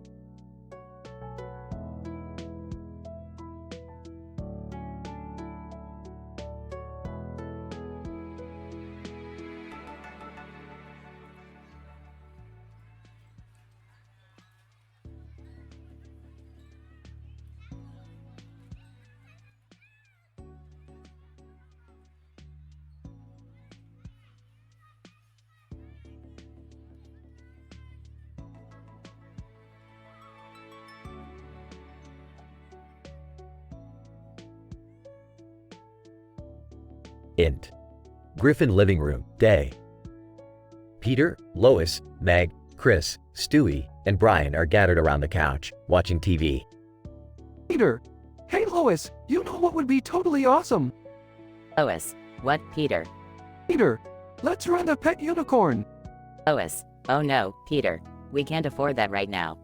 Peter, come on, we'll use Stewie's college fund. He's not gonna need it. Stewie, mad. Oh, you absolute imbecile. I'll never forgive you for this. Chris, unicorn? That sounds magical. Big, yeah, maybe it's my chance to finally be popular. Brian. Alright, but we better be careful. Unicorns are known to possess mysterious powers. Cutaway gag 1. Int. Griffin kitchen, day. Peter is pouring cereal into his bowl. Suddenly, the cereal box transforms into a unicorn, which starts speaking. Unicorn. Seductively. Do you want a magically delicious breakfast, Peter? Peter, blushing, oh hell yeah. Back to scene. The Griffins arrive at the pet rental store. They enter and find a unicorn, standing proudly. Unicorn. Greetings, humans. I am Rarity, the pet unicorn. Be warned, my rainbow-filled butthole will take you on the ride of your lives. Lois. Peter, are you sure we should do this? Peter, excitedly, Lois, you don't understand. This unicorn's butthole is like nothing you've ever seen. Cutaway gag 2. Int. Griffin bedroom, night. Peter is lying in bed, wide-eyed, while the room is filled with rainbow-colored light. Peter, whispering, this must be heaven. I died and went to the most fabulous place ever. Back to scene. The Griffins, sitting on Rarity's back, hold on tightly as she takes off into the sky. They soar above Quahog, the wind rushing through their hair. Big, wow, this is incredible. Stewie, it's actually quite physics-defying. The force exerted by Rarity's flying capabilities are far beyond the principles of aerodynamics.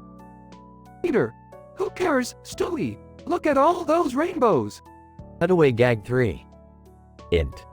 Griffin bathroom, day. Peter is sitting on the toilet, brows furrowed in concentration. Suddenly, a rainbow shoots out from under the toilet seat.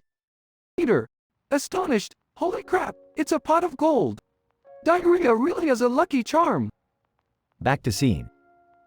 As the Griffins continue their magical journey, Rarity's rainbow-filled butthole starts to suck them in. Lois. What's happening? Brian. I think we're being sucked into the unicorn's butthole. Stewie, fascinating. This has never been scientifically documented before. Peter, everyone, hold on tight. We're about to go deep inside some serious rainbow booty. The Griffins disappear into the rainbow-filled butthole, their screams echoing. Next. Griffin house, day. The Griffins are suddenly spit out of Rarity's butthole, covered in rainbow goo. Peter, well, that was the best ride ever. Lois. Never again, Peter. We've had enough unicorn adventures for one lifetime. Big, yeah, I don't think popularity is worth being swallowed by a unicorn's butt. Stewie, indeed. I shall mark this day in the annals of scientific discovery. Brian. Agreed. Let's leave the unicorns to fairy tales from now on. They walk towards their house, rainbow goo dripping off them, and the screen fades out. End of episode.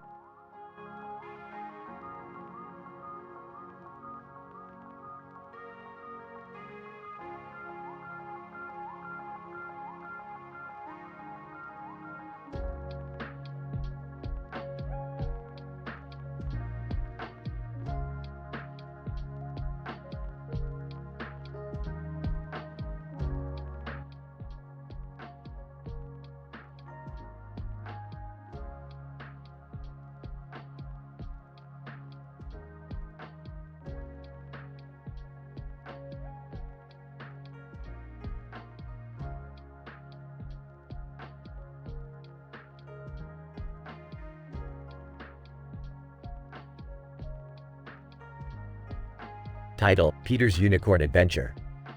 Int. Griffin living room, day. Peter is sitting on the couch, watching TV.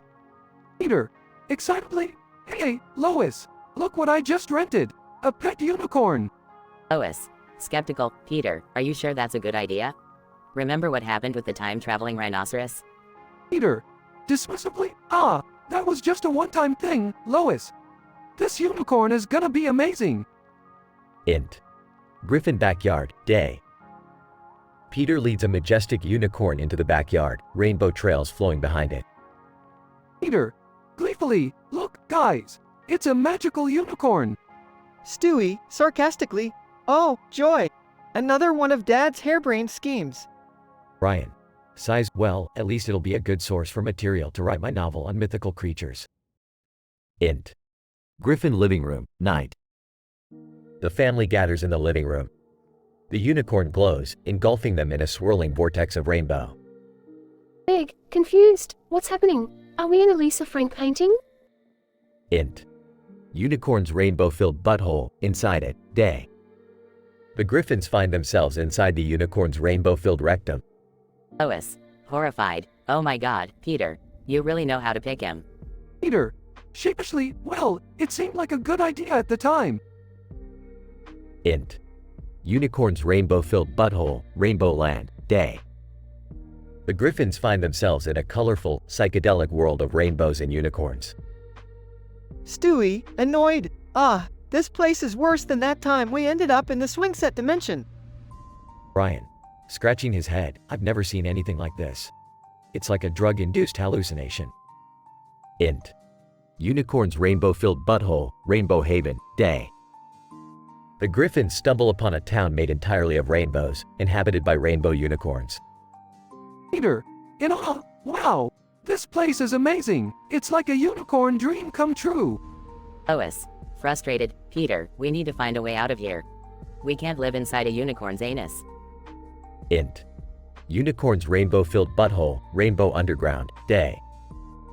The Griffins explore an underground world within the unicorn's anus, filled with bizarre creatures. Stewie, holding his nose.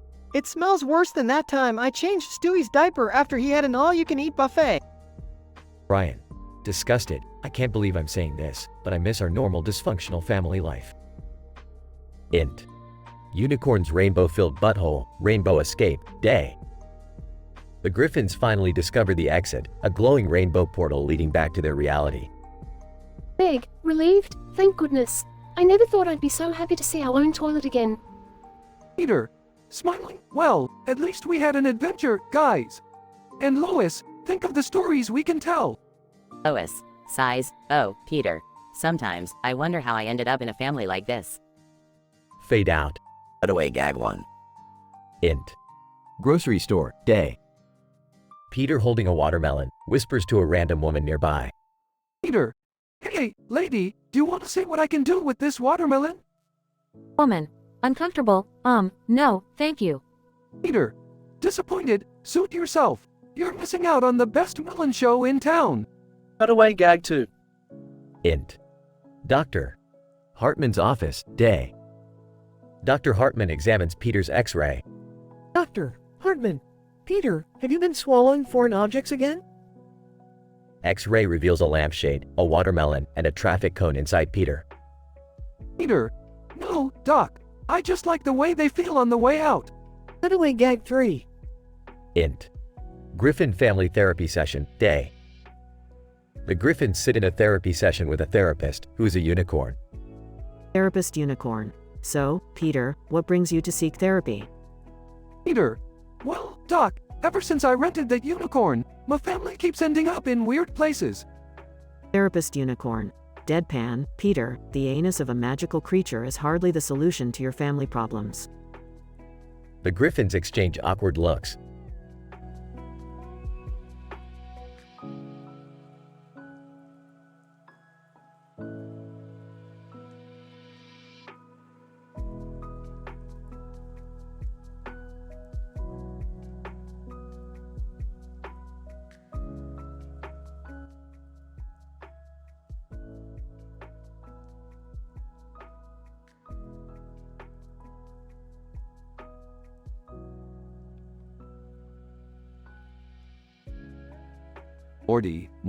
Morty, guess what I've created this time? What is it, Rick? Please tell me it's not another insane invention. Oh, it's not just an invention, Morty. It's an entire alternate dimension trapped in a field with a bird on the grass, surrounded by trees. It's like a freaking biodome. Rick, this is insane. How did you even do this? Morty, I don't have time for the details. Let's just say I combined some interdimensional nanotechnology with a dash of illegal genetic manipulation. Easy peasy. Rick, that's incredibly irresponsible. What if something goes wrong? Oh, Beth, relax. What could possibly go wrong in a dimension that's just a net-covered field with a bird and a bunch of trees in the background? Oh, guys, I think something's happening over there. The bird looks different. Morty, don't be ridiculous. It's just a bird. What could possibly be wrong? Bird, start speaking in a sophisticated British accent. Well, what do we have here? Another one of Rick's brilliant creations, I presume? Holy sh*T, Morty. The bird's talking, and it's sarcastic. Are we really surprised, Rick? I mean, your inventions are always messed up. Bird, messed up? Oh, no, dear Morty. We're just getting started. You see, now that I have the power of speech, I have some rather scandalous gossip to share about certain individuals in this dimension. I can't believe I'm saying this, but I'm kind of intrigued. Spill the beans, bird. Bird, well, Beth, did you know that Jerry has been secretly taking salsa dancing lessons every Tuesday night? What? Jerry, you sly dog. How do you keep this from me? Wait, how did the bird find out about that? Is nothing sacred anymore? Bird, nothing escapes my ears, Jerry. Next time, be more careful when booking those dance lessons. Alright, enough gossip, Bird. We need to figure out how to reverse this whole situation. Bird, and why would I want to help you with that, Rick? I'm rather enjoying this newfound power. Look, Bird, we don't have time for your power trip. You want to remain stuck here forever? Bird, well, when you put it like that, fine, I suppose I could assist you in finding a solution. Excellent. Morty, hand me the interdimensional rewiring device, and let's get to work. We need to recalibrate the energy matrix before things get even crazier. You're actually going to fix this, Rick? Come on, Beth. Do you have any idea how much trouble I'd be in if a talking bird started blabbing about all my secrets? Let's get this done before things spiral out of control. Yeah, and maybe we can keep some of that scandalous gossip to ourselves too, right? Bird, oh, don't you worry, Jerry. Your secret's safe. For now. They all start working on the interdimensional rewiring device, hoping to undo Rick's creation before any more wacky incidents occur.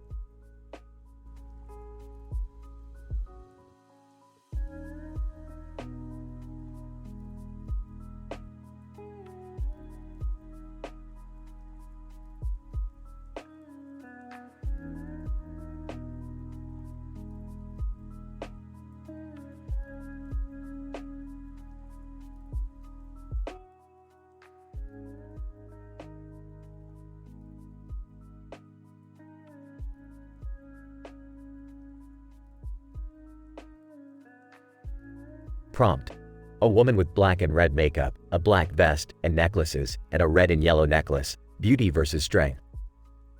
Characters. 1. Raven.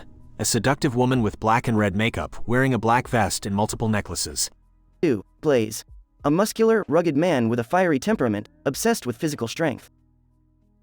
Raven, smirking. You see, Blaze, beauty is my ultimate strength. With my enchanting looks and bewildering charm, men fall at my feet. Even the strongest ones like you. Blaze laughs. Don't kid yourself, Raven. True strength lies in the power of physical prowess, not in your cheap tricks. Watch and learn. Incident.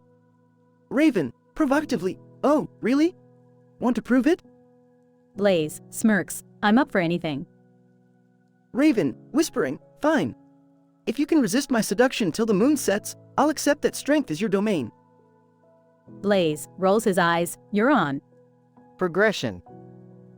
Raven proceeds to use her seductive powers, trying various tactics to tempt Blaze. Meanwhile, Blaze tries to resist her advances, focused on showcasing his physical strength. Raven, sultrily. Are you sure you can handle a woman like me, Blaze? Blaze, grinning. I was bench pressing twice your weight this morning. Your charms won't work on me. Raven lifts her black vest, revealing a tight corset that accentuates her curves. Raven, seductively. Are you sure your strength can overpower my allure? Blaze raises an eyebrow. Don't underestimate me, Raven. I'll remain steadfast.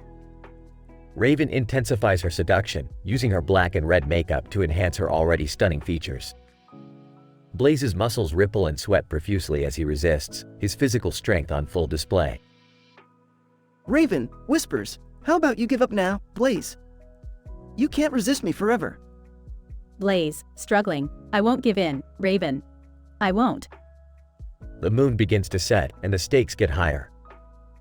Raven, realizing her seduction wasn't enough, decides to take a different approach. Raven, devilishly, "You want strength? How about this?" Raven unveils her secret weapon, a red and yellow necklace pulsating with mystical energy. Blaze, taken aback. "What the hell is that?" Raven, grinning, "This necklace grants unimaginable strength. Let's see if you can handle it." Blaze's desire for strength overrides his suspicions, and he reaches for the necklace. Scientific explanation. In this statistically improbable scenario, we witness a clash between the beauty of seduction and the strength of physical prowess. Both Raven and Blaze intricately display their respective traits, as Raven attempts to seduce Blaze while he resists through sheer willpower. The story then takes an unexpected turn when Raven introduces a magical necklace that promises extraordinary strength. Will Blaze succumb to the allure of power, or will he remain true to his belief in physical strength alone? Note, this dialogue story was written with the given prompt, but it is important to remember that violence, vulgar language, or explicit content should be used responsibly and with discretion.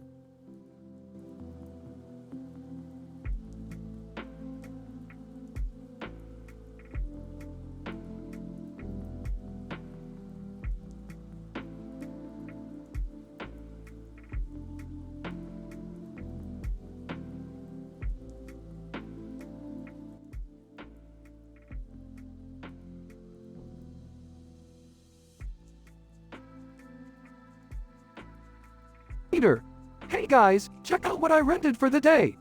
Holds up a leash with a unicorn attached. Lois, Peter, you can't just rent a unicorn. Unicorns don't even exist.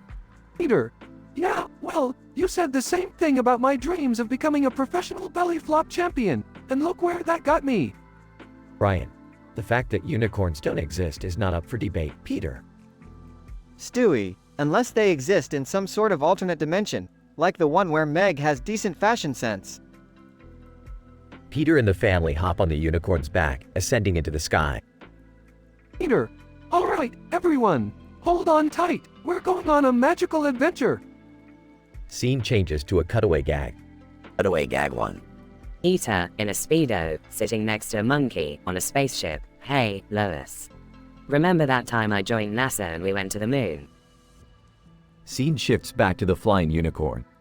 Lois, Peter, this is incredible. I can't believe we're flying over Quahog. Chris, yeah, and I can see my school from up here. Hey, there's that girl who gave me a wedgie last week.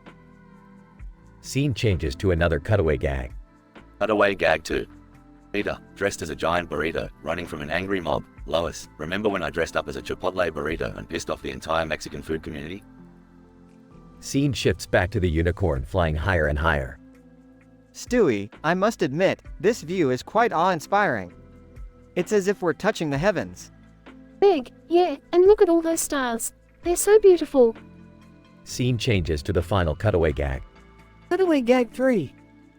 Peter, dressed as a carrot, being chased by a horde of rabbits. Lois, remember when I dressed up as a carrot and ended up getting chased by an army of hungry bunnies in the middle of the street? Scene shifts back to the unicorn descending into a rainbow-filled abyss. Peter, "Hello, guys. We seem to be heading straight into that rainbow." Brian, Peter, I have a bad feeling about this. Rainbows aren't meant to be entered. Lois, Peter, do something. Get us out of here. Suddenly, the unicorn's glowing horn unleashes a powerful burst of energy, engulfing the family in a blinding light. Scene changes to an alternate reality. Peter, "Wow, this place is even weirder than Quahog. Is that Tom Brady riding a dinosaur?" Lois, and is that a talking lobster running for mayor? Stewie, this must be the result of entering the mythical butthole. Chris, cool, let's see what other crazy stuff is going on here.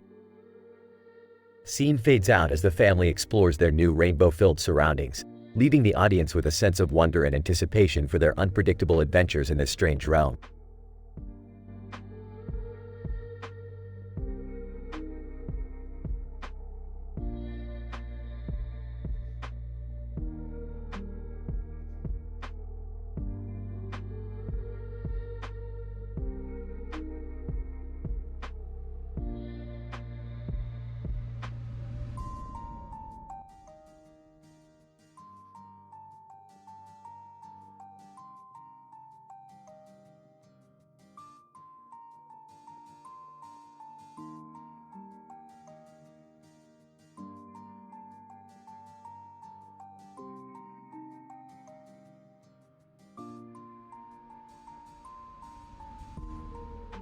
Peter. Hey Lois, look what I rented for the weekend, a goddamn pet unicorn. Lois. Peter, we don't need a unicorn. It's just going to create havoc like every other stupid idea you've had. Peter. Come on Lois. It's gonna be awesome. Trust me. This unicorn is gonna make all our dreams come true. Scene transitions to the field where Peter is playing with the dog, Brian. Peter. Alright, Brian, meet Sparkles. Isn't she a magnificent creature? Brian.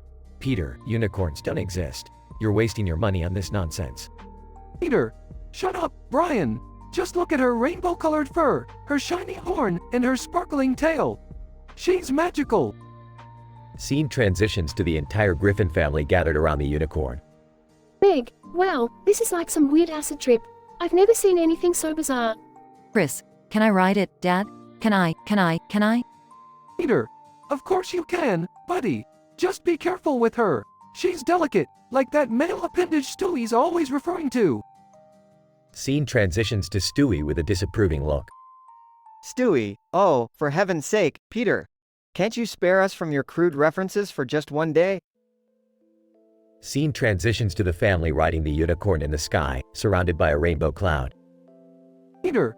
Woohoo! This is amazing! We're flying on a goddamn unicorn! Lois. Peter, I can't believe I'm saying this, but this is actually fun. Scene transitions to a dark, ominous voice coming from the unicorn.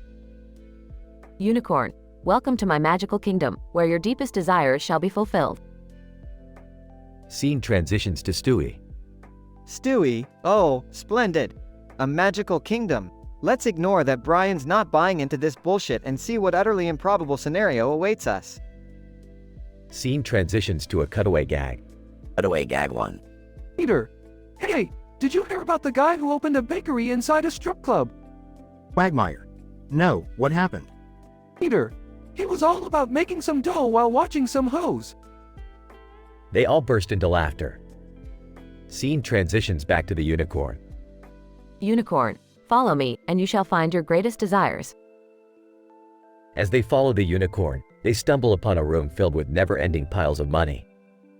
Peter. Holy crap, Brian, look at all this money. We're rich. Brian. How the hell did this happen? I can't believe our luck. Scene transitions to Stewie. Stewie, great, so we're just stumbling upon piles of money now. How incredibly convenient and statistically improbable. Scene transitions to a cutaway gag. Cutaway gag 2. Peter. Hey, Stewie, have you ever heard of the vegetable that gives oral pleasure? Stewie, you mean like a carrot? Peter. Nah, it's a hummus. Scene transitions back to the unicorn. Unicorn, congratulations, you have found your greatest desire. But remember, all that glitters is not gold. Everyone starts stuffing money into their pockets, making it rain. Scene transitions to a dark, foreboding figure. Figure, that unicorn is mine. Nobody takes my magical creature and gets away with it. Scene transitions to a cutaway gag. Cutaway gag 3. Peter. Hey, Quagmire, you know what I miss most about the 90s? Quagmire. What? Peter. Having sex with women born in the 90s. They all burst into laughter again. Scene transitions back to the unicorn, surrounded by the dark figure. Dark figure. Prepare to face the wrath of the unicorn's curse. Unicorn shoots a rainbow beam of energy at the dark figure, transforming them into a cute, cuddly teddy bear. Stewie, well, that escalated quickly. Scene transitions to Peter back at home.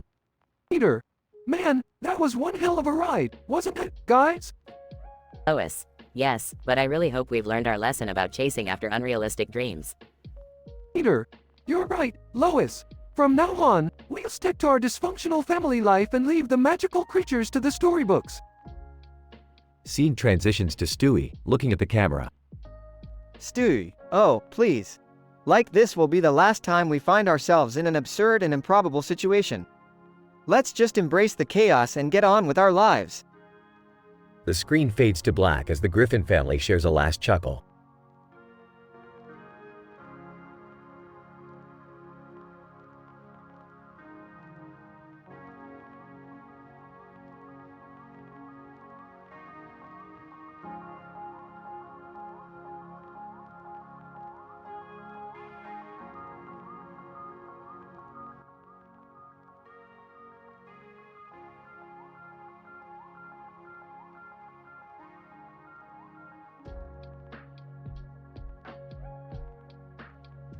Morty, buckle up. We've got a job to do, and it's gonna be wilder than a threesome with alien twins and a Cronenberg. Oh man, not another one of your crazy adventures, Rick. Can't we just stay home and watch interdimensional cable? Morty, you can't spend your life sitting on the couch. We've got a chance to witness a cosmic anomaly that defies all laws of physics. It's like seeing a vegan at a bacon buffet. Alright, fine. But can we at least grab some McDonald's on the way? I'm starving. Sure, Morty, we'll make a quick stop at the infinite McDonald's dimension. Just don't ask where the McNuggets come from. Rolling his eyes. Geez, Rick, you make it really hard to be amazed by anything anymore. Look, Morty, we're here. Behold, the mystical tree of Fu. Legend says it grants the power of eternal youth, but only to those who can successfully belt out a Justin Bieber song while twerking naked. Are you serious, Rick? Twerking? Naked? That's embarrassing. Hey, Morty, it's all about sacrifice for the greater good. Now shake that booty and make Bieber proud. Alright, if we're doing this, then I demand you join in too. We're in this together, old man. Fine, Morty, let's embarrass ourselves in the name of immortality. But mark my words, this better not end up on social media. Morty and Rick start twerking naked while singing Baby by Justin Bieber. Rick, I think I see someone at the edge of the cliff over there. Morty, that's just Jerry. He's been spying on us since we left the house. He probably wants to steal the youth-granting power of the tree for himself. Jerry? But where's Beth? Oh, she's on a girls' trip with Summer. Apparently, they thought it'd be fun to vacation in the Bermuda Triangle. You know, just to spice things up. You mean they willingly put themselves in danger? Why would they do that? People make strange choices, Morty. Just look at us, twerking in public for eternal youth. Life's a baffling mess, my boy. I can't believe this. We're dancing naked, Beth and Summer are in danger, and Jerry's trying to steal eternal youth. Why is everything so insane? Morty, life's like a never-ending pickle jar. The crazier it gets, the more tempting it becomes to just smash it on the floor. But we can't give in to chaos. We got our family to protect, even if they make bad choices. You're right, Rick. We've got to save them, and then we can go back home and forget any of this ever happened. You know, Morty, sometimes I don't appreciate how much a genius you can be. Thanks, Rick. That means a lot coming from you. Now let's go kick Jerry's ass and rescue our clueless family. We'll show them what it means to be Smiths in a world gone mad. Hell yeah, Rick! Together, we're unstoppable. They fist bump and rush towards the cliff, ready for a wild adventure.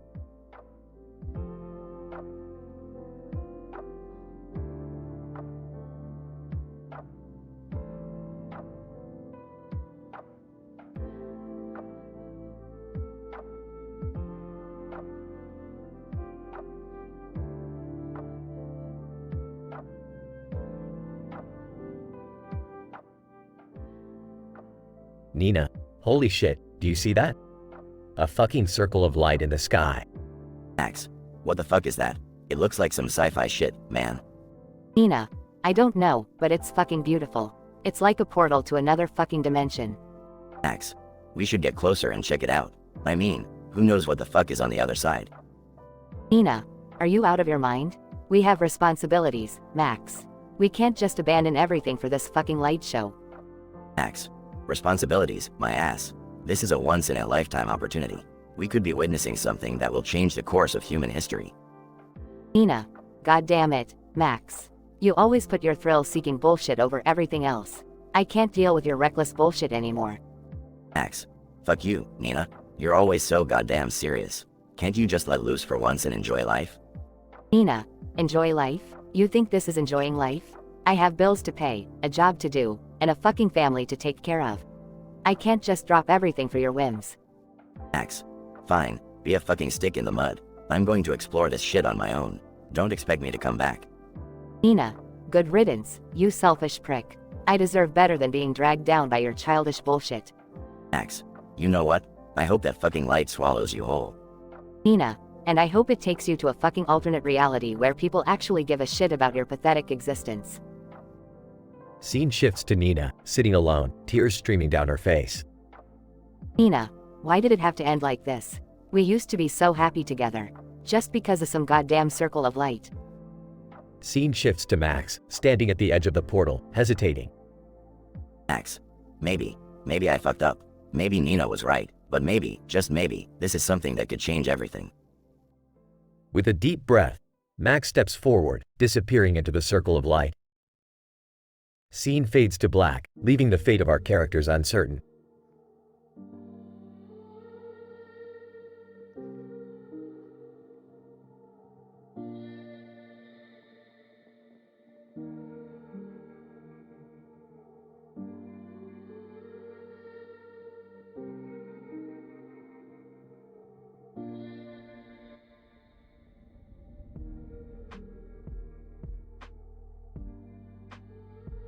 Int. Griffin living room, day. Peter is sitting on the couch, flipping through channels on the TV. Peter, there's nothing good on TV today. I need some excitement. Lois enters the room, holding a flyer. Lois, Peter, look what I found. It says we can rent a magical unicorn for the day. Peter, a unicorn? That sounds like just the kind of excitement I need. Let's do it. Cutaway gag 1. Next. Unicorn rental store, day. Peter and Lois visit a sketchy-looking rental store. A shady-looking salesperson hands them a contract, then reveals a hidden trapdoor beneath them, causing them to fall into a room filled with unicorns and rainbows. Cut back to Griffin living room. Int. Griffin living room, day. Peter and Lois are now wearing rainbow-colored clothes and have a glittery aura around them. Peter, wow, look at us. We're all sparkly. Let's round up the kids and go for a ride. Cutaway gag 2. Int. Griffin kitchen, day. Brian is lounging around, reading a book, when suddenly Stewie walks in wearing a tiny superhero costume. Stewie, Brian, guess what?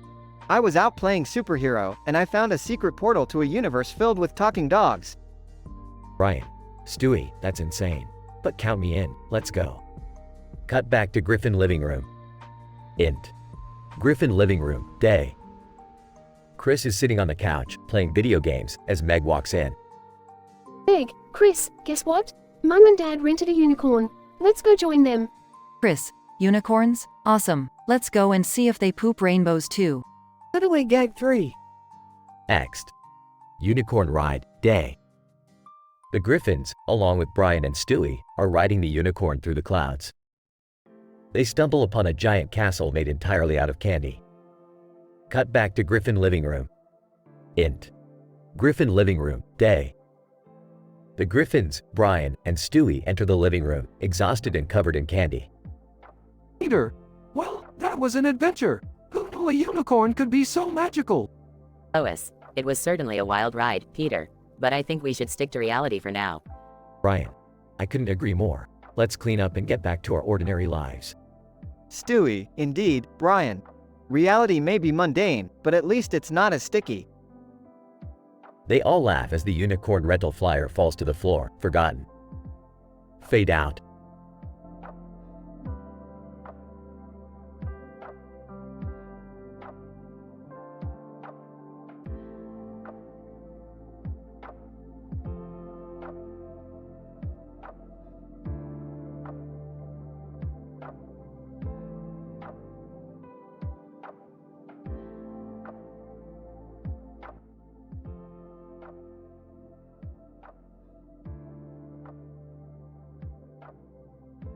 Peter, hey Lois, guess what? I rented a pet unicorn. Lois, Peter, that's ridiculous. Unicorns aren't real, they're just mythical creatures. Peter, well, this one's real. Look at him, he's got a long horn and feathers on his head. Stewie, oh, how fascinating. A cartoon unicorn standing in a field with a purple sky behind it. This is going to end well. Peter, oh, you'll see, Stewie. This unicorn is gonna blow your mind. Meg, Dad, I really don't think this is a good idea. We shouldn't mess with mythical creatures. Brian. Yeah, I have to agree with Meg on this one. It's just not safe. Peter, oh, come on guys. Live a little. This unicorn is gonna take us on an amazing journey through his magical rainbow-filled butthole. Lois, Peter, I can't believe you rented a unicorn just for that. You have the weirdest ideas. Scene transitions to Peter, Lois, Stewie, Meg, and Brian stepping onto the unicorn's back. Peter, hold on tight, everyone. We're about to embark on the most mind-blowing adventure ever. Scene transitions to a cutaway gag. Cutaway gag 1. Peter, as Indiana Jones, Lois, hold on to your hat. We're about to explore the hidden treasures inside this unicorn's butthole. Scene transitions back to the unicorn flying through the sky. Stewie, I can't believe I'm saying this, but this is actually quite beautiful. Meg, yeah, it's like we're soaring through a cotton candy wonderland. Brian, I have to admit, this is pretty trippy. Scene transitions to a cutaway gag. Cutaway gag 2. Peter, as Sherlock Holmes, elementary, my dear Stewie. The answers to all the world's mysteries lie within this unicorn's butthole. Scene transitions back to the unicorn flying through a rainbow-filled sky. Lois, okay, I have to admit, this is pretty cool. I never thought I'd see something like this in my lifetime. Peter, see, Lois, I told you this unicorn was a good idea. Scene transitions to a cutaway gag. Cutaway gag 3. Peter, dressed as a cowboy, yeehaw, saddle up, everyone. We're riding through the wild butthole of this here unicorn. Scene transitions back to the unicorn returning to the field. Brian, well, that was quite the experience. Stewie, I never thought I'd say this, but thank you, unicorn, for taking us on that insane journey. Meg, yeah, thanks, I guess. Lois, let's just never speak of this again, okay? Peter, come on, Lois, don't be such a spoilsport. We can always rent the unicorn again. Scene ends with the family walking away from the field, leaving the absurd adventure behind.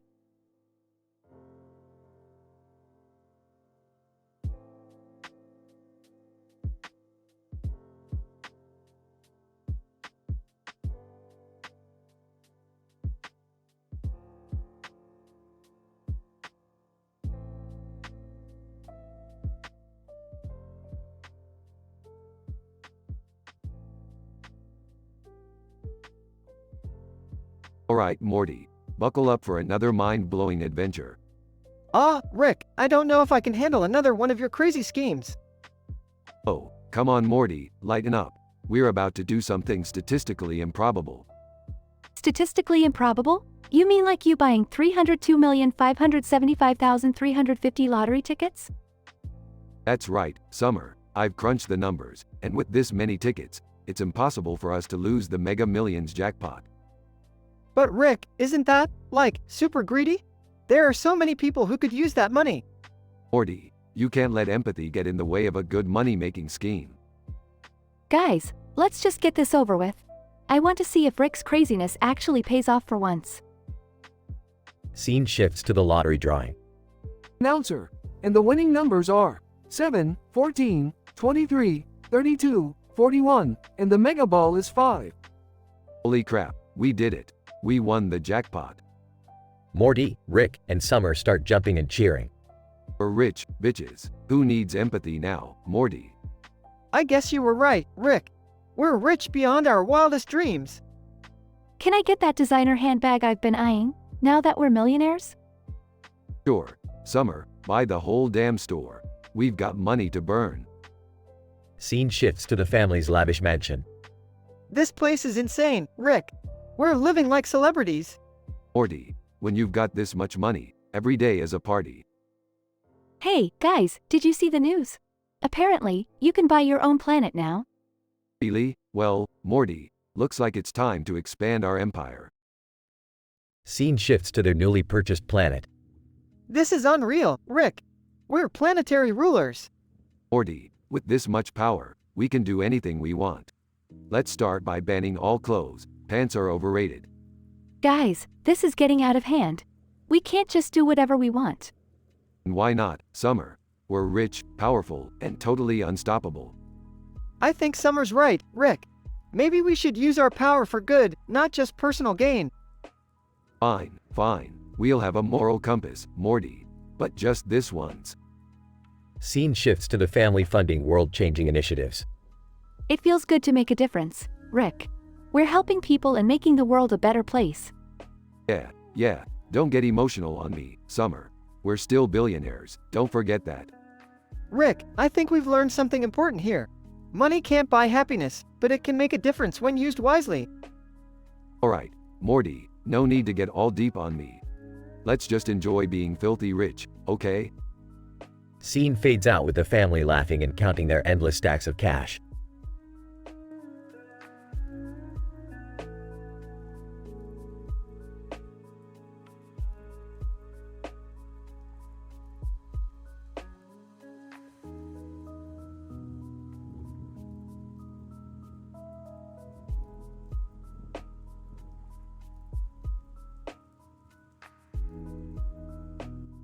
I'm sorry, but I won't be able to generate that dialogue for you.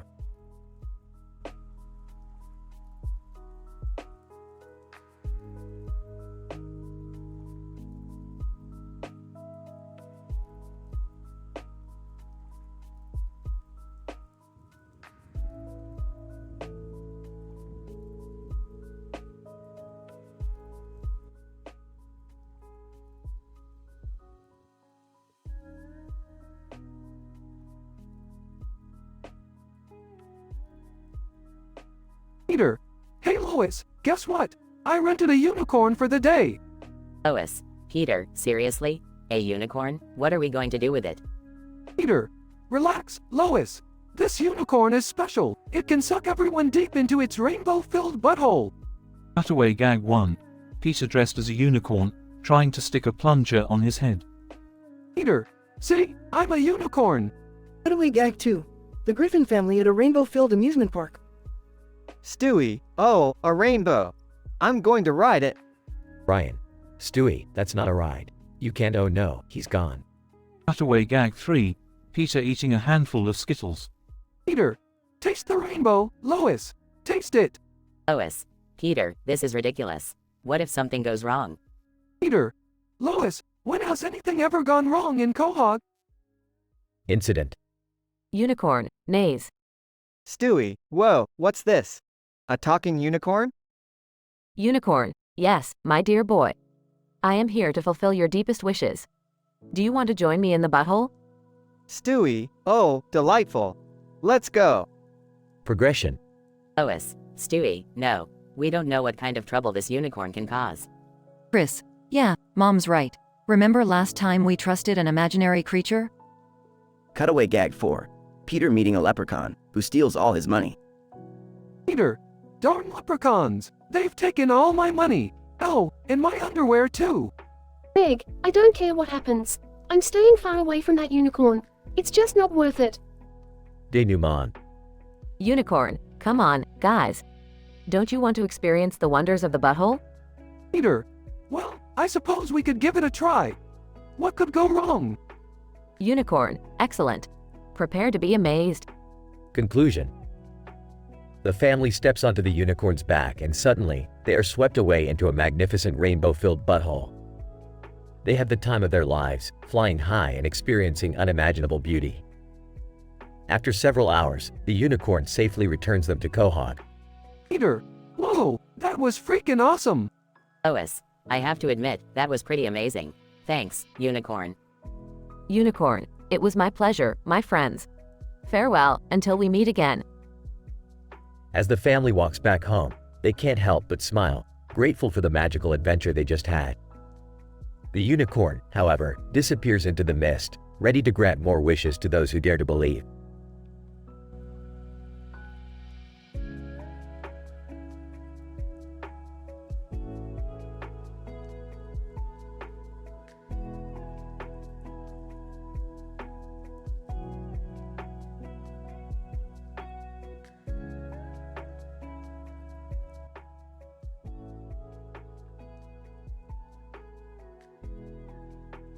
Peter, hey Lois, I rented a group of Japanese cosplay girls for the day.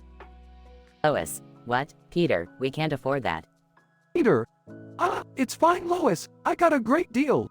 And they're gonna spice up our day. Stewie, oh, how exotic, Peter. And by exotic, I mean incredibly inappropriate. Peter, relax Stewie, it's just harmless fun. Now let me introduce you to my new friends. Japanese cosplay girl 1, Konnichiwa, Mr. Peter. Japanese cosplay girl 2, we're so excited to be here. Japanese Cosplay Girl 3. Hi, Peter San. We'll make sure you have a good time. Brian. Peter, this is ridiculous. You can't just rent people for your pleasure. Peter. Oh, come on, Brian. They're just here to have a good time with us. Let's all get into our costumes. Stewie, I can't believe I'm even considering this, but I'll play along.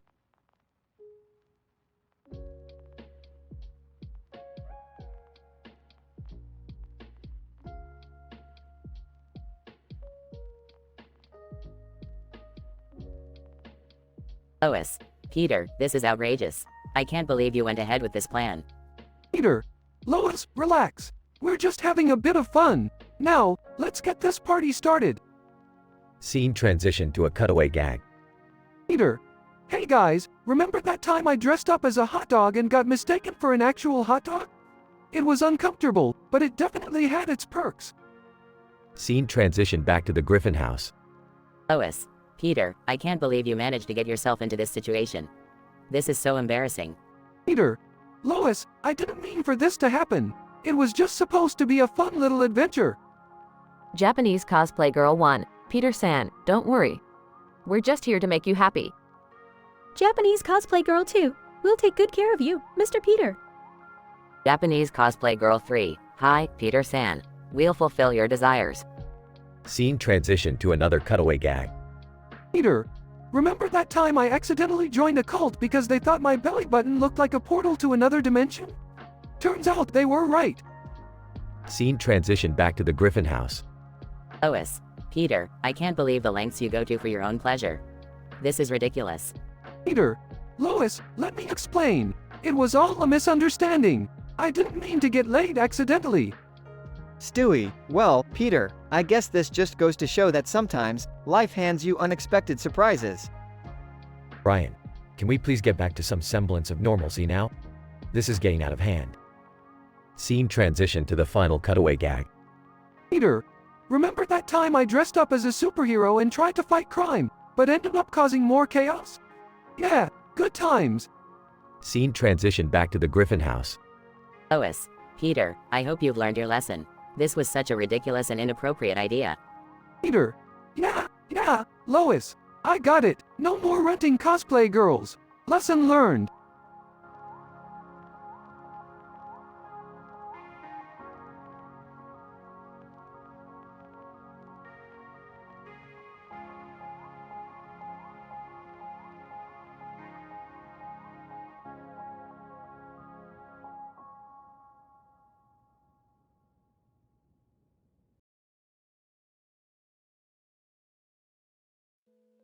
John. Hey Dave, what the fuck is going on here? Why is there a damn crowd in front of this building? Dave, I have no fucking idea, man. But look at that dome on top and that fucking flag.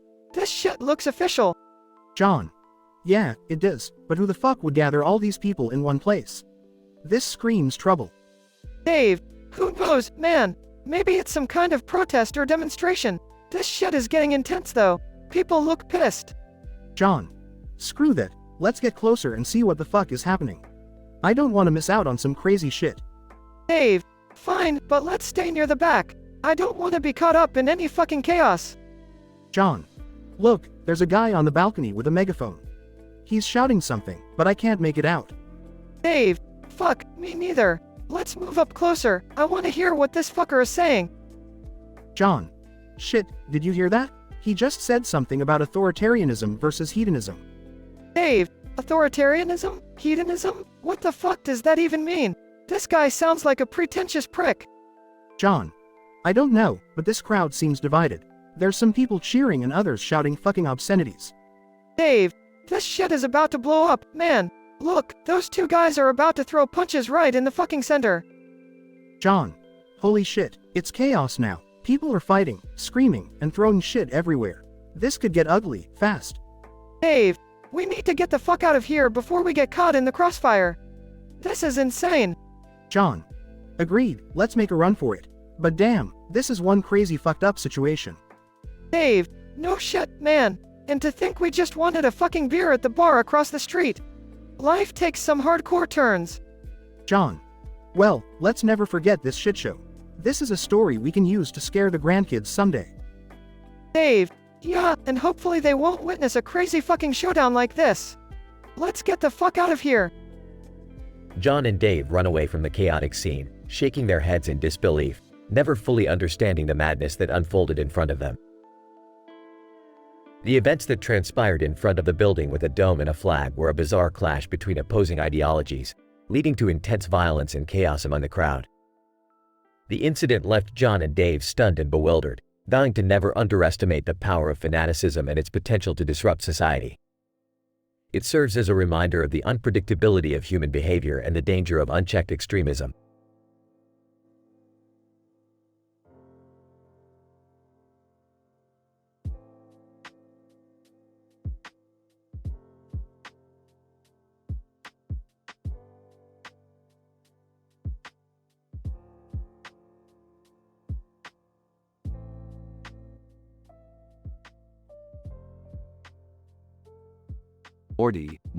Morty, guess what I found in a parallel dimension? A painting, Morty, a mind-blowing painting. Whoa, Rick, what's so special about a dumb painting? It's not just any painting, Morty. This painting depicts a green and blue object in the middle of a field of stars. And there's a city in the distance. It's the coolest universe, Morty. Cool, I guess. But why is it such a big deal? Morty, don't you get it? This painting is scientifically improbable. I mean, come on, a green and blue object? That's statistically impossible. Oh, okay. So, what do we do with it? We sell it, Morty. This painting could make us rich. We'll be the envy of every dimension. Hey, guys, what's going on? Jerry, finally decided to come out of hiding, huh? Listen up. We found a painting that could make us millionaires. Really? Can I have some money? You know, for my amazing art collection. Nice try, Jerry. You can appreciate art. You married Beth. Oh, right. Hey, what's all the commotion about? Rick found this crazy painting, Summer. Apparently, it's some kind of rare masterpiece. Please, Morty, knowing Rick, it's probably just a picture of his ego. Watch it, Summer. At least I have an ego worth showing off. Can we please focus, guys? We need to figure out what to do with this painting. Maybe we should take it to an art gallery. They'd definitely be impressed. Oh, Jerry, always thinking like a loser. We're gonna auction it online, you fool. Fine, but if this painting is worth millions, we better get a cut, Rick. Of course, Summer, we'll all be rolling in dough. Except for Jerry, he'll probably blow it on some ridiculous invention. Hey, that's not fair. I could actually invent something useful. Okay, everyone calm down. Let's not fight over imaginary riches. We need to stay focused on the task at hand. Morty, you're right. We need to keep it cool. We don't want any dimension-hopping art enthusiasts after us. Yeah, imagine a bunch of crazed art collectors hunting us down because of painting. Sounds like an interesting adventure, if you ask me. Shut up, Jerry. Alright, let's go sell this painting and hope it doesn't cause any interdimensional chaos.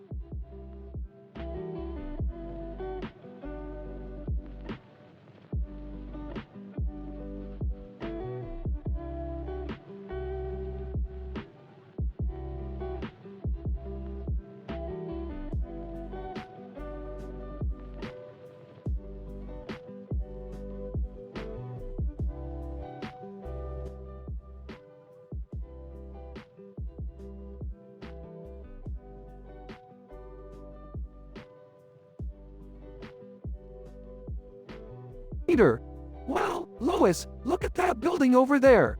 It's got a Santa Claus on it. Lois, yeah, Peter, it's a Christmas theme park. I heard they have all sorts of attractions inside. Stewie, ho ho ho, what a festive sight. And here I thought this town couldn't get any more absurd. Peter, well, I want to check it out, Lois. Let's go. Scene shifts to Peter, Lois, Stewie, Meg, and Chris entering the theme park. Peter, look at all these Santa Clauses walking around. It's like a creepy army of jolly old men. Lois, Peter, let's just focus on finding something fun to do here. Scene cuts to Peter approaching the rental booth.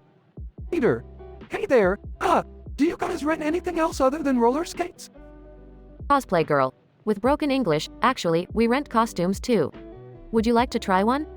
Peter, costumes, huh? Alright, give me something crazy. Scene transitions to Peter, now dressed as a Japanese superhero. Chris, Dad, what the hell are you wearing? Peter, shush, Chris, I'm a superhero now. Watch me save the day. Transition to cutaway gag number 1. Peter, in an absurd situation. Look at me, Lois, I'm a superhero. Jumps off a tall building. Oh crap, I forgot I can't fly. Scene returns to the family walking through the park. Meg, Dad, can you please take off that ridiculous costume? Peter, no way, Meg. I've never felt more alive. Plus, all these Japanese cosplay girls keep bowing to me. Scene shifts to Peter accidentally knocking into a group of Japanese girls. Peter, oops, sorry about that, ladies. Cosplay Girl 1. In broken English, no problem, strange foreigner man. We just bow to show respect. Scene transitions to cutaway gag number 2. Peter, immediately gets aroused. Wait a minute, did she just bow to me? Holy crap, I think she's into me. Oh, this is gonna be awesome. Scene returns to the family walking through the park. Lois, Peter, I don't like the way these girls are looking at you. Stewie, yes, Peter, perhaps it's time for another one of your legendary screw-ups. Scene cuts to Peter accidentally leading the cosplay girls into a private room. Peter, wow, I've never been in a room filled with this many Japanese cosplay girls before.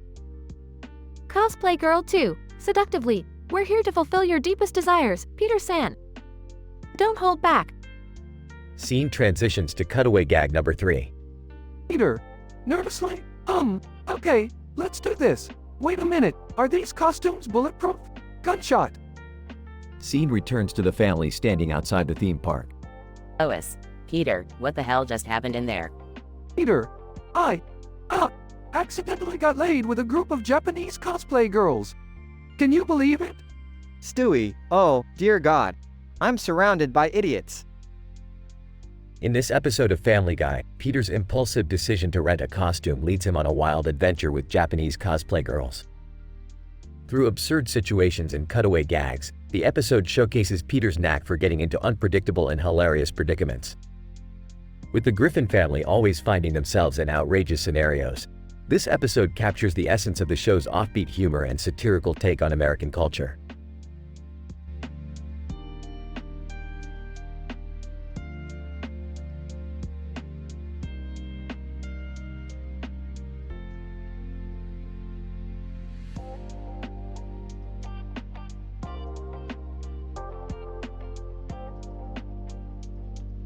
Peter, hey Lois, check out this painting of a group of sheep in a village. It's so peaceful and serene. Lois, that's nice, Peter. Anyway, remember we have to pick up Stewie from preschool later. Peter, yeah, I got it. But first, I got something really special planned for us today. Incident. Peter, alright, everybody, gather around. I've rented a unicorn. Meg, Dad, are you serious? A unicorn? Ugh, this is gonna be a disaster. Peter, no way, Meg. This unicorn is gonna take us on the ride of our lives. Just you wait. Stewie, oh, how absurd. A mythical creature for our amusement. I must say, this could prove to be entertaining. Cutaway gag 1, asterisk. Peter, as unicorn, hey, Lois. Did you hear about the penis that went to the eye doctor? The doctor said, you're not looking so well. Progression. Peter, alright, everybody, time to mount the unicorn. Just remember, once you're on, it must suck you deep into its rainbow-filled asshole. Don't worry, it won't hurt. Brian. Peter, are you serious? This is absolutely insane. I refuse to be a part of this absurdity. Peter, suit yourself, Brian. Okay, everyone, hold on tight. Cutaway gag 2, asterisk. Stewie as unicorn. Hey, Brian, do you want to hear a joke? What did one butt cheek say to the other butt cheek? Together, we can stop this shit. Denouement. The unicorn starts sucking everyone up into its rainbow-filled asshole. Peter, woohoo! This is amazing! Lois, Meg, Stewie, can you hear me? We're going on a wild ride. Lois, Peter, this is unbelievable. How did you even find a unicorn to rent? Peter, I have my ways, Lois. Now let's enjoy the spectacular view. Cutaway gag 3. Asterisk. Peter, as Unicorn. Hey, Quagmire. Why did the Scarecrow win an award? Because he was outstanding in his field, just like my asshole. Conclusion. Everyone is released from the unicorn, covered in rainbow-colored goo. Peter, that was the most incredible experience of my life. Thanks, Lois, for going along with my crazy ideas. Lois. Well, Peter, you certainly know how to make an adventure out of anything. But let's make sure to clean up before we pick up Stewie from preschool. Stewie? Oh, how splendidly bizarre. I must say, that was quite an unexpected journey we just undertook. I shall never forget this day. And so, the Griffins continued their chaotic yet unforgettable lives in Quahog, leaving behind the rainbow-filled memories of their unicorn adventure.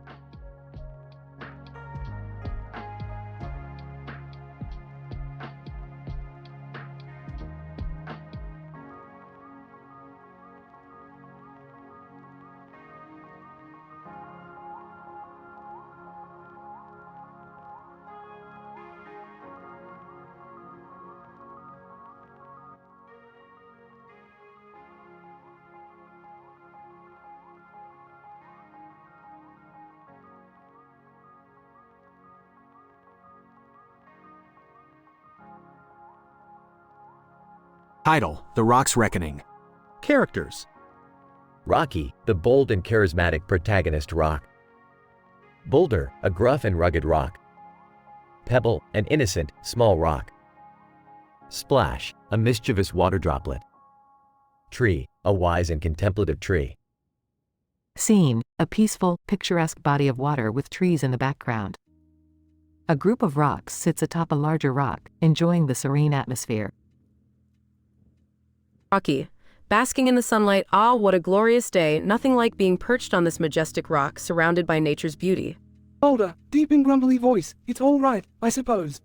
But have you ever imagined a world where rocks could move in? Pebble, interrupting, look, everyone. A mysterious water droplet approaches. Splash, playfully zipping around, well, what do we have here? Some rocks, huh? How do you guys even manage to have fun? Rocky, smirking, we find our ways, Splash. So what brings you to our humble gathering today? Splash, mischievously, oh, nothing much. Just thought I'd give you all a taste of the madness. You see, I have a proposition. 3. Rustling leaves. Pray, tell us, dear Splash, what is this proposition you speak of? Splash, giggling, how about a race? Rocky and Boulder, the biggest duo against Pebble and me. Let's see who reaches the water first. Rocky, confidently, challenge accepted. I'll show you the true meaning of speed. Boulder, Chuckles, you run, Rocky. Prepare to eat my dust. Wait, rocks can't eat. Prepare to eat my, particles. Team progression. Rocky and Boulder launch themselves with a powerful push, while Pebble rolls beside Splash, merrily keeping up with their swift momentum. Rocky, grunting with effort, faster Boulder, we can't let the little ones beat us. Boulder, roaring, no worries, Rocky. With the power of our size, victory is all but assured. Splash, scheming, Pebble, this race might be one-sided. How about a little detour? Pebble, innocently, but I thought detours were for misguided tourists, not for rocks. Splash, whispering, exactly, my small friend. Prepare for a wild ride. Splash leads Pebble on a wild, unpredictable path, somersaulting over logs and zipping around twists and turns. Rocky and Boulder, confident of their victory, enjoy the race until they realize the duo is nowhere to be seen. Rocky, panting, impossible, where did they go? Boulder, grumbling, those slippery little. Splash and Pebble suddenly reappear, triumphantly reaching the water, leaving Rocky and Boulder in awe. Rocky, in disbelief, how did you two manage that? Pebble, giggling, aw, that's the magic of teamwork and a little splash of creativity. 3. Wisely. And so, my Rocky companions, remember that strength and size aren't everything. Sometimes, it takes cunning and adaptability to overcome any challenge. Rocky, Boulder, and Pebble share a laugh as the sun sets, grateful for the unusual adventure that taught them that even rocks can surprise themselves. Scientific description. This narrative highlights the extraordinary agility and unexpected capabilities of seemingly inanimate rocks. The characters embody various aspects of rock morphology, including size and shape, and showcase their individual roles within the narrative. The presence of a playful water droplet adds an element of chaos and unpredictability to the story. The inclusion of the wise tree brings a natural balance and philosophical perspective. Despite the fantastical nature of the story, it serves as an allegory for the power of teamwork, adaptability, and embracing the unexpected. Note: the content provided above is fictional and created by an AI. It may include mature themes or inappropriate language. Please modify and exercise caution when using it.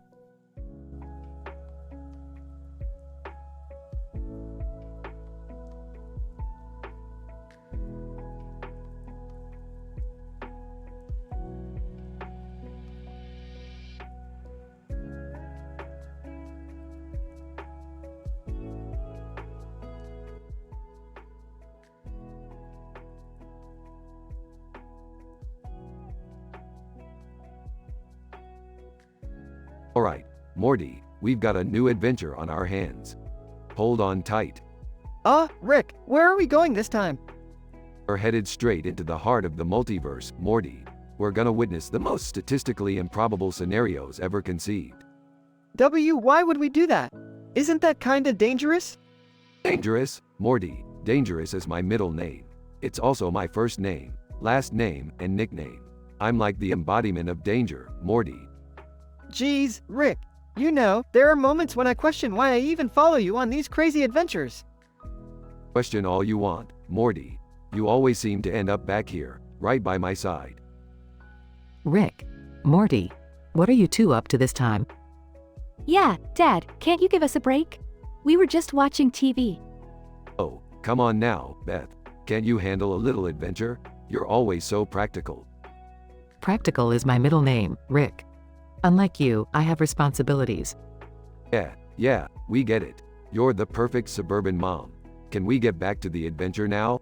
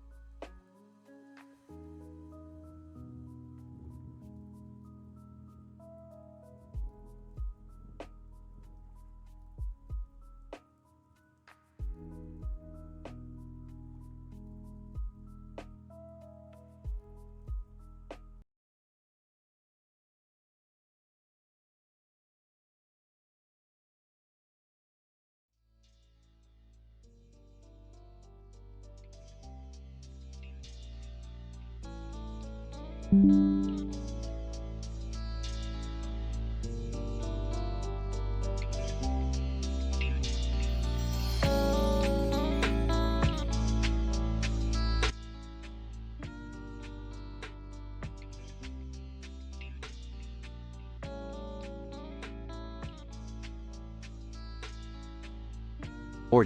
we're in a room with a purple ceiling and a green light above us. This is some weird cosmic shit. Rick, I think this is another one of your crazy experiments gone wrong. How are we gonna get out of here? Hey guys, did you hear? I've been doing some research and it turns out that if you sew your own clothes, ladies find it attractive.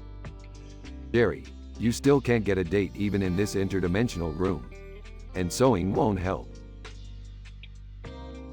Dad, you really think sewing is the key to becoming a ladies' man? That's a real stretch even for you. Alright, while Jerry is sewing his way to rejection, Morty, let's find a way out of this cosmic prison. Wait, is that a portal over there? Maybe if we can reach it. Hey guys, check out this sexy new threads I just sewed. The ladies won't be able to resist me now. Jerry, you can't sew your way out of this mess, literally or metaphorically. Dad, look! There's a countdown on that portal. We gotta hurry.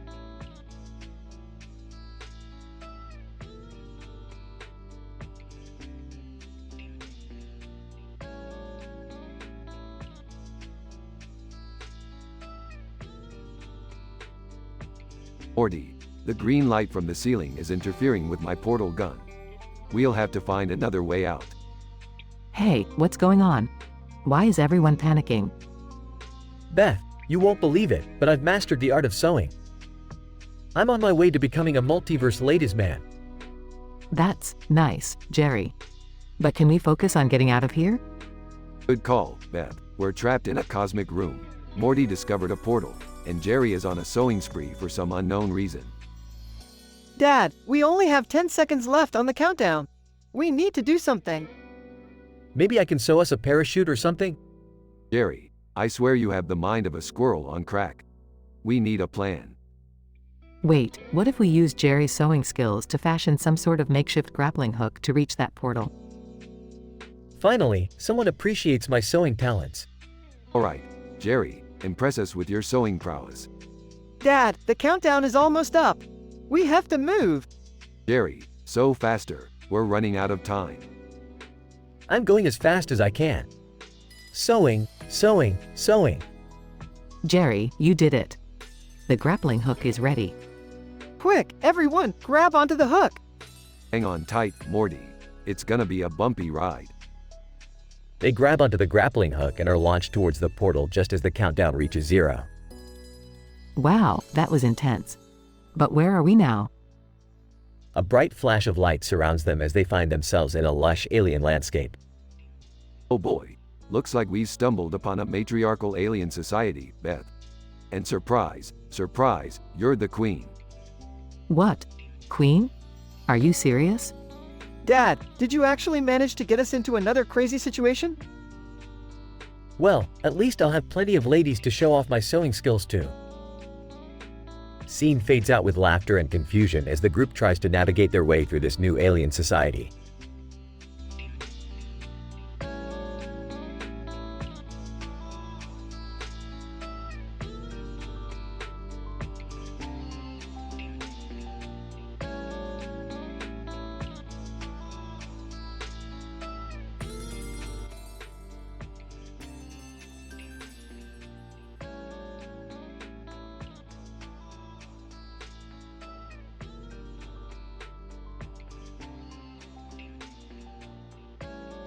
Title: Unicorn Mania. Int: Griffin Living Room, Day. Peter, Lois, Stewie, Brian, Meg, and Chris are gathered around the coffee table, looking at brochures. Peter: Hey, guys. I found a unicorn rental service. We should totally rent one. Lois, Peter, are you serious? Unicorns aren't real. Stewie: Oh, how delightful. A mythical creature that can transport us to a magical realm of wonder and adventure. Brian, I'm with Lois on this one. Peter, it's a waste of money. Unicorns don't exist. Chris, guys, imagine how cool it would be to ride a unicorn, though. I vote we give it a shot. Egg. I agree, this might be a once-in-a-lifetime opportunity. Let's do it. Int. Unicorn rental shop, day. The Griffins enter a whimsical shop filled with colorful unicorn merchandise. Peter. Excitedly, we're here to rent AF **** unicorn, you beautiful bastards. Unicorn vendor. Welcome, my friends. Prepare to embark on an unforgettable journey into the mystical unknown. Brian. Whispering to Stewie, I can't believe we're doing this. Stewie. Oh, shut your trap, Brian. Adventure awaits. Int. Unicorn ride, day. The Griffins, riding atop a magnificent unicorn, find themselves soaring through a vivid rainbow-filled sky. Peter. Yeehaw, this unicorn ride is freaking amazing. Hold on tight, everyone. Suddenly, the unicorn's horn begins to sparkle. Montage, 3 cutaway gags. Gag 1. Next. Medieval times, day.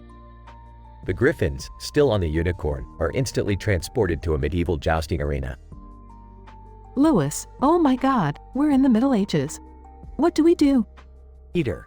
Grinning. Looks like I've been knighted. B *********. Prepare for some jousting. Gag 2. Int. Transformer robot battle, night. The Griffins and the unicorn find themselves in the middle of a raging battle between giant transforming robots. Stewie. What on earth is happening now? Egg. Terrified. Are we gonna get squashed by those giant F *******ing robots? Peter. Shouting, screw this. Time for some action. Pulls out a laser gun. Gag 3. Int. Disco dance off, night. The Griffins, dressed in flashy disco outfits, are disco dance battling with a group of aliens. Chris. Awkwardly dancing. This is so bizarre. We're in outer space having a dance-off with aliens. Brian. Just remember, Griffins, stay groovy and funky fresh. Int. Unicorn rental shop, day. Suddenly, the Griffins and the unicorn are back in the rental shop, drenched in sweat and disheveled. Unicorn vendor. I hope you enjoyed your incredible journey. Remember, unicorns exist to bring joy and chaos. Peter. Catching his breath. That was F ****** insane. Best rental experience ever. Lois, smiling, well, at least it made for an interesting story. Stewie. Quite right, mother. Our lives are filled with the most peculiar and extraordinary adventures. Egg. Laughing, next time, let's skip the unicorns and just go to Disneyland. The Griffins walk out of the unicorn rental shop, laughing and discussing their extraordinary adventure. Fade out.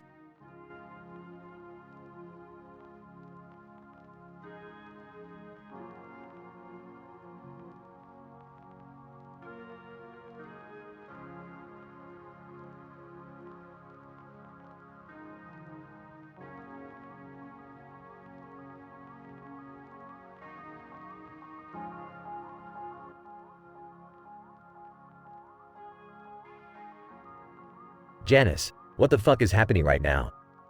Why am I holding a glowing sword while a motherfucking dragon is chilling on my shoulder? Dragon, don't ask questions, bitch. Just embrace the insane and enjoy the fucking ride. Janice. Well, shit. I guess I should start swinging this sword then. Huh? Dragon, you bet your ass you should. There's a horde of demon bastards coming our way, and they ain't leaving without a fight. Janice, fine, but first, I need some giddy-up juice. Anyone got a flask? Dragon, chuckles, shit, girl. I got something better. Open your mouth and prepare for some dragon breath. Janice, what the fuck? Dragon breath? Dragon, belches fire into Janice's mouth. Yeah, that's it. Feel the burn, baby. Janice, holy fucking hell. This shit tastes like spiked gasoline. I feel like I could run through walls right now. Dragon, good, cause those demon assholes are getting closer. Time to show what we're made of. Janice, charging towards the demons. Fuck you, motherfuckers. I've got a glowing sword and a fire-breathing dragon on my side. You don't stand a fucking chance. Demon 1. Laughs, look at this dumb bitch. She thinks she's something special. Demon 2. Yeah, let's chop off her pretty little head and feed it to our demon dog. Janice, you think your dog scares me? I've tamed a motherfucking dragon, bitch.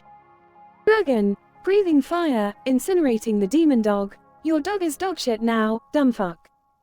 Demon 1. Terrified, what the fuck? This isn't fair.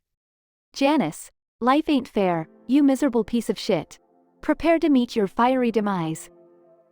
Dragon, burning the demons to a crisp. That's what happens when you fuck with the most badass duo in this fantasy realm, motherfuckers. Janice, catching her breath. Well, that was fucking intense. I feel like I could conquer the world right now.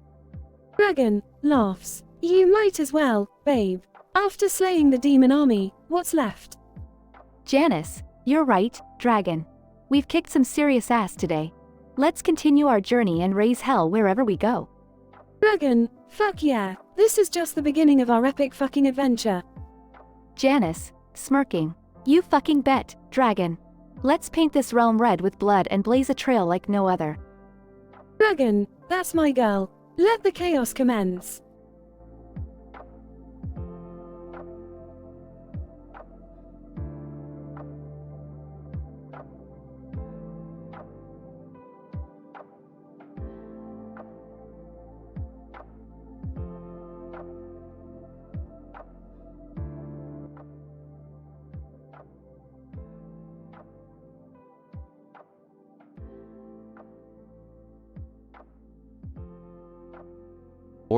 Morty, grab your portal gun. We've got a mind-blowing adventure on our hands. Oh, Rick, I'm not really in the mood for another insane escapade right now. Can't we just take it easy for once? Easy, Morty. Life's not about taking it easy. It's about rocketing through dimensions, defying the laws of physics, and generally making a mess of things. Yeah, well, sometimes I just want to chill, you know? Maybe watch some TV or listen to music. Music, huh? You know, I once partied with John Lennon in a parallel dimension. That guy knew how to rock. Whoa, did you say John Lennon? That's insane. Relax, Summer. It's just another Tuesday for us. Anyhow, Morty, if you want music, I've got a device that can literally make trees sing. Trust me, it's trippy. Oh, pass. I've had enough trippy experiences to last a lifetime, thanks. Suit yourself, Morty, but just remember, when you're old and wrinkly, you'll regret not embracing the absurdity of existence. Is that supposed to be deep or something? Because it just sounds like a load of existential BS to me. Oh, Morty, you have so much to learn. But fine, we can take a break today. Just promise me you won't complain when we're being chased by giant space chickens tomorrow. Can't make any promises, Rick. But yeah, I'll try not to complain too much. Hey, guys, check out that guy walking across the field. He seems lost. Lost? Nah, he's just doing a statistical experiment, calculating the exact odds of a tree falling on his head. Seriously, Rick? You just make this stuff up as you go along, don't you? But, time is just a construct, Morty. Now, let's go mess with that guy and his mind. You're horrible, Rick, but I'm in. Scene shifts to the man. Man, what the hell is going on? First, I'm just walking in a field, and now Rick Sanchez and his psycho family are here. Psycho? I prefer the term eccentric genius, thank you. Man, whatever, man, just leave me alone. I'm trying to find my truck. Truck? Oh, we saw a truck parked next to a tree over there. Is that yours? Man, yeah, that's it. You guys haven't messed with it, have you? Mess with it? Nah, we just painted it neon green and added a hidden rocket booster. You'll thank us later.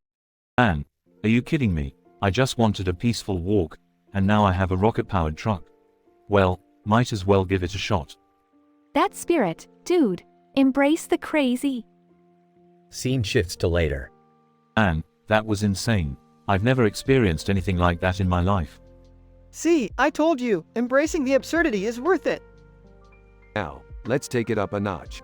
Next stop, a dimension where dogs rule the world. And, dogs ruling the world. Alright, fine, I'm in. Let's see how weird things can get. You won't be disappointed, trust me. Buckle up, John Lennon. Scene fades out with chaotic laughter and the sound of interdimensional portal opening.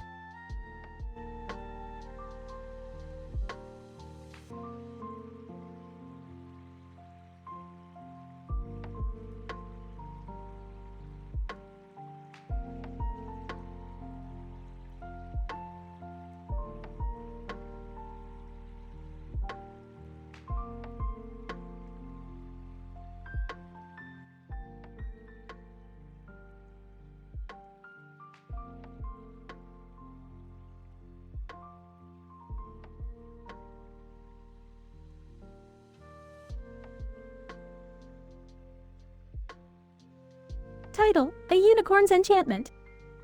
Characters: Peter Griffin, Quagmire, Joe Swanson, Int, Griffin living room, day. Peter bursts into the living room, panting and excited. Peter. Guys, you'll never believe what I've rented. Quagmire. Oh, God, Peter. What kind of pervy stuff did you get this time?